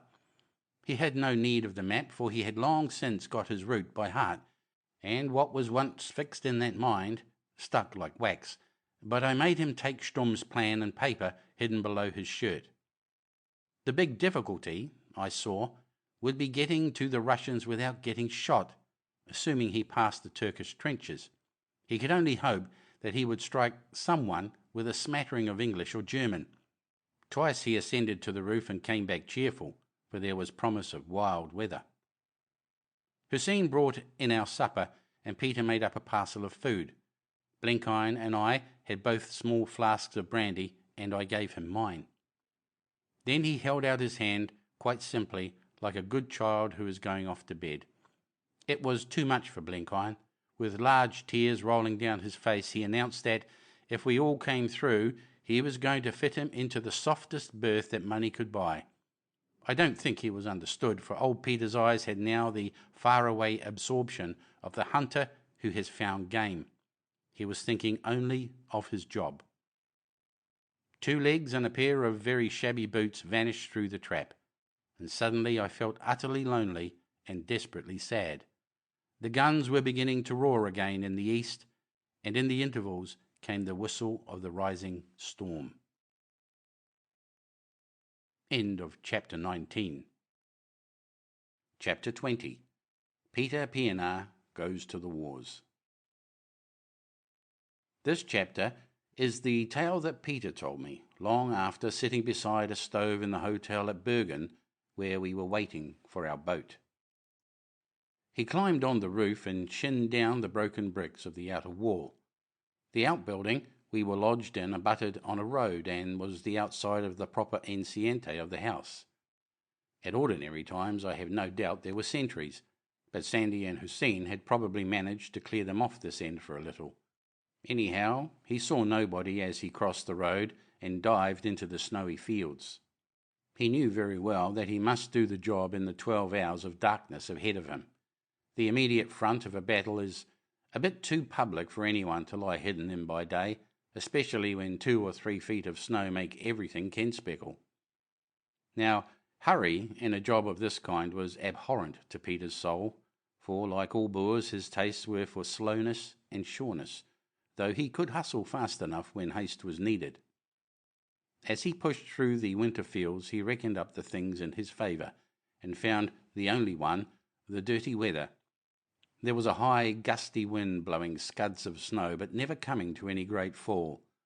The frost had gone, and the lying snow was as soft as butter. That was all to the good, he thought, for a clear, hard night would have been the devil. The first bit was through farmlands, which was seamed with little snow-field water furrows. Now and then would come a house and a patch of fruit trees, but there was nobody abroad. The roads were crowded enough, but Peter had no use for roads. I can picture him swinging along with his bent back, stooping every now and then to sniff and listen, alert for the foreknowledge of danger. When he chose, he could cover country like an antelope. Soon he struck a big road full of transport.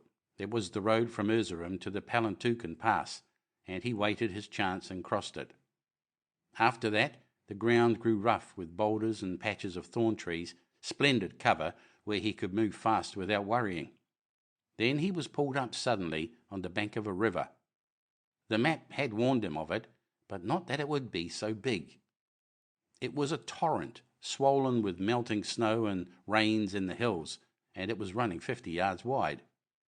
Peter thought he could have swum it, but he was very averse to a drenching. A wet man makes too much noise, he said, and besides, there was the off chance that the current would be too much for him. So he moved upstream to look for a bridge. In 10 minutes he found one, a new-made thing of trestles, broad enough to take transport wagons. It was guarded, for he heard the tramp of a sentry, and as he pulled himself up the bank he observed a couple of long wooden huts, obviously some kind of billets. These were on the near side of the stream, about a dozen yards from the bridge.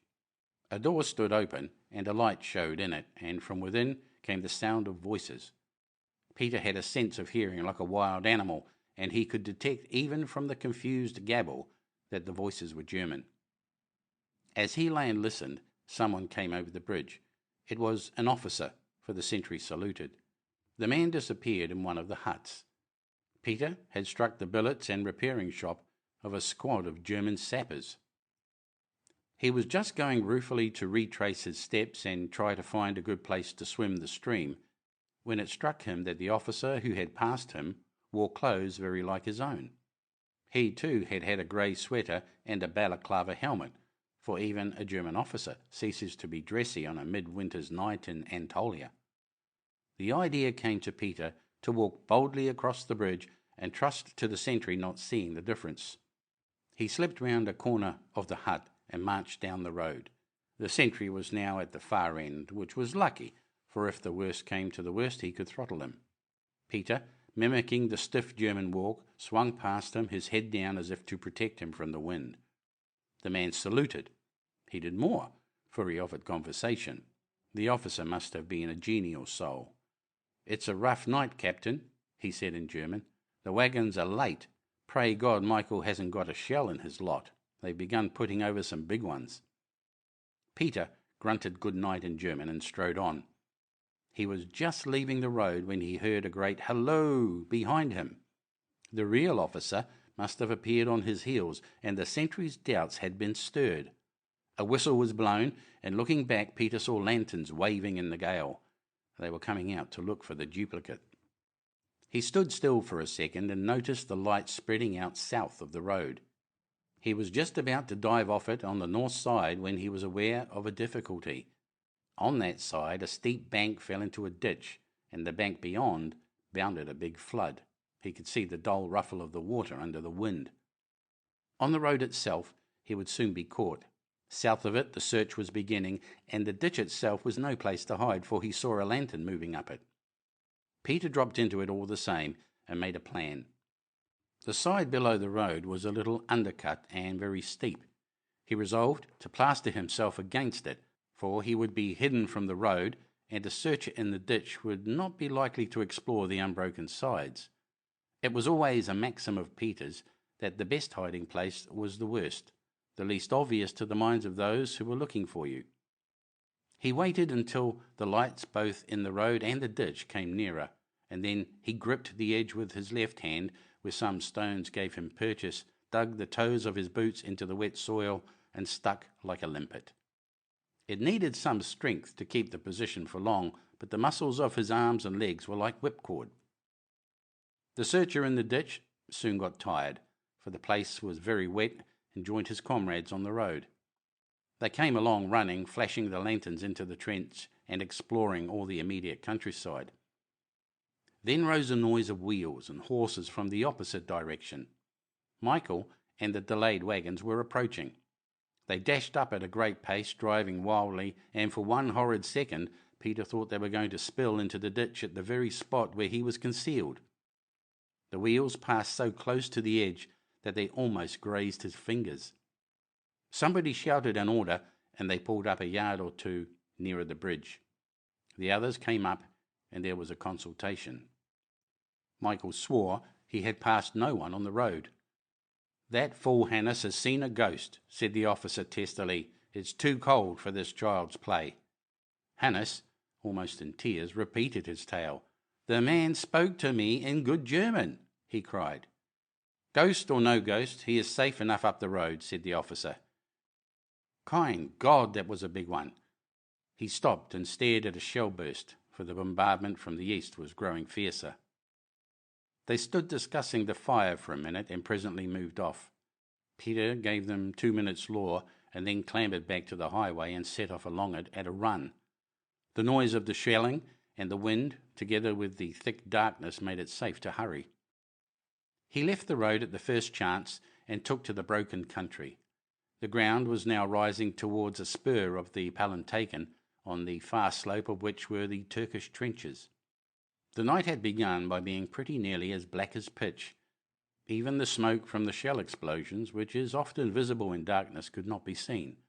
But as the wind blew, the snow clouds athwart the sky patches of stars came out.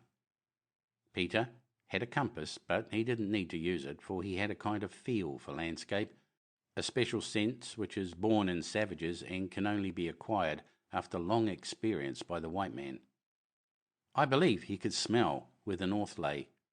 He had settled roughly which part of the line he would try, merely because of its nearness to the enemy. But he might see reason to vary this, and as he moved he began to think that the safest place was where the shelling was hottest. He didn't like the notion, but it sounded sense.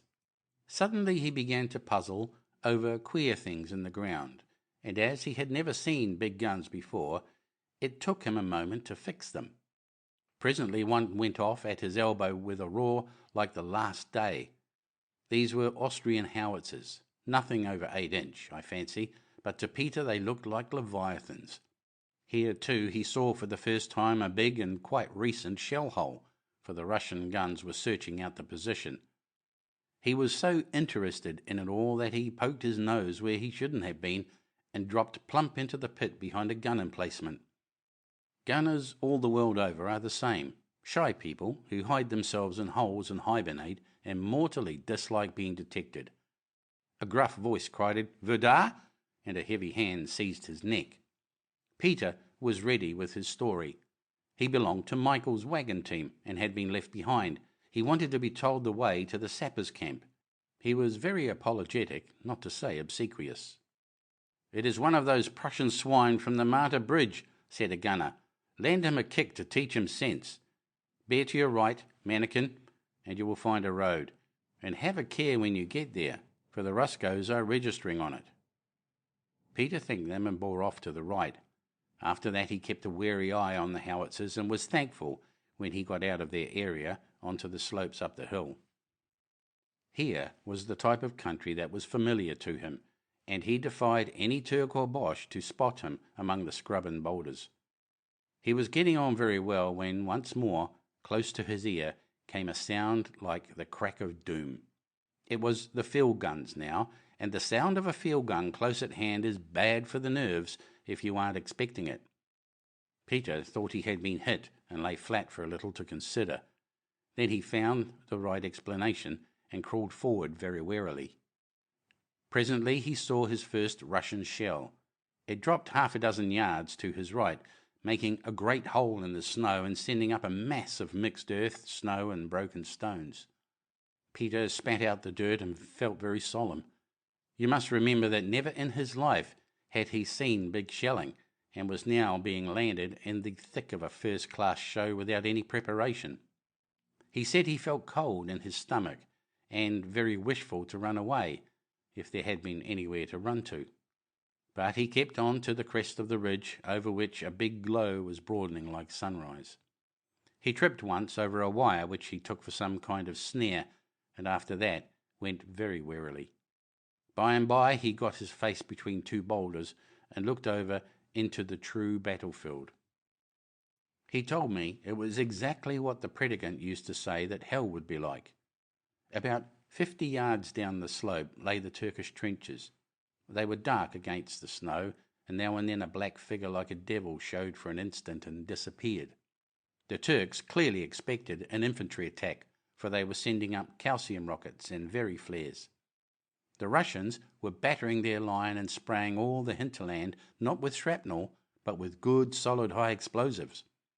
The place would be as bright as day for a moment, all smothered in a scurry of smoke and snow and debris, and then a black pall would fall on it, when only the thunder of the guns told of the battle. Peter felt very sick. He had not believed there could be so much noise in the world, and the drums of his ears were splitting. Now, for a man to whom courage is habitual, the taste of fear, naked, utter fear, is a horrible thing. It seems to wash away all his manhood. Peter lay on the crest, watching the shells burst, and confident that any moment he might be a shattered remnant. He lay and reasoned with himself, calling himself every name he could think of, but conscious that nothing would get rid of that lump of ice below his heart. Then he could stand it no longer. He got up and ran for his life. But he ran forward. It was the craziest performance. He went hell for leather over a piece of ground that was being watered with HE, but by the mercy of heaven nothing hit him. He took some fearsome tosses and shell holes, but partly erect and partly on all fours, he did the 50 yards and tumbled into a Turkish trench right on top of a dead man. The contact with that body brought him to his senses. That men could die at all seemed a comforting, homely thing after that unnatural pandemonium. The next moment a crump took the parapet of the trench some yards to his left, and he was half buried in an avalanche. He crawled out of that, pretty badly cut about the head. He was quite cool now, and thinking hard about his next step. There were men all around him, sullen dark faces as he saw them when the flares went up. They were manning the parapets and waiting tensely for something else than the shelling. They paid no attention to him, for I fancy in that trench units were pretty well mixed up, and under a bad bombardment no one bothers about his neighbour. He found himself free to move as he pleased. The ground of the trench was littered with empty cartridge cases, and there were many dead bodies. The last shell, as I have said, had played havoc with the parapet. In the next spell of darkness, Peter crawled through the gap and twisted among some snowy hillocks. He was no longer afraid of shells, any more than he was afraid of a veiled thunderstorm. But he was wondering very hard how he should ever get to the Russians. The Turks were behind him now, but there was the biggest danger in front. Then the artillery ceased. It was so sudden that he thought he had gone deaf and could hardly realize the blessed relief of it. The wind, too, seemed to have fallen, or perhaps he was sheltered by the lee of the hill. There were a lot of dead here also, but that he couldn't understand, for they were new dead. Had the Turks attacked and been driven back? When he had gone about 30 yards, he stopped to take his bearings. On the right were the ruins of a large building set on fire by the guns. There was a blur of woods and debris of walls round it. Away to the left, another hill ran out farther to the east, and the place he was in seemed to be a kind of cup between the spurs. Just before him was a little ruined building, with the sky seen through its rafters, for the smouldering ruin on the right gave a certain light. He wondered if the Russian firing line lay there. Just then he heard voices, smothered voices, not a yard away and apparently below the ground. He instantly jumped to what this must mean.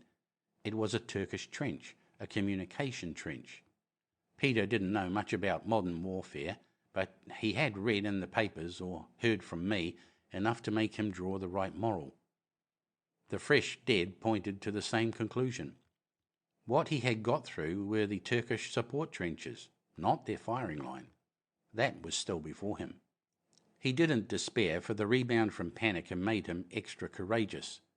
He crawled forward, an inch at a time, taking no sort of risk, and presently found himself looking at the paradise of a trench. Then he lay quiet to think out the next step. The shelling had stopped, and there was that queer kind of peace which falls sometimes on two armies not a quarter of a mile distant. Peter said he could hear nothing but the far-off sighing of the wind.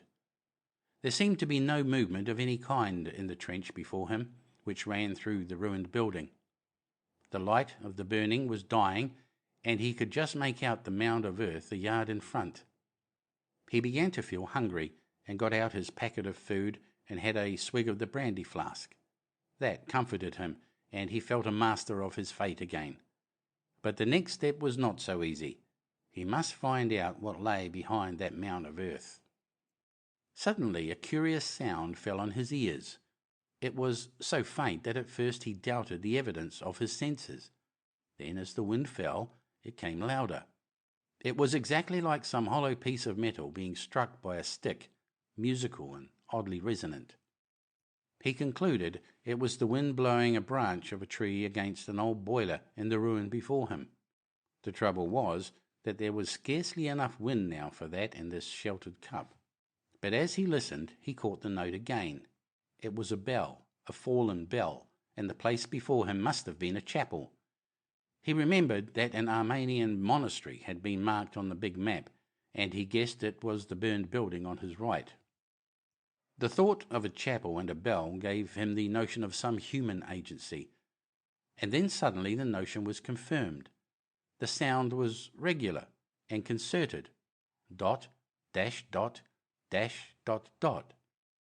The branch of a tree and the wind may play strange pranks, but they do not produce the longs and shorts of the Morse code. This is where Peter's intelligence work in the Boer War helped him. He knew the Morse. He could read it, but he could make nothing of the signalling. It was either in some special code or in a strange language.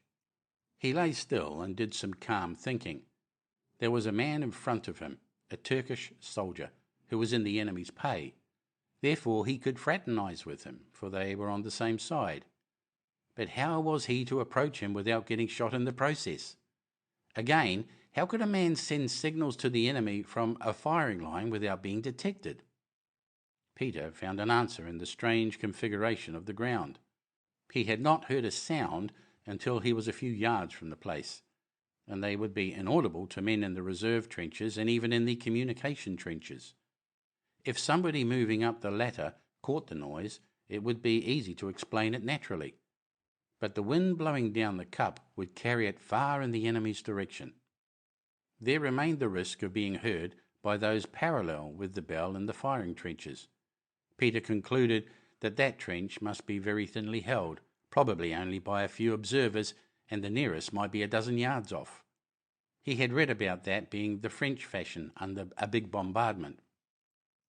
The next thing was to find out how to make himself known to this ally.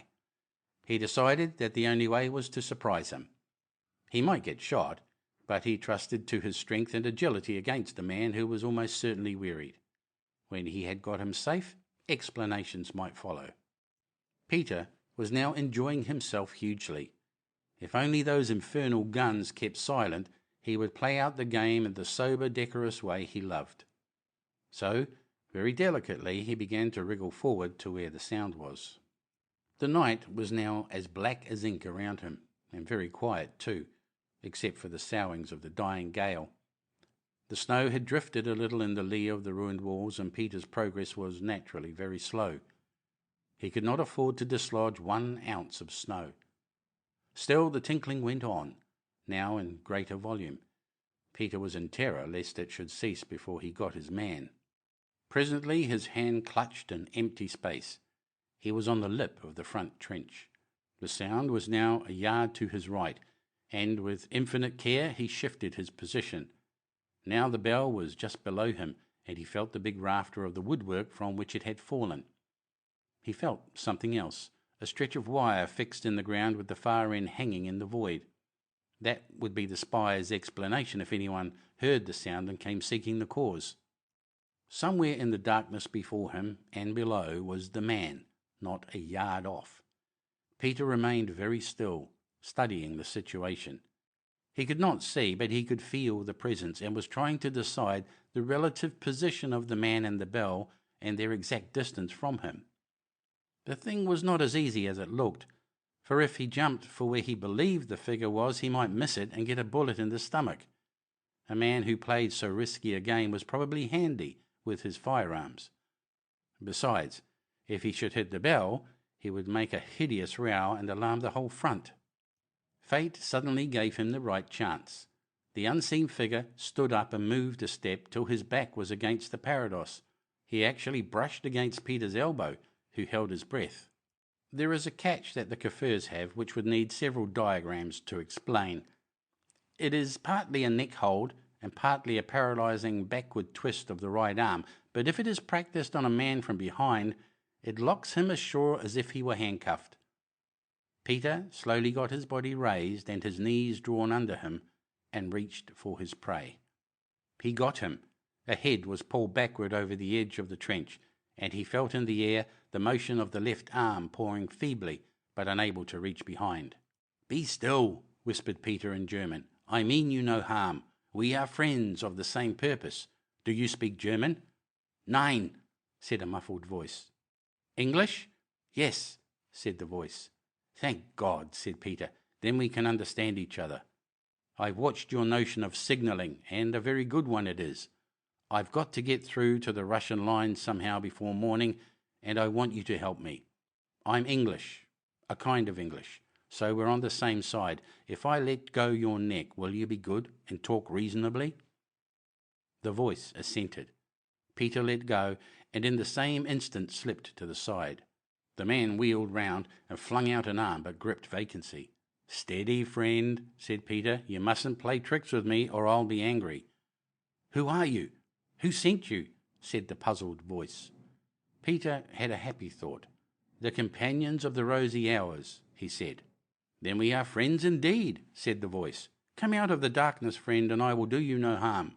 I am a good Turk, and I fought beside the English in Kordofan and learned their tongue.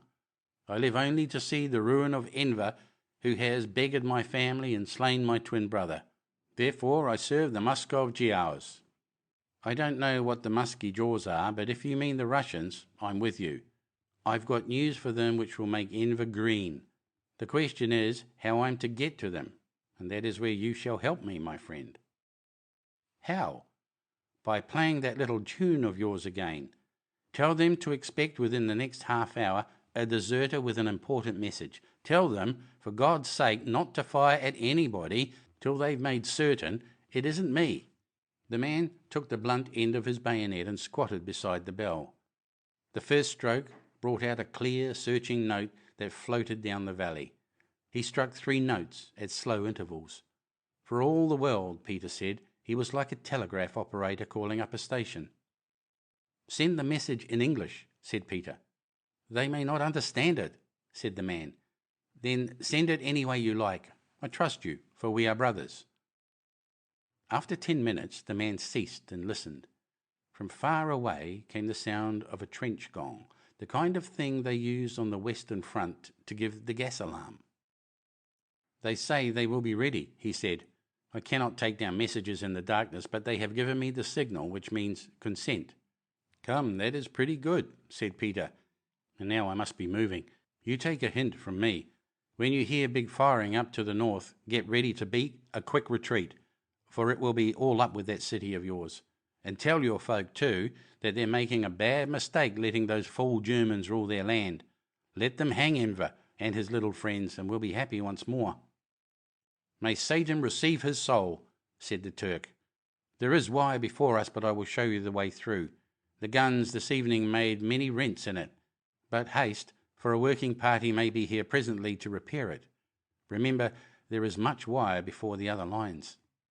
Peter, with certain directions, found it pretty easy to make his way through the entanglement. There was one bit which scraped a hole in his back, but very soon he had come to the last posts and found himself in open country. The place, he said, was a graveyard of the unburied dead that smelt horribly as he crawled among them. He had no inducements to delay, for he thought he could hear behind him the movement of the Turkish working party, and was in terror that a flare might reveal him and a volley accompany his retreat. From one shell hole to another he wormed his way till he struck an old ruinous communication trench which led in the right direction. The Turks must have been forced back in the past week, and the Russians were now in the evacuated trenches. The thing was half full of water, but it gave Peter a feeling of safety, for it enabled him to get his head below the level of the ground. Then it came to an end, and he found before him a forest of wire. The Turk in his signal had mentioned half an hour, but Peter thought it was nearer 2 hours before he got through that noxious entanglement. Shelling had made little difference to it. The uprights were all there, and the barbed strands seemed to touch the ground. Remember, he had no wire cutter, nothing but his bare hands. Once again fear got hold of him. He felt caught in a net with monstrous vultures waiting to pounce on him from above. At any moment a flare might go up and a dozen rifles find their mark. He had altogether forgotten about the message which had been sent, for no message could dissuade the ever-present death he felt around him.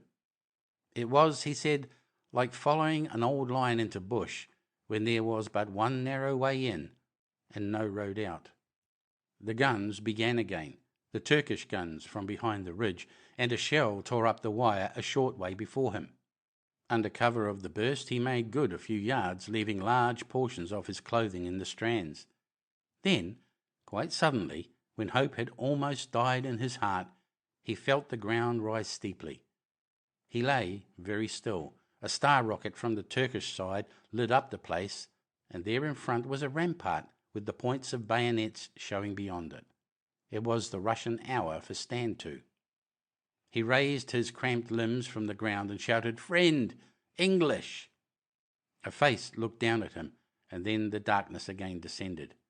"Friend!" he said hoarsely, "English!"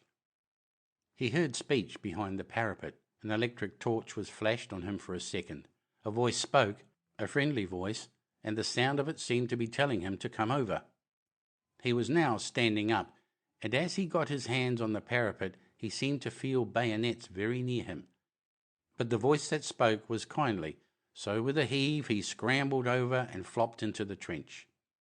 Once more the electric torch was flashed and revealed to the eyes of the onlookers an indescribably dirty, lean, middle-aged man with a bloody head and scarcely a rag of shirt on his back. The said man, seeing friendly faces around him, grinned cheerfully. "That was a rough trick, friends," he said. "I want to see your general pretty quick, for I have got a present for him." He was taken to an officer in a dugout, who addressed him in French, which he did not understand, but the sight of Stumm's plan worked wonders. After that, he was fairly bundled down communication trenches and then over swampy fields to a farm among trees. There he found staff officers who looked at him and looked at his map and then put him on a horse and hurried him eastwards. At last he came to a big ruined house and was taken into a room which seemed to be full of maps and generals. The conclusion must be told in Peter's words. There was a big man sitting at a table drinking coffee, and when I saw him my heart jumped out of my skin, for it was the man I hunted with on the Pungwe in '98, him whom the Kaffirs called Buck's Horn because of his long curled moustaches. He was a prince even then, and now he is a very great general. When I saw him, I ran forward and gripped his hand and cried, "Hoe gaat het, mynheer?" And he knew me and shouted in Dutch, "Damn if it isn't old Peter Pienaar." Then he gave me coffee and ham and good bread, and he looked at my map. "What is this?" he cried, growing red in the face. "It is the staff map of one Stumm, a German skellum whom commands in the yon city," I said.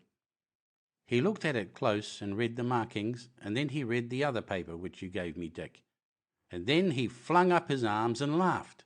He took a loaf and tossed it into the air so that it fell on the head of another general. He spoke to them in their own tongue, and they too laughed, and one or two ran out as if on some errand. I have never seen such merrymaking. They were clever men, and knew the worth of what you gave me. Then he got to his feet and hugged me, all dirty as I was, and kissed me on both cheeks. Before God, Peter, he said, you're the mightiest hunter since Nimrod.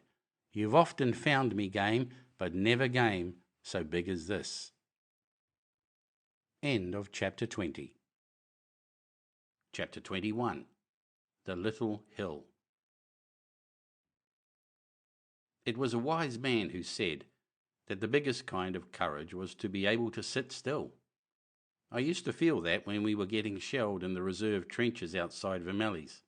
I felt it before we went over the parapets at Luz, but I never felt it so much as on the last 2 days in that cellar.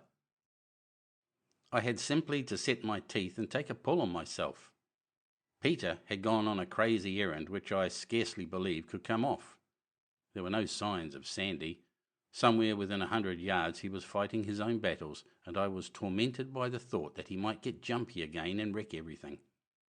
A strange companion brought us food, a man who spoke only Turkish and could tell us nothing. Hussein, I judged, was busy about the horses. If I could only have done something to help on matters, I could have scotched my anxiety, but there was nothing to be done, nothing but wait and brood. I tell you, I began to sympathize with the general behind the lines in a battle, the fellow who makes the plan which others execute.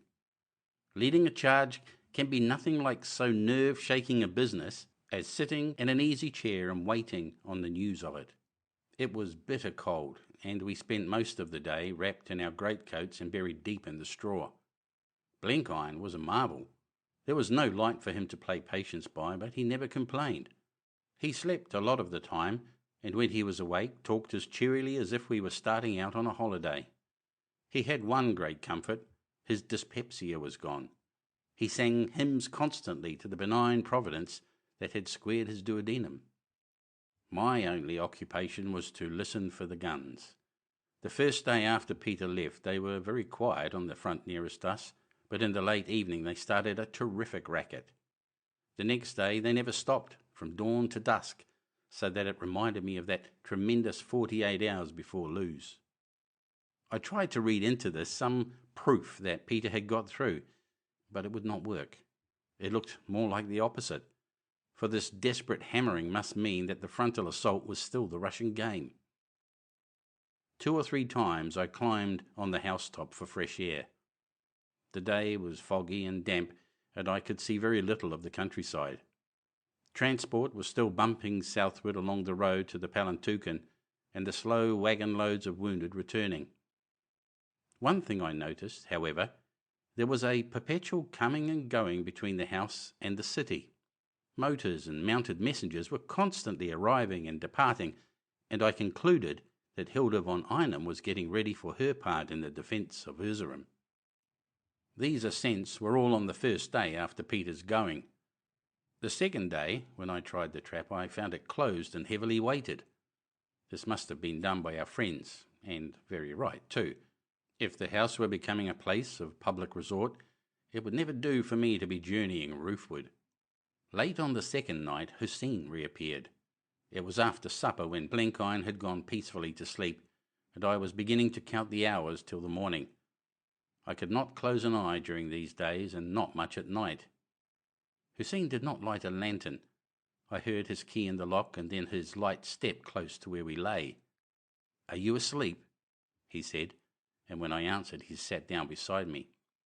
"The horses are found," he said, "and the master bids me tell you that we start in the morning 3 hours before dawn." It was welcome news. "Tell me what is happening," I begged. "We have been lying in this tomb for 3 days and heard nothing." "The guns are busy," he said. "The elements come to this place every hour, I know not for what. Also, there has been a great search for you. The searchers have been here, but they were sent away empty. Sleep, my lord, for there is wild work before us." I did not sleep much, for I was strung too high with expectation, and I envied Blenkiron his now eupeptic slumbers. But for an hour or so I dropped off, and my old nightmare came back. Once again I was in the throat of a pass, hotly pursued, straining for some sanctuary which I knew I must reach. But I was no longer alone. Others were with me. How many, I could not tell, for when I tried to see their faces, they dissolved in mist. Deep snow was underfoot, a grey sky was over us, black peaks were on all sides, but ahead in the mist of the pass was that curious castrol which I had first seen in my dream on the Erzurum road. I saw it distinct in every detail. It rose to the left of the road through the pass, above a hollow where great boulders stood out in the snow. Its sides were steep, so that the snow had slipped off in patches, leaving stretches of glistening black shale. The crans at the top did not rise sheer, but sloped at an angle of 45, and on the very summit there seemed a hollow, as if the earth within the rock rim had been beaten by weather into a cup. That is often the way with a South African castrol, and I knew it was so with this. We were straining for it, but the snow clogged us, and our enemies were very close behind. Then I was awakened by a figure at my side. "Get ready, my lord," it said. "It is the hour to ride." Like sleepwalkers, we moved into the sharp air. Hussein led us out of an old postern and then through a place like an orchard to the shelter of some tall evergreen trees. There horses stood, champing quietly from their nose bags. Good, I thought, a feed of oats before a big effort. There were 9 beasts for 9 riders. We mounted without a word and filed through a grove of trees to where a broken paling marked the beginning of cultivated land. There, for the matter of 20 minutes, Hussein chose to guide us through deep, clogging snow. He wanted to avoid any sound till we were well beyond earshot of the house. Then we struck a bypath which presently merged in a hard highway, running, as I judged, southwest by west. There we delayed no longer, but galloped furiously into the dark. I had got back all my exhilaration. Indeed, I was intoxicated with the movement and could have laughed out loud and sung. Under the black canopy of the night, perils are either forgotten or terribly alive. Mine were forgotten. The darkness I galloped into led me to freedom and friends. Yes, and success, which I had not dared to hope and scarcely even to dream of. Hussein rode first with me at his side. I turned my head and saw Blenkiron behind me, evidently mortally unhappy about the pace we set and the mount he sat.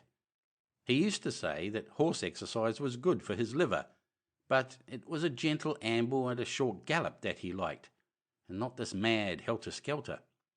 His thighs were too round to fit a saddle leather. We passed a fire in a hollow, the bivouac of some Turkish unit, and all the horses shied violently.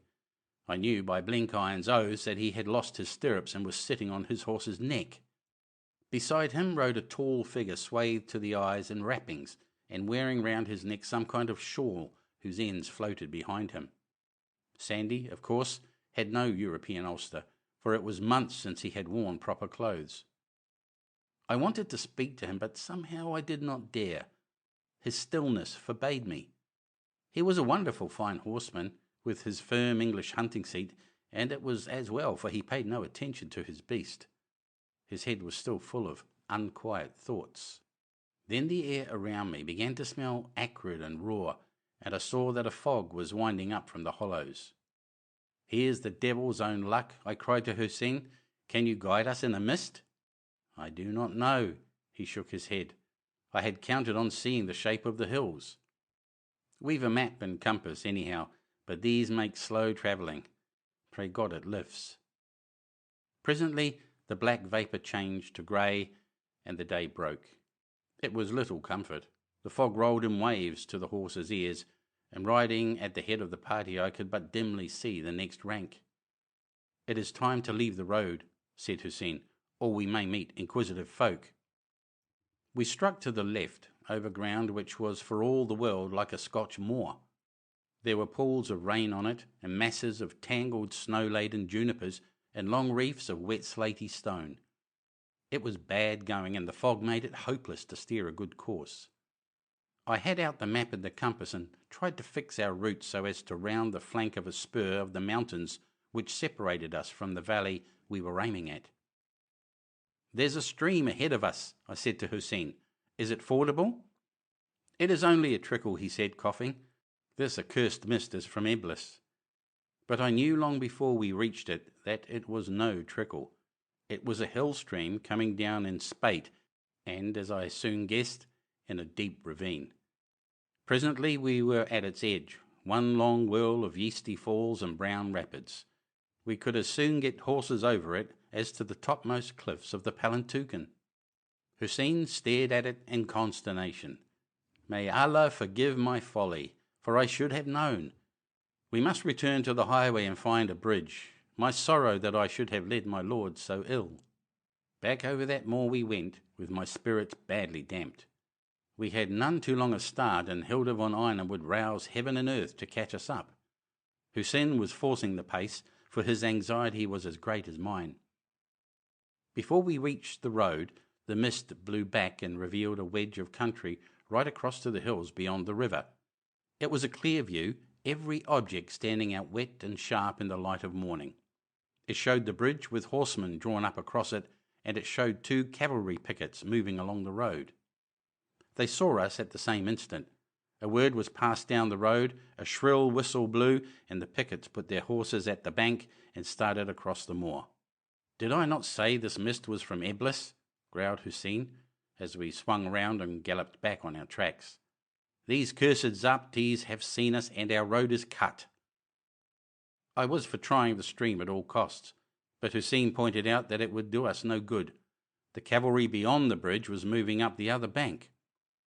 "There is a path through the hills that I know, but it must be travelled on foot. If we can increase our lead and the mist cloaks us, there is yet a chance."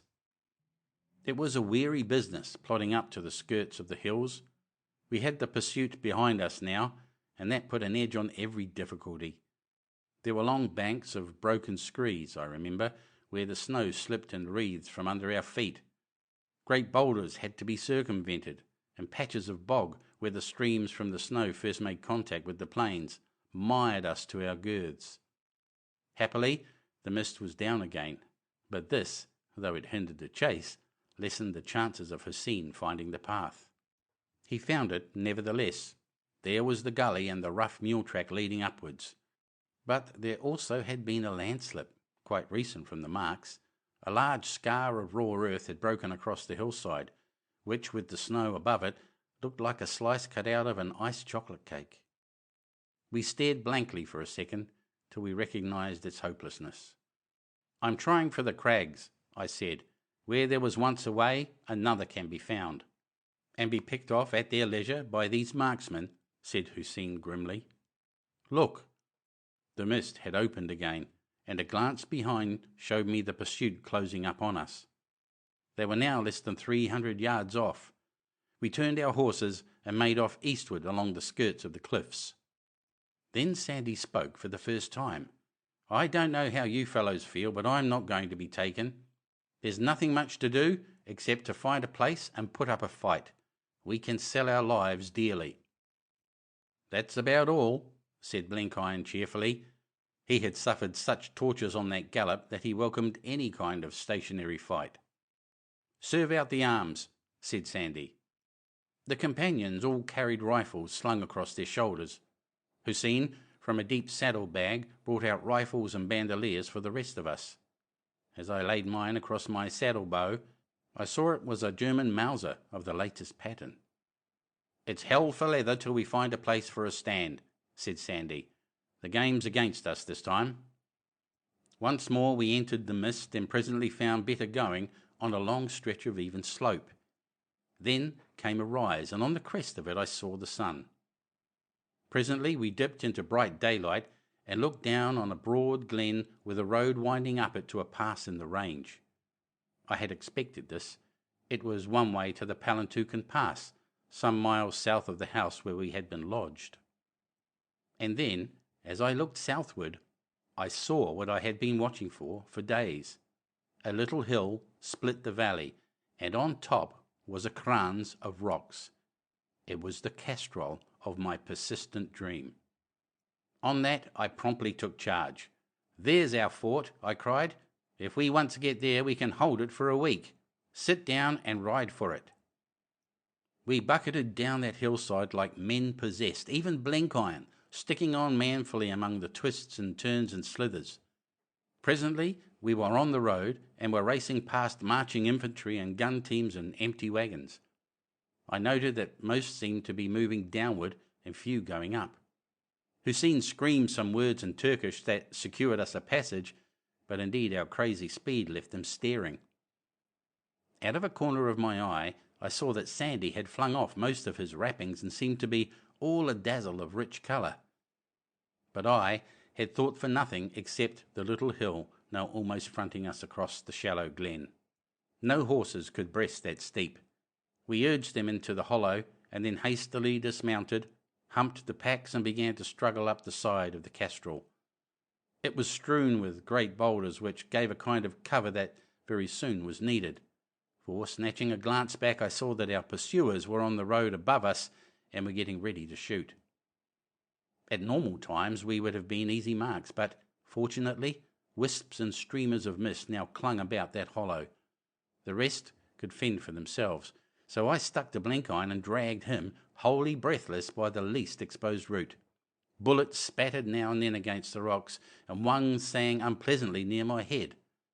In this way we covered 3/4 of the distance, and had only the bare dozen yards where the gradient eased off up to the edge of the Crans. Blenkiron got hit in the leg, our only casualty. There was nothing for it but to carry him, so I swung him on my shoulders, and with a bursting heart did that last lap. It was hottish work, and the bullets were pretty thick about us, but we all got safely to the Crans, and a short scramble took us over the edge. I laid Blenkiron inside the castrol and started to prepare our defence. We had little time to do it. Out of the thin fog figures were coming, crouching in cover. The place we were in was a natural redoubt, except that there were no loopholes or sandbags. We had to show our heads over the rim to shoot, but the danger was lessened by the superb field of fire given by those last dozen yards of glasses. I posted the men and waited, and Blenkiron, with a white face, insisted on taking his share, announcing that he used to be handy with a gun. I gave the order that no man was to shoot till the enemy had come out of the rocks onto the glacis.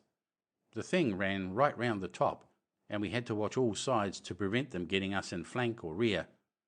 Hussein's rifle cracked out presently from the back, so my precautions had not been needless. We were all three fair shots, though none of us up to Peter's miraculous standard, and the companions too made good practice. The Mauser was the weapon I knew best, and I didn't miss much. The attackers never had a chance, for their only hope was to rush us by numbers, and, the whole party being not above 24, they were far too few. I think we killed 3, for their bodies were left lying, and wounded at least 6, while the rest fell back towards the road. In a quarter of an hour it was all over. "They are dogs of Kurds," I heard Hussein say fiercely. "Only a Kurdish Jiao would fight on the livery of the Kaaba." Then I had a good look at Sandy. He had discarded shawls and wrappings and stood up in the strangest costume man ever wore in battle. Somehow he had procured field boots and an old pair of riding breeches. Above these, reaching well below his middle, he had a wonderful silken jibber, or ephod, of a bright emerald. I call it silk, but it was like no silk I have ever known, so exquisite in the mesh, with such a sheen and depth in it. Some strange pattern was woven on the breast, which in the dim light I could not trace. I'll warrant no rarer or costlier garment was ever exposed to lead on a bleak winter hill. Sandy seemed unconscious of his garb. His eye, listless no more, scanned the hollow. "That's only the overture," he cried. "The opera will soon begin. We must put a breastwork up in these gaps, or they'll pick us off from 1,000 yards. I had meantime roughly dressed Blenkiron's wound with a linen rag, which Hussein provided. It was from a ricochet bullet which had chipped into his left shin.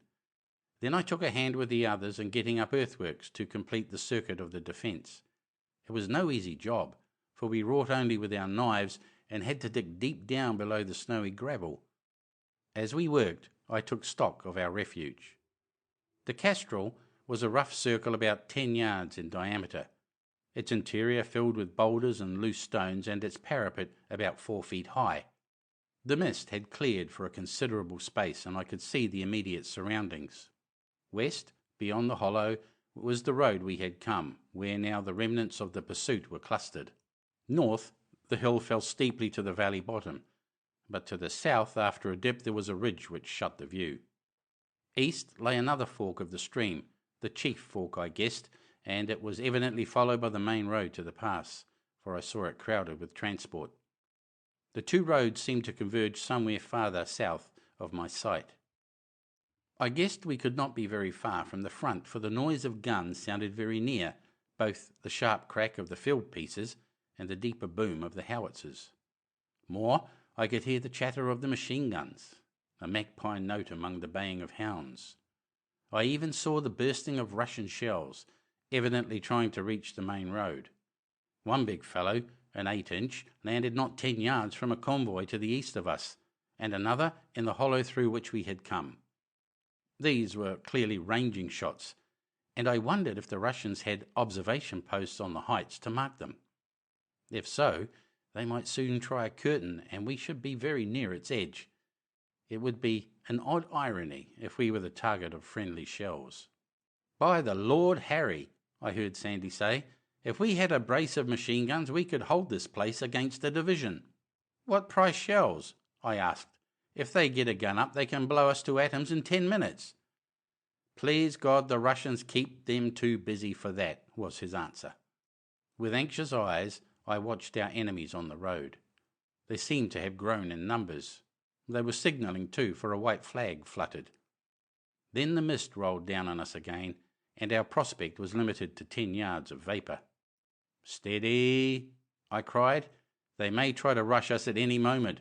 Every man keep his eye on the edge of the fog and shoot at the first sign." For nearly half an hour, by my watch, we waited in that queer white world, our eyes smarting with the strain of peering. The sound of the guns seemed to be hushed, and everything grown deathly quiet. Blenkiron's squeal, as he knocked his wounded leg against a rock, made every man start. Then, out of the mist there came a voice. It was a woman's voice, high, penetrating, and sweet, but it spoke in no tongue I knew. Only Sandy understood. He made a sudden movement as if to defend himself against a blow. The speaker came into clear sight on the glasses, a yard or two away. Mine was the first face she saw. "I come to offer terms," she said in English. "Will you permit me to enter?" I could do nothing except take off my cap and say, "Yes, ma'am." Blenkiron, snuggled up against the parapet, was cursing furiously below his breath. She climbed up the clans and stepped over the edge as lightly as a deer. Her clothes were strange, spurred boots and breeches over which fell a short green kirtle. A little cap skewered with a jewelled pin was on her head, and a cape of some coarse country cloth hung from her shoulders. She had rough gauntlets on her hands, and she carried for weapon a riding whip. The fog crystals clung to her hair, I remember, and a silvery film of fog lay on her garments. I had never before thought of her as beautiful. Strange, uncanny, wonderful, if you like, but the word beauty had too kindly and human a sound for such a face. But as she stood with heightened colour, her eyes like stars, her poise like a wild bird's, I had to confess that she had her own loveliness. She might be a devil, but she was also a queen. I considered that there might be merits in the prospect of riding by her side into Jerusalem. Sandy stood rigid, his face very grave and set. She held out both hands to him, speaking softly in Turkish. I noticed that the 6 companions had disappeared from the castrol and were somewhere out of sight on the farther side. I do not know what she said, but from her tone, and above all from her eyes, I judged that she was pleading for his return, for his partnership in her great adventure, pleading, for all I knew, for his love. His expression was like a death mask, his brows drawn tight in a little frown, and his jaw rigid. "Madam," he said, "I ask you to tell your business quick, and to tell it in English. My friends must hear it as well as me." "Your friends?" she cried. "What has a prince to do with these hirelings? Your slaves, perhaps, but not your friends." "My friends," Sandy repeated grimly. "You must know, madam, that I am a British officer." That was beyond doubt a clean, staggering stroke. What she had thought of his origin, God knows, but she had never dreamed of this. Her eyes grew larger and more lustrous, her lips parted as if to speak, but her voice failed her. Then by an effort she recovered herself, and out of that strange face went all the glow of youth and ardour. It was again the unholy mask I had first known. "And these others?" she asked in a level voice. "One is a brother officer of my regiment. The other is an American friend, but all three of us are on the same errand. We came east to destroy Greenmantle and your devilish ambitions. You have yourself destroyed your prophets, and now it is your turn to fail and disappear. Make no mistake, madam, that folly is over. I will tear this sacred garment into 1,000 pieces and scatter them on the wind. The people wait today for the revelation, but none will come. You may kill us if you can, but we have at least crushed a lie and done service to our country." I would not have taken my eyes from her face for a king's ransom. I have written that she was a queen, and of that there is no manner of doubt. She had the soul of a conqueror, for not a flicker of weakness or disappointment marred her air. Only pride and the stateliest resolution looked out of her eyes. I said I came to offer terms. I will still offer them, though they are other than I thought.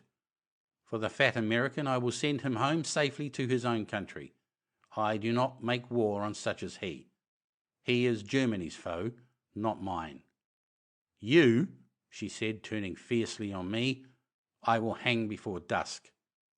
Never in my life had I been so pleased. I had got my revenge at last. This woman had singled me out above the others as the object of her wrath, and I almost loved her for it. She turned to Sandy, and the fierceness went out of her face. "You seek the truth," she said. "So also do I, and if we use a lie, it is only to break down a greater. You are of my household and spirit, and you alone of all men I have seen are fit to ride with me on my mission. Germany may fail, but I shall not fail. I offer you the greatest career that mortal has known. I offer you a task which will need every atom of brain and sinew and courage. Will you refuse that destiny?" I do not know what effect this vapouring might have had in hot-scented rooms or in the languor of some rich garden, but up on that cold hilltop it was as unsubstantial as the mist around us. It sounded not even impressive, only crazy. "I stay with my friends," said Sandy. "Then I will offer more. I will save your friends. They too shall share in my triumph." This was too much for Blenkiron. He scrambled to his feet to speak the protest that had been wrung from his soul, forgot his game leg and rolled back on the ground with a groan. Then she seemed to make a last appeal. She spoke in Turkish now, and I do not know what she said, but I judged it was the plea of a woman to her lover. Once more she was the proud beauty, but there was a tremor in her pride. I had almost written tenderness. To listen to her was like horrid treachery, like eavesdropping on something pitiful. I know my cheeks grew scarlet, and Blenkiron turned away his head. Sandy's face did not move. He spoke in English. "You can offer me nothing that I desire," he said. "I am the servant of my country, and her enemies are mine. I can have neither part nor lot with you. That is my answer, Madame von Einem." Then her steely restraint broke. It was like a dam giving before a pent-up mass of icy water. She tore off one of her gauntlets and hurled it in his face. Implacable hate looked out of her eyes. "I have done with you," she cried. "You have scorned me, but you have dug your own grave." She leaped on the parapet, and the next second was gone on the glacis. Once more the mist had fled, and across the hollow I saw a field gun in place and men around it who were not Turkish. She waved her hand to them and hastened down the hillside. But at that moment I heard the whistle of a long-range Russian shell. Among the boulders there was the dull shock of an explosion in a mushroom of red earth. It all passed in an instant of time. I saw the gunners on the road point their hands, and I heard them cry. I heard too a kind of sob from Blenkiron. All this before I realised myself what had happened. The next thing I saw was Sandy, already beyond the glacis, leaping with great bounds down the hill. They were shooting at him, but he heeded them not. For the space of a minute he was out of sight, and his whereabouts was shown only by the patter of bullets. Then he came back, walking quite slowly up the last slope, and he was carrying something in his arms. The enemy fired no more. They realised what had happened. He laid his burden down gently in a corner of the castrol. The cap had fallen off and the hair was breaking loose. The face was very white, but there was no wound or bruise on it. She was killed at once, I heard him saying. Her back was broken by a shell fragment. Dick, we must bury her here. You see, she liked me. I can make her no return but this. We set the companions to guard, and with infinite slowness, using our hands and our knives, we made a shallow grave below the eastern parapet. When it was done, we covered her face with the linen cloak which Sandy had worn that morning. He lifted the body and laid it reverently in its place. I did not know that anything could be so light, he said. It wasn't for me to look on at that kind of scene. I went to the parapet with Blenkiron's field glasses and had a stare at our friends on the road. There was no Turk there, and I guessed why, for it would not be easy to use the men of Islam against the wearer of the green ephod. The enemy were German or Austrian, and they had a field gun. They seemed to have got it laid on our fort, but they were waiting. As I looked, I saw behind them a massive figure I seemed to recognise. Sturm had come to see the destruction of his enemies. To the east I saw another gun in the fields just below the main road. They had got us on both sides, and there was no way of escape. Hilda von Einem was to have a noble pyre and goodly company for the dark journey. Dusk was falling now, a clear, bright dusk where the stars pricked through a sheen of amethyst. The artillery were busy all around the horizon, and towards the pass on the other road, where Fort Palantuken stood, there was the dust and smoke of a furious bombardment. It seemed to me, too, that the guns of the other fronts had come nearer.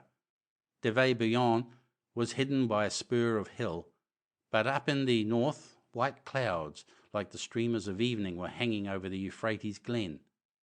The whole firmament hummed and twanged like a taut string that had been struck. As I looked, the gun to the west fired, the gun where Sturm was. The shell dropped 10 yards to our right. A second later, another fell behind us.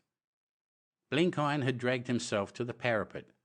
I don't suppose he had ever been shelled before, but his face showed curiosity rather than fear. Pretty poor shooting, I reckon, he said. On the contrary, I said, they know their business, they're bracketing. The words were not out of my mouth when one fell right among us. It struck the far rim of the castrol, shattering the rock but bursting mainly outside. We all ducked, and barring some small scratches, no one was a penny the worse. I remember that much of the debris fell on Hilda von Einem's grave. I pulled Blenkiron over the far parapet and called on the rest to follow, meaning to take cover on the rough side of the hill. But as we showed ourselves, shots rang out from our front, shots fired from a range of a few hundred yards. It was easy to see what had happened. Riflemen had been sent to hold us in rear. They would not assault so long as we remained in the castrol, but they would block any attempt to find safety outside it. Sturm and his gun had us at their mercy. We crouched below the parapet again.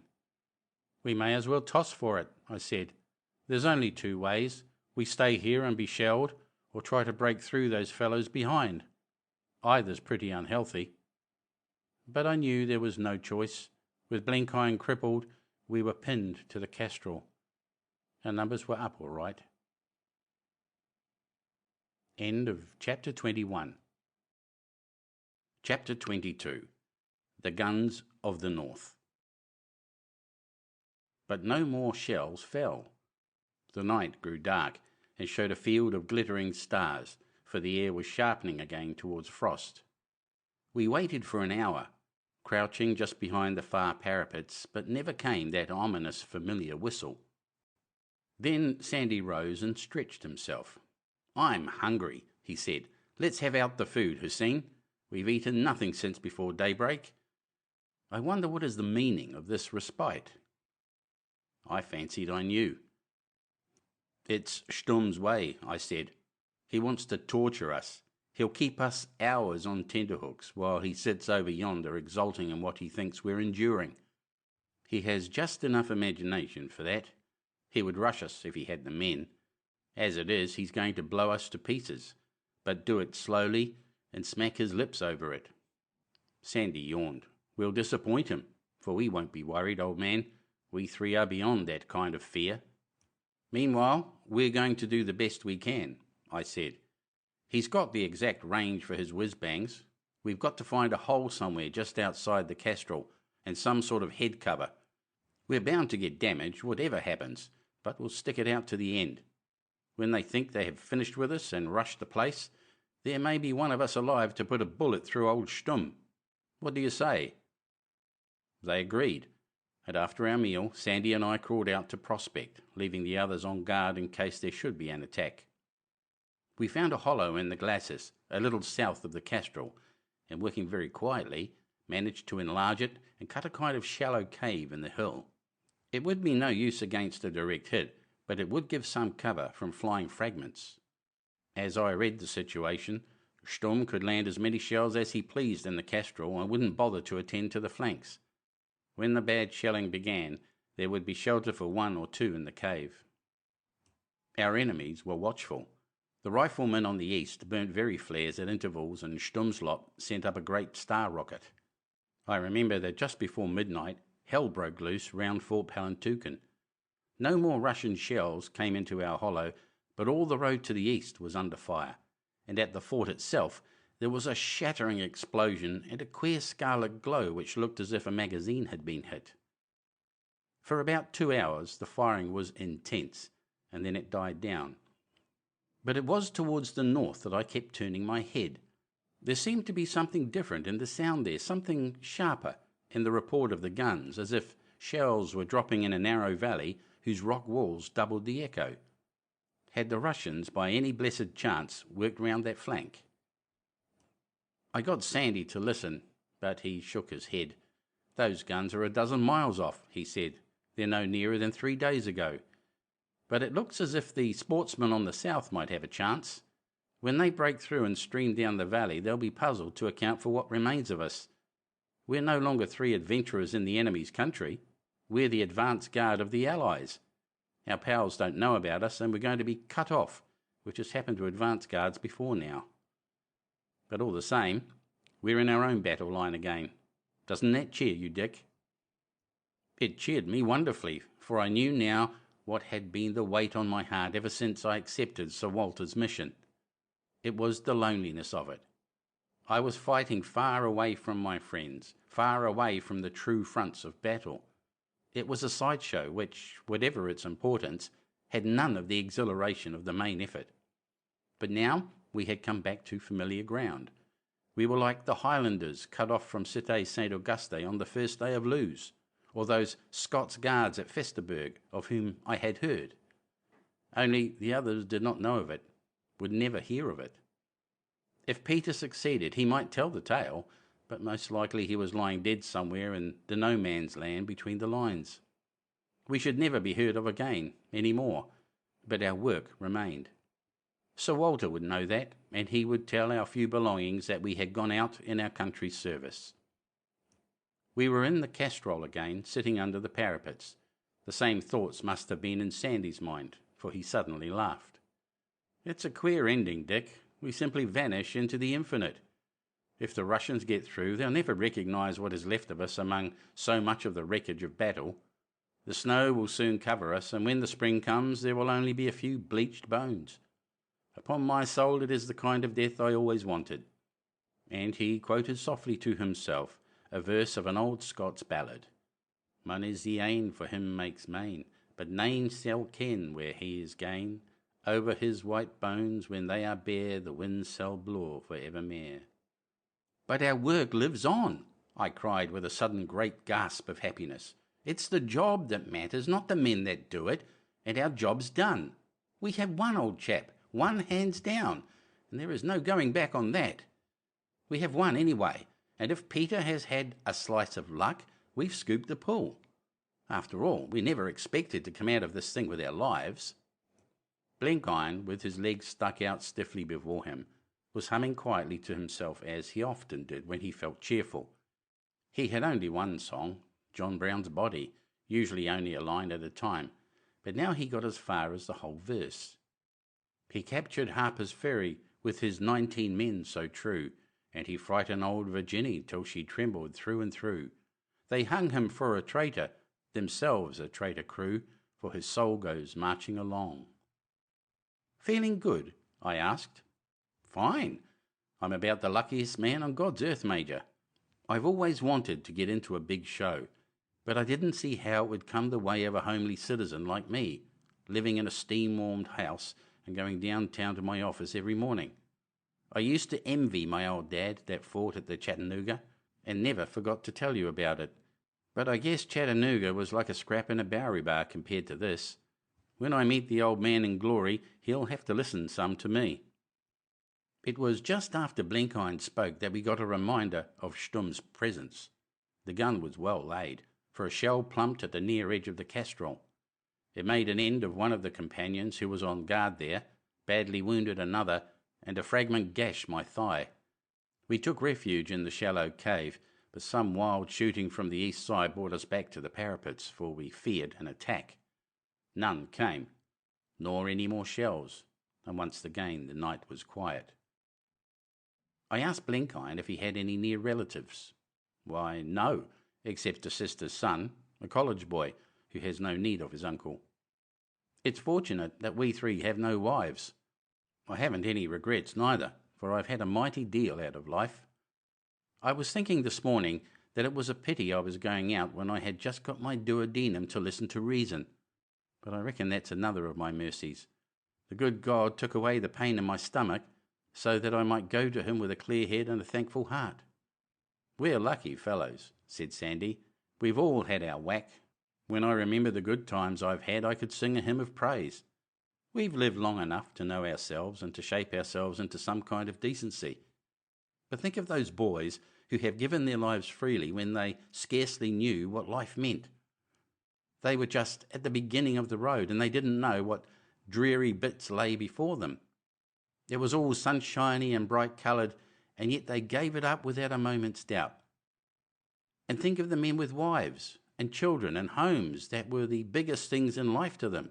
For fellows like us to shirk would be black cowardice. It's small credit for us to stick it out, but when those others shut their teeth and went forward, they were blessed heroes. After that, we fell silent. A man's thoughts at a time like that seem to be double-powered, and the memory becomes very sharp and clear. I don't know what was in the others' minds, but I know what filled my own. I fancy it isn't the men who get most out of the world and are always buoyant and cheerful that most fear to die. Rather, it is the weak engine souls who go about with dull eyes, that cling most fiercely to life. They have not the joy of being alive, which is a kind of earnest immortality. I know that my thoughts were chiefly about the jolly things that I had seen and done, not regret, but gratitude. The panorama of blue noons on the veld unrolled itself before me, and hunters' nights in the bush, the taste of food and sleep, the bitter stimulus of dawn, the joy of wild adventure, the voices of old staunch friends. Hitherto the war had seemed to make a break with all that had gone before, but now the war was only part of the picture. I thought of my battalion and the good fellows there, many of whom had fallen on the Lewes parapets. I had never looked to come out of that myself, but I had been spared and given the chance of a greater business, and I had succeeded. That was the tremendous fact, and my mood was humble gratitude to God and exultant pride. Death was a small price to pay for it. As Blenkiron would have said, I had got good value in the deal. The night was getting bitter cold, as happens before dawn. It was frost again, and the sharpness of it woke our hunger. I got out the remnants of the food and wine, and we had our last meal. I remember we pledged each other as we drank. "We have eaten our Passover feast," said Sandy. "When do you look for the end?" "After dawn," I said. "Sturm wants daylight to get the full savour of his revenge." Slowly the sky passed from ebony to grey, and black shapes of hill outlined themselves against it. A wind blew down the valley, bringing the acrid smell of burning, but something too of the freshness of morn. It stirred strange thoughts in me, and woke the old morning vigour of the blood, which was never to be mine again. For the first time in that long vigil, I was torn with a sudden regret. "We must get into that cave before it's full light," I said. "We had better draw lots for the two to go." The choice fell on one of the companions and Blenkiron. "You can count me out," said the latter. "If it's your wish to find a man to be alive when our friends come up to count their spoil, I guess I'm the worst of the lot. I'd prefer, if you don't mind, to stay here. I've made my peace with my Maker, and I'd like to wait quietly on his call. I'll play a game of patience to pass the time." He would take no denial, so we drew again, and the lot fell to Sandy. "If I'm the last to go," he said, "I promise I don't miss. Sturm won't be long in following me." He shook hands with his cheery smile, and he and the companion slipped over the parapet in the final shadows before dawn. Blenkiron spread his patience cards on a flat rock and dealt out the double Napoleon. He was perfectly calm, and hummed to himself his only tune. For myself, I was drinking in my last draught of the hill air. My contentment was going. I suddenly felt bitterly loath to die. Something of the same kind must have passed through Blenkiron's head. He suddenly looked up and asked, Sister Anne, do you see anybody coming?"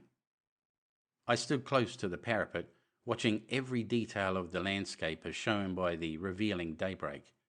Up on the shoulders of the Palantuken, snowdrifts lipped over the edges of the cliffs. I wondered when they would come down as avalanches. There was a kind of croft on one hillside, and from a hut the smoke of breakfast was beginning to curl. Sturm's gunners were awake and apparently holding council. Far down on the main road a convoy was moving. I heard the creak of the wheels 2 miles away, for the air was deathly still. Then, as if a spring had been loosed, the world suddenly leaped into hideous life. With a growl, the guns opened round all the horizon. They were especially fierce to the south, where a rafale beat as I had never heard it before. The one glance I cast behind me showed the gap in the hills choked with fumes and dust. But my eyes were on the north. From Erzurum city, tall tongues of flame leaped from a dozen quarters. Beyond, towards the opening of the Euphrates glen, there was the sharp crack of field guns. I strained eyes and ears, mad with impatience, and I read the riddle. "Sandy," I yelled, "Peter has got through. The Russians are round the flank. The town is burning. Glory to God, we've won. We've won." And as I spoke, the earth seemed to split beside me, and I was flung forward on the gravel which covered Hilda von Einem's grave. As I picked myself up, and to my amazement found myself uninjured, I saw Blenkiron rubbing the dust out of his eyes and arranging a disordered card. He had stopped humming, and he was singing aloud. "He captured Harper's Ferry with his 19 men so true, and he frightened old Virginie. Say, Major," he cried, "I believe this game of mine is coming out." I was now pretty well mad. The thought that old Peter had won, that we had won beyond our wildest dreams, that if we died there where those coming would exact the uttermost vengeance, rode my brain like a fever. I sprang on the parapet and waved my hands to Sturm, shouting defiance.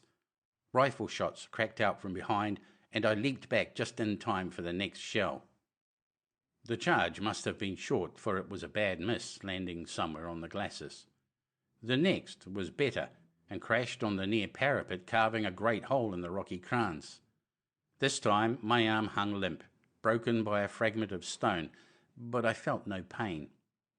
Blenkiron seemed to bear a charmed life, for he was smothered in dust but unhurt. He blew the dust away from his cards very gingerly and went on playing. Then came a dud, which dropped neatly inside on the soft ground. I was determined to break for the open and chance the rifle fire, for if Sturm went on shooting, the Castrol was certain death. I caught Blenkiron round the middle, scattering his cards to the wind, and jumped over the parapet. "Don't apologise, Major," said he. "The game was as good as won. But for God's sake, drop me, for if you wave me like the banner of freedom, I'll get plugged sure and good." My one thought was to get cover for the next minutes, for I had an instinct that our vigil was near its end. The defences of Erzerum were crumbling like sandcastles, and it was a proof of the tenseness of my nerves that I seemed to be deaf to sound. Sturm had seen us cross the parapet, and he started to sprinkle all the surroundings of the Castrol. Blenkiron and I lay like a working party between the lines, caught by machine guns, taking a pull on ourselves as best we could. Sandy had some kind of cover, but we were on the bare farther slope, and the riflemen on that side might have had us at their mercy. But no shots came from them. As I looked east, the hillside, which a little before had been held by our enemies, was as empty as the desert. And then I saw on the main road a sight which, for a second time, made me yell like a maniac. Down that glen came a throng of men and galloping limbers, a crazy jostling crowd spreading away beyond the road to the steep slopes and leaving behind it many black dots to darken the snow. The gates of the south had yielded, and our friends were through them. At that sight I forgot all about our danger. I didn't give a cent for Sturm's shells. I didn't believe he could hit me. The fate which had mercifully preserved us for the first taste of victory would see us through to the end. I remember bundling Blenkiron along the hill to find Sandy, but our news was anticipated, for down our own side glen came the same broken tumult of men. More, for at their backs, far up the throat of the pass, I saw horsemen, the horsemen of the pursuit. Old Nicholas had flung his cavalry in. Sandy was on his feet, with his lips set and his eye abstracted. If his face hadn't been turned black by weather, it would have been pale as a dishclout. A man like him doesn't make up his mind for death and then be given his life again without being wrenched out of his bearings. I thought he didn't understand what had happened, so I beat him on the shoulders. "Man, d'ye see?" I cried. "The Cossacks! The Cossacks! God, how they're taking that slope! They're onto them now. By heaven, we'll ride with them. We'll get the gun horses." A little knoll prevented Sturm and his men from seeing what was happening farther up the glen till the first wave of the rout was on them. He had gone on bombarding the Castrol and its environs while the world was cracking over his head. The gun team was in the hollow below the road, and down the hill among the boulders we crawled, Blenkiron as lame as a duck, and me with a limp left arm. The poor beasts were straining at their pickets and sniffing the morning wind, which brought down the thick fumes of the great bombardment and the indescribable babbling cries of a beaten army. Before we reached them, that maddened horde had swept down on them, men panting and gasping in their flight, many of them bloody from wounds, many tottering in the first stages of collapse and death. I saw the horses seized by a dozen hands and a desperate fight for their possession. But as we halted there, our eyes fixed on the battery on the road above us, for round it was now sweeping the van of the retreat. I had never seen a rout before, when strong men come to the end of their tether and only their broken shadows stumble towards the refuge they never find. No more had Sturm, poor devil. I had no ill will left for him, though coming down that hill I was rather hoping that the two of us might have a final scrap. He was a brute and a bully, but by God, he was a man. I heard his great roar when he saw the tumult, and the next I saw was his monstrous figure working at the gun. He swung it south and turned it on the fugitives. But he never fired it. The press was on him, and the gun was swept sideways. He stood up, a foot higher than any of them, and he seemed to be trying to check the rush with his pistol. There is power in numbers, even though every unit is broken and fleeing. For a second, to that wild crowd, Sturm was the enemy, and they had strength enough to crush him. The wave flowed round and then across him.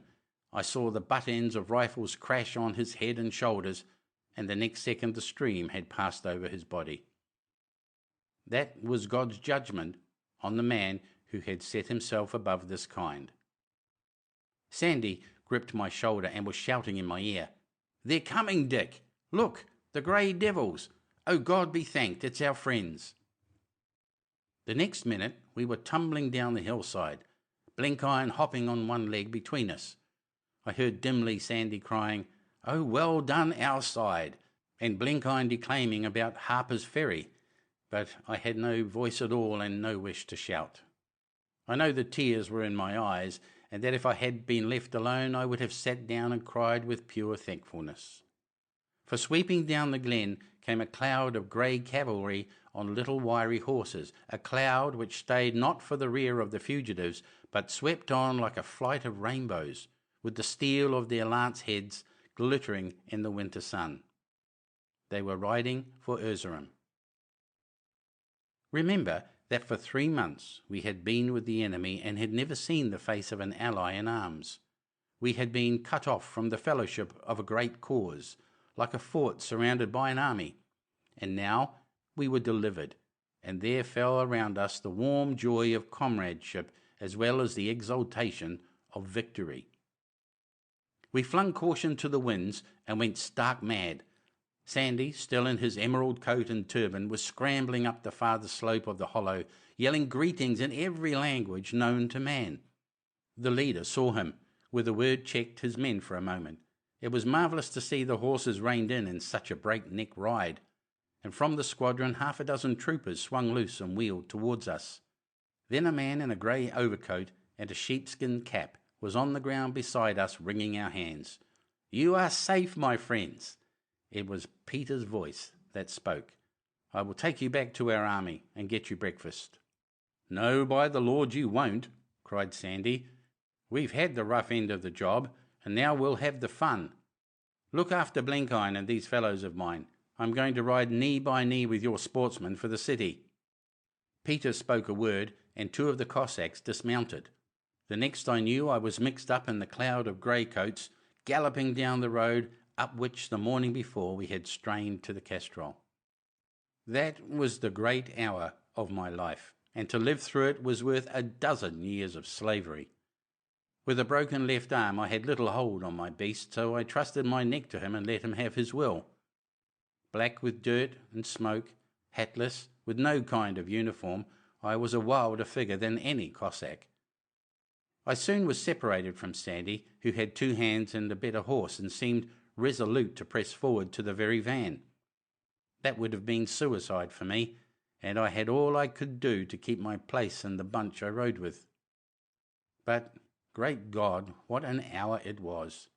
There was loose shooting on our flank, but nothing to trouble us, though the gun team of some Austrian howitzer, struggling madly at a bridge, gave us a bit of a tussle. Everything flitted past me like smoke, or like the mad finale of a dream just before waking. I knew the living movement under me and the companionship of men, but all dimly, for at heart I was alone, grappling with the realization of a new world.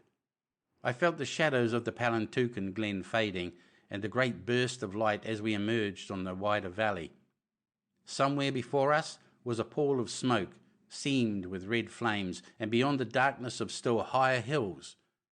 All that time I was dreaming, crooning daft catches of song to myself, so happy, so deliriously happy that I dared not to try to think. I kept muttering a kind of prayer made up of Bible words to him who had shown me his goodness in the land of the living. But as we drew out from the skirts of the hills and began the long slope to the city, I woke to clear consciousness. I felt the smell of sheepskin and lathered horses, and above all the bitter smell of fire. Down in the trough lay Erzerum, now burning in many places, and from the east, past the silent forts, horsemen were closing in on it. I yelled to my comrades that we were nearest, that we would be first in the city, and they nodded happily and shouted their strange war cries. As we topped the last ridge, I saw below me the van of our charge, a dark mass on the snow, while the broken enemy on both sides were flinging away their arms and scattering in the fields. In the very front, now nearing the city ramparts, was one man. He was like the point of the steel spear soon to be driven home. In the clear morning air, I could see that he did not wear the uniform of the invaders. He was turbaned and rode like one possessed, and against the snow I caught the dark sheen of emerald. As he rode, it seemed that the fleeing Turks were stricken still, and sank by the roadside with eyes strained after his unheeding figure. Then I knew that the prophecy had been true, and that their prophet had not failed them. The long-looked-for revelation had come. Greenmantle had appeared at last to an awaiting people. End of Greenmantle by John Buchan. Thank you for listening.